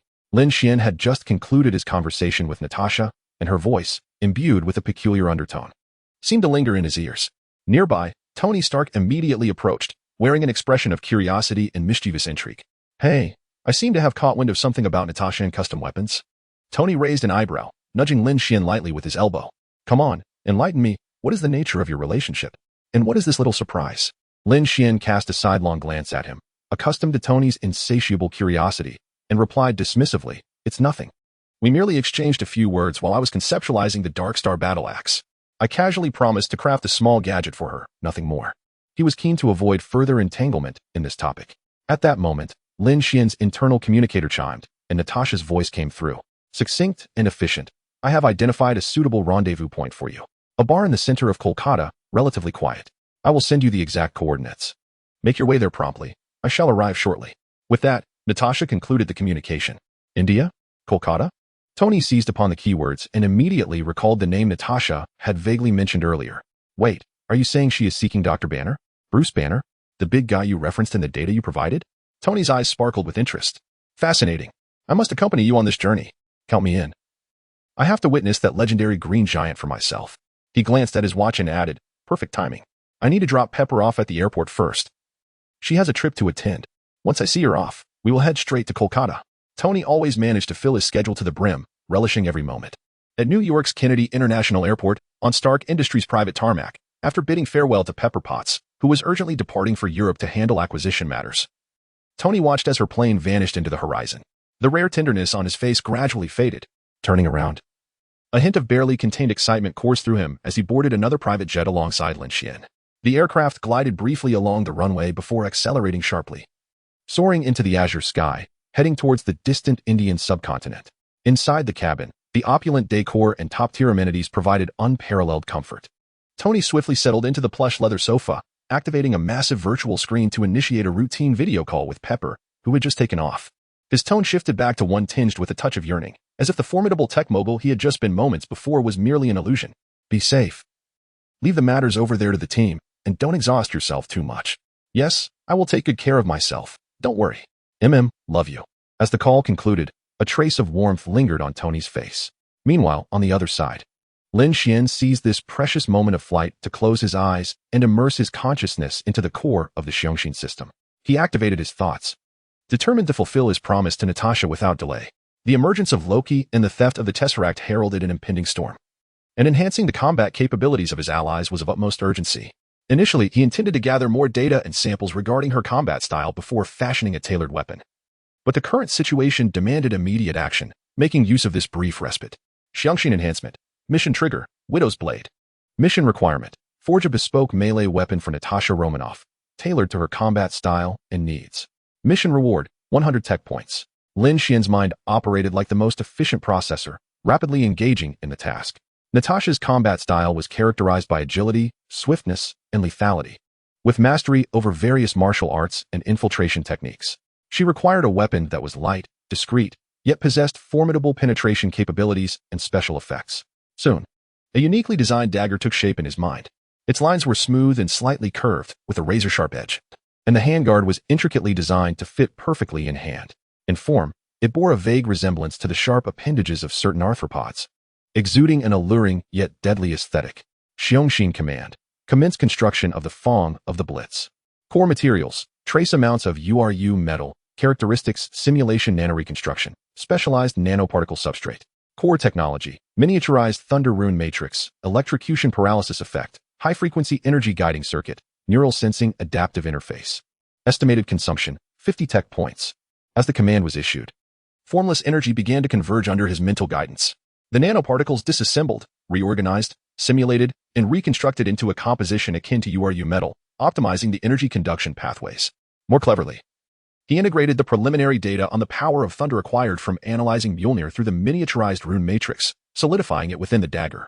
This not only rendered the dagger exceptionally sharp, but also enabled it to unleash high-voltage currents upon striking a target, inflicting additional paralysis and neural damage. The entire process transpired silently, creating an almost imperceptible ripple of energy around him. Tony, having just concluded a conversation with Pepper, keenly detected this anomaly. Though it was not the first time he had witnessed Lin Xuan's ethereal creations, each instance piqued his curiosity anew. He approached, observing Lin Xuan in deep concentration, surrounded by the faintly swirling energy. The aircraft pierced through the dense cloud cover and landed smoothly at Kolkata's International Airport. The humid air mingled with the unique aromas of spices, greeting them as Lin Xuan and Tony disembarked from the plane and boarded the waiting shuttle to a bar in the city center. Lin Xuan's gaze subtly shifted. The Fong of the Blitz, forged silently at an altitude of 10,000 meters, had been quietly completed. As his thoughts stirred, a circle of dark, flowing light coalesced around his left wrist, ultimately forming a sleek, technologically advanced black bracelet. This was the disguised form of the dagger, designed for convenience and rapid deployment. Awaiting its rightful owner, the shuttle came to a smooth halt beside a relatively secluded street in the heart of Kolkata. Not far from the corner stood the bar chosen by Natasha, its entrance sign glowing faintly in the twilight. As Lin Xuan and Tony stepped out of the vehicle, Lin Xuan's gaze suddenly sharpened. His keen senses detected several scrutinizing glances that did not belong to ordinary passersby, accompanied by faint, unconventional energy signals. These emanated from the shadowy recesses across the street and behind the windows of an old building on the second floor. Tony also sensed something amiss. It seems we are quite popular upon our arrival. The locals are truly warm-hearted. Lin Xuan quickly analyzed the situation in his mind. This was not the style of SHIELD. The equipment was haphazard, and their positioning lacked professionalism. The identity of the observers was unclear, and potential dangers must not be overlooked. Lin Xuan gestured to Tony, indicating the entrance of the bar. You go in first. Wait for me at our usual spot. I'll take care of the pests lurking by the roadside. As soon as he spoke, he subtly shifted his form, gliding silently into the shadowed edge of the street. Tony shrugged, asking no further questions. In the shadows, Lin Xuan raised his left wrist. The surface of the minimalist black technological bracelet shimmered with dark light, silently extending and transforming. In the blink of an eye, a uniquely designed dagger, its blade glinting with a menacing sheen, materialized in his hand. This was the Fong of Lightning. He did not don his battle armor. Instead, he relied solely on his evolved, superhuman speed and strength, as well as the weapon in hand. His form surged forward, resembling a fleeting shadow racing through the dimly lit street. The first observer hidden in the shadows across the street did not even catch a glimpse of the assailant before feeling a sudden chill and a sharp pain at his neck. Instantly, a powerful surge of paralysis coursed through his body, plunging him into darkness as consciousness faded and he collapsed to the ground. Almost simultaneously, Lin Xuan flicked his wrist, sending the thong of lightning hurtling through the air. The dagger, accompanied by a faint whoosh, accurately pierced toward the window on the second floor. A soft thud resounded, followed by a fleeting spark of electricity, and the presence behind the window vanished. The last observer, concealed at the alley's entrance, had just sensed the disappearance of his companion and was about to raise the alarm when a shadowy figure materialized behind him. The thong of lightning, like a spider's precise pincers, silently reached out and gently tapped at his neck. A subtle arc of electricity leaped forth, swiftly dismantling his nervous system, leaving him unable to utter a sound before he crumpled to the ground. The entire process was swift and efficient, taking no more than 3 seconds. The dagger traced an arc in the air, automatically returning to Lin Xuan's hand, reverting to the inconspicuous black bracelet as if everything that had just transpired had never occurred. Lin Xuan dusted off the non-existent dust from his clothing and stepped confidently from the shadows, leisurely making his way toward the bar's entrance. Just at that moment, a taxi came to a halt at the street corner, and Natasha Romanoff, clad in a sharp casual outfit, stepped out. Her keen eyes instinctively scanned the surroundings with remarkable speed. She caught a fleeting glimpse of Lin Xuan emerging from the shadows at the edge of the street, along with a faint scent of ozone lingering in the air. Her gaze lingered momentarily on him before settling on the black bracelet encircling his left wrist, a flicker of understanding and curiosity passing through her eyes. Her heart skipped a beat. Could this be the trivial gadget he had casually mentioned earlier? An expression of incredulous astonishment flashed across Natasha's face, soon replaced by a potent desire for inquiry and anticipation. At that moment, Lin Xuan and Natasha encountered each other at the entrance of the bar, proceeding together inside. Tony, who had been waiting somewhat impatiently at the door, leaned into Lin Xuan and inquired softly, "All set?" Lin Xuan nodded slightly. The trio then pushed open the heavy wooden door and entered the bar's interior. The dim lighting enveloped the room, mingling with the scent of alcohol, while soothing, exotic sitar melodies played in the background. Tony Stark instantly switched to social mode, surveying the scene with a discerning eye. He approached the bar, where a seasoned bartender was leisurely polishing a glass. Tony lightly tapped the counter with his knuckles, adopting a relaxed demeanor. "Excuse me, may I ask if you've seen a doctor from America lately? He might not be very talkative. He seems rather low-key, perhaps with a hint of melancholy." He endeavored to articulate the impression Bruce Banner might leave. However, Natasha paid no heed to Tony's ongoing performance. She navigated through the crowd directly towards Lin Xuan, who had found a secluded corner to sit. The sound of her high heels clicking rhythmically against the aged wooden floor resonated softly. "Lin Xuan," she called as she approached, her voice low yet distinctly audible to him. "It seems you've arrived before me." Once again, Natasha's gaze subtly roamed over the black bracelet on Lin Xuan's wrist, imbued with a suggestive undertone. "You handled the little trouble outside quite swiftly," she remarked, tilting her head slightly with a barely perceptible smile playing on her lips. "So, what of the delightful surprise I've been anticipating?" Chapter 61, A Sudden Outburst? A conversation with Banner. Natasha approached Lin Xuan, her voice laced with curiosity as she directly broached the subject. "Are you prepared for the little surprise you mentioned earlier?" Lin Xuan nodded slightly, refraining from any feigned mystery. He extended his palm, revealing a seemingly unremarkable black metallic bracelet resting quietly within. "This is your personalized weapon, the Flash Strike Fong." Lin Xuan indicated for Natasha to take the bracelet. "Wear it. Do you see that almost imperceptible groove? Gently touch it with your fingertip and concentrate. It will instantaneously reconstruct itself into a dagger form based on your intent, utilizing nanotechnology." Following his instructions, Natasha donned the bracelet on her wrist, the cold metallic sensation seamlessly conforming to her skin. Driven by intense curiosity, she delicately traced the nearly invisible groove with her fingertip. A faint hum of energy resonated, almost undetectable. The black bracelet seemed to come alive as the surface nanomaterials flowed and transformed. In the blink of an eye, a dagger with an elegant yet menacing design, emanating a chilling aura, materialized in her grasp. The dagger's lines were fluid, featuring a lethal curvature and an extraordinarily sharp edge. The design of the handguard perfectly fitted her hand, exuding an implicit yet dangerous beauty. System notification. Task Black Widow's blade has been completed. Reward granted, 100 tech points. Current tech points, 700. The system notification resonated clearly in Lin Xuan's mind. Natasha gripped the Flash Strike Fong tightly, experiencing an unparalleled sense of balance and a handle that felt as though it was an extension of her own body. She could even subtly sense a latent yet potent energy within the dagger. With a mere thought, the dagger transformed back into its bracelet form, silently clasping around her wrist. Internally, Natasha was astounded. Lin Xuan had indeed mastered nanotechnology to an impressive degree. This was not merely a transformation of form. There seemed to be an energy core capable of instantaneous shape-shifting. Its high concealment perfectly aligned with her combat style. This flash strike Fong was, without a doubt, a weapon tailored specifically for her. Nearby, Tony Stark returned from the bar, having gained nothing, just in time to witness this miraculous spectacle. His jaw nearly dropping to the floor. "Just how much advanced technology are you hiding?" he exclaimed, approaching with wide-eyed fascination fixated on the bracelet on Natasha's wrist. As he marveled, his mind raced with thoughts. His armor, coupled with this portable shape-shifting weapon, suggested that during the next upgrade of Veronica, many energy conduction and structural transformation techniques could be discussed with Lin Xuan. However, it struck him that he had not seen Lin Xuan delve into kinetic weaponry or similar firearms before.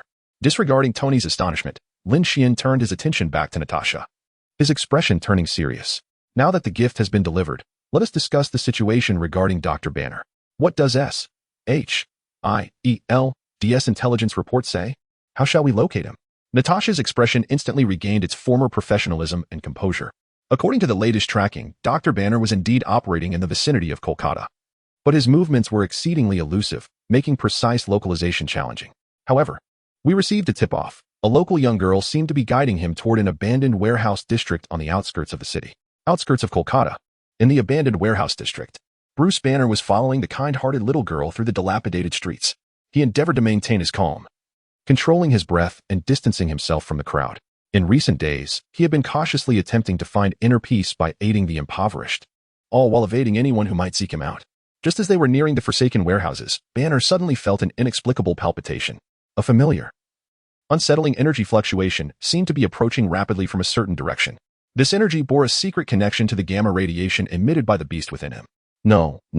Banner's breathing quickened. His complexion turned pale, and cold sweat beaded on his forehead. The furious beast inside him appeared to be stirred by this external energy, becoming restless. A suppressed growl erupted from the depths of his throat. The guiding girl looked at him in terror, her steps halting involuntarily before she screamed and fled. Banner clutched his head in anguish, striving to suppress the destructive force within him, but it was already too late. With a thunderous roar, his body began to expand dramatically, his skin transforming into a horrifying shade of green, muscles bulging, and clothing torn asunder. The Hulk had emerged. The vehicle carrying Lin Xuan and the others had just come to a stop at the outskirts of the warehouse district when a primal roar of fury echoed from afar, followed closely by the terrified scream of a girl and the sound of frantic footsteps. "This is bad." Natasha's expression changed alarmingly. "It seems we have arrived just in time," Tony remarked, his brow furrowed and voice grave. A glint of understanding flashed in Lin Xuan's eyes. "It's the Hulk. He seems to have lost control. That energy fluctuation. Is it directed at me?" He realized that his gamma energy signature might have inadvertently provoked Banner. The three swiftly exited the vehicle, rushing toward the source of the roar. In a scene of chaos, the enormous green figure of the Hulk was seen furiously pounding the ground. Surrounding debris effortlessly hurled into the air and shattered. Lin Xuan remained resolute, his arm poised. He needed to firmly capture the Hulk's attention, creating an opportunity for Tony and Natasha. "Hey, big guy, calm down." Lin Xuan lowered his altitude, approaching the Hulk with a defensive stance. At that moment, a piercing sonic boom resonated from the sky. JARVIS. Initiate the coordinated combat protocol. Barrier mode. Tony decisively commanded, raising his wrist. "Understood, sir." With a sharp sonic blast, streams of red-gold light descended from above, revealing 4 heavy metal-enforced armor components.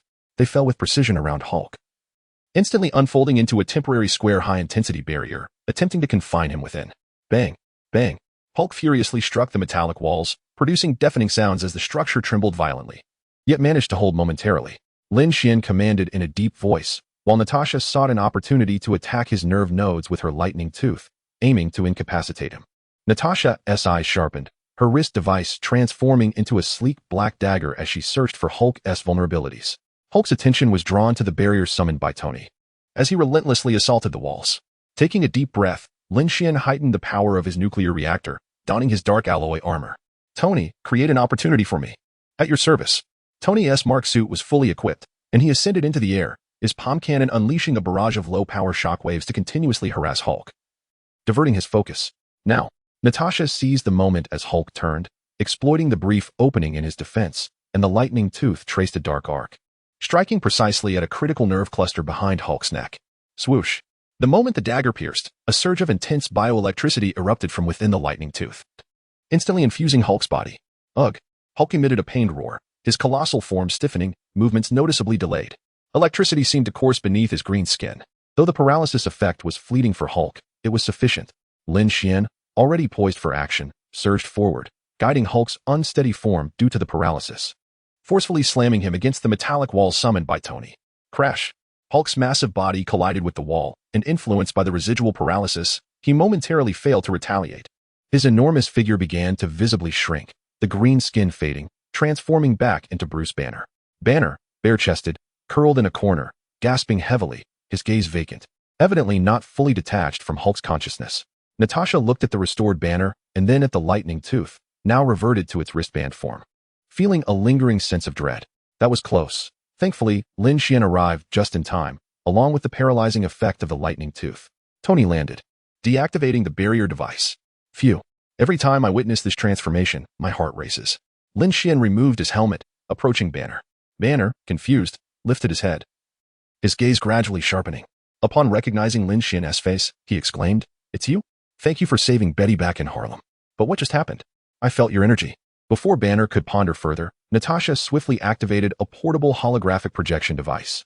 A ghostly blue light illuminated the dim wreckage of the warehouse, projecting a clear three-dimensional image. A series of visuals and data flashed rapidly in the air. In the streets of New York, Ivan Vanko brandished an electric whip, wreaking havoc. In a small town in New Mexico, armored destroyers descended from the heavens, unleashing beams of devastation. At the pinnacle of Stark Tower, two advanced suits of armor engaged in an intense combat simulation. Ultimately, the scene crystallized on the cataclysmic battle in Harlem.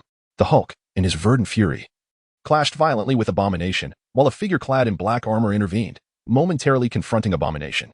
It was Lin Xuan. Observing these images, Lin Xuan was fully aware of the implications.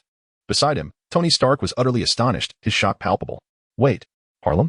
New Mexico? And that incident on the Stark rooftop? How is it that you were entangled in all these events? Amidst his astonishment, Tony's mind raced rapidly. The Tesseract. Loki. Extraterrestrial technology. S-H-I-E-L-D. These terms collided in his thoughts. He keenly sensed an unsettling aura, particularly concerning the stolen blue cube, the Tesseract. Mentioned by Natasha, it appeared that Nick Fury and his organization harbored numerous secrets. Tony cast a glance at the holographic projection, then discreetly surveyed Lin Xuan. This individual consistently appeared at pivotal moments and likely possessed far greater insight into these matters than himself. The situation regarding the Tesseract was undoubtedly intricate. He needed to find an opportunity to converse with Lin Xuan privately. Banner, observing the images projected, especially the segment from Harlem and his recent loss of control, wore an increasingly grave and complex expression. Natasha was poised to step forward to deliver the official statement as per standard protocol. However, Lin Xuan preemptively approached. He regarded Banner, his tone sincere and direct. "Dr. Banner, I understand your desire for a tranquil life, free from turmoil. I apologize for the recent incident. It may be linked to me." He gestured toward the ongoing holographic projection. "But consider this. The Tesseract has been stolen, a being named Loki has emerged wielding alien weaponry, and the threats to our people are escalating rapidly. We require your intellect, Dr. Banner. Furthermore, when necessary, we shall need the strength of everyone." Lin Xuan's gaze was earnest, devoid of any coercive undertone. This was not a directive from S-H-I-E-L-D, nor an order from anyone else. It was Earth, our shared home, that now required assistance. "Join us, and together we shall confront this crisis." Lin Xuan's voice paused momentarily. "Dr. Banner, I possess some understanding of gamma energy control as well. Perhaps, while facing this crisis together, I might also offer insights and assistance regarding its management from a different perspective." Chapter 62, The Emotional Regulation Device? The council meeting. Dr. Banner's gaze lingered for a moment on Lin Xuan's sincere face, yet he could not help but glance at the flickering holographic projection. It symbolized his power and also served as his eternal nightmare. He yearned for tranquility, to escape from the chaos surrounding him. However, Lin Xuan's words cast a stone into the lake of his heart, stirring ripples of emotion. The feeling of being needed was both foreign and dangerously alluring to him, a nearly forgotten sentiment. The inner turmoil raged like tumultuous waves, as two opposing desires threatened to engulf him. Observing the intense emotional fluctuations in Banner's eyes, the pain and struggle almost spilling over, Lin Xuan took a step closer, bridging the distance between them. The dim light in the warehouse outlined his calm and focused profile. His voice softened, imbued with an unusual soothing power, attempting to penetrate Dr. Banner's formidable emotional defenses. "Dr. Banner, we We have all encountered the gifts bestowed by gamma rays. Though manifested differently, the essence of that power may share commonalities. During the incident in Harlem, you witnessed that power is not entirely unmanageable. It merely requires the right approach and some external assistance. Lin Xuan's tone exuded a confidence grounded in fact, rather than hollow promises. He referred not only to his mastery over energy, but also to the conclusions drawn from the analysis of the core. Perhaps, before you ultimately decide whether to join us, I can attempt to alleviate the Hulk's issues. At the very least, I have recently acquired some new insights and techniques regarding emotional control. A subtle glimmer of keen insight sparkled in Lin Xuan's eyes, the hallmark of a top-tier scientist. Perhaps, I could help you stabilize your heart rate, elevate the threshold for emotional outbursts, and diminish the risk of involuntary transformations. Observing the pain in Dr. Banner's eyes, Lin Xuan's thoughts raced. The abilities mutated by gamma rays bore a ferocious emotional energy. What if there existed a device that could monitor heart rate and bioelectrical signals in real time? Combined with the mental magic data samples obtained from analyzing Asgardian spells, if trace amounts of URU metal were incorporated as an energy conductor, inscribed with specific stabilizing rune matrices, could a more effective emotional regulator be constructed? Core prompt: host intention detected, triggering task, the shackles of the Hulk. Task objective: provide preliminary assistance to Bruce Banner in stabilizing emotional fluctuations, lowering the threshold for involuntary transformations. Task reward: 300 technology points. The system notification echoed in Lin Xuan's mind at an opportune moment, affirming the feasibility of his idea. Banner suddenly lifted his head, his pupils brimming with incredulous shock and uncontrollable excitement. He instinctively clenched his fists. Help me gain control, stabilize my heart rate, even enable me to communicate better with him? His voice trembled with excitement, tinged with a sense of almost desperate yearning. Do you have any notion of how long I have dedicated myself to this pursuit? Striving for even the slightest semblance of control? How many methods I have attempted? Meditation, pharmaceuticals, biofeedback, everything conceivable. His words poured forth at an alarming pace, as if he were eager to unburden years of accumulated anguish and helplessness. How could this be possible? Nearly 2 years of self-imposed exile and painstaking research had drained him of all vigor, yet the results remained insubstantial. He had all but relinquished any hope of genuinely mastering the Hulk. He had never anticipated that someone would so confidently assert the potential for external, tangible assistance. Standing nearby, Natasha's professional facade exhibited a crack, revealing her profound awareness of Dr. Banner's torment and the formidable challenge of controlling the Hulk. Lin Xuan's assertion sounded almost fantastical, yet his confidence seemed genuine. How could this be? A conundrum that had plagued the world's foremost scientists and intelligence agencies for years, suddenly proposed as a solvable dilemma by a mere youth?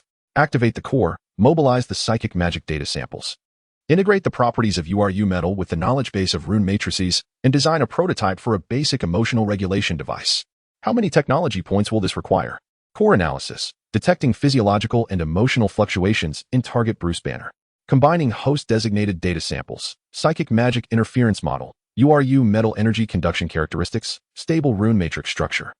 Analysis shows a specific frequency bioelectric signal regulator can be constructed, utilizing the efficient energy conduction of URU metal, inscribed with rune matrices for stabilization and amplification. Integrating real-time heart rate monitoring to intervene in the target's emotional thresholds, enhancing cell control capabilities and reducing the probability of involuntary transformation. Preliminary plan: design a basic rune technology heart rate stabilization and emotional regulation auxiliary device prototype. Core prompts: executable plan detected. Complying with the side mission The Shackles of Hulk. Shall 150 technology points be expended to initiate the emotional regulation device prototype design command? Execute. Lin Xuan resolutely issued the command within his mind. Core command confirmation: emotional regulation device prototype design command commencing. Bioelectric signal frequency model construction underway. URU metal energy circuit simulation in progress. Rune matrix adaptation ongoing. Heart rate monitoring algorithm matching. Mental interference data reverse analysis application in progress. Energy micro-tuning resonance module design underway. Consumption: 150 technology points. Current technology points: 550.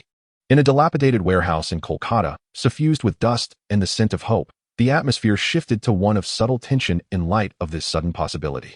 Thousands of kilometers away, in a concealed yet futuristic security conference room, the air was equally taut, imbued with the weight of authority and the gravity of impending decisions. A massive circular holographic communication screen displayed several solemn, sharp-eyed faces. Their backgrounds were either opulent offices or equally high-tech command centers. They were members of the World Security Council, WSC, embodying the will of some of the most powerful nations on Earth, wielding immense authority that could shape global security dynamics. Nick Fury, the ever-dapper director of S.H.I., ELD, stood alone in the vast conference room, confronting the influential figures displayed on the screen. Enduring immense pressure from the upper echelons. The Avengers initiative? One council member interjected, his voice transmitted through encrypted communication, laden with unmasked skepticism. With all due respect, what we observe is not a team capable of safeguarding the world, but rather a perilous assembly of exceedingly unstable elements. A bomb ready to detonate at any moment.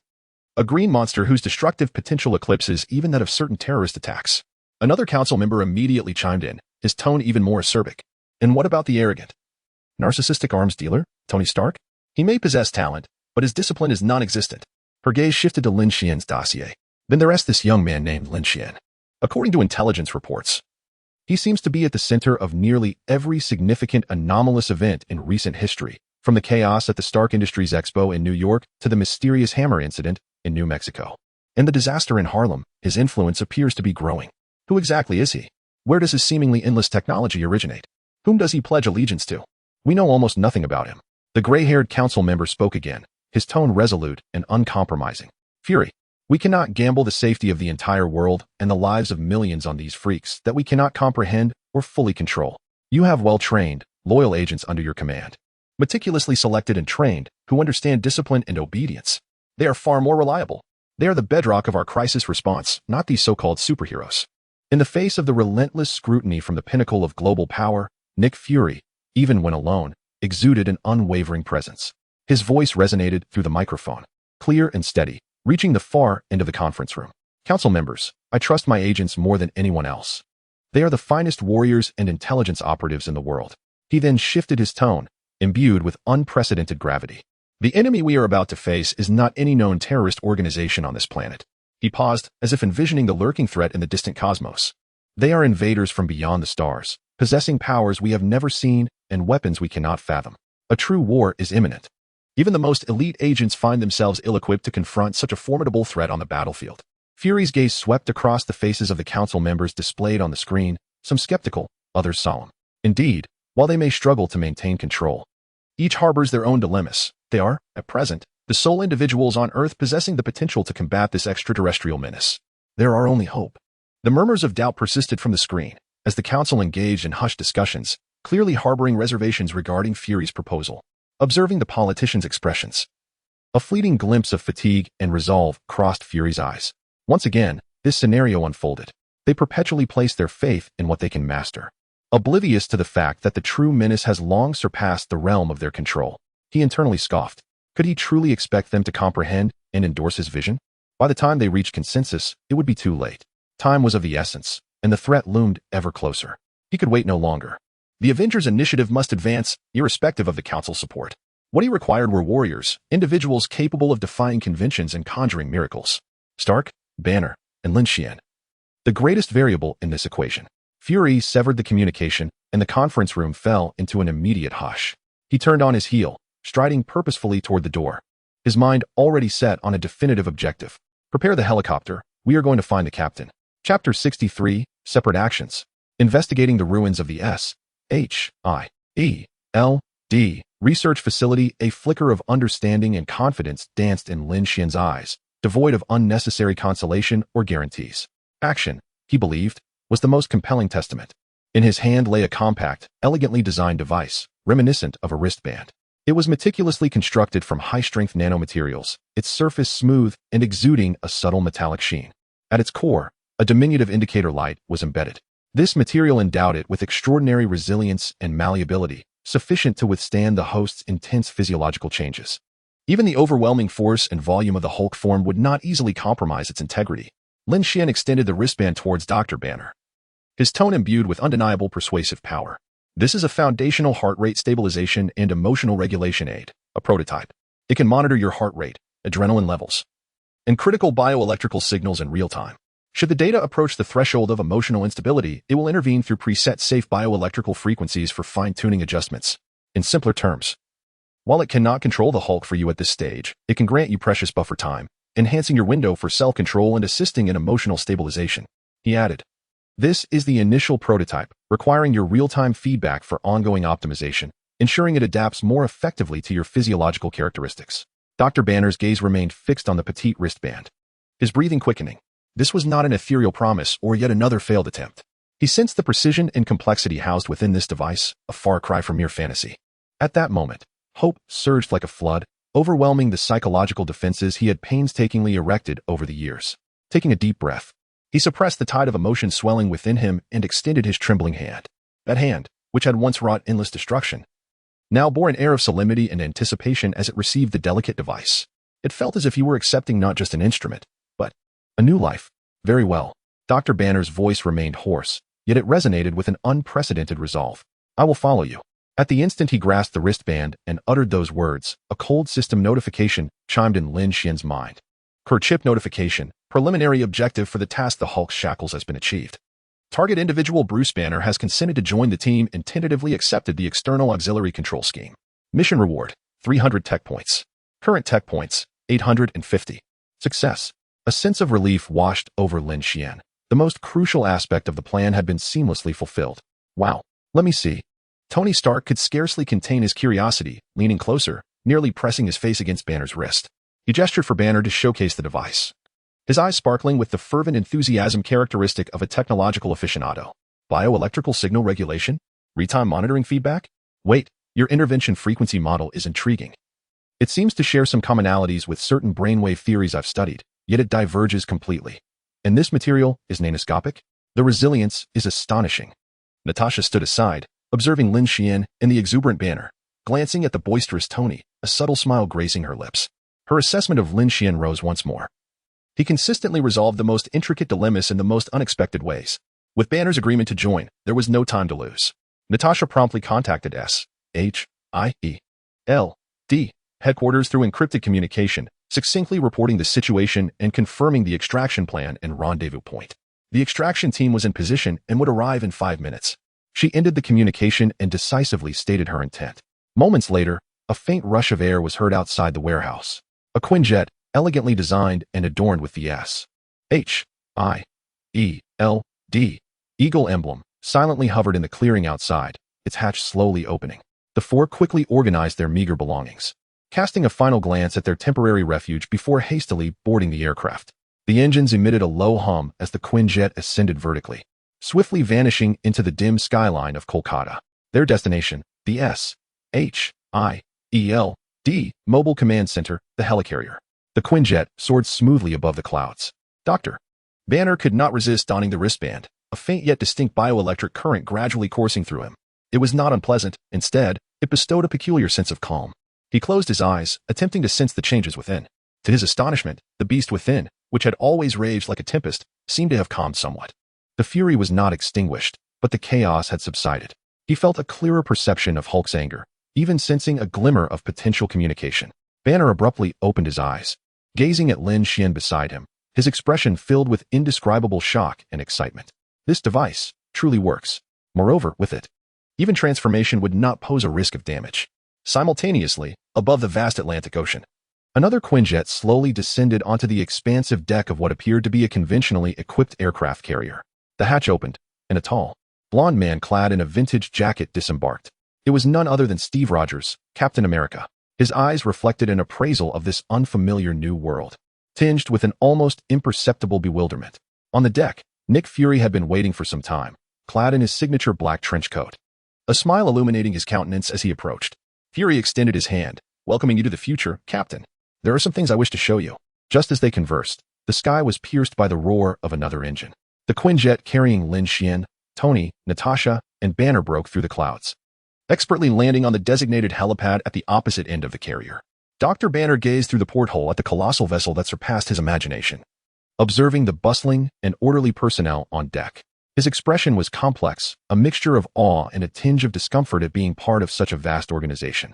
Tony Stark whistled, surveying the massive ship, exclaiming, "Wow, not bad. Fury's big toy has quite the substance."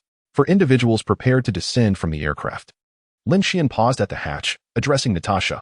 "I intend to visit the ruins of the facility where the Tesseract was previously studied, alongside Tony. We seek any residual energy traces left by Loki or that scepter, or perhaps information that S.H.I.E.L.D. has withheld from us."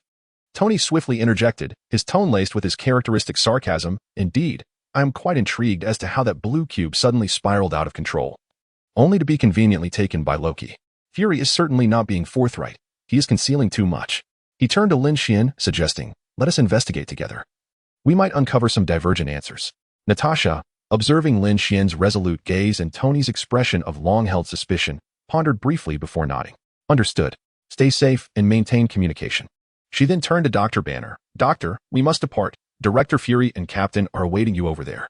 With a complex expression that now bore a glimmer of hope, Natasha led Dr. Banner toward Nick Fury and Captain America, who awaited nearby. Lin Xuan and Tony exchanged a knowing glance, nodding in silent agreement. JARVIS. Prepare for departure. Acknowledged, sir. In the next moment, two suits of armor swiftly enveloped them, the iconic red and gold streamlined armor of Iron Man.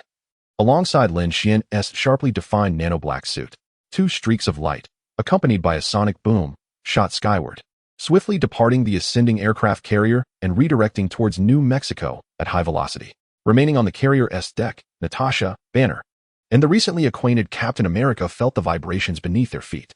Deep within the aircraft carrier, the resonant sound of engine ignition reverberated.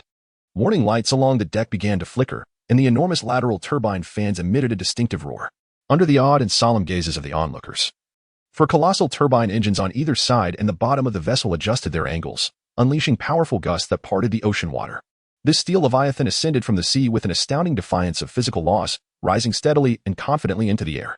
The optical camouflage system activated, causing the massive hull to blend seamlessly into the backdrop of the sky, vanishing from sight.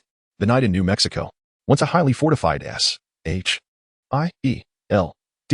research facility, it now lay in ruins, resembling the carcass of a sprawling beast under the moonlight. Two figures streaked through the night sky, landing precisely near the former main entrance, Lin Xuan and Tony. JARVIS. Scan for residual energy in this area, particularly spatial energy and gamma radiation signatures, Tony commanded immediately upon landing, his helmet lifting to survey the devastation before him, his brow furrowed.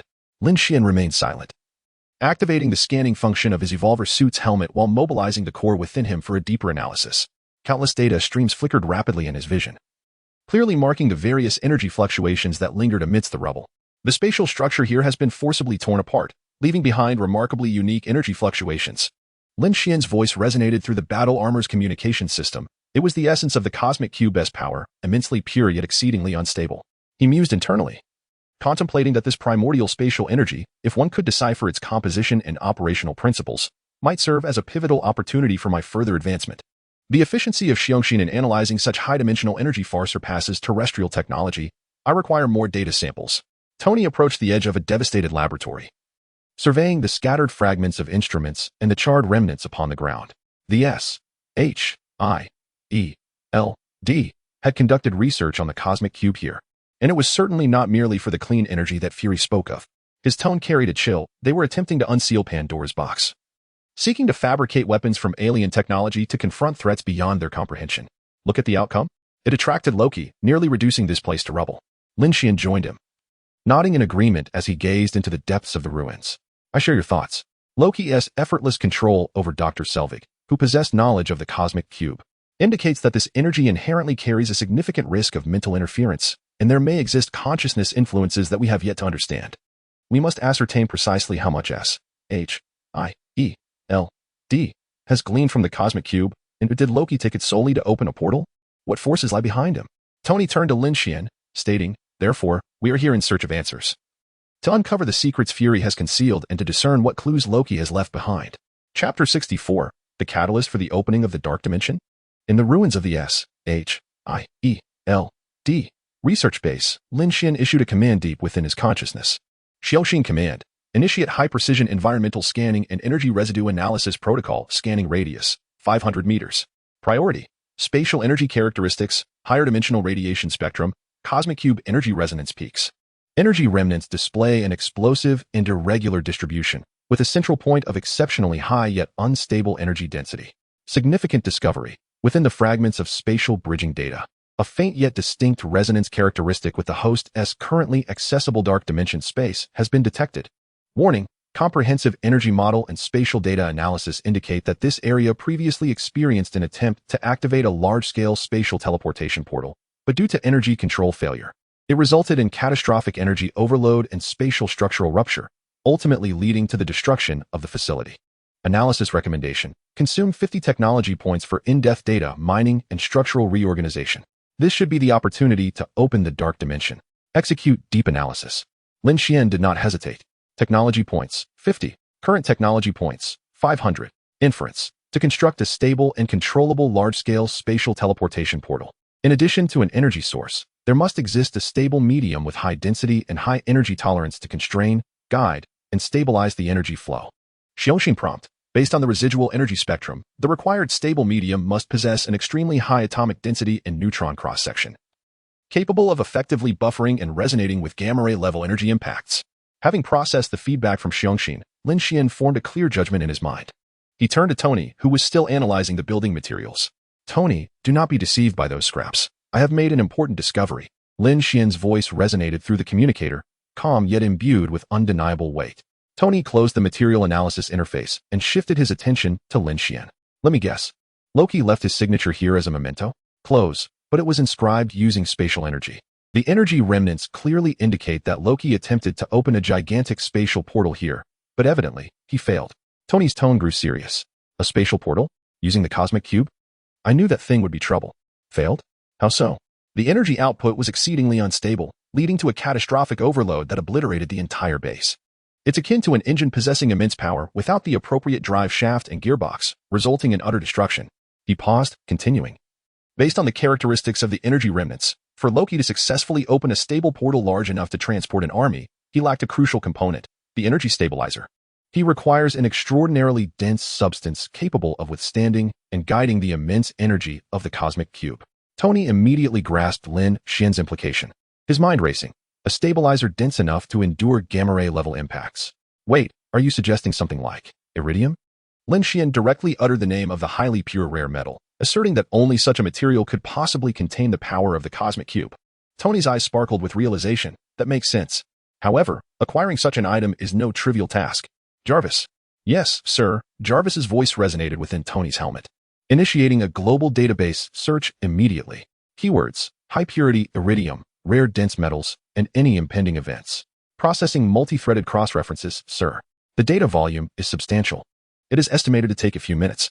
Meanwhile, thousands of meters above the ground, the colossal aerospace carrier loomed like a floating steel island, silently cruising amidst the sea of clouds. Natasha Romanoff led Dr. Bruce Banner through the metallic corridor illuminated by flickering azure indicators, entering the bridge. Dozens of elite S.H.I.E.L.D. agents were busy handling encrypted information from across the globe. Ahead, a massive circular holographic screen displayed a continuously scrolling global map of intricate data streams. A facial recognition system was rapidly comparing billions of faces in the background. Nick Fury stood with his back to them at the central control console of the bridge, engaged in a hushed discussion with Maria Hill. Upon hearing footsteps, he turned, his gaze landing on the somewhat anxious Dr. Banner. Instinctively, Banner adjusted his glasses. The high-tech environment was impressive, yet being surrounded by a cadre of trained agents inevitably reminded him of less pleasant experiences. Welcome to the command center. Fury's voice shattered the silence. His gaze lingered on Banner, devoid of hostility. Dr. Banner, thank you for your presence. These are critical times, and we require your expertise, particularly regarding gamma radiation. Banner inhaled deeply, striving to calm himself. He glanced at Natasha, who merely nodded slightly, reassuring him not to be tense. He instinctively touched the emotion-regulating bracelet provided by Lin Xuan, feeling a measure of tranquility wash over him. He turned to Fury, his tone unexpectedly composed. Director Fury. No need for gratitude. If gratitude is to be expressed, it should be directed towards Mr. Lin Xuan. He gestured towards the inconspicuous device on his wrist. Without this trinket, I likely would not be standing here. He added with a hint of sarcasm. And I should also thank you for not dispatching an entire Special Forces unit to invite me for coffee. Fury paid no heed to the slight in Banner's tone. He merely nodded slightly, acknowledging Lin Xuan's contribution and Banner's dissatisfaction. What transpired in the past is inconsequential, Doctor. What matters is the present. We must unite our efforts to confront the imminent threat. On the other side of the Earth, in a clandestine stronghold, Dr. Eric Selvig, once a luminary in the field of astrophysics, stood expressionless before an unfinished circular apparatus. His gaze was vacant and devoid of spirit, as if his soul had been extracted, leaving behind merely a meticulously controlled shell. His movements were precise and mechanical, adjusting certain parameters on the instruments. The primal energy output of the cosmic cube was excessively violent, akin to an uncontrollable star. Direct manipulation would inevitably lead to the collapse of the spatial structure. We require a valve to stabilize this torrent.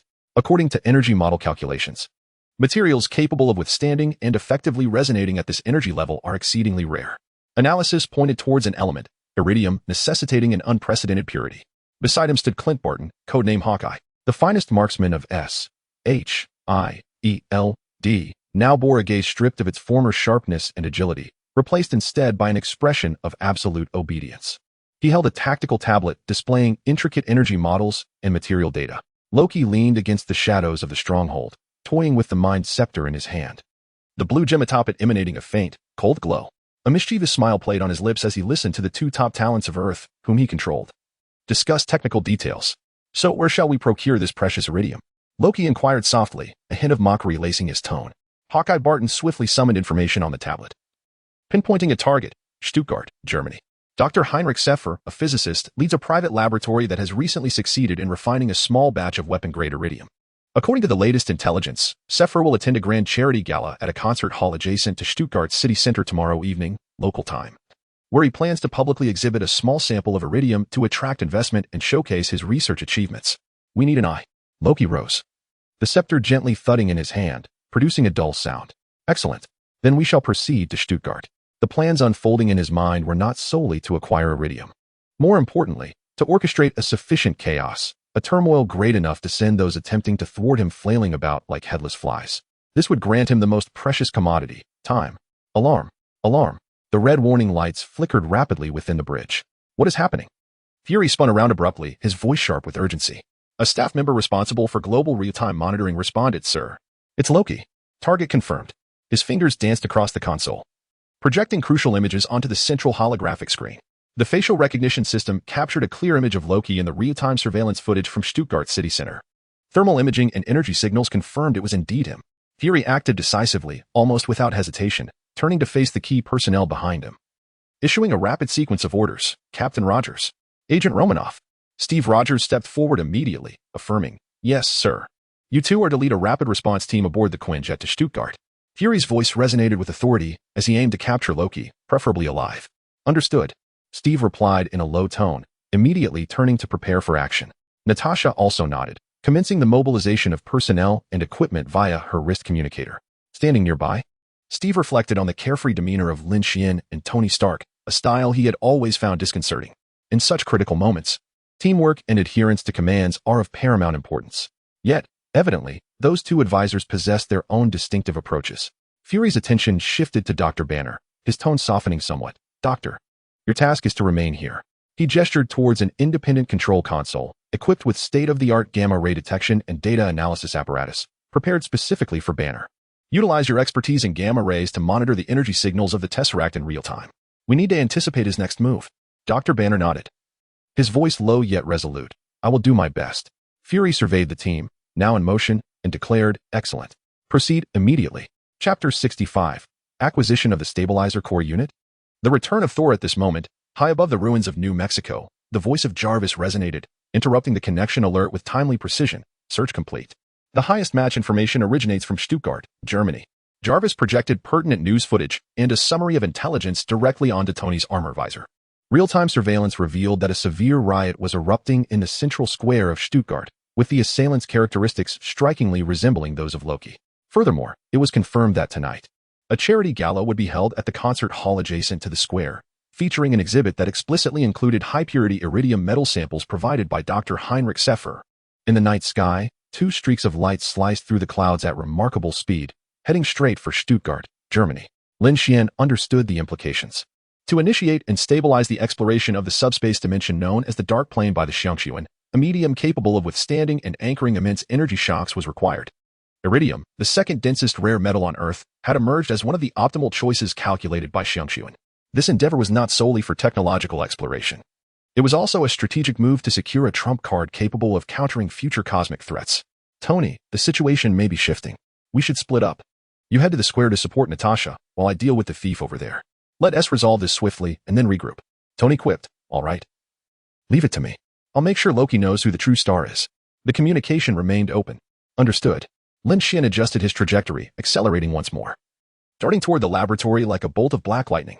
In the central square of Stuttgart, chaos reached its zenith, Loki stood atop a platform, reveling in the fear and subservience of the crowd. Kneel, just as he prepared to punish an elderly man who refused to yield with his scepter. A figure draped in the stars and stripes descended from the heavens. Captain America, Steve Rogers, landed firmly, shield in hand, standing protectively in front of the elder soldier. An outdated relic, Loki scoffed, dismissing him with disdain. Not interested in challenging a god, but bullying the ordinary is unacceptable. The captain assumed a combat stance. The clash of scepter and shield resonated sharply, sparks flying as the two engaged in fierce combat. The captain's fighting prowess was remarkable, his shield's defense impeccable. Yet Loki's strength and the energy impact of his scepter were equally formidable. Just as the two found themselves in a stalemate, a raucous heavy metal rock anthem suddenly blared through the night sky, emanating from the hovering Quinjet. Accompanied by the music, a red and gold figure plummeted like a cannonball. With a whoosh and a thud, a precise palm energy blast struck Loki squarely in the back, sending him sprawling and causing him to lose his grip on the scepter. Iron Man landed beside the captain, his helmet retracting to reveal Tony Stark's signature grin. The show is over, Mr. Reindeer. Meanwhile, in a high-level laboratory of a building in Stuttgart, Lin Xuan ghosted through the laser security system, silently alighting before the forcibly breached alloy door. The laboratory lay in utter disarray, with the massive safe, intended to house the precious metal iridium, standing ajar, its interior devoid of any contents. Too late to intervene. Lin Xuan's gaze sharpened. Xiaoxin, scanning for a rapidly moving target, carrying high-purity iridium.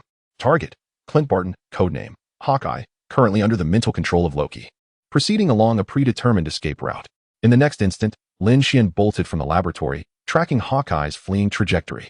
Navigating through several corridors, he caught sight of a live figure, bearing a specialized metallic case, soaring between buildings with the aid of grappling hooks. Agent Barton, halt. Hawkeye reacted with remarkable swiftness, executing a mid-air roll while simultaneously firing a volley of specialized arrows. Lin Xuan deftly evaded the projectiles, his speed undiminished as he closed the distance. As he approached, he noticed that Hawkeye's escape was somewhat unsteady due to the weight he carried. A smaller backup metal case appeared poised to slip from his waist. An opportunity presented itself. Lin Xuan accelerated sharply, executing a precise lateral maneuver, extending his arm to secure the small case just before it could fall from Hawkeye's grasp. Simultaneously, his suit's propulsion system discharged in reverse, creating a safe distance between him and the rapidly retreating Hawkeye. Without a backward glance, Hawkeye prioritized the larger iridium case, vanishing into the night after a few deft maneuvers. Lin Xuan weighed the small case in his hand. It felt substantial. Xiaoxin alert, usable for constructing a core unit for a dark plane stabilizer. While it was not the entire cache, it was sufficient to commence preliminary experiments.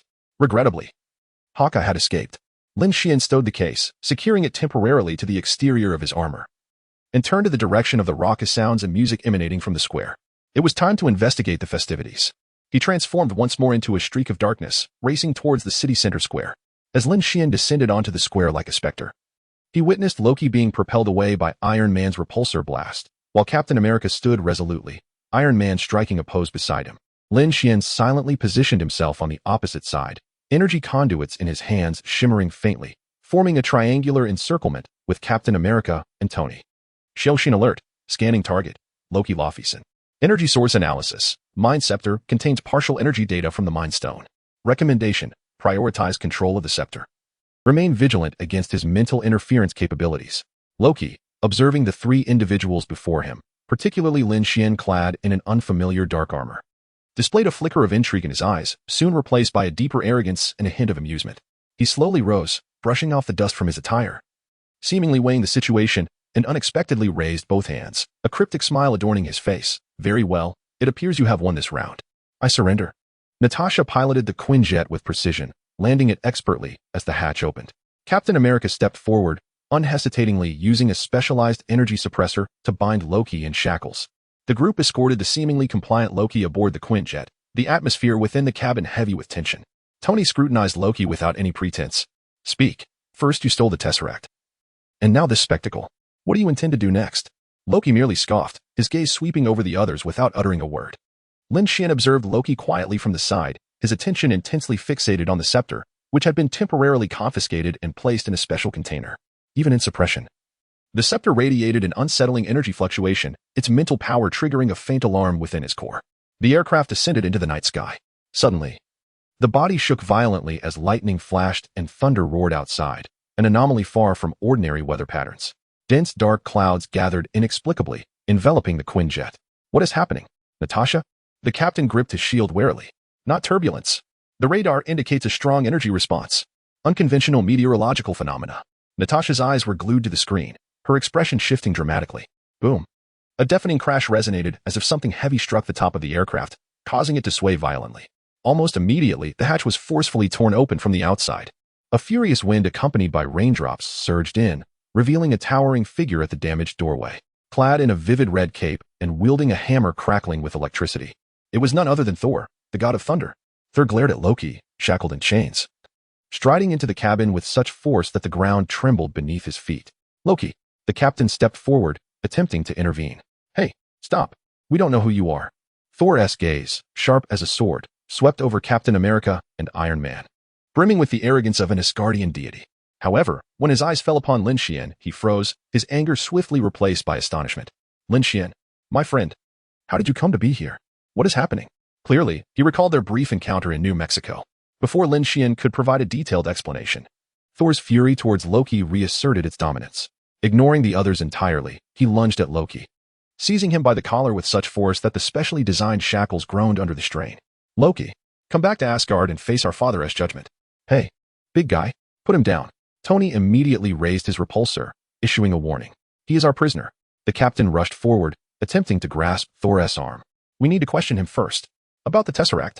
But Thor paid no heed to their protests. With a swift motion, he shrugged off the captain's grip. Disregarding Tony's aimed weapon, his focus solely on the Loki he held aloft. Come back to Asgard. With that, he turned abruptly, taking Loki with him as he leaped into the tempestuous storm outside, vanishing in an instant. My goodness! Tony exclaimed, dumbfounded, staring at the empty hatch and the still thundering sky. He quickly regained his composure. Hey, he just took my prisoner. No, I must retrieve him. Tony activated the repulsors to their full power, his golden red figure unhesitatingly darting towards the direction where the lightning had vanished. Tony, wait. We need a plan. Captain exclaimed urgently, watching Tony's impulsive silhouette fade away. He swiftly surveyed the surroundings, spotting a parachute bag nearby, and immediately seized one. Natasha, keep the plane steady. He too prepared to pursue in his own manner. Lin Xuan observed Tony and the captain, who was readying himself for a parachute jump, then glanced outside at the raging storm of lightning. He approached Natasha, his voice calm yet assertive. Natasha, steady yourself. I will find them and bring Loki back.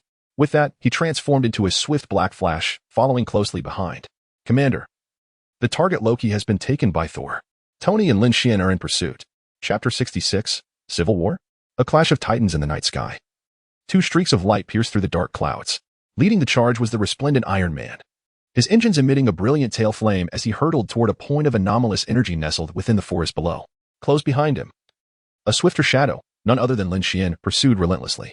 The dense forest beneath them was brutally cleaved, a shocking gash evident in the earth, with shattered trees and upheaved soil bearing witness to the immense force of a recent, violent descent. The arrival of Thor, the god of thunder, was anything but subtle. Tony Stark was the first to reach the scene, landing in a relatively open patch of woodland, the impact of his armor scattering fallen leaves beneath him. He beheld Thor gripping Loki by the collar with one hand, seemingly interrogating him with fervor. In his other hand, the mighty hammer crackled with ominous electricity. Hey, put him down, you golden-haired behemoth. Tony's voice boomed through the suit's amplifier, laced with his characteristic audacity.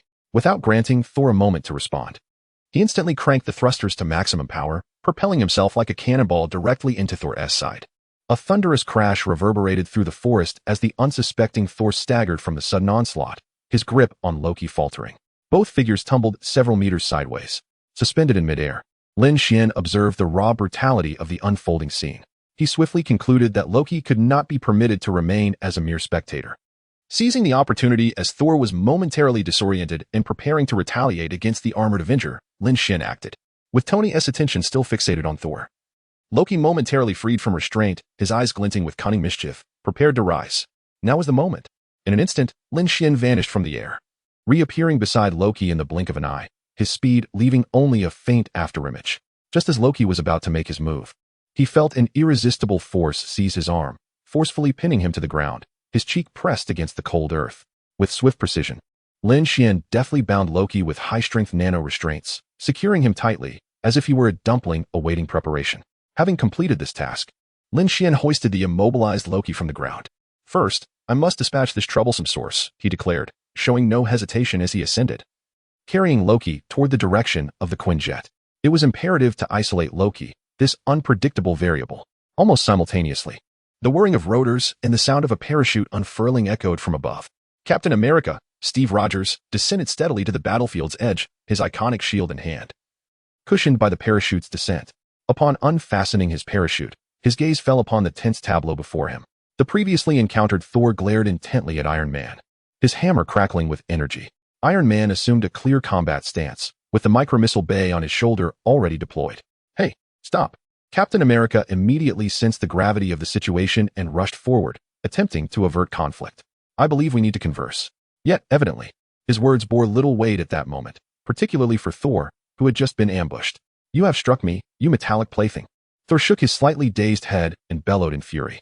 Ignoring the newly arrived captain, he swung Mjolnir, conjuring a howling tempest and crackling serpents of electricity, and brought it crashing down upon Tony.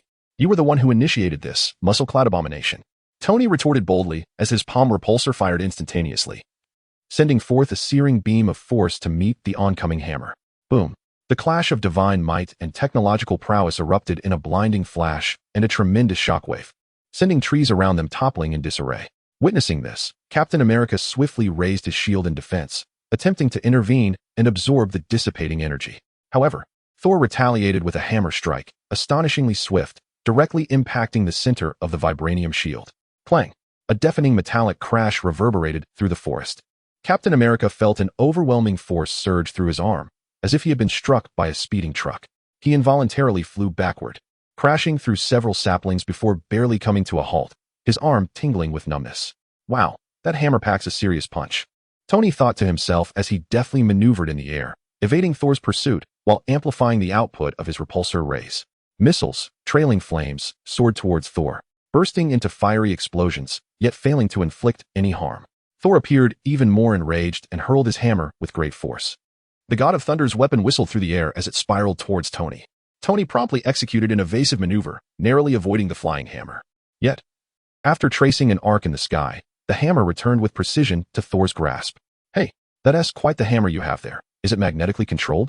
Tony couldn't resist a jab. Captain America charged forward once more, attempting to intercede with his shield between the two. Listen to me. We share a common enemy, Loki. Thor, however, was evidently beyond reason and swung his hammer towards Tony again. This time, Tony did not stand his ground, but instead leveraged his flight advantage to rapidly ascend, simultaneously firing a laser from his arm, slicing towards Thor. Thor did not flinch or evade, allowing the laser to graze his armor, leaving only a faint scorch mark. With a thunderous stomp, he propelled himself skyward, pursuing Tony through the air. The two engaged in a fierce aerial clash. Each swing of Mjolnir carried the weight of thunder, striking against the armored suit with dazzling sparks and deep, resonating impacts. Taste this, Thor roared, summoning the thunder from the heavens. A bolt of lightning, thicker than any before, descended with precision, striking Mjolnir and channeling its full force into the iron suit held firmly by Thor. Zzz. The blinding electric light enveloped the entire Iron Man armor in an instant, the intense electrical current causing the air to crackle and pop. The captain, observing from below, felt a surge of anxiety. Stark. As the dazzling light dissipated, the suit bore only superficial scorch marks, while its resplendent red and gold luster remained intact. The arc reactor on its chest glowing even brighter. Thanks, power bank. Tony's voice resonated from within the armor, sounding not only unscathed but also invigorated, feeling absolutely fantastic. JARVIS. What's the energy level? Energy reserves have reached 400. What? Thor was taken aback. His formidable Thunderous might had inadvertently charged the opponent's armor? At that moment, a dark, flowing light rapidly returned from the distance. After securely placing Loki in the Quinjet, Lin Xuan hastily sped back to the battlefield. Upon his return to the edge of the fray, he was met with a chaotic scene. It was truly disheartening. Continuing the battle would only expend energy and attract Loki's attention, proving utterly unbeneficial. A more direct approach was necessary to quell their fervor. Without hesitation, Lin Xuan ascended slowly. Hovering above the fierce conflict involving the three combatants, he grasped the Dark Star battle axe tightly, raising it high. The power within him, a fusion of gamma energy and a trace of thunder, surged forth, concentrating upon the axe. Behind him, the indistinct shadow of Black Hulk energy re-emerged. Wielding a similarly massive energy axe, its edges entwined with silver arcs of electricity. A wave of energy, infused with the essence of fury and destruction, began to press downward. A glint of determination flashed in Lin Xuan's eyes as he forcefully swung the Dark Star battle axe downward. This was not a physical strike, but a dark energy shockwave, coalescing immense power in the trajectory of a colossal axe. This energy wave mirrored the imagery of the giant axe wielded by the shadow of the Black Hulk, entwined with the combined forces of thunder and gamma, precisely cleaving towards the very center of the tumultuous battleground. He intentionally controlled the direction and magnitude of the energy's explosion, aiming for intimidation and division rather than fatal harm. With a thunderous roar that surpassed any prior collision, a colossal sound erupted, threatening to shatter eardrums. The dark energy shockwave struck the ground with tremendous force. The intense impact and invisible energy field instantaneously exploded outward. Whoa, what? Ugh. The three below simultaneously felt an irresistible surge of immense power emanating from beneath them, violently propelling them backward several paces as they struggled to regain their balance. The fierce battle abruptly ceased. Amidst the swirling dust and debris, the three halted their movements. The tumultuous conflict was decisively interrupted by this earth-shattering strike. Within the enveloping smoke and residual energy, all three combatants ceased their actions, feeling the overwhelming force beneath their feet that had pushed them back, barely managing to steady themselves. The fierce battle abruptly ceased. Amidst the swirling dust, the three combatants paused their actions, their eyes filled with uncertainty as they collectively turned towards the dark silhouette descending slowly from the sky. Lin Xuan dissipated the residual energy from his battle axe, and the glow of his dark armor gradually subdued. He landed steadily before them, his gaze calmly surveying their somewhat disheveled figures. Tony's helmet retracted, revealing a face marked by surprise. Thor tightened his grip on Mjolnir, his eyes brimming with vigilance and a hint of confusion. Captain America panted as he looked at Lin Xuan, then glanced at the cracked ground, his expression complex. "We are wasting time and energy in this internal conflict, precisely what Loki desires," Lin Xuan remarked, his tone softening as he turned to Thor. "I understand you wish to bring him back to Asgard for judgment. However, he has stolen the Tesseract, posing a colossal threat to Earth. And this matter requires our united response. We are allies, not adversaries." His gaze shifted towards Tony and the captain. "Now, let us all remain calm. First, we must escort Loki back to the S.H.I.E.L.D. helicarrier to ascertain his intentions and the whereabouts of the Tesseract before determining our next course of action." A silence enveloped the forest, broken only by the sound of the wind rustling through the leaves and the distant disgruntled grunts of Loki, bound and restrained. Thor cast a glance at Loki, subdued by Lin Xuan, then surveyed Iron Man and Captain America before finally resting his gaze on Lin Xuan, seemingly weighing his options. Tony shrugged dismissively, saying nothing further, tacitly agreeing. The captain inhaled deeply and nodded. "Lin Xuan is correct. We share a common goal. Let us first take Loki back." Thor too sheathed Mjolnir, his voice resolute. Indeed, the Tesseract must be recovered, and Loki must face the consequences of his actions. Chapter 67, Loki's Conspiracy? The Fracture of Trust. Chapter 68, Loki's Conspiracy?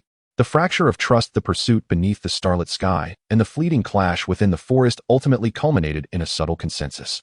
The confrontation between Iron Man's energy cannon and Thor's hammer, alongside Lin Xuan's formidable yet restrained presence, reached a temporary pause. Reluctantly, Thor acquiesced to escort Loki back to S.H.I.E.L.D., yet this did not signify his endorsement of the interference. Inside the Quinjet, the atmosphere was as oppressive as the calm before a storm. Thor, arms crossed, glared at Iron Man from a distance, disdain occasionally escaping his nostrils. Tony Stark, too, was far from unperturbed, his body language betraying his irritation even through his helmet. He harbored no fondness for the golden-haired, muscular intruder who had audaciously attempted to seize the fugitive. Captain America, Steve Rogers, sat between the two, striving to mediate, though his efforts proved futile. His earnest and solemn rhetoric seemed woefully inadequate in the current tense climate. Dr. Bruce Banner appeared uneasy, his hands clasped and gaze averted, discomfort radiating from him as though the air were saturated with a stifling substance, bound by specially designed restraints. Loki sat calmly in a corner, a faintly amused smile playing upon his lips as he surveyed the gathering, as if savoring the impending drama. Lin Xuan, eyes closed and leaning against the cabin wall, appeared to be resting, yet he was clandestinely interfacing with the core, replaying the data from their brief skirmish, particularly the thunderous power emanating from Thor's lightning. The Quinjet navigated through the clouds, gradually descending onto the expansive deck of the colossal aerial battleship. The roar of the engines diminished, replaced by the muted hum of the ship's internal operations and the sounds of personnel moving about. Nick Fury had long awaited their arrival, his gaze settling sternly on Loki. With his customary grave demeanor, Fury paused before instructing the agents escorting Loki to take him to a specialized confinement chamber. The agents swiftly moved forward, prepared to take custody of Loki. Meanwhile, Tony Stark lingered behind, retracting his helmet to reveal a face etched with displeasure. His eyes quickly scanned the deck and the structure leading into the internal passage, fingers abstractly gesturing in the air. JARVIS. Connect to the Open Network node here and attempt to infiltrate the internal systems. Authorization code. Stark Industries Supreme Authority Override. Target. All files pertaining to the Tesseract, alien technology, and any projects designated as Phase 2. Dig it out for me. Tony commanded in a low voice over a private communication channel. Sir, I am attempting to access the system. The defenses of SHIELD are formidable and will require some time for multi-point infiltration and firewall circumvention. JARVIS responded as the group escorted Loki towards the interior of the battleship, passing a corridor adorned with several operational terminals. Tony feigned intrigue at data displayed on a monitor, halting his steps. One hand casually rested on the edge of the console, while the other deftly manipulated a discrete maintenance interface. A miniature data probe was silently implanted. The physical interface has been established. JARVIS, accelerate infiltration. Understood, sir. Data streams are beginning to surge in, undergoing preliminary filtration and categorization. Meanwhile, Steve Rogers, guided by Coulson, is making his way towards the laboratory area alongside several others. Yet, a furrowed brow reveals his concern regarding certain remarks made by Fury. He instinctively harbors a sense of wariness towards the concealed matters within such a colossal organization as SHIELD. Upon reaching a junction leading to the lower levels of the mothership, he notices a sign indicating restricted access to the storage and equipment department. Seizing an opportunity, he briefly excuses himself from the group. With the keen memory and observational prowess of a super soldier, he deftly evades several patrolling agents and slips into the restricted area. The dimly lit lower storage is permeated with the scent of oil and metal. Towering shelves are brimming with various crates and equipment. Steve's attention is quickly drawn to a corner where a group of partially uncovered boxes lies. The boxes are emblazoned with the SHIELD emblem, yet bear signs of having been partially scraped away. Approaching, he opens one of the boxes. As he lifts a firearm, he senses an unsettling energy fluctuation strikingly similar to that emitted by the Tesseract. A sinking feeling envelopes his heart as a sense of betrayal washes over him. Grasping an energy weapon, his expression darkens significantly, and he swiftly exits the warehouse, determined to seek clarity from Fury. Inside the special containment chamber, Loki finds himself confined within an obviously reinforced glass cage intended for the Hulk. Enclosed by robust alloy structures, it is designed to withstand tremendous force. Loki surveys his surroundings with interest, ultimately fixing his gaze upon Dr. Banner not far away. Doctor, what do you think of this cage? Does it not feel rather familiar? They certainly did not build it with the intention of imprisoning me. Banner's expression shifts subtly, his lips pressing tightly together as he instinctively clenches his fists. Adorning his wrist is an emotional regulation device designed by Lin Xuan, which now begins to flicker faintly as the tension rises. Loki's words strike directly at the core of his deep-seated fears and anxieties. Lin Xuan, meanwhile, is drawn to a special display case outside the cage. The Mind Stone is temporarily housed there, vigilantly guarded by several agents. The cerulean gem emits a soft glow, seemingly harboring a beguiling power that silently influences the surrounding magnetic field and biological electrical signals. He steps closer, his gaze riveted on the gem at the top of the scepter. Core directive: analyze the energy composition and operational principles of the Mind Stone. Consume 300 technology points for initial analysis. Core analysis report: directive confirmed. Scanning target energy structure is complex, with a core of high-density energy gem. Possessing formidable mental energy radiation and manipulation capabilities, it can directly affect biological neural systems and implant thoughts. Additionally, it possesses energy projection abilities. Its mental influence characteristics are proportional to the target's subconscious, negative emotions, and the degree of mental defenses that are lowered. The more one endeavors to comprehend or oppose its power, the more susceptible one becomes to its insidious infiltration and influence, albeit often imperceptibly. A warning resonates. A faint psychic energy field has been detected, actively radiating outward in an attempt to establish a mental link with the surrounding highly intelligent beings. Engaging in close proximity analysis poses a risk of mental backlash. It is advisable to maintain a safe distance or activate a psychic protective barrier. Simultaneously, as the alert from the core sounded, Loki, though physically restrained within his cage, exhibited a glimmer of intent in his gaze. He did not directly wield the scepter. Yet his mental energy, akin to invisible tendrils, subtly extended forth, creating a faint resonance with the scepter. It was as if a drop of invisible ink had been introduced into clear water. He began to covertly amplify the latent dissatisfaction, suspicion, and negativity harbored within each individual present. The atmosphere thickened with tension and unease, leading to an abrupt eruption of conflict. What on earth is the second phase?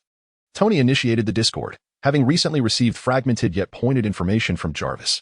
He spun around, jabbing a finger at Fury with a tone laced with sharpness. Creating weapons from the energy of the Tesseract? Weapons of mass destruction? Is this your so-called peaceful ideology of protecting the Earth at S-H-I-E-L-D? Tony, we are preparing to confront potential threats, Fury retorted, his demeanor darkening as he responded with firmness. Earth must possess the capability of self-defense against adversaries we cannot fathom. So you just pick up the pieces? Steve's voice rose sharply, pulling out a uniquely designed energy gun from his bag and slamming it onto the control panel. I discovered this in the warehouse below. There are many more. This energy reaction is of the same origin as the Tesseract. Fury, this is fundamentally based on Tesseract technology. His azure eyes brimmed with disappointment and fury. This is the truth of the second phase, isn't it? Tony interjected immediately, mocking, oh, look, even he has discovered it. This remark stung Thor, who darkened his expression while glaring at Fury. Mortal, you have no idea what forces you are toying with. He stepped forward, his voice booming like thunder, to attempt to control the power of the Tesseract. These forces far exceed your comprehension and will only result in annihilation. Look at Loki. This is the consequence of your recklessness. Enough, Fury barked, attempting to regain control of the situation. This is not the time for such discussions. Natasha sought to mediate, yet her gaze inadvertently flickered toward Banner. Everyone, please remain calm. What is paramount now is to manage all uncertainties. Her look only heightened Banner's unease. Amidst the fervent arguments and Loki's subtle provocations, under the silent influence of the Mind Scepter, Dr. Banner's emotional state grew increasingly volatile. His breathing quickened, and a pallor crept onto his face. Lin Xuan, standing nearby, too felt an inexplicable surge of agitation rising within. The arrogance and sharpness of Tony, the stubbornness and moral rigidity of the captain, the pride and sense of domain from Thor, and Fury's secrecy and controlling nature all contributed to the mounting tension. These sharp accusations and revealed character flaws resemble mirrors, reflecting a part of himself. Does possessing technology and power that surpasses this era subconsciously breed a similar arrogance within him?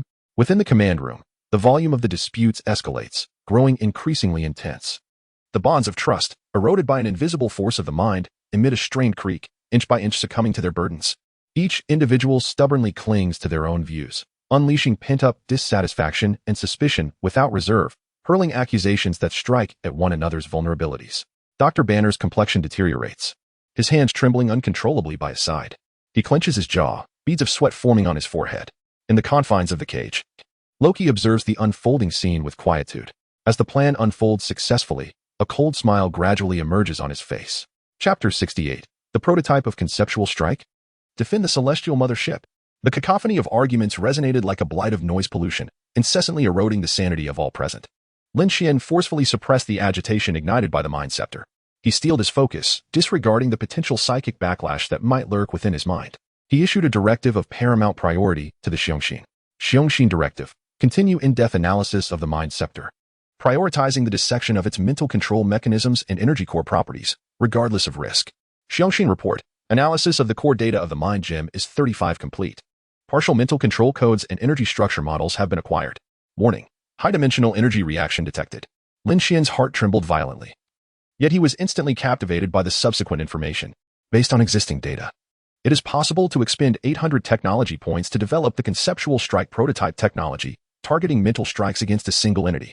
A targeted strike on the psyche and rules. This could very well be the key to combating Loki, and even certain future entities.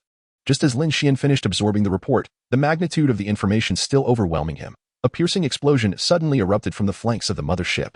The immense shockwave caused the entire command room to tremble violently. Alarms blared instantaneously. Red warning lights flashed erratically. What is happening? Fury's expression changed dramatically. Report. The area of Engine 3 has come under unknown attack. The outer wall is breached. A terrified agent reported. Almost immediately, through the gaping breach, a squad of agents clad in S-H-I-E-L-D uniforms, their eyes vacant and icy, surged in like specters. At the forefront stood none other than the missing Hawkeye, Barton. He drew back his bow, a specially crafted explosive arrow glimmering ominously with a dangerous red light, hissing towards the engine control system near the command room like a venomous serpent. No. Boom. Another violent explosion. Flames and thick smoke engulfed the area instantaneously. The shockwave from the explosion, the deafening alarms, the invading foes, all of it shattered the already taut nerves of Dr. Banner. Ugh. Eh. Banner emitted a scream of excruciating agony, his body beginning to swell at a visible pace, his skin rapidly morphing into an enraged green. His garments were torn asunder. Hulk! Natasha cried out in horror, her eyes filled with fear and a hint of despair, almost concurrently with the Hulk's roar. Lin Xuan heard the cold notification tone from Xiangxin resonate in his mind. Mission triggered. Defend the Celestial Mothership. Mission objective. Prevent the invaders from damaging the core systems, control wake the out-of-control allies, Hulk, Hawkeye, and ensure the integrity of the mothership structure. Mission reward. 500 technology points. Amidst the chaos, Lin Xuan regained instant clarity, adrenaline surging through him. A glimmer of resolve flickered in his eyes. This was not the time for infighting. He promptly dispatched a clear and urgent directive through the encrypted communication channel linked to Xiangxin. Tony, coordinate with JARVIS. Deploy repair robots and backup armor components. Prioritize stabilizing the damaged engine. Immediately report on structural damage assessment. Acknowledged. Tony's voice carried a note of gravity as his red and gold figure darted toward the damaged area. Lin Xuan turned to Steve, the captain. Lead the security forces to eliminate the invading agents. Secure the main corridor from the command room to the engine room. Do not allow them to approach the main control system. Understood. Without hesitation, Steve grasped his shield and immediately organized the remaining operatives who were still able to fight. Lin Xian's gaze swept over the vigilant Thor and the eerily smiling Loki in his cage. Thor, keep an eye on Loki. Do not let him escape amid the chaos. Although he was aware of the unfolding narrative, this command was imperative at that moment. Thor nodded, tightening his grip on Mjolnir, his eyes warily fixed on his brother. Natasha. Lin Xuan looked at Black Widow, restrain Hawkeye. He is under control. Find an opportunity, and I will assist you in awakening him. Leave it to me. Natasha took a deep breath, her expression complex as she gazed at her former comrade, drawing her batons and advancing. With the assignments completed, Lin Xuan inhaled deeply. His gaze firmly locked onto the green behemoth that was wreaking havoc within the command room, tearing apart the alloy control console as if it were a mere toy. Hulk. Leave this to me. No sooner had the words left his lips than the thrusters on his back erupted, propelling his dark armor forward like a streak of light, charging directly at the rampaging Hulk. In the face of the furious Hulk, Lin Xuan chose not to confront him head-on. Instead, he deftly maneuvered, utilizing the exceptional mobility of his armor to evade the heavy and wild attacks of the Hulk. Darting like a wraith amidst the chaos, simultaneously he summoned the power of thunder that he had integrated and preliminarily analyzed within himself. Crackle. Silver-blue arcs of electricity coalesced in his hands, transforming into binding fields or brief shockwaves that incessantly struck against the Hulk's massive form, targeting his neural nodes. These assaults might not inflict substantial damage on the Hulk, yet the high-frequency currents effectively numbed his nerves, slowing down his frenzied movements. Dr. Banner, listen, control him. You are stronger than he is. Through an encrypted frequency, he remotely activated the inconspicuous nano-emotion regulation wristband he had previously given to Banner. The wristband received the command and immediately emitted a targeted high-frequency calming biowave. This wave silently sought to penetrate the Hulk's fury, reaching deep into Banner's consciousness. Think of those you need to protect. Reflect on the significance of your research. The continuous numbing from the thunder, coupled with the calming wave from the wristband, and Lin Xian's persistent calls, gradually slowed the Hulk's destructive actions. Within the depths of his fiery green eyes, a flicker of pain and struggle emerged. Ah, go away, go away. A low growl emerged from the Hulk's throat, carrying a hint of pained humanity. Hold on, Banner. Seizing the opportunity, Lin Xuan intensified the output of the electrical pulses while maximizing the calming frequency of the wristband. Under the dual influence, the Hulk's massive form shrank rapidly, deflating like a punctured balloon, transforming back into Dr. Banner. He gasped for breath, drenched in sweat, his eyes regaining clarity as they met Lin Xian's, filled with gratitude. Lin Xuan, thank you. Having temporarily resolved the Hulk crisis, Lin Xuan hurried towards Natasha. Hawkeye, with his long-range assault capabilities, posed a significant threat. Should he completely dismantle the engine control system, the aerial battleship would be unable to maintain its flight posture. Banner, stay here. Try to remain calm. Lin Xuan instructed the recovering Banner before swiftly departing the scene, racing towards the conflict between Natasha and Hawkeye. Meanwhile, Natasha found herself in a dire struggle. Hawkeye's arrows were swift and precise, each one expertly aimed. Clint, wake up, Natasha called out anxiously, but Hawkeye's gaze remained frigid, his movements unwavering. Just as Natasha narrowly evaded an explosive arrow, a dark silhouette suddenly materialized before her. It was Lin Xuan. Without a moment's hesitation, he quickly summoned energy, channeling a unique force imbued with the power of thunder at his fingertips. Now was the moment. Lin Xuan darted forward, closing the distance to Hawkeye with astonishing speed, and accurately struck a pressure point on him. Buzz. Hawkeye's body jolted violently, his bowstring frozen in place. The icy demeanor in his eyes dissipated rapidly, replaced by confusion, followed by intense pain and struggle. Moments later, clarity returned to his gaze as he looked at Natasha and Lin Xuan, his expression a mixture of bewilderment and anguish. Natasha? Lin Xuan? What happened? Clint, Natasha exclaimed with joy, a weight lifting from her heart. However, within the command room, the crisis was only just beginning to reach its most heart-wrenching climax. Loki observed the chaos outside, particularly relishing Thor's tense demeanor, as if he feared Loki might escape. He conjured an illusion of himself still imprisoned, while simultaneously using beguiling words to provoke Thor. Look at you, brother. So tense. Are you afraid I might flee? Or that you cannot keep me in check, disappointing father? Thor, incensed by Loki's taunts and eager to prove himself, unwittingly stepped into the trap Loki had set for him, the very glass cage originally intended for the Hulk, now ominously empty. The moment Thor crossed the threshold, Loki's figure flickered into existence at the control panel of the cage. A triumphant smile spread across his face as he abruptly pressed the nearby emergency button. No. Thor realized too late. Crack. Boom.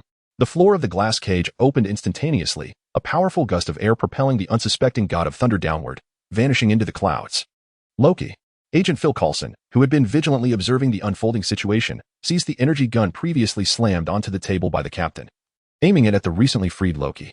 Surrender now, Coulson commanded sternly. Yet, Loki merely smirked disdainfully. With a swift motion, he evaded Coulson's aim and, in a flash akin to teleportation, appeared directly before him. Loki did not seize the weapon. Instead, he had somehow regained possession of the staff. Imbued with the power of the Mind Stone, do you truly believe that you possess the power to thwart me? Loki's gaze was frigid, the tip of his scepter shimmering with an eerie azure light. With a swift motion, the scepter mercilessly pierced through Coulson's chest. The azure energy erupted instantaneously, searing through uniform and flesh alike.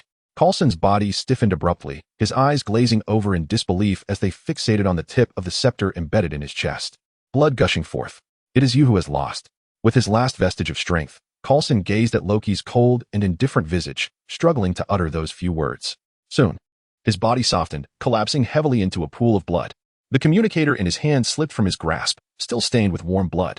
Loki withdrew the scepter with indifference, casting a glance at the fallen Coulson before surveying the chaotic battlefield. His form once again blurred, vanishing into the shadows. Mission alert. The task of safeguarding the aerospace carrier has been successfully completed. Reward earned, 500 tech points. Current tech points, 1,000. Chapter 69. The Avengers Assemble? The Battle of New York within the command room. The acrid scent of gunpowder and the stench of blood still lingered. Agent Coulson lay motionless on the ground, a ghastly charred wound marring his chest. The eyes that had always sparkled with gentle mirth were now eternally devoid of light. Lin Xuan stood beside the lifeless form. The recent acquisition of 500 technology points now felt unbearably heavy and ironic. He inhaled deeply, forcefully stifling the lump in his throat and the surging grief within. His gaze, sharp as a blade, swept over every Avenger present, each face etched with sorrow or fury. We do not have time for mourning. Lin Xuan's voice was cold and devoid of warmth, yet it carried an undeniable authority. Coulson's sacrifice was to buy us time. Loki has escaped. His plans are still in motion, and we must stop him. Nick Fury's face paled, his eyes fixed on the cold body of his most trusted subordinate. His fists clenched until they turned white. However, he was a seasoned commander, and he nodded in agreement. Natasha turned her head away, unable to bear the sight. But the sorrow in her eyes was swiftly replaced by resolve. Xian Core. Lin Xuan commanded silently in his mind, without a hint of hesitation. Consume 800 technology points, and initiate the development of the conceptual strike prototype technology. Highest priority. This was the only potential trump card he could conceive that might pose a threat to an adversary wielding the Mind Stone, and potentially facing the Infinity Stones in the future. Alert. Development of conceptual strike prototype technology has commenced. Estimated completion time, 6 hours. Current technology points, 200. 6 hours. Lin Xuan silently counted. Each second now felt immeasurably precious. At that moment, a thunderous crash echoed. A violent impact resonated from above the command room. As the metallic deck was brutally torn apart, a figure, enveloped in a tempest of wind and lightning, landed heavily before them. It was none other than Thor. The god of thunder returned. He appeared somewhat disheveled, yet the fury in his eyes was palpable. Upon seeing Coulson's body and the empty glass cage that had once confined him, Thor was consumed by rage. Loki. The tempestuous power of thunder surged around him, crackling with explosive intensity. Calm down, Thor. Steve stepped forward, attempting to soothe him. Coulson, he sacrificed himself. Loki killed him with the scepter and then fled. Natasha succinctly explained the dire situation. Thor's fury subsided slightly, but the intertwining emotions of grief and guilt tightened his grip on Mjolnir. Where has he gone? I will seize him myself. He is executing the final phase of his plan, Lin Xuan interjected, his mind racing. The Tesseract requires immense energy to stabilize and maintain a large portal. On Earth, there are few places capable of providing such vast and stable energy in a short time. He glanced out the window, his gaze seemingly locking onto a target. New York, atop Stark Tower, at the core of the arc reactor. That is my most ideal and nearly singular option. My tower. The voice of Tony Stark resonated through the communicator as he coordinated external repairs. That little Bambi wants to dismantle my home?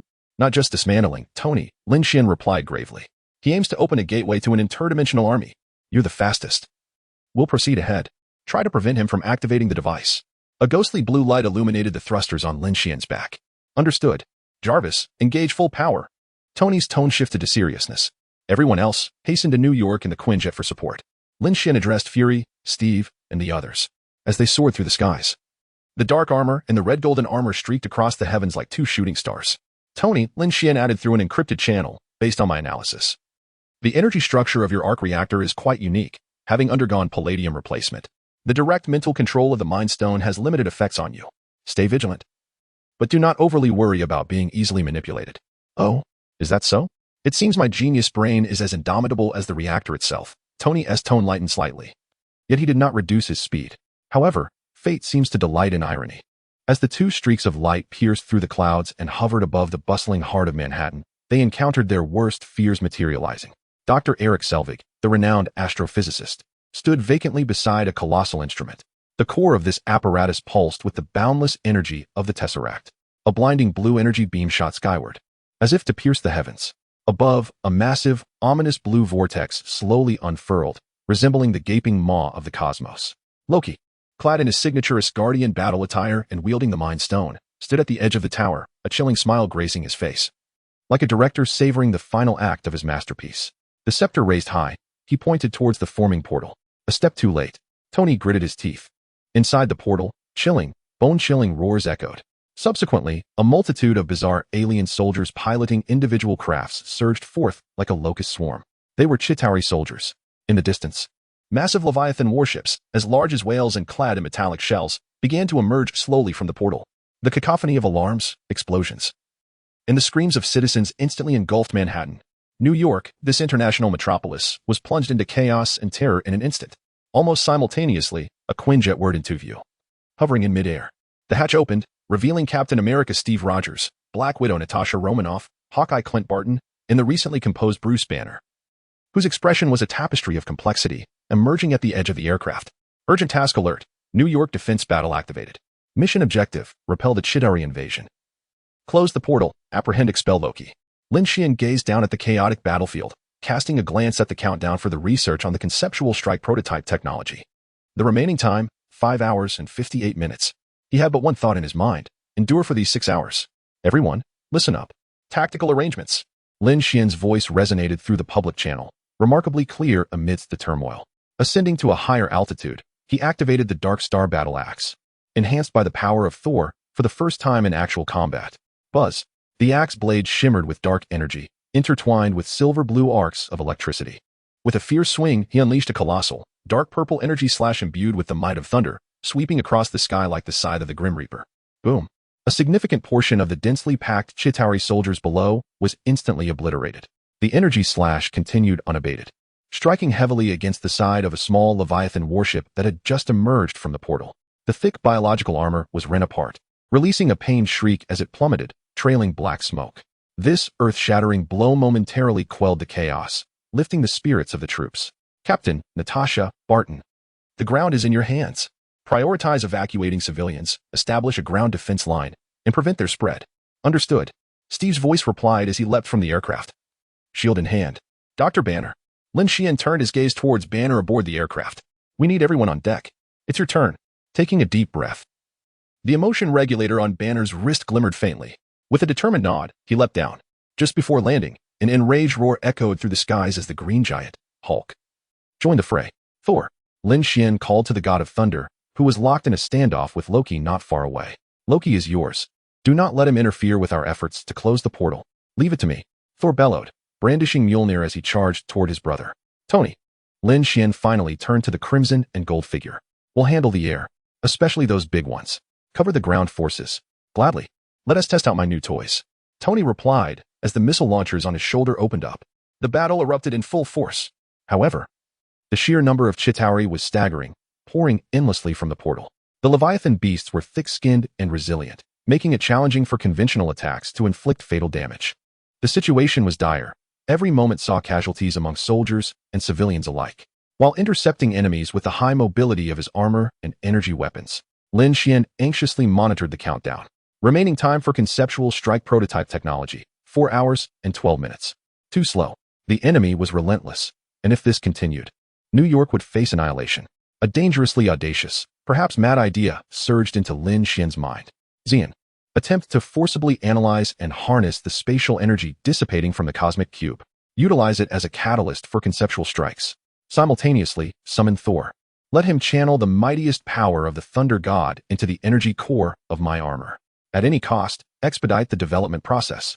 Warning. The risk of forcibly accessing high-dimensional energy is exceedingly grave. The spatial energy of the cosmic cube is highly unstable, and the nature of the Thunder Goddess power is tempestuous. Forced fusion may result in catastrophic overload of the core, logical chaos, and even inflict irreversible damage or collapse upon the user's mental realm. Confirm execution? Execute. There is no time for hesitation. Lin Xuan's gaze was resolute. He abruptly changed direction, braving the intense barrage of fire, and sped towards the cosmic cube apparatus atop Stark Tower. Thor, lend me your assistance. Strike me with your mightiest lightning. Lin Xuan shouted through the communication device to Thor, who was engaged in combat with Loki. What? Thor hesitated, nearly struck by Loki's energy. Trust me, this is our only opportunity, Lin Xuan bellowed. Just as Lin Xuan recklessly approached the cosmic cube, preparing to harness that ferocious energy, Thor wavered on whether to unleash his devastating thunder upon an ally. Suddenly, Nick Fury's anxious voice pierced through the emergency encrypted communication channel, reaching everyone. Lin Xuan. Tony. The World Security Council has bypassed me. They believe New York is spiraling out of control, and in order to halt the alien spread. Fury's voice was laced with unprecedented fury and helplessness. A nuclear bomb has been launched, and is heading towards you. I cannot stop it. Chapter 70. The verdict? The final strike. The communication was abruptly severed. That lethal point of light, trailing a desperate tail of flame, flickered at the horizon's edge. Lin Xuan hovered atop Stark Tower, the blinding blue energy beam of the Tesseract piercing the sky. He stood beside the beam, his form unwavering amidst the tempest of chaotic energy. A nuclear bomb. His heart stirred little. What was destined would inevitably arrive. From Loki's theft of the Tesseract, to Coulson falling in a pool of blood, and now this war ravaging New York. Along with this delivery from the Five Nations, everything unfolded as scripted in his memory, scene after scene. Coulson. Lin Xuan's gaze darkened slightly. His sacrifice was a necessary catalyst. Should the opportunity arise in the future, the side effects of GH-325 must be thoroughly resolved.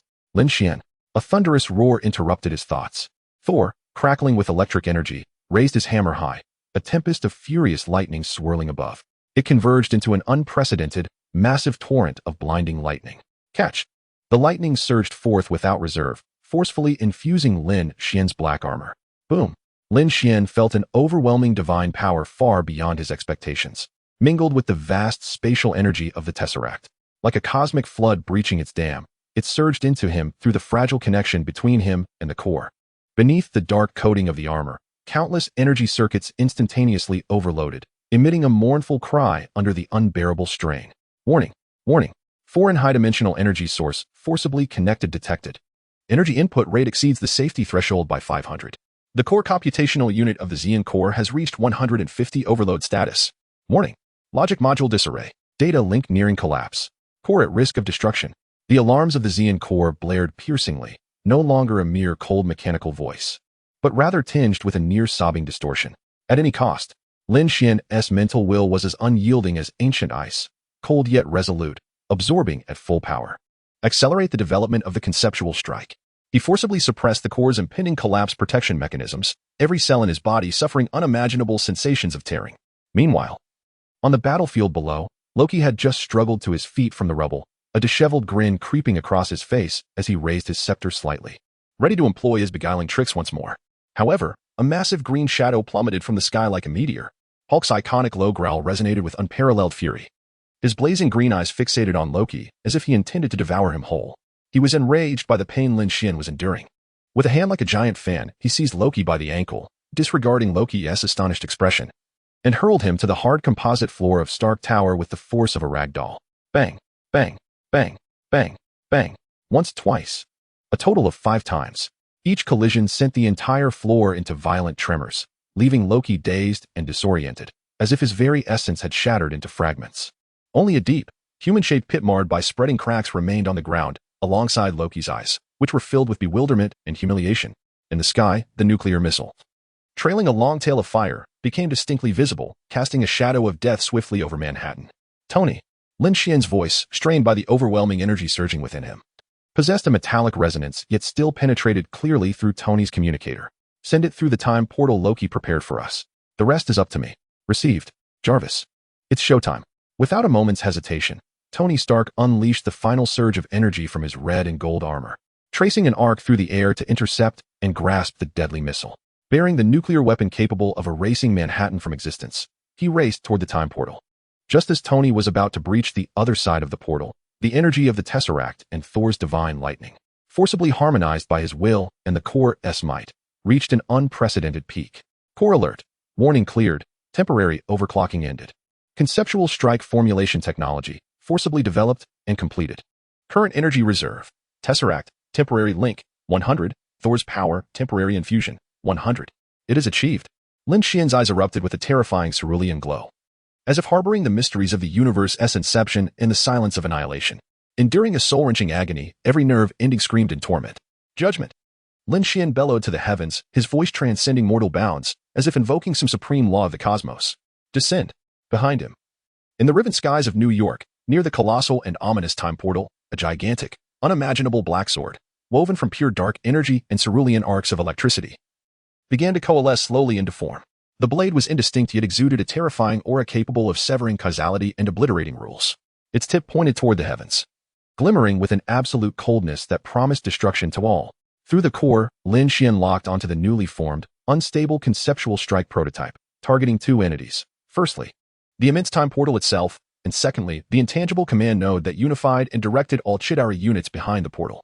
With an unmatched might, the black giant sword descended with ferocity. There was no cataclysmic explosion, nor dazzling display of light. Only a force that transcended conventional physical laws rippled through, instantly sweeping across the fabric of reality. Buzz. On the other side of the portal, the vast Chidari armada vanished as if an invisible hand had brutally swept them from the canvas of the universe, leaving no trace of wreckage behind. Immediately following this, the shadow of the immense black sword descended heavily upon the stubbornly maintained space-time portal. That grotesque maw, which had torn through the New York sky for hours, emitted a lament that seemed to resonate with the very fabric of space as its chaotic internal energies collapsed and vanished in an instant. It was closed. The residual force radiated like a purifying shockwave, sweeping across the skies of New York. All remaining Chidari soldiers, whether in aircraft or Leviathan beasts, became rigid in a single moment. The ferocity in their eyes dimmed, akin to puppets whose strings had been severed, as they lost all power and fell helplessly from the sky or lay completely incapacitated upon the ground. A single strike had cleared the battlefield. This apocalyptic yet eerily silent spectacle was indelibly etched into the souls of every witness present. Thor, the god of thunder, gripped his hammer in astonishment, staring at the slowly dissipating shadow of the black sword and the sky that had regained some clarity. He murmured to himself, his voice laced with incredulous shock. Is this the power of the King of Gods? No, it is something I have never witnessed before. This energy feels even more pure. From that black sword, he sensed a divine authority markedly distinct from the powers of Asgard, yet equally awe-inspiring and profound. Tony Stark piloted his armor, nearly depleted of energy, having just emerged in disarray from the nuclear explosion on the other side of the portal. He beheld a scene that could upend his entire worldview. His expression, masked by his helmet, froze in disbelief. My God, Jarvis, did you capture that phenomenon? His voice was dry. What was that? Did we miss some pivotal cosmic technology unveiling? No, this cannot be measured by science. His once proud scientific understanding had been subjected to an unprecedented shock. On the ground, Steve Rogers gazed upward, nearly dropping his shield. He opened his mouth, but found that no words could articulate the tumult within his heart. Is this Lin Xuan, his true power? A profound sense of powerlessness surged within him. This force, transcending mortal comprehension, filled him with uncertainty about the future. Yet more than that, he felt a deep admiration and gratitude for Lin Xuan. Natasha Romanoff stood at the edge of a rooftop, her red hair dancing in the wind. In her usually sharp and composed eyes, a myriad of complex emotions shimmered. He always manages to create miracles, she whispered softly, watching the dark figure sway precariously in the air due to the backlash of its own power. Her gaze intertwined worry with reverence, along with a hint of admiration she herself had yet to recognize. Far within the command center of the aerial mothership, Nick Fury witnessed the breathtaking scene through the urgently repaired monitors. A fleeting glimmer passed through his single eye, and the taut line of his mouth finally curled into a barely perceptible smile. "It seems I placed my bet wisely," he murmured, a hint of relief in his voice. Lin Xuan is the true and sharpest shield of Earth. In a clandestine remote conference room, members of the World Security Council observed the slowly dissipating black sword looming over New York through satellite imagery, followed by the miraculous restoration of the tranquil sky. The atmosphere in the room was one of profound silence. After a lengthy pause, a frail and trembling voice shattered the stillness. "We must classify Lin Xuan as a top-tier threat and initiate the highest-level surveillance." Following the shock, a deep-seated fear permeated the air, coupled with an overwhelming desire to control this power that seemed to spiral out of grasp. The shadow of the black sword completely vanished into thin air. The sky above New York, after enduring hours of devastation, finally regained its original hue, albeit leaving behind a landscape marred by destruction. The city resembled a wasteland, enveloped in smoke and the bewildered silence of survivors. A system notification echoed in Lin Xuan's mind. "Heroic core notification. The defense of New York has been completed.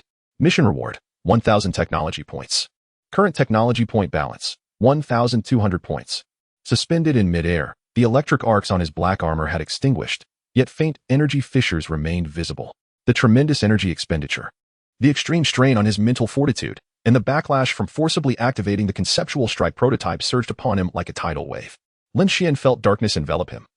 A sharp, tearing pain pierced through his mind, rendering him incapable of maintaining his flight.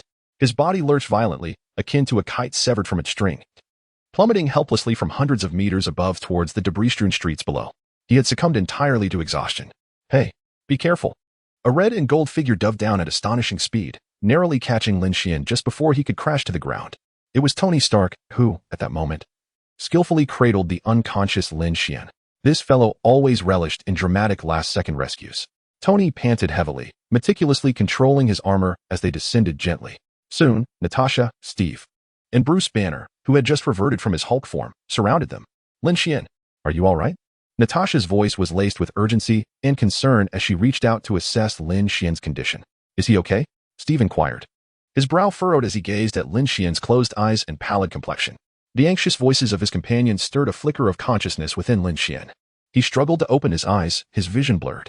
Moving his lips with great effort, he whispered, "I'm fine, just a bit tired." Chapter 71, A Gathering of Heroes? The war concludes. Lin Xuan felt as though the world was spinning around him. In his blurred vision, anxious faces swayed before him, accompanied by a cacophony of sounds and their urgent calls. "Lin Xuan, how is he?" The immense exhaustion washed over him like a relentless tide, causing his consciousness to fade once more, the light before him dimming rapidly. He was on the brink of losing consciousness again. At that critical moment, as Lin Xuan's awareness teetered on the edge of oblivion, a thunderous roar erupted. Hulk, standing nearby, seemed to sense the drastic weakening of Lin Xuan's life force. He threw back his head and unleashed a deafening bellow. This roar was not aimed at an enemy. Rather, it contained a primal and extraordinary force of spiritual impact. The sound wave struck Lin Xuan's flickering consciousness like a tangible force. Pain. Excruciating pain. Yet, following that was a sudden jolt of clarity forced into him. Lin Xuan's eyes flew open, his pupils refocusing. He gasped for breath, cold sweat soaking his forehead as though he had just emerged from the depths of a turbulent sea. "You're awake." Natasha's voice rang with palpable joy as she swiftly approached, steadying his swaying form. Lin Xuan could feel the strength of her arms and the unmasked concern etched on her face. "Don't push yourself anymore," she whispered, their closeness allowing them to share breaths. Her eyes reflected a blend of relief and worry. Nearby, Tony's armor retracted, revealing a face marked by astonishment and the relief of survival. He had always regarded Lin Xuan as merely a top-tier research partner, never expecting him to unleash such terrifying power on the battlefield. Upon seeing Lin Xuan fully alert, Tony exaggeratedly whistled, his expression finally relaxing beneath the helmet. "Kid, you're impressive. I was still contemplating how to deal with that gift, and you just cleaved the heavens apart." He patted the dent in his armor left by the earlier impact. Steve Rogers approached, firmly clapping Lin Xuan on the shoulder with a serious tone. "Welcome back. Splendid work." His gaze was filled with genuine admiration and a hint of disbelief. That strike had left even this seasoned veteran in awe. Not far away, Thor had sheathed his hammer, a smile of approval gracing his features. "Your power is truly astonishing." Hawkeye Clint Barton slid down from the edge of a relatively intact structure, striding over with an air of fatigue and incredulity. His quiver was empty, and his voice was somewhat hoarse as he addressed Lin Xuan. "I saw it all from above. That was not an attack from our dimension at all." Dr. Banner reverted to his human form, his eyes sparkling with the pure curiosity and confusion of a scientist. That energy cannot be explained by any existing physical model. Lin Xuan was still too comprehensive. The group engaged in a flurry of conversations, confirming the situation as S.H.I.E.L.D. Agents began to clear the battlefield. After being warmly welcomed by the Hulk, Loki found himself utterly stripped of his capacity to resist, dragged away like a mere puddle of mud by the agents. Awaiting him was the judgment of Asgard. Steve gazed up at the sky, which had regained its azure hue. Yet the scars of the city remained glaringly visible. The fate of New York was unimaginable. Tony interjected, affirming, indeed, that magnificent sword descending from the heavens was utterly spectacular. It was a unanimous consensus that Lin Xuan was undoubtedly the greatest contributor to this battle, as his awe-inspiring sword of judgment had decisively brought an end to the conflict. As the fighting subsided, an overwhelming sense of exhaustion washed over everyone like a tidal wave. With the adrenaline fading, only muscle soreness and mental fatigue remained. Tony Stark surveyed his surroundings, taking in the ravaged streets and the weary faces of his companions. Hey, folks, I know a nearby Turkish kebab place that serves delightful food. It seems it hasn't been wrecked by those extraterrestrial ruffians. Who's hungry? My treat. Let us celebrate our latest victory in saving the world. And extend a warm welcome to our MVP, Lin Xuan. Amidst the light-hearted chatter, Lin Xuan silently attuned to the state of his body. Core alert. Energy core severely depleted. Mental link critically fatigued. High-dimensional energy backlash effect ongoing. Warning. Conceptual strike prototype forcibly activated, imposing a certain burden on the mental sea, necessitating prolonged rest for recovery. Current state. Mental capacity severely drained. In recovery, core temporarily overloaded, cooling down. Though the computational unit of the core was dim, the core data stream remained relatively stable. The fleeting conceptual strike had its prototype data fully recorded, currently undergoing preliminary analysis and archiving. Core alert. Residual energy samples from the cosmic cube detected within the host, along with contact records of metallic iridium. New scheme unlocked. 200 technology points required to utilize cosmic cube, sample data, and metallic iridium property analysis to attempt the construction and opening of a dark dimension preliminary passage exclusive to the host. Dark dimension upon activation can be used for special energy storage. Host. Lin Xuan. Status. Mental capacity drained. Recovery efficiency slowly improving. Core. Cooling and self-repair in progress. Physique. Super soldier. Gamma factor initial fusion preliminary harmonization of thunder power, having undergone high-dimensional energy baptism. Slight potential enhancement.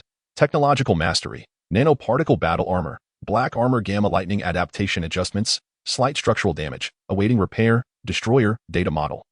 Conceptual strike. Prototype data sealed for analysis. Special abilities. Excitement. Gamma factor activation. Passive active guidance. Thunder power. Preliminary control. Constructed equipment. God-slaying suit Dark Star battle axe. Technology points. 1,200 points. Future planning. Preliminary prioritize opening the dark dimension. Estimated cost. 200 technology points. The core system upgrade enhances computational power and stability. The power of the conceptual strike is immense, yet its backlash is equally formidable. At present, it remains an unstable prototype, unsuitable for regular use. A thorough analysis is imperative to truly harness its potential. He shifted his gaze from the personal panel to his surroundings. The heroes leaned wearily against the remnants of crumbling walls, their faces reflecting a sense of relief at having survived the catastrophe.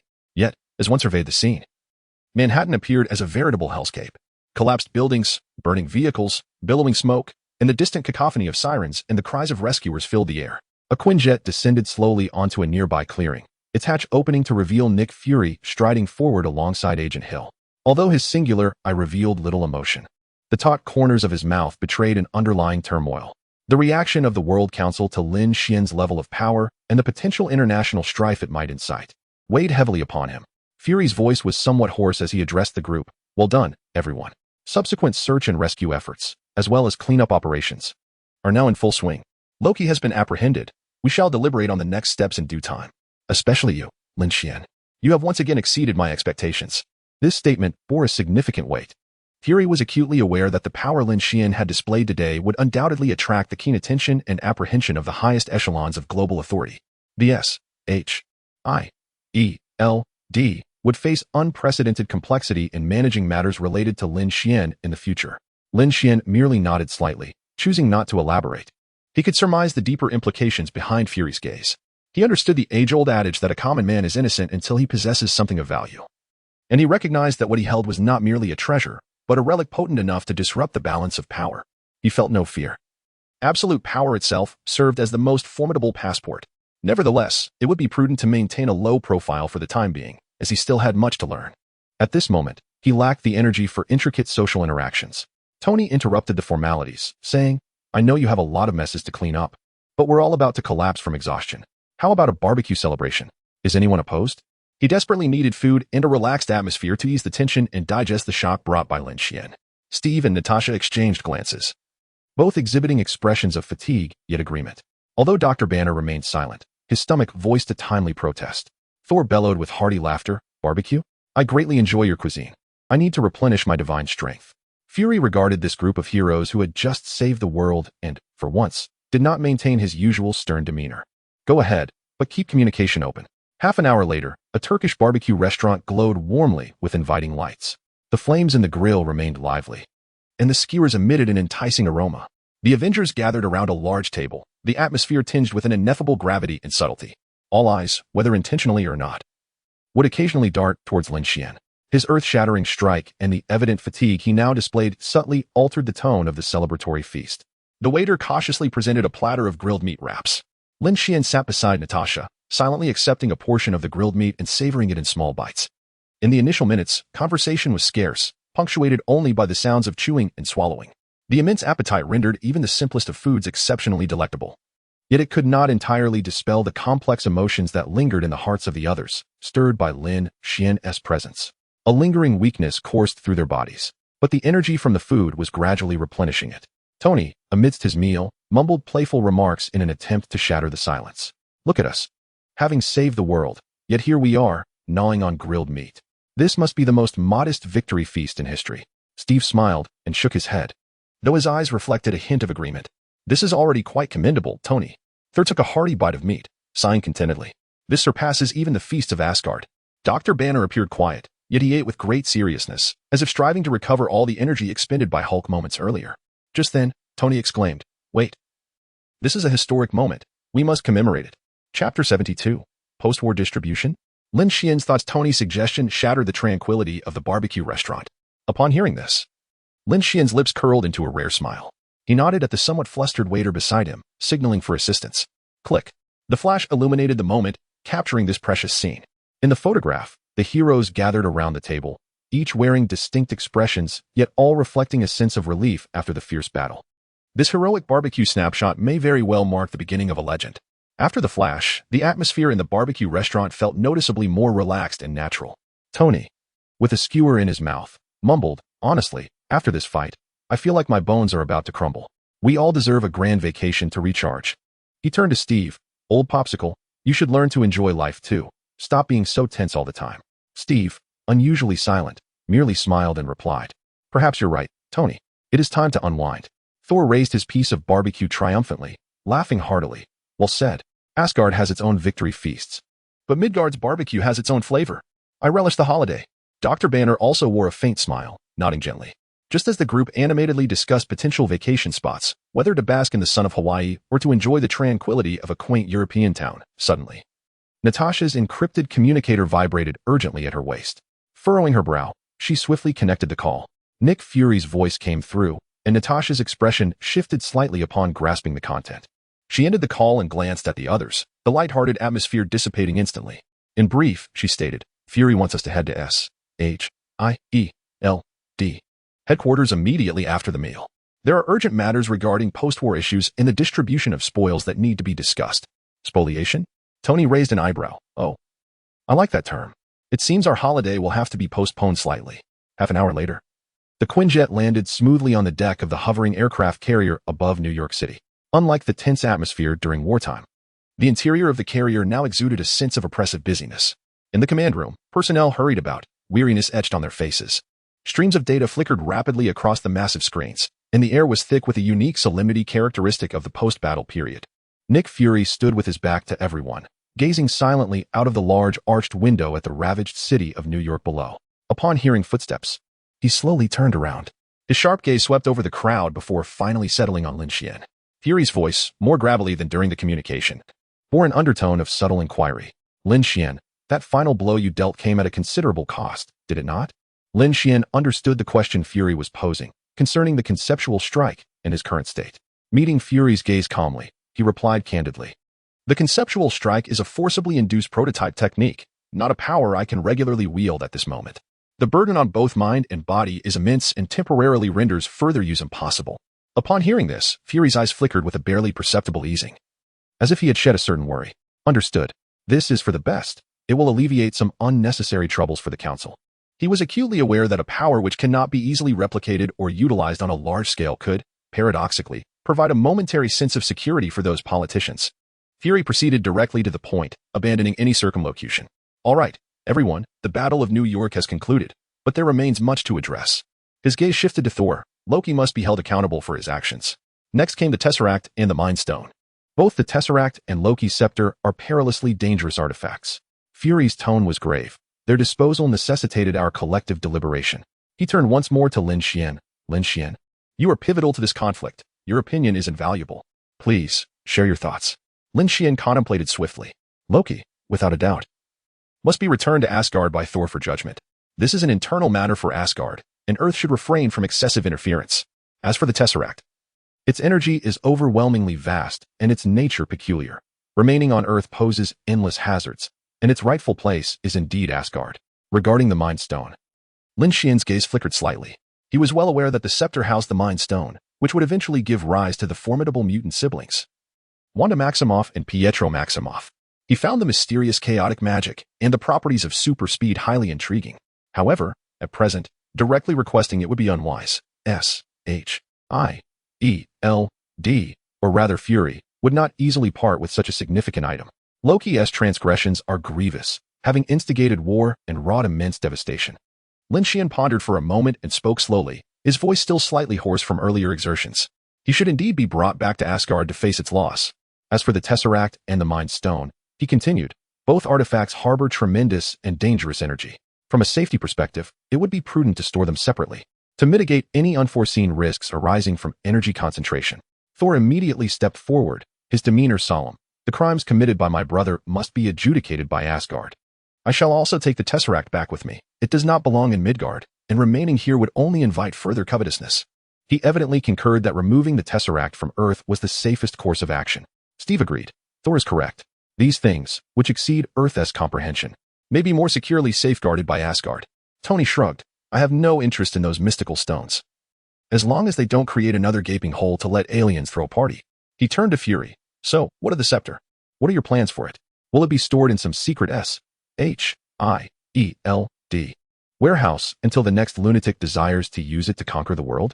Fury's solitary eye swept over the crowd. The Mind Scepter will be temporarily contained by S-H-I-E-L-D, where it shall undergo rigorous monitoring and study to ensure it does not fall into the wrong hands. This statement was evidently the standard official response. Lin Xuan chose not to elaborate further. The temporary custody of the Mind Scepter by S-H-I-E-L-D aligned with his current expectations. He possessed ample time and opportunity to engage with and study it. The core AI has noted the energy fluctuations of the Mind Scepter. Preliminary data analysis in progress. Objective: to decipher the core principles of the Mind Stone, assess the feasibility of energy extraction and application. The core AI's prompt flickered briefly in Lin Xuan's mind. After a concise yet efficient discussion, the final course of action was swiftly determined. Loki and the Tesseract would be returned to Asgard by Thor once his injuries stabilized, while the Mind Scepter would be temporarily contained and researched by S-H-I-E-L-D, classified as top secret. Well, that settles it. Tony yawned broadly, stretching his limbs. Now, can we return to catch some sleep? I feel as though my bed is calling out to me. He clapped his hands together. Ladies and gentlemen, the true holiday is only just beginning. The others displayed weary expressions, a blend of relaxation and fatigue washing over them after the fierce battle. Just as everyone prepared to leave the bridge to rest or attend to subsequent matters, Fury suddenly called out, Lin Xuan, stay behind. I wish to discuss a few matters with you privately. Tony, who was ready to depart with Lin Xuan, paused and raised an eyebrow. He glanced at Fury, then at Lin Xuan, ultimately opting to say, all right, it seems the director has some secrets to share. I'll wait for you outside, kid. Steve, Natasha, Thor, and the others followed suit, vacating the bridge until only Lin Xuan and Nick Fury remained. The atmosphere grew notably delicate once more. Fury gestured for Agent Hill to leave temporarily and shut down the main communications of the bridge. He approached Lin Xuan directly. Agent Coulson. Agent Phil Coulson has sacrificed himself. Fury's voice was somber, tinged with a barely perceptible sadness and scrutiny. During his sacrifice, I noticed you were unusually calm. It seemed as if you had anticipated it, or perhaps you did not regard it as the ultimate conclusion. Meeting Fury's gaze, Lin Xuan did not flinch. He was acutely aware of Fury's suspicions, or rather, his expectations. I know what you wish to articulate, Director, Lin Xuan interjected, cutting off Fury's probing. Regarding Agent Coulson, I cannot elucidate much. I can only convey that if S.H.I.E.L.D. or you personally ever entertain plans to resurrect Agent Coulson, it would be wise to involve me. I can spare you considerable trouble. Fury's expression momentarily froze, a flicker of incredulity crossing his features. He quickly regained his composure. Yet the shock of that instant betrayed him. What exactly are you implying? Lin Xuan merely shook his head slightly and turned towards the hatch. I find myself in need of rest to recuperate, Director. I believe we will have ample opportunities for collaboration in the future. Leaving Nick Fury standing alone at the center of the bridge, he gazed contemplatively at Lin Xuan's retreating silhouette. Xiangxin prompts, spatial energy analysis complete, dark dimension construction ready. Awaiting host decision, he turned and made his way out of the bridge. I must immediately take a respite to restore my mental fortitude. The subsequent matters can wait until I have regained my strength. His figure faded at the doorway, leaving Nick Fury alone in the vastness of the bridge. Lost in profound contemplation, Lin Xuan's words resonated within him like a stone cast into a deep pool, stirring ripples of thought. Reviving Coulson, Fury murmured to himself. A notion that had crossed his mind before, and Lin Xuan seemed to advance once again ahead of everyone else. At the entrance, Tony leaned against the wall and, upon seeing Lin Xuan emerge, whistled. All settled? That old fox didn't give you any trouble, did he? Lin Xuan shook his head, an unmistakable weariness etched on his face. We'll discuss it later. I need some time to recuperate. His mental energy had been severely depleted. And the backlash from the conceptual strike was far more complicated than it appeared. In Xiangxin's subsequent plans, the activation of the dark dimension and the upgrade of Xiangxin necessitated his swift return to optimal condition. Chapter 73, Tony's future planning? Successful link to the dark dimension. In Tony's private beachfront villa, Lin Xuan stood before the floor-to-ceiling windows, his gaze slowly sweeping across the azure expanse of the ocean. The sunlight danced upon the water's surface, reflecting a dazzling brilliance, starkly contrasting the smoke of battle in New York. On the road to Marbury, he and Tony exchanged few words, both lost in their own thoughts. The echoes of the New York battle still reverberating in their minds. Would you care for a drink? Tony inquired. Retrieving a bottle of whiskey from the cabinet and casually grabbing 2 glasses, Lin Xuan shook his head, deeming it inappropriate at the moment. He needed to remain alert. The after-effects of his mental exhaustion had yet to dissipate, and the repercussions of the conceptual assault still coursed through his body. Tony did not press further. Pouring himself a generous glass and downing it in one swift motion, the amber liquid slid down his throat. Yet the tremors from within could not be easily quelled by alcohol. That isn't the end, is it? Tony suddenly spoke, his voice slightly hoarse. Lin Xuan turned to face him, observing Tony leaning against the bar. He understood the gravity of Tony's thoughts, the formidable fleet lurking behind that wormhole. The cosmic threat that had instilled an unprecedented fear in Iron Man high above the skies. Tony poured himself another glass. Those alien bastards. They are merely the vanguard, right? Lin Xuan remained silent for a moment before gently nodding. There was no longer a need for concealment. Tony's intuition was remarkably sharp. Damn it, Tony exclaimed, slamming the empty glass onto the bar, producing a sharp sound. I feel like a target. No, the entire Earth feels like a damn target. His voice brimmed with anxiety and anger. How many threats lurked in that starry expanse? Were we prepared? He rose and paced the living room, his face etched with worry. I must do something, Lin. We have to become stronger. Lin Xuan observed Tony's state, recognizing that this was a pivotal moment guiding Tony toward the next step. A legion of Iron Man suits controlled by artificial intelligence would significantly bolster Earth's defensive capabilities, precisely what was needed at this juncture. What are your thoughts? Lin Xuan inquired at the opportune moment. Tony halted, inspiration flickering in his eyes. I'm envisioning more suits, not just 1 or 2, but a legion. Specialized armors capable of handling various situations. A slight smile graced Lin Xuan's lips. Tony's ideas were beginning to align with his expectations. Just then, the villa's front door was flung open. Pepper Potts hurried in, her eyes slightly red, clearly having been in tears. Upon seeing Tony safe and sound in the living room, she first exhaled in relief, only for her eyes to redden once more. Tony. She rushed over, embracing him tightly, her voice choked with emotion. You promised me. But you nearly died. Tony gently stroked her back. Hey, I'm perfectly fine, aren't I? Pepper lifted her head, interrupting his words. Please. Do not engage in such perilous actions again. I cannot bear the thought of losing you. Tony's expression grew complex. He glanced at Lin Xuan before turning back to Pepper, softly stating, But I must protect the world. If it weren't for us, New York might have already. I care not for New York, Pepper exclaimed passionately, tears beginning to cascade down her cheeks. All I care about is you. Tony fell silent. This was a dilemma every hero must confront, the precarious balance between responsibility and love. Lin Xuan understood. His intervention at this moment was crucial for diffusing the tension and propelling Tony's plans forward. Calmly, Lin Xuan spoke, drawing the attention of both. Miss Potts, some troubles cannot simply be evaded. He turned to Tony. I recommend upgrading your weaponry, Veronica, to include remotely summonable and automatically deployable armor units. A spark of contemplation flickered in Tony's eyes. Lin Xuan continued, for instance, if Ms. Potts were to find herself in danger, she could instantly summon armor to protect her. No matter where you are, you could ensure her safety. Tony jolted as if struck by lightning. He turned to Pepper, determination illuminating his gaze. He is right, Pepper. I will create something to protect you, regardless of my presence. Looking at the earnest Tony and then at Lin Xuan, Pepper's tension began to dissipate. She wiped away her tears, attempting to muster a smile. You always find a way to solve problems, don't you? Tony cupped her face, gently kissing her forehead. That is because I have you, along with some help from friends. The atmosphere softened. Pepper took a deep breath and gazed at Tony. We need to rest. All of us. We must step away from all this and recuperate for a while. Tony nodded, then turned to Lin Xuan. Hey, want to join me for some relaxation? Lin Xuan slightly shook his head. I have some matters to attend to. I require an absolutely quiet environment for energy regulation. Entering the dark dimension cannot wait. It is of utmost urgency. Tony did not press further. He patted Lin Xuan's shoulder. All right, reach out if you need any assistance. Don't push yourself too hard. We just saved the world, and we deserve a moment to breathe. He led Pepper towards the door but paused before it, turning back to say, make yourself at home. The fridge is stocked, and Jarvis will handle anything you need. Lin Xuan nodded in gratitude, watching as they departed. As the roar of their vehicle faded into the distance, the grand seaside villa was left with only Lin Xuan and the relentless sound of the waves outside. This solitude was precisely what he required. Isolation, tranquility, and focus. Lin Xuan slowly made his way to the bedroom, sitting cross-legged beside the bed. He closed his eyes, entering a meditative state. Taking a deep breath, he adjusted the rhythm of his breathing. Current host status, mental energy recovery 45, Xiangxin core cooling completed 67. Warning, the backlash effect of conceptual strikes persists. It is advised to complete the construction of the dark dimension to alleviate the pressure from higher dimensional energies. Xiangxin notification, host's intention detected. The construction plan for the dark dimension has been unlocked. Plan, preliminary channel construction of the dark dimension. Requirements, energy sample data from the cosmic cube.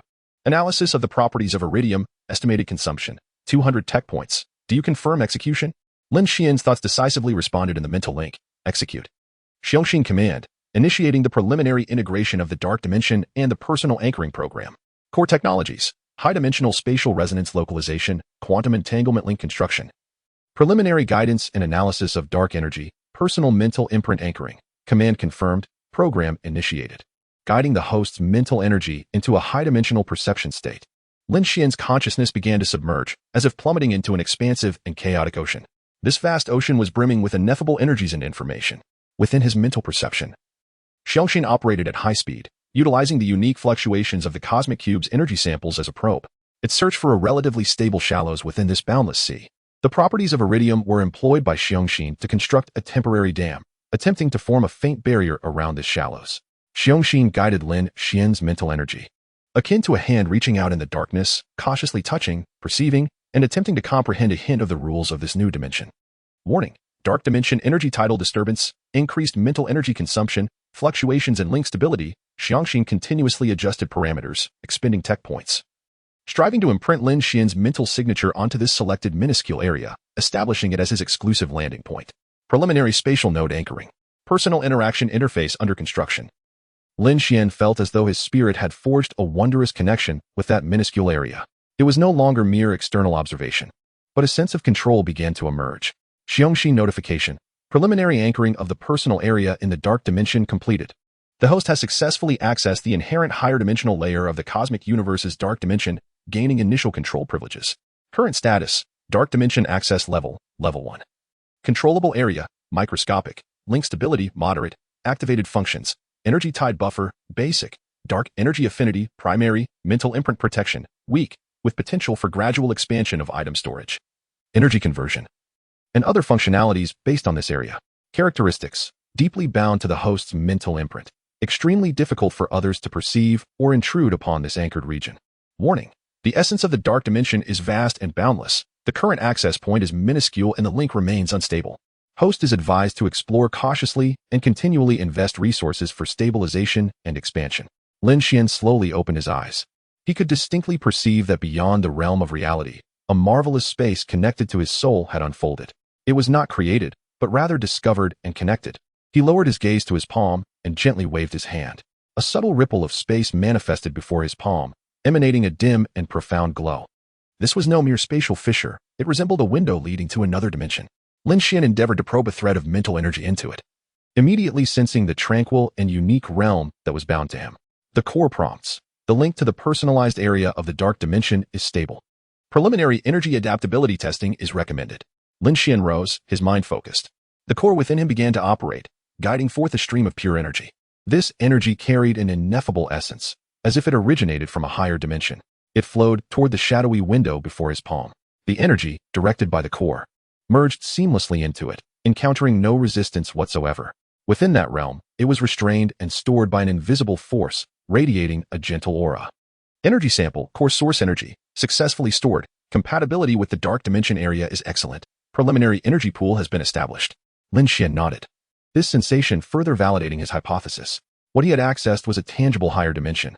The core had pried open a narrow crevice, delineating a small patch of his own private garden beyond the door. The future, how vast his dark dimension could expand, and how many wondrous functions it could develop, depended entirely on his own efforts and those of the core. The core prompts. Preliminary access to the dark dimension is complete. Technology points, 200. Remaining points, 1,000. Recommendation. Prioritize stabilizing the current anchor point. Gradually enhance the synchronization rate between mental energy and the dark dimension, before considering area expansion and function development. Chapter 74. The Emergence of the Mighty Core Spirit.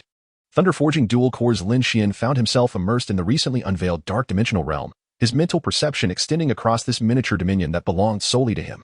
Within this territory, energy flowed in a distinctive manner, akin to the pulsations of the cosmos. Yet, just as he endeavored to delve deeper into this sensation, the entire space abruptly trembled. Warning: dark dimensional anchor point unstable. Heightened energy tidal fluctuations detected. Initial anchor point stability has plummeted to 42. Risk of collapse imminent. Lin Xuan's mind jolted, abruptly withdrawing from that immersive state. He sensed that the tenuous thread connecting reality to the dark dimension was growing increasingly fragile. Like constructing a sandcastle on the beach before the onslaught of a tsunami, the connection he had just established lay perilously close to being washed away. The situation appeared dire. Lin Xuan furrowed his brow, swiftly evaluating various options in his mind. The mighty core seemed to have anticipated this predicament and promptly provided a solution. Recommendation: consume technology points to stabilize the anchor point, enhancing synchronization frequency with the host's mental sea. Expected consumption: 100 technology points. Warning: should the anchor point collapse, the 200 technology points already expended will be rendered futile, and reconnection will be impossible in the short term. Lin Xuan made a decisive choice. Mighty core. Execute the plan. Consume 100 technology points to stabilize the initial dark dimensional anchor point and enhance the foundational synchronization with the mental sea. Command confirmed. Anchor point stabilization procedure initiated. Mental synchronization attempt commencing.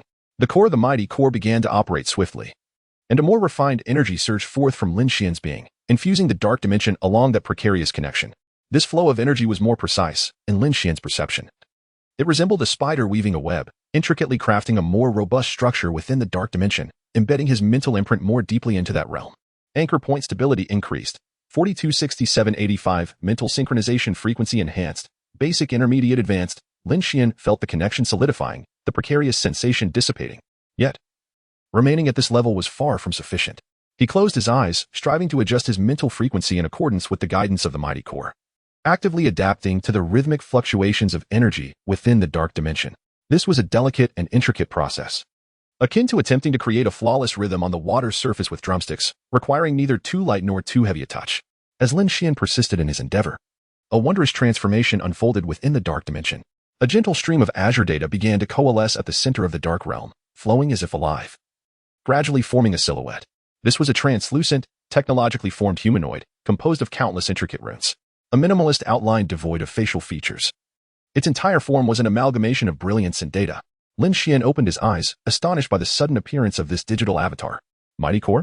The radiant humanoid figure nodded slightly, and a voice devoid of emotional fluctuation resonated directly within Lin Xuan's mind. Confirmation. This is the virtual avatar of the current unit in the dark dimension, composed of energy and data. The characteristics of the dark dimension enable the core algorithm to be materialized. This form can assist the host in interacting with the dark dimension more efficiently. Lin Xuan nodded, feeling a sense of unexpected delight. With the embodiment of the core, navigating the dark dimension would become significantly more intuitive. He scrutinized the nascent dark dimension before him, alongside the manifest core. He understood that to truly master this new realm and fully unleash its potential, the current performance of the core was an insurmountable hurdle. To fully leverage the characteristics of the dark dimension, one must first address the computational bottleneck. Lin Xuan pondered, his tone imbued with determination. The data avatar of the core raised its hand, and a series of intricate data streams unfolded around him, swiftly responding to Lin Xuan's assessment and providing specific analysis. Host command direction confirmed. Enhance core computational power. Current core bottleneck. Insufficient computational power, limiting the deep development and multi-threaded task processing of the dark dimension. The special energy environment within the dark dimension can be utilized to strengthen the core's computational nucleus. Analogy: adding a higher performance CPU to the mainframe. Requirement: specific guiding substance as a carrier. Used to stabilize high-dimensional energy. Lin Xuan observed the information displayed regarding the guiding substance and CPU enhancement. Countless thoughts collided within his mind, and a bold yet intricate concept swiftly took shape. A glimmer of determination shone in his eyes. "I have made my decision," Lin Xuan stated, his voice steady yet unmistakably resolute. "We shall construct a Thunder Forge dual-core enhancement unit, serving as your new computational nucleus." He did not seek approval but instead directly articulated the plan. "The core material will be based on a high-density rune matrix. I will endeavor to simulate and incorporate the energy guiding properties of trace amounts of URU metal, and ultimately, my thunderous power will serve as the core driving source." The data stream surrounding the core's avatar suddenly accelerated, initiating a rapid analysis and feasibility assessment of Lin Xuan's proposed plan. Plan recorded. Construction of the Thunder Forge dual-core unit. Analyzing. Core material verification. High-density rune matrix. Dark dimension optimization. URU metal. Property simulation energy guidance. Hosts. Thunderous power. Core drive. Feasibility of the plan. 87. 6. Expected enhancement. 125 computational efficiency. Breakthrough of 78 in computational power. 160 multi-threaded processing capability. The feasibility was sufficient, and the anticipated enhancements aligned with expectations. Lin Xuan nodded in satisfaction. "Then, let us begin." Without hesitation, he issued the command. "Core, commence the construction of the Thunder Forge dual-core unit." Command confirmed. Construction program initiated. Core materials: high-density rune matrix, dark dimension optimization, URU metal, property simulation energy guidance, host thunderous power, core drive. Estimated consumption: 200 technology points. "Shall we proceed?" "Proceed." Lin Xuan replied decisively. As the command was issued, the energy fluctuations within the dark dimension intensified. The digital avatar of the Xiongxin began to manipulate the energy flow, constructing a complex array of runes before Lin Xuan. Each rune was exquisitely crafted, becoming even more vivid and stable under the peculiar conditions of the dark dimension. Lin Xuan extended his hand, a delicate spark of lightning dancing at his fingertips. In this realm, the lightning manifested a unique blue-purple hue, as if each arc contained a multitude of data. Guided, Xiongxin. Lin Xuan infused the lightning into the rune array. The digital avatar of Xiongxin raised its hands, precisely directing the flow of energy. The properties of Ural metal were simulated, forming a miniature energy conduit network, channeling the power of lightning to every node of the rune matrix. The entire process lasted nearly 2 hours. Lin Xuan felt his mental energy depleting rapidly. Yet he remained intensely focused, continually adjusting the intensity and frequency of the lightning. Finally, a dual-core structure composed of countless intricate runes took shape.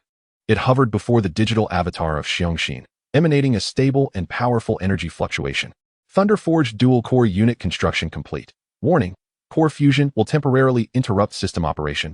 Lin Xuan took a deep breath. Execute. With the command given, the digital avatar of Xiongxin began to merge with the dual-core structure. Data streams intertwined with energy, forming an unprecedentedly intricate pattern. Moments later, Lin Xuan was suddenly inundated with a powerful surge of information. Unlike before, this influx was clearer, more orderly, and immensely stronger. Xiongxin system reboot complete. Thunder Forge dual-core integration successful. Computational power increased. 324. Multi-threading processing capacity increased. 426. Dark dimension interaction efficiency increased. 278. Warning: current enhancements are limited by the development level of the dark dimension and the host's mental energy. Having reached the current stage's maximum, current technology points, 700, Lin Xuan smiled faintly, the results exceeding his expectations. He re-entered the dark dimension and observed that the digital avatar of Xiongxin had also transformed. The previously monotonous outline became more distinct and solid. while the surrounding data flow grew more vibrant and diverse. Now, we can undertake more complex tasks, Lin Xuan remarked, his eyes gleaming with anticipation. He had two primary objectives, to deepen his understanding of conceptual strike and to design the second weapon of the God Layer set. Xiongxin. Begin analyzing the deep data structure of conceptual strike and commence the construction of the second weapon of the God Layer set, the Sword of Judgment. Command confirmed. Dual task parallel processing initiated. Expected consumption. Technology points 200. Task 1. Deep analysis of conceptual strike. Task 2. Design construction of the Sword of Judgment. Current technology points 500, with the enhanced assistance of Xiongxin. Lin Xuan delved deeper into the essence of conceptual strike. Meanwhile, the design of the Sword of Judgment is steadily advancing. This formidable black greatsword will embody the capacity for minor judgment, capable of inflicting a certain degree of conceptual damage upon adversaries. Time appears to blur within the shadowy dimensions. Lin Xuan is wholly engrossed in his research, almost oblivious to the passage of time in the outside world. When he finally extricates his consciousness from the dark realm and returns to reality, he is abruptly struck by the realization that the scenery outside has undergone a complete transformation. He picks up his phone and is taken aback to discover that over 2 months have elapsed. Has it truly been this long? Lin Xuan muses to himself. He swiftly scans various updates and notices that Tony and Pepper's vacation has long since ended, yet they have refrained from disturbing him during his recuperation. Interestingly, it seems that the Council of Five has significantly diminished their scrutiny of him. According to the intelligence available to him, the Council has essentially accepted the notion that the sword is irreplicable and that Lin Xuan remains severely injured from utilizing that power. This unexpected turn of events has granted him a temporary reprieve from the incessant gaze of those politicians. Lin Xuan rises slowly, stretching his somewhat stiff limbs. He can feel the surge of spiritual energy within him and the nascent restoration of his physical condition, which is considerably stronger than it was 2 months prior. 2 months isn't too long, he mutters to himself, a slight smile curling at the corners of his mouth. Suddenly, a thought crosses his mind, and a knowing grin appears on his face. Nick Fury, I imagine you are thoroughly overwhelmed by the situation with Coulson. The side effects of the GH325 serum are no trifling matter. Lin Xuan picks up his phone and dials a number. The call is answered almost instantly. In Fury's slightly raspy voice comes through. Lin Xuan, I was just about to reach out to you. Lin Xuan chuckles. What a coincidence.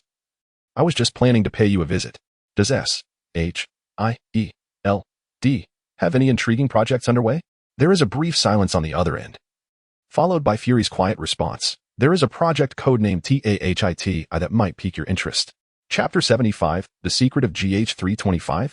The resurrection of Coulson. Lin Xuan surveyed his surroundings, absorbing the tranquility of Tony's villa. 2 months of secluded meditation had allowed him to restore much of his energy. With a stable circulation and a surge of mental fortitude, it was time to venture forth.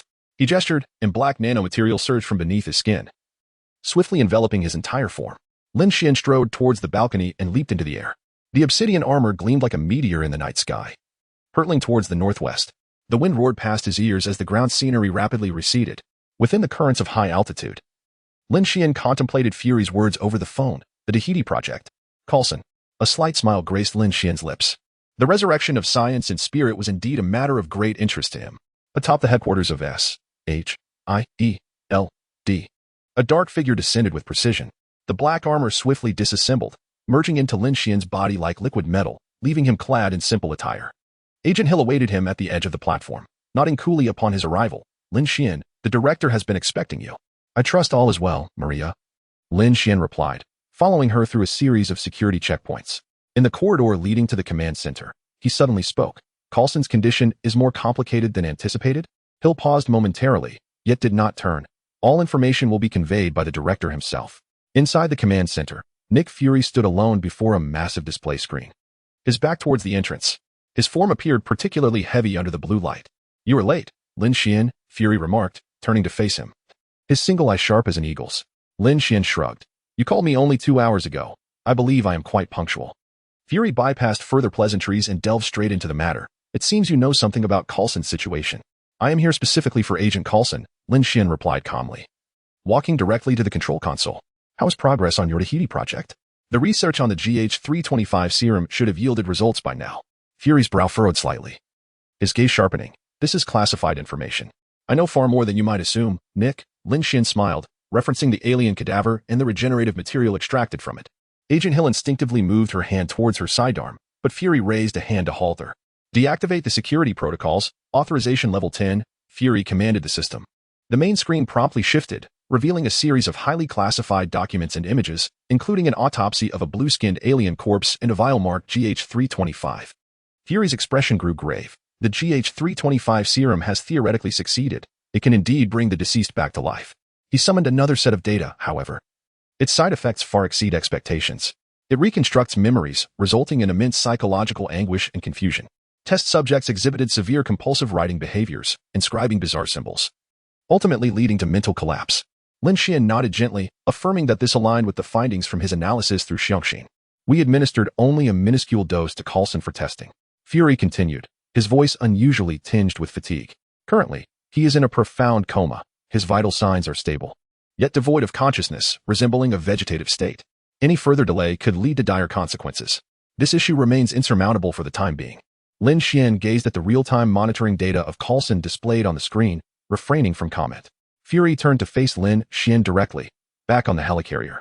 You claimed we could circumvent these complications. Now, I need to understand the basis of your assertion. This surpasses our current scientific comprehension. A barely perceptible glimmer of hope lurked beneath Fury's stern demeanor. As Fury spoke, Lin Xuan had already commenced analysis via the Ether Core. Ether Core command. Analyze GH325 serum. Analysis complete. Deficiency of GH325 serum confirmed. Essence. Forced life reconstruction. Lacking spiritual guidance. Key issue. The serum promotes cellular regeneration. Yet the absence of a mental anchor leads to memory disarray and psychological anomalies. Proposed solution. Utilize data from the upgraded Ether Core S-dimensional energy mind scepter to establish a mental stabilization field. Success rate 78. 6. Warning. Direct patient contact is imperative. The process must remain uninterrupted. Lin Xuan opened his eyes, a flicker of resolve illuminating them. Take me to him, Director Fury.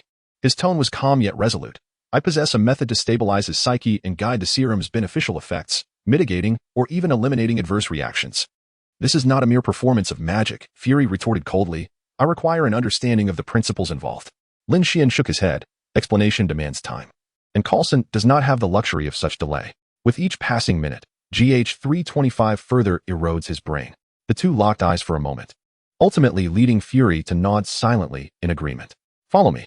Passing through 5 biometric security gates, they descended via a specialized elevator to the deepest level underground, revealing a highly isolated medical laboratory.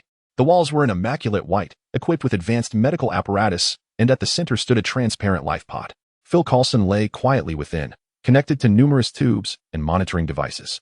Only I, Hill, and 3 of the highest-ranking doctors are aware of this location, Fury stated. Even the other Avengers remain in the dark. Lin Xuan approached the life pod, gently placing his palm against the glass. Ether Core.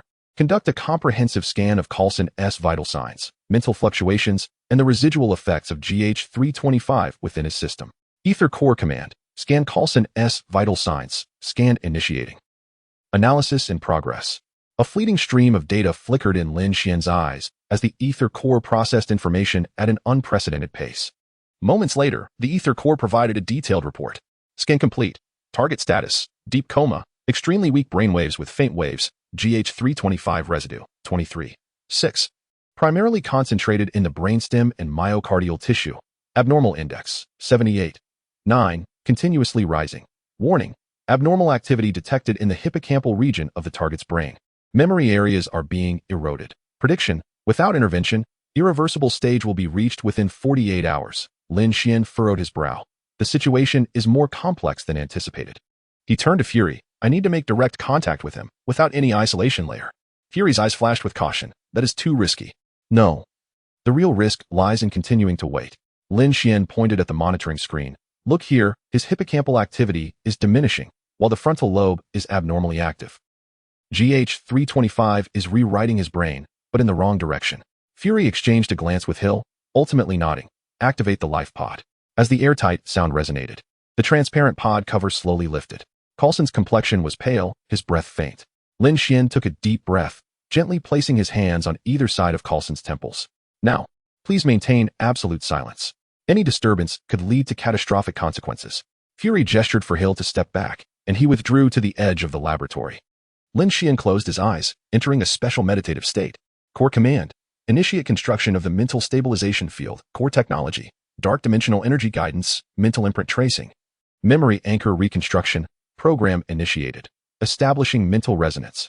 Lin Xuan's consciousness resembled a small boat, cautiously probing into Coulson's chaotic mental ocean. Within this tumultuous mental realm, the influence of GH325 was conspicuously evident as the once clear memory fragments were eroded, deformed, and distorted by a blue substance. Particularly alarming was the gradual replacement of Coulson's core personality by an alien consciousness. This was the residual thought of the Kree, the providers of GH325. Warning: exogenous consciousness erosion detected. Kree memory fragment activity at 43. Recommendation: construct a mental firewall to isolate and dissolve the exogenous consciousness. Lin Xuan nodded in agreement on the mental plane. The core immediately began to mobilize dark dimensional energy, constructing an invisible barrier around Coulson's mental core. Fury and Hill could see none of this. They could only observe beads of sweat forming on Lin Xuan's forehead, while the life signs monitor for Coulson indicated a slow rise in various metrics. Incredible, Hill whispered. Fury offered no response, his single eye fixed intently on the scene before him, a torrent of questions swirling in his mind. Lin Xuan was wholly immersed in the healing process, entirely oblivious to the changes in the external world. Within Coulson's mental universe, he was guiding the core through the most critical repairs. Core command, memory anchor reconstruction, core technology, mind stone wave simulation, quantum memory extraction, personality core solidification, program in progress. 42, 67, 85. One by one, the memory fragments distorted by GH325 were retrieved, cleansed, and reconnected. Coulson's persona began to coalesce anew, resisting the encroachment of foreign consciousness. Yet, this endeavor proved to be arduous. Lin Xuan felt an immense mental strain, akin to a tremendous weight pressing upon his heart. To compound matters, GH325 appeared to exhibit some form of resistance to this intervention. Warning: GH325 activity heightened. Interference resistance enhanced. Current progress: 89. Significant improvement in mental stability. Recommendation: increase input of dark dimensional energy to complete the final stage of solidification. Lin Xuan gritted his teeth. Mobilizing more dark dimensional energy. This was a race against time. Both Coulson's condition and his own mental fortitude were depleting swiftly. Suddenly, the instruments within the laboratory emitted a frantic alarm. Coulson's heart rate surged abruptly, and his brainwaves exhibited violent fluctuations. What was occurring? Fury strode forward. He'll swiftly examine the data, a full-body stress response, as if he were being forcibly awakened from a coma. Fury reached out to pull Lin Xuan away, but halted at the moment of contact. A faint ripple of energy enveloped Lin Xuan, resembling an invisible barrier. Give me 30 more seconds. Lin Xuan's voice was strained yet resolutely firm. Fury remained frozen, torn within. This was entirely beyond his comprehension, yet Coulson was indeed showing signs of recovery. Final stage: memory reconstruction completion rate 98. Mental firewall stable, clearing residual Kree consciousness. Warning: host's mental energy is depleting too rapidly. Completion of operation advised within 10 seconds. Lin Xuan's temples throbbed with strain. He infused the last vestige of dark dimensional energy into Coulson's mental core, finalizing the repair and solidification. It was accomplished. Lin Xuan stumbled back a step, his complexion as pale as parchment. Concurrently, within the life pod, Coulson abruptly opened his eyes, gasping for breath. Fury and Hill hurried forward, incredulously witnessing this scene. Phil? Fury tentatively called. Coulson blinked, his gaze gradually sharpening. He looked at Fury, weak yet lucid, and spoke. Director, I seem to have had a very long dream. Fury, rarely displaying shock, then turned to the already half-reclined Lin Xuan. What exactly have you done? Chapter 76, A Blessing in Disguise? The silence of the mind. Fury's voice was low and urgent, his eyes shimmering with unmistakable shock and curiosity. Just moments ago, Coulson lay in a deep coma, but now he was breathing softly, his gaze gradually sharpening. Coulson stood nearby, his eyes darting between Lin Xuan and himself, his expression grave and astonished. Lin Xuan leaned against the wall, his face still pale, yet a faint, satisfied smile graced his lips. He glanced at the data on the monitor, confirming that Coulson's vital signs were steadily returning to normal. Coulson, how do you feel? Do you remember what happened? Hill stepped forward, her tone unusually gentle. Coulson's dazed eyes slowly focused. I remember. Loki, his scepter. Coulson's voice was weak, yet his consciousness was clear. Then came darkness, followed by a long, chaotic dream. Fury quickly approached Coulson, meticulously examining his pupil reactions. Once satisfied that everything was normal, he turned back to Lin Xuan. Lin Xuan, how did you manage this? We were helpless against the side effects of GH325. How did you stabilize Coulson's mind? Hill held her breath in anticipation, and Coulson weakly gazed at Lin Xuan, his eyes filled with gratitude and curiosity. Lin Xuan secretly chuckled, knowing they would be suspicious and having prepared his explanation. He feigned contemplation, gradually standing upright while scanning the three of them. My original idea was to attempt to harmonize the GH325 serum with highly purified gamma energy, hoping to neutralize its psychological side effects through the characteristics of gamma rays. It was a bold endeavor, fraught with risk.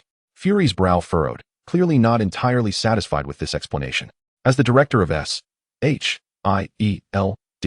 he was acutely aware of the dangers posed by gamma energy. The case of Dr. Banner served as a stark warning. Lin Xuan smiled slightly, shifting his tone. However, during the Battle of New York, I simultaneously endured the spatial energy of the Tesseract, the mental impact of the Mind Stone, and Thor's thunderous might. After that, I spent 2 months in seclusion to recuperate. He took a deep breath, his voice laced with mystery. I discovered that those disparate energies seemed to create a peculiar resonance and mutation within me, allowing me to seemingly touch upon powers akin to the realm of the mind, or perhaps a rudimentary form of mental magic. Mental magic? Fury's eye widened, his voice tinged with disbelief. Coulson, upon hearing this, was equally astonished. He struggled to sit up, and Hill hurried to assist him. After listening to Lin Xuan's explanation, Coulson murmured, "When I sacrificed myself, I merely hoped that you heroes would unite. I never anticipated such a grand battle would follow, nor did I foresee that you would." His tone complex, filled with awe at Lin Xuan's abilities and shock at the chain reaction brought about by sacrifice. Fury's eyes were wide with astonishment. "Are you saying that you, due to that battle, have been unexpectedly blessed, awakening a power akin to superhuman abilities?" Fury scrutinized Lin Xuan with keen interest. Lin Xuan sensed a fleeting doubt within Fury's gaze, yet he merely nodded calmly. Simultaneously, his consciousness quietly descended into the dark dimension, where the core program had already commenced its operations. Core directive, GH325 serum data analysis completed, extracting core regenerative factors, initiating super serum, self-healing enhancement module, core technology, targeted cell activation. Dark energy-guided repair, mental synchronization to accelerate regeneration. Directive confirmed, fusion process initiated. Estimated time for preliminary enhancement of bodily functions, 10 minutes. Lin Xuan decided to present a subtle demonstration. He inhaled deeply, his gaze intensifying as he shouted into the void. An invisible wave radiated from his center. Fury, Hill, and Coulson instantly felt their thoughts momentarily stilled, as if the external sounds and their own musings had been muted. Though this sensation was fleeting, Hill's hand instinctively glided towards her firearm, while Fury stood frozen, his pupils constricted. Coulson, reclining in the regeneration pod, observed the interaction between the three with astonishment. What is this?" Hill stifled her surprise. Lin Xuan retracted his power, smiling as he explained, "Just like that. A temporary mental silence, or rather, a focus directive. It can slightly interfere with and influence the mental state of others. However, it is far from the formidable power you might imagine. Certainly not akin to that devastating strike in New York." He intentionally downplayed its potential for control, wishing not to alarm the individuals before him. Fury took a deep breath. His initial shock gradually replaced by analysis and assessment. This ability, although its effects are brief and seemingly limited in range, in specific situations, this mental silence could serve as a highly valuable tactical asset. Thankfully, this power does not possess the uncontrollable and incomprehensible nature of that strike in New York. It seems this is the unexpected boon he has acquired. Fury's inner turmoil deepened, yet he maintained an outward calm. "So, you utilize this ability to help stabilize Coulson's mind?" Fury inquired, his voice slightly elevated. Lin Xuan nodded. "Indeed. The core issue with the GH325 serum lies in its forceful revival of vital signs while neglecting mental stability. Through this ability, I established a mental anchor for Coulson, aiding in the reintegration of his consciousness and counteracting the chaos induced by the serum." "That's astonishing," Coulson murmured, his eyes reflecting a complex array of emotions. "Are there any other applications for this ability?" Hill asked sharply. Lin Xuan shrugged. "I am still in the exploratory phase. So far, it appears particularly suited for mental healing and temporary control." Fury's expression grew even more intricate. Lin Xuan's newfound ability undoubtedly represented a significant card in their hand, yet it also signified new variables. At the very least, this mental silence, which he deemed to be within a manageable scope, would not provoke the sensitive nerves of the Five Council as that fateful strike had. Having accepted the notion that that sword is irreplaceable and Lin Xuan was severely injured as a result, they might not elevate Lin Xuan's threat level to infinity once more due to this newly exhibited, relatively less potent ability. This could, in fact, represent a subtle equilibrium, leading the council to perceive Lin Xuan as not entirely unpredictable. Coulson suddenly cleared his throat. "So, how much have I missed? What is the current status of the superheroes?" Hill replied gently. "They have returned to their respective lives. Thor has taken Loki back to Asgard, and Captain Rogers is adjusting to modern life." At that moment, Lin Xuan's encrypted communicator in his pocket vibrated unexpectedly. He retrieved it to find Tony Stark's name flashing on the screen. Lin Xuan raised an eyebrow and answered the call. "Lin Xuan, why did you leave seclusion so abruptly? Hurry back. The The prototype of the rescuer armor we discussed has just passed preliminary tests. Tony's characteristic, somewhat exaggerated tone resonated. Lin Xuan glanced at Fury, who frowned slightly. Tony, I am currently attending to some matters. Lin Xuan began. Tony interjected, displeased. What could be more important than technological development? Don't tell me you're off gallivanting with the S-H-I-E-L-D folks again? At this, Fury's expression darkened further. Lin Xuan chuckled lightly. You guessed correctly. I am indeed with Director Fury. There was a pause on the other end of the line. Then Tony's voice returned, this time laced with curiosity. Fury, what do you need you for? Let me guess, is it related to Coulson? Fury's demeanor instantly became vigilant, and Lin Xuan was also somewhat taken aback. How did you know? Lin Xuan inquired. Tony's self-satisfied chuckle came through. I am Tony Stark. The S-H-I-E-L-D firewall is nothing to me. Don't tell me Fury thought his little secret could elude my notice?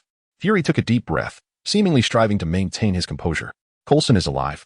Tony's tone suddenly grew serious. Fury, you deceitful scoundrel. You used Coulson's death to unite us, and he is actually not dead? Fury glanced at Lin Xuan, who shrugged, gesturing a sense of helplessness. Stark, the situation is more complicated than you think. Fury finally spoke, weariness evident in his tone. Coulson did indeed die. We simply found a way to bring him back. Tony, here's the situation, Lin Xuan interjected, succinctly explaining the GH325 serum and Coulson's circumstances. Silence fell on the other end of the line again, before Tony's voice broke through. Well, at least Coulson is alive. That is good news. But Fury, we need to have a serious discussion afterward. Lin Xuan, once you've finished your matters, come straight to Malibu. I need your input on my rescuer armor. Lin Xuan glanced at Fury, who nodded slightly. I will be there shortly, Lin Xuan replied, and then ended the call. The laboratory was once again enveloped in a brief silence. Coulson glanced at Fury, then at Lin Xuan, and softly remarked, Tony knows I am still alive. But what about the others? Fury shook his head, not for now. The fewer people who know, the better. Lin Xuan approached Coulson and gently patted his shoulder. Take good care of yourself, Phil. Your body needs time to fully adjust to the serum's effects. Coulson nodded appreciatively. Thank you, Lin Xuan, regardless of the methods you employed. I owe you my life. Lin Xuan smiled. No need to say that. He turned to Fury. I believe I should be on my way. Stark is waiting for me to see his latest scientific creations. Before departing the laboratory, Lin Xuan cast one last glance at Coulson, filled with a sense of accomplishment. At that moment, the operations of the dark dimension of the Xiaoxin were nearing completion. The core data of the GH325 serum had been perfectly extracted and integrated into his body enhancement program. Xiaoxin notification. Enhancement program completed. GH325 core factor fusion complete. Self-healing ability increased by 24/7. Lin Xuan murmured to himself, a hint of anticipation gracing his lips. The rescuer armor from Tony, perhaps? The black armor surged once more from beneath his skin, enveloping his entire body. Lin Xuan leaped into the air, soaring towards Malibu like a shooting star in the dark night. Chapter 77, The Sentinel of the Abyss? Multifaceted Energy Conversion? The obsidian armor surged forth once again from beneath his skin, enveloping his entire being. Lin Xuan leaped into the air, soaring towards Malibu like a meteor streaking through the dark night. He inhaled deeply. Remnants of the dark dimension's energy that had been summoned to heal Coulson still resonating within him. It was a remarkable sensation, one that transcended the confines of reality while simultaneously exerting a direct influence upon it. As Lin Xuan ascended through the heavens, his thoughts drifted back to the moment of healing Coulson. The experience of directly harnessing the energy of the dark dimension, guided solely by his will to manipulate higher dimensional forces, was utterly intoxicating. In the past, most of his abilities stemmed from the fusion of rune matrices and the power of thunder. However, today's encounter had revealed that the energy of the dark dimension appeared to possess a unique quality, exhibiting a greater malleability. Xiong. Do you believe that the energy of the dark dimension can undergo various forms of conversion? For instance, transforming my thunderous power into other forms of energy output? Theoretically feasible, research on the properties of dark dimension energy has been added to the agenda. Preliminary direction, energy form conversion and attribute simulation priority. Hi, Lin Xuan nodded slightly, pondering this intriguing possibility. The data from the GH325 serum had been flawlessly extracted and integrated into his physical enhancement program by Xiong, significantly boosting his self-healing capabilities. If he could further explore the conversion characteristics of dark dimension energy, it might open entirely new avenues for the development of his abilities. It seemed that his visit to Tony's lab was not merely a casual glance at his latest scientific creations. Lin Xuan mused, a subtle smile gracing his lips. As dusk began to paint the sky in hues of crimson, Lin Xuan could discern the silhouette of the Malibu coastline in the distance. He decelerated and gradually descended onto the open terrace of Tony's villa. The nanite armor receded like a receding tide. Tony leaned against the railing, a glass of amber liquid in hand, clearly having awaited his arrival for some time. Upon seeing Lin Xuan, he exaggeratedly exhaled in relief. Finally, you have arrived. I thought you might be settling in directly at S-H-I-E-L-D. Do you have any idea how long I've been waiting? What does it matter? You have plenty to drink, Lin Xuan retorted, casting a glance at the glass in Tony's hand. Tony shrugged. My new treasures can hardly wait to meet their uncle. You know, they lack my patience. They? Lin Xuan raised an eyebrow, noticing Tony's use of the plural, with a mysterious smile. Tony did not directly respond but instead turned to walk indoors.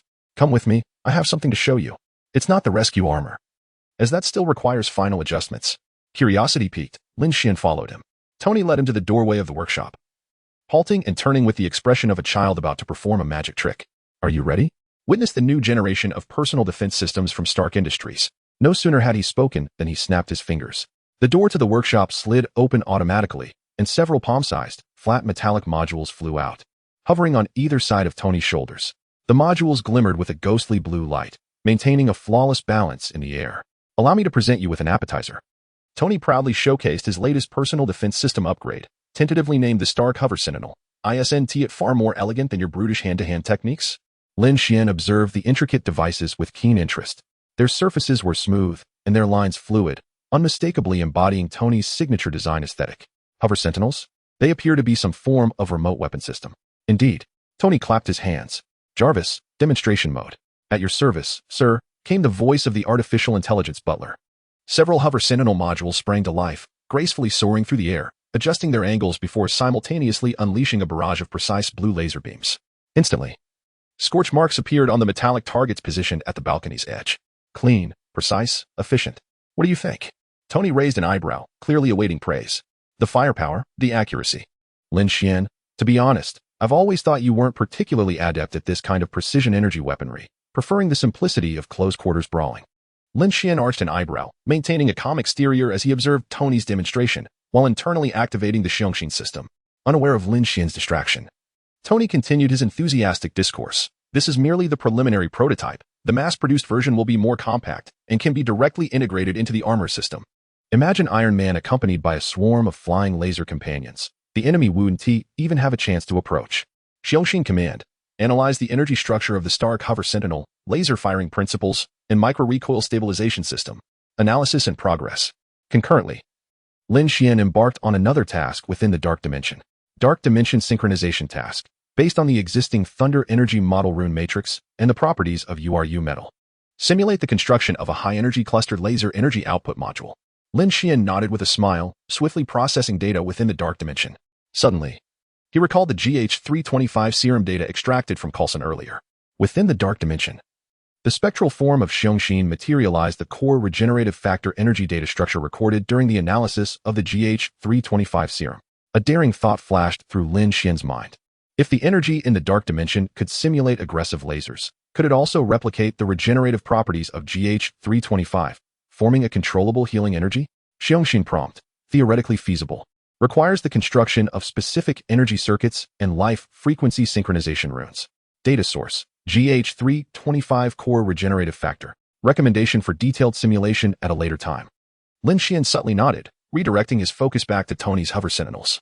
The analysis by Xiongxin had been completed, and Lin Xuan comprehended the operational principles of this system thoroughly. Now, it was time to conduct a small experiment.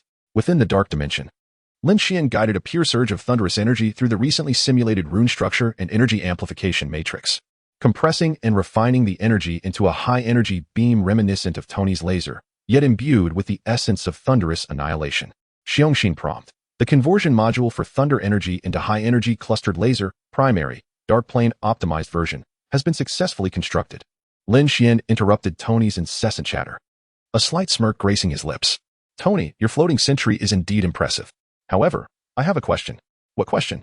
Tony inquired, curiosity piqued. Lin Xuan offered no response, but extended his right hand.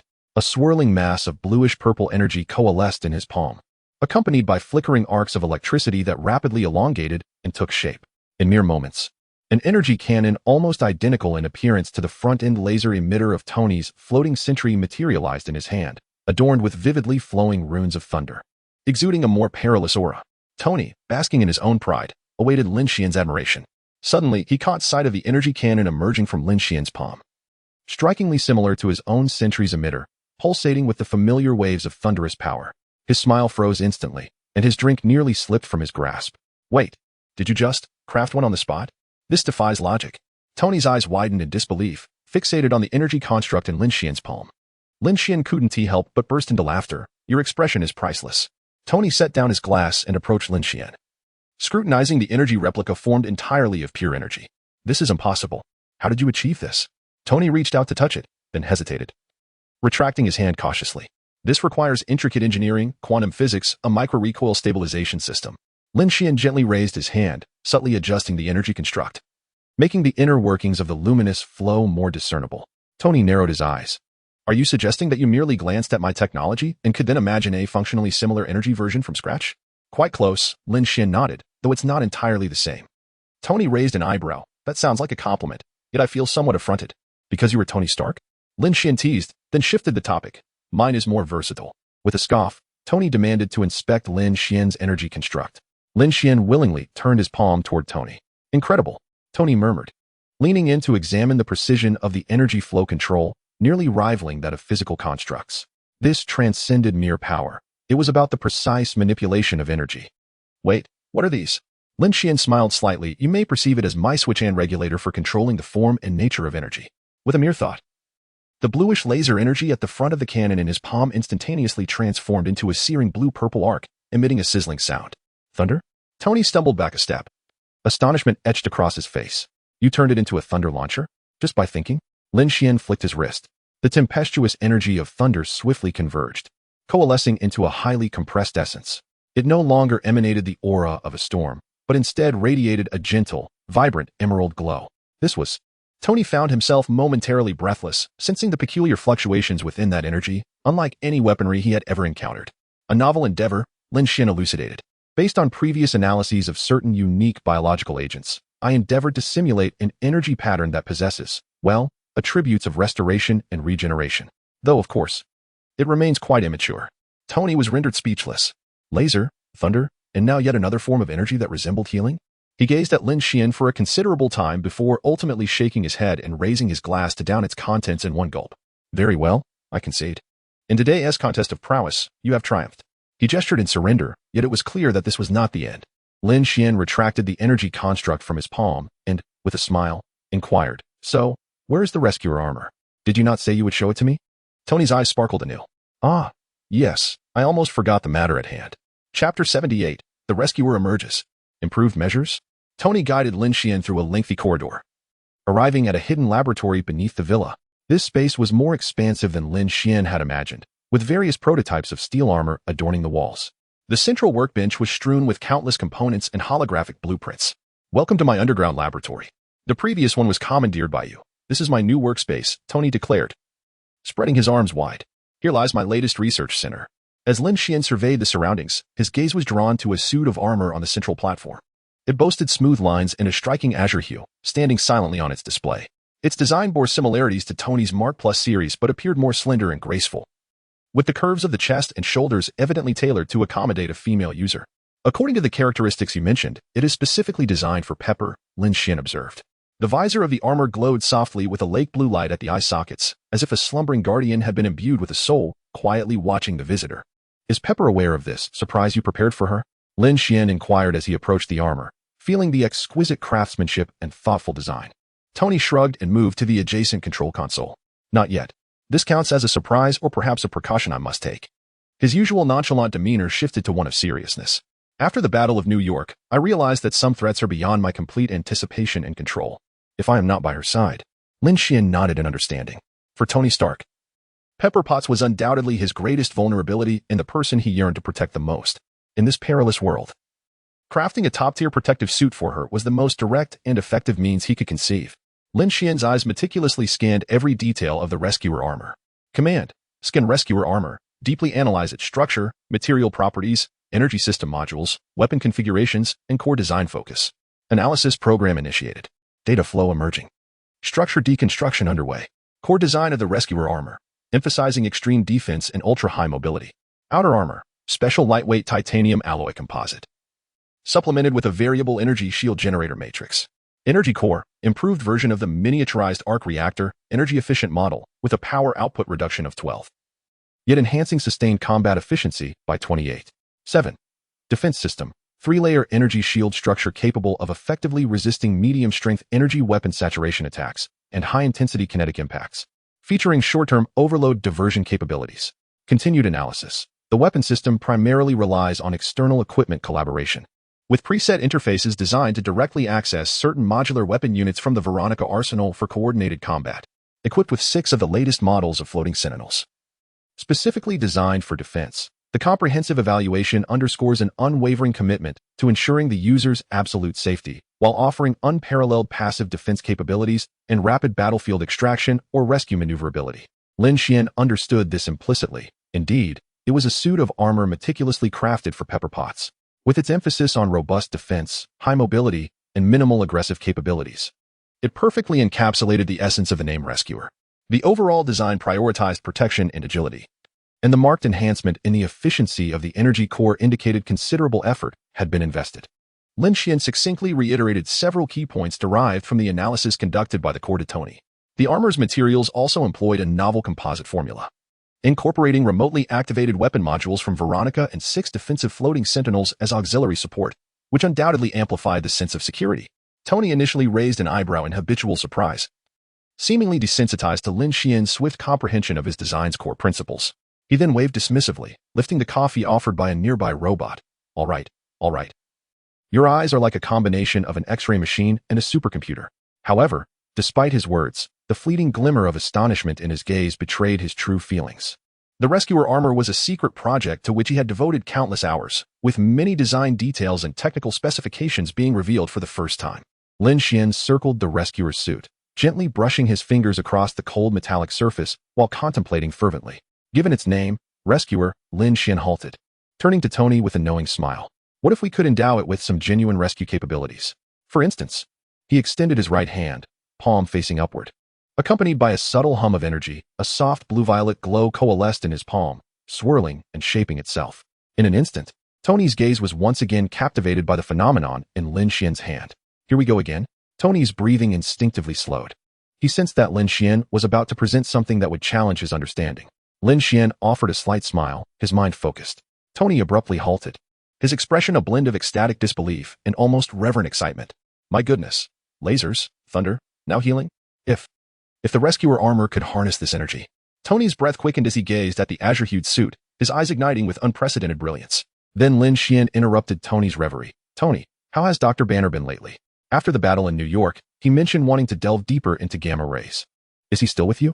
Tony, awakening from a dreamlike state, rubbed his temples. Ever since the New York battle, during your seclusion, he indeed spent some time with me. We conducted a considerable amount of reverse analysis research on gamma rays together. He moved to the other side of the studio, activating several holographic projections that displayed intricate gamma ray spectrograms and long-term monitoring data of physiological metrics. However, as you know, Banner has always harbored the belief that his issues pose a danger to those around him. Eventually, he concluded that a more absolute quiet and focused environment was necessary. So he relocated to an independent research institute to continue his studies on gamma rays and his own predicaments. Speaking of which, the nano-emotional regulation wristband you gifted him long ago has been a constant presence on his wrist. During our last communication, he specifically mentioned how remarkably effective it has been in stabilizing his emotions and mitigating unnecessary transformations. Lin Xuan nodded, feeling somewhat satisfied with this outcome. The primary function of that emotional regulation wristband is to monitor and provide early warnings of Banner's emotional fluctuations. However, it remains merely a temporary remedy rather than a fundamental solution. The true crux lies within the Hulk himself. Lin Xuan's thoughts settled into tranquility. The experience of healing Coulson has afforded him a renewed understanding of the regenerative properties of the GH325 serum and the reconstruction of the mental core. Furthermore, his newly acquired ability of mental silence has directly engaged with the application of psychic power. Coulson's mental fragments were distorted by GH325. I could cleanse and reconstruct them using dark dimension energy. The relationship between Dr. Banner and the Hulk is fundamentally a conflict and division of spirit and consciousness. If one could combine the interventions at the mental level with the core regenerative factors extracted from the GH325 serum to enhance Dr. Banner's physique. A bold idea gradually crystallized in his mind. One could attempt to analyze the mental data models of both Banner and the Hulk, seeking the roots of their consciousness conflict. and then employ techniques akin to mental silence. In their mental realm, a bridge of communication, or rather a buffer zone, could be established. Subsequently, utilizing the energetic properties of the GH325 core regenerative factor to fortify Dr. Banner's cellular structure, thereby enhancing his capacity to bear and convert gamma energy.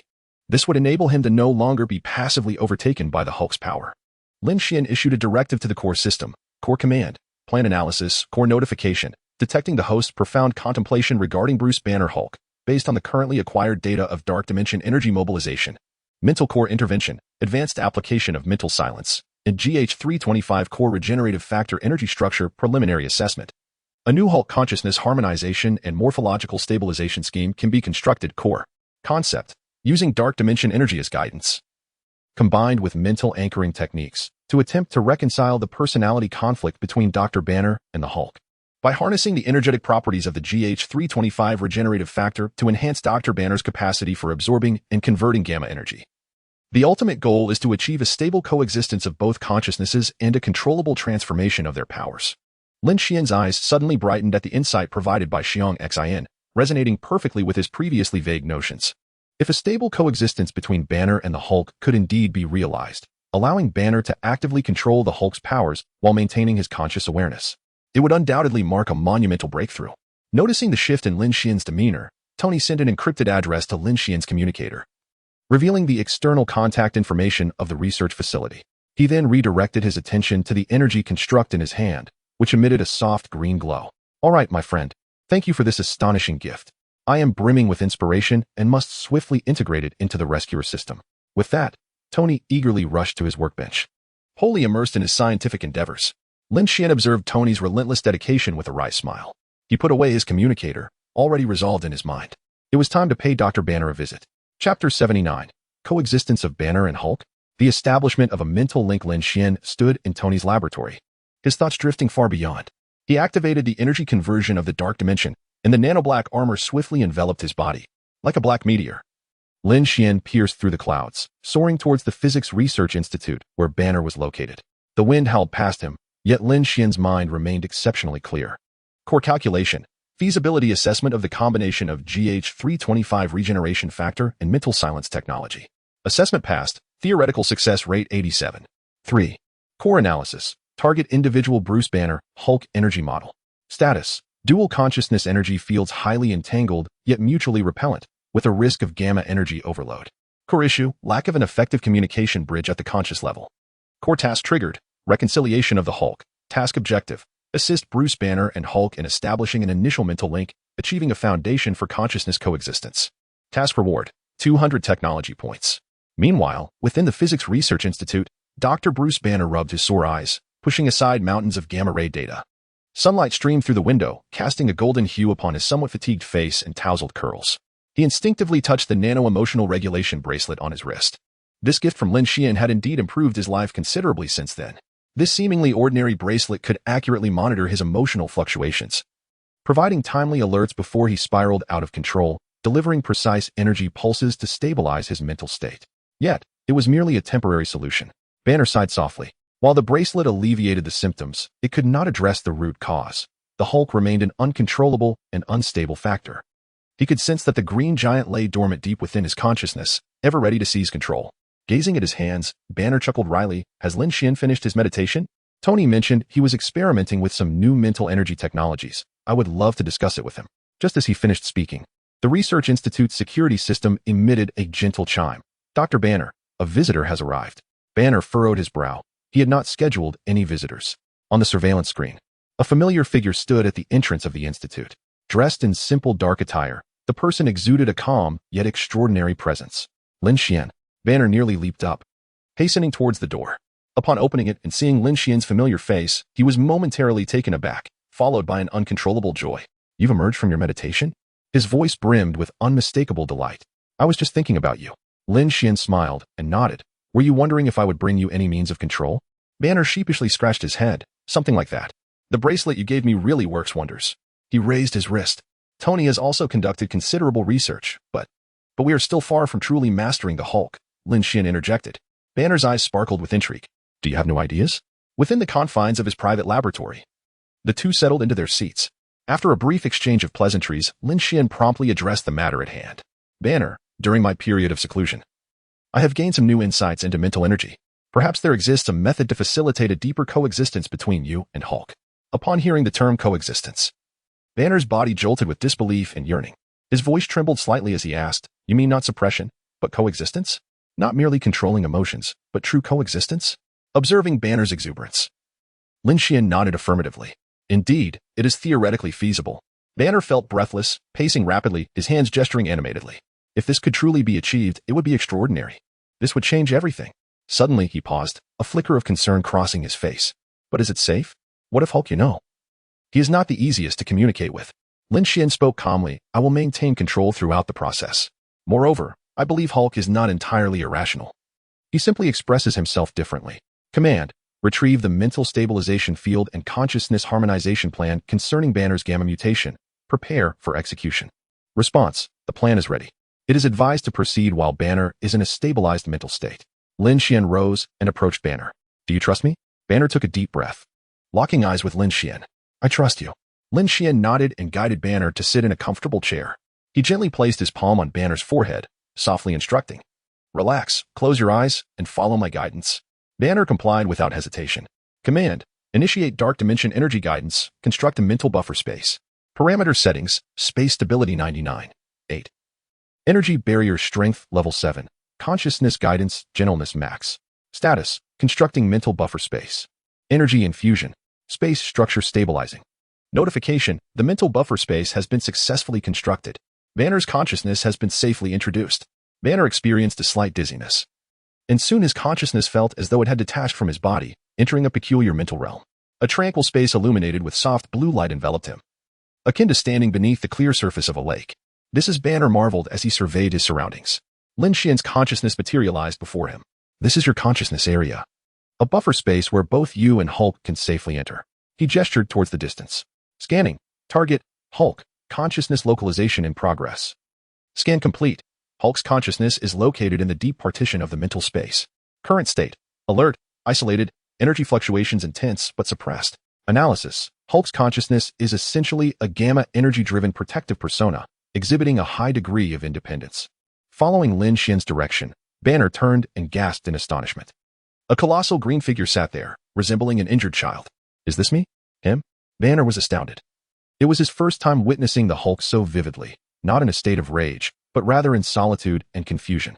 Xiongxin Directive, host Lin Xuan, has resonated gamma energy with the consciousness of the Hulk. Resonance frequency, 783 Hz. Recommendation, utilize this resonance frequency as the initial tuning parameter for a mental link. Lin Xuan inclined his head slightly. Xiongxin Directive, initiate the mind silence technique. Supplemented by dark dimensional energy to attempt to construct a solid mental bridge between Banner and the Hulk based on the resonance frequency. Status, constructing mental link bridge. Energy threads extending. Banner S consciousness endpoint. Link stable. Hulk S consciousness endpoint. Resistance detected. Energy barrier fluctuations. Lin Xuan instructed Banner. Now, try to feel the Hulk. Do not fear him. Do not seek to control him. Simply feel him. Banner closed his eyes, releasing fear and resistance. Xiongxin Directive. Synchronize the physical enhancement program.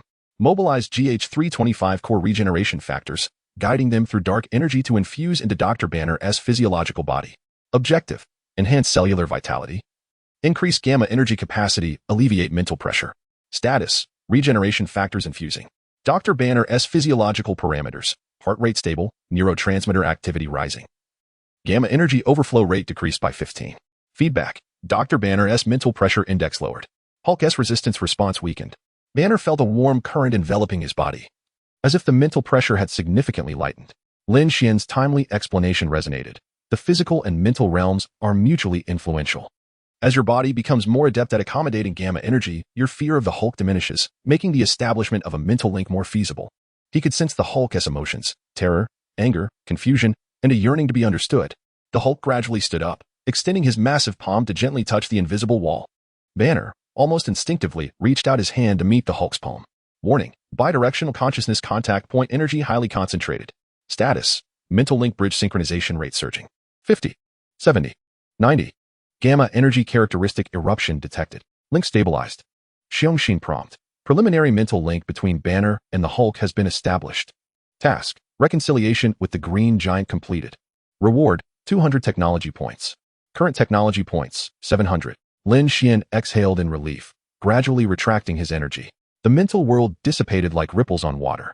Banner blinked, discovering he was still seated in the laboratory chair, with Lin Xuan standing before him, a look of satisfaction in his eyes. Did we succeed? Banner inquired, his voice laced with uncertainty. Lin Xuan nodded. This is merely the first step, albeit a crucial one. The preliminary mental link has been established. The next phase requires you to cultivate this connection and learn to coexist with the Hulk. Banner took a deep breath, closed his eyes, and endeavored to sense the newly forged connection. To his astonishment, he could indeed faintly perceive the presence of Hulk, not the impending panic of losing control, but a marvelous resonance. This was simply incredible.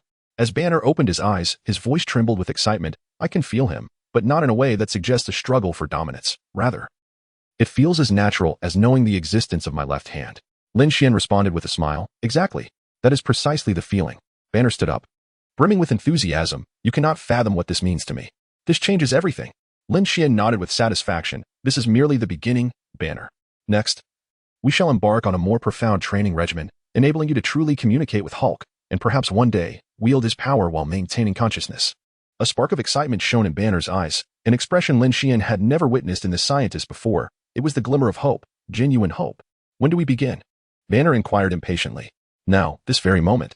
Chapter 80. The resonance between Banner and Hulk? The emergence of combat spirit. Lin Xuan gazed at the rejuvenated Dr. Banner before him, a subtle smile gracing his lips. This scientist, long tormented by the Hulk, now radiated the exuberance of a child, his eyes shimmering with a long-lost glimmer of hope. When did this begin? Banner inquired, his anticipation palpable. Now, it is indeed now, Lin Xuan affirmed with a steady and resolute tone. He understood well that this was merely the first step of a monumental journey. Though a preliminary mental connection had been established, the true challenge lay in guiding Banner and the Hulk from mere perception to resonance, ultimately achieving a state of profound understanding. Banner, you can sense Hulk's presence. That is commendable. Lin Xuan fixed his gaze into Banner's eyes. However, to truly master this power, a deeper comprehension is required. Banner's expression turned serious. What kind of understanding? You must grasp the essence of Hulk's emotions. The primal combat spirit born of gamma energy, Lin Xuan elucidated. Only by comprehending this spirit can you truly wield it. The real challenge has only just begun. Banner, your ability to perceive him is excellent, yet to command the power of the Hulk, you must evolve from mere perception to resonance, ultimately achieving harmonious understanding. Banner's excitement momentarily tempered. He adjusted his glasses. Resonance? Are you suggesting that I need to delve deeper into understanding Hulk? Lin Xuan nodded affirmatively. Precisely. What lies at Hulk's core? Anger. Banner responded instantly, as if this answer were etched into the very depths of his soul. Not solely anger. Lin Xuan corrected. It is a pure, primal combat spirit born of gamma energy. To deepen the connection between you, the most direct and effective method is to allow you to personally experience and comprehend this spirit. Banner furrowed his brow. That sounds somewhat perilous. With me here. What is there to fear? There shall be no danger. Lin Xuan's gaze was unwavering. Only by understanding this combat spirit can you truly dominate it, rather than be dominated by it. Command. Construct Dark Star Battle Axe Energy Structure Model. Response. Based on the host's nano black armor technology. The Dark Star Battle Axe Energy Structure Model has been generated. Energy Core. Dark Dimensional Energy Conversion Hub. Capable of outputting pure gamma energy. Output parameters. Wavelength modulation precision 99. 7. Intensity gradient control range 0. 1,100 units. Lin Xuan contemplated within himself. He planned to employ the Dark Star Battle Axe, derived from his own nano black armor, to unleash a pure and controllable gamma energy field through dark dimensional energy conversion. This would serve as a catalyst, guiding Hulk's combat spirit while simultaneously allowing Banner to deepen his understanding under safe stimulation. Core Directive. Constructing the Hulk Combat Induction Plan. Plan Essence. The Dark Star Battle Axe can precisely simulate high-intensity gamma radiation sources, utilizing energy conversion from the dark dimension. Expected outcome. It can effectively stimulate the latent combat instincts within Hulk's subconscious, enhancing Banner's empathetic experience through a mental link. Risk Assessment. Low risk. Provided that Banner's mental link is stable and the host can accurately control the energy output gradient. Mission Trigger. Trials of Mutual Understanding. Mission Objective. Assist Bruce Banner in achieving a preliminary level of mutual understanding during Hulk's battle readiness state. Mission Details. Guide Banner to comprehend and accept Hulk's core emotions. Anger Combativeness. Mission Reward. 200 tech points. Lin Xuan gently patted Banner on the shoulder, saying, "This place is unsuitable for our upcoming training. Follow me." Training? What training? Banner inquired curiously, keeping pace with Lin Xuan. Without an immediate response, Lin Xuan swiftly led Banner away from the research facility, heading towards a previously designated abandoned factory area nearby. It was desolate and spacious enough for the impending practical simulation. 10 minutes later, they stood in the center of the forsaken factory on a cleared patch of ground.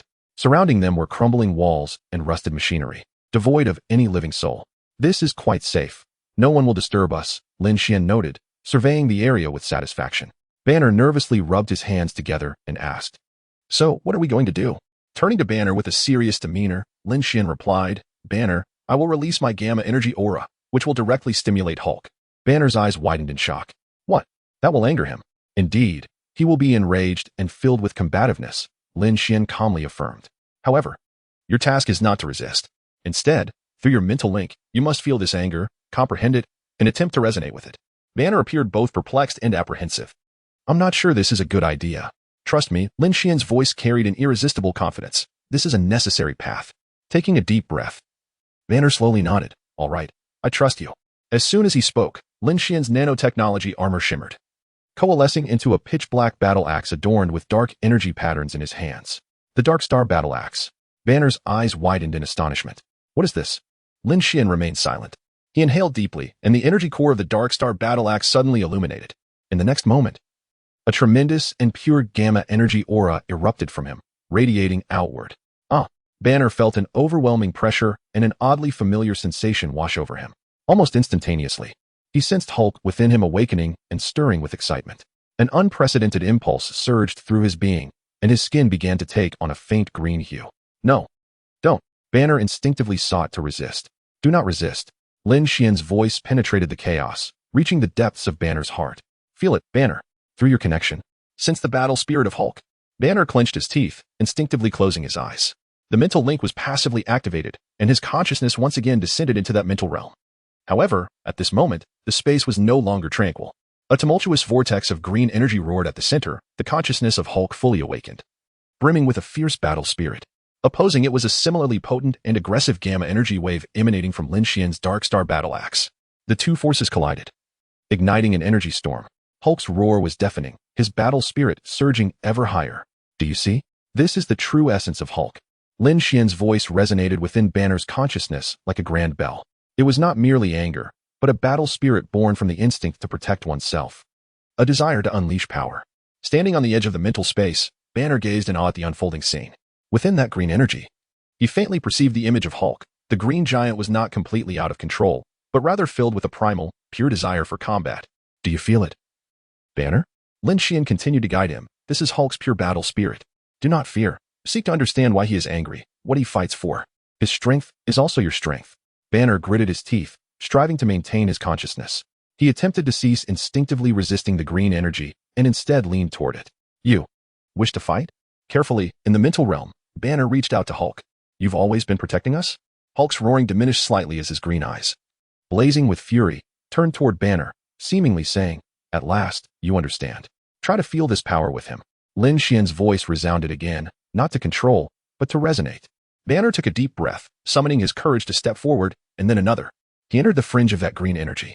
Strangely, instead of pain and loss of control, he felt an unprecedented sense of power.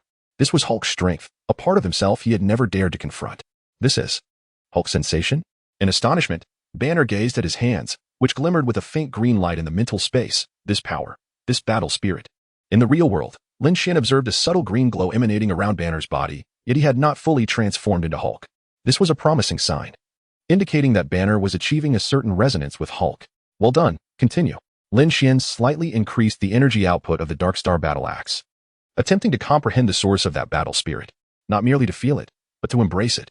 Banner stood in the mental space, closing his eyes and fully opening his heart. The green energy began to slowly envelop him, no longer repelling, but merging into his consciousness like flowing water. In a daze, Banner felt countless images flash before him, each moment when he faced danger. As Hulk emerges to protect him, each time he is harmed, Hulk retaliates with fury. Whenever he feels helpless, Hulk provides him with strength.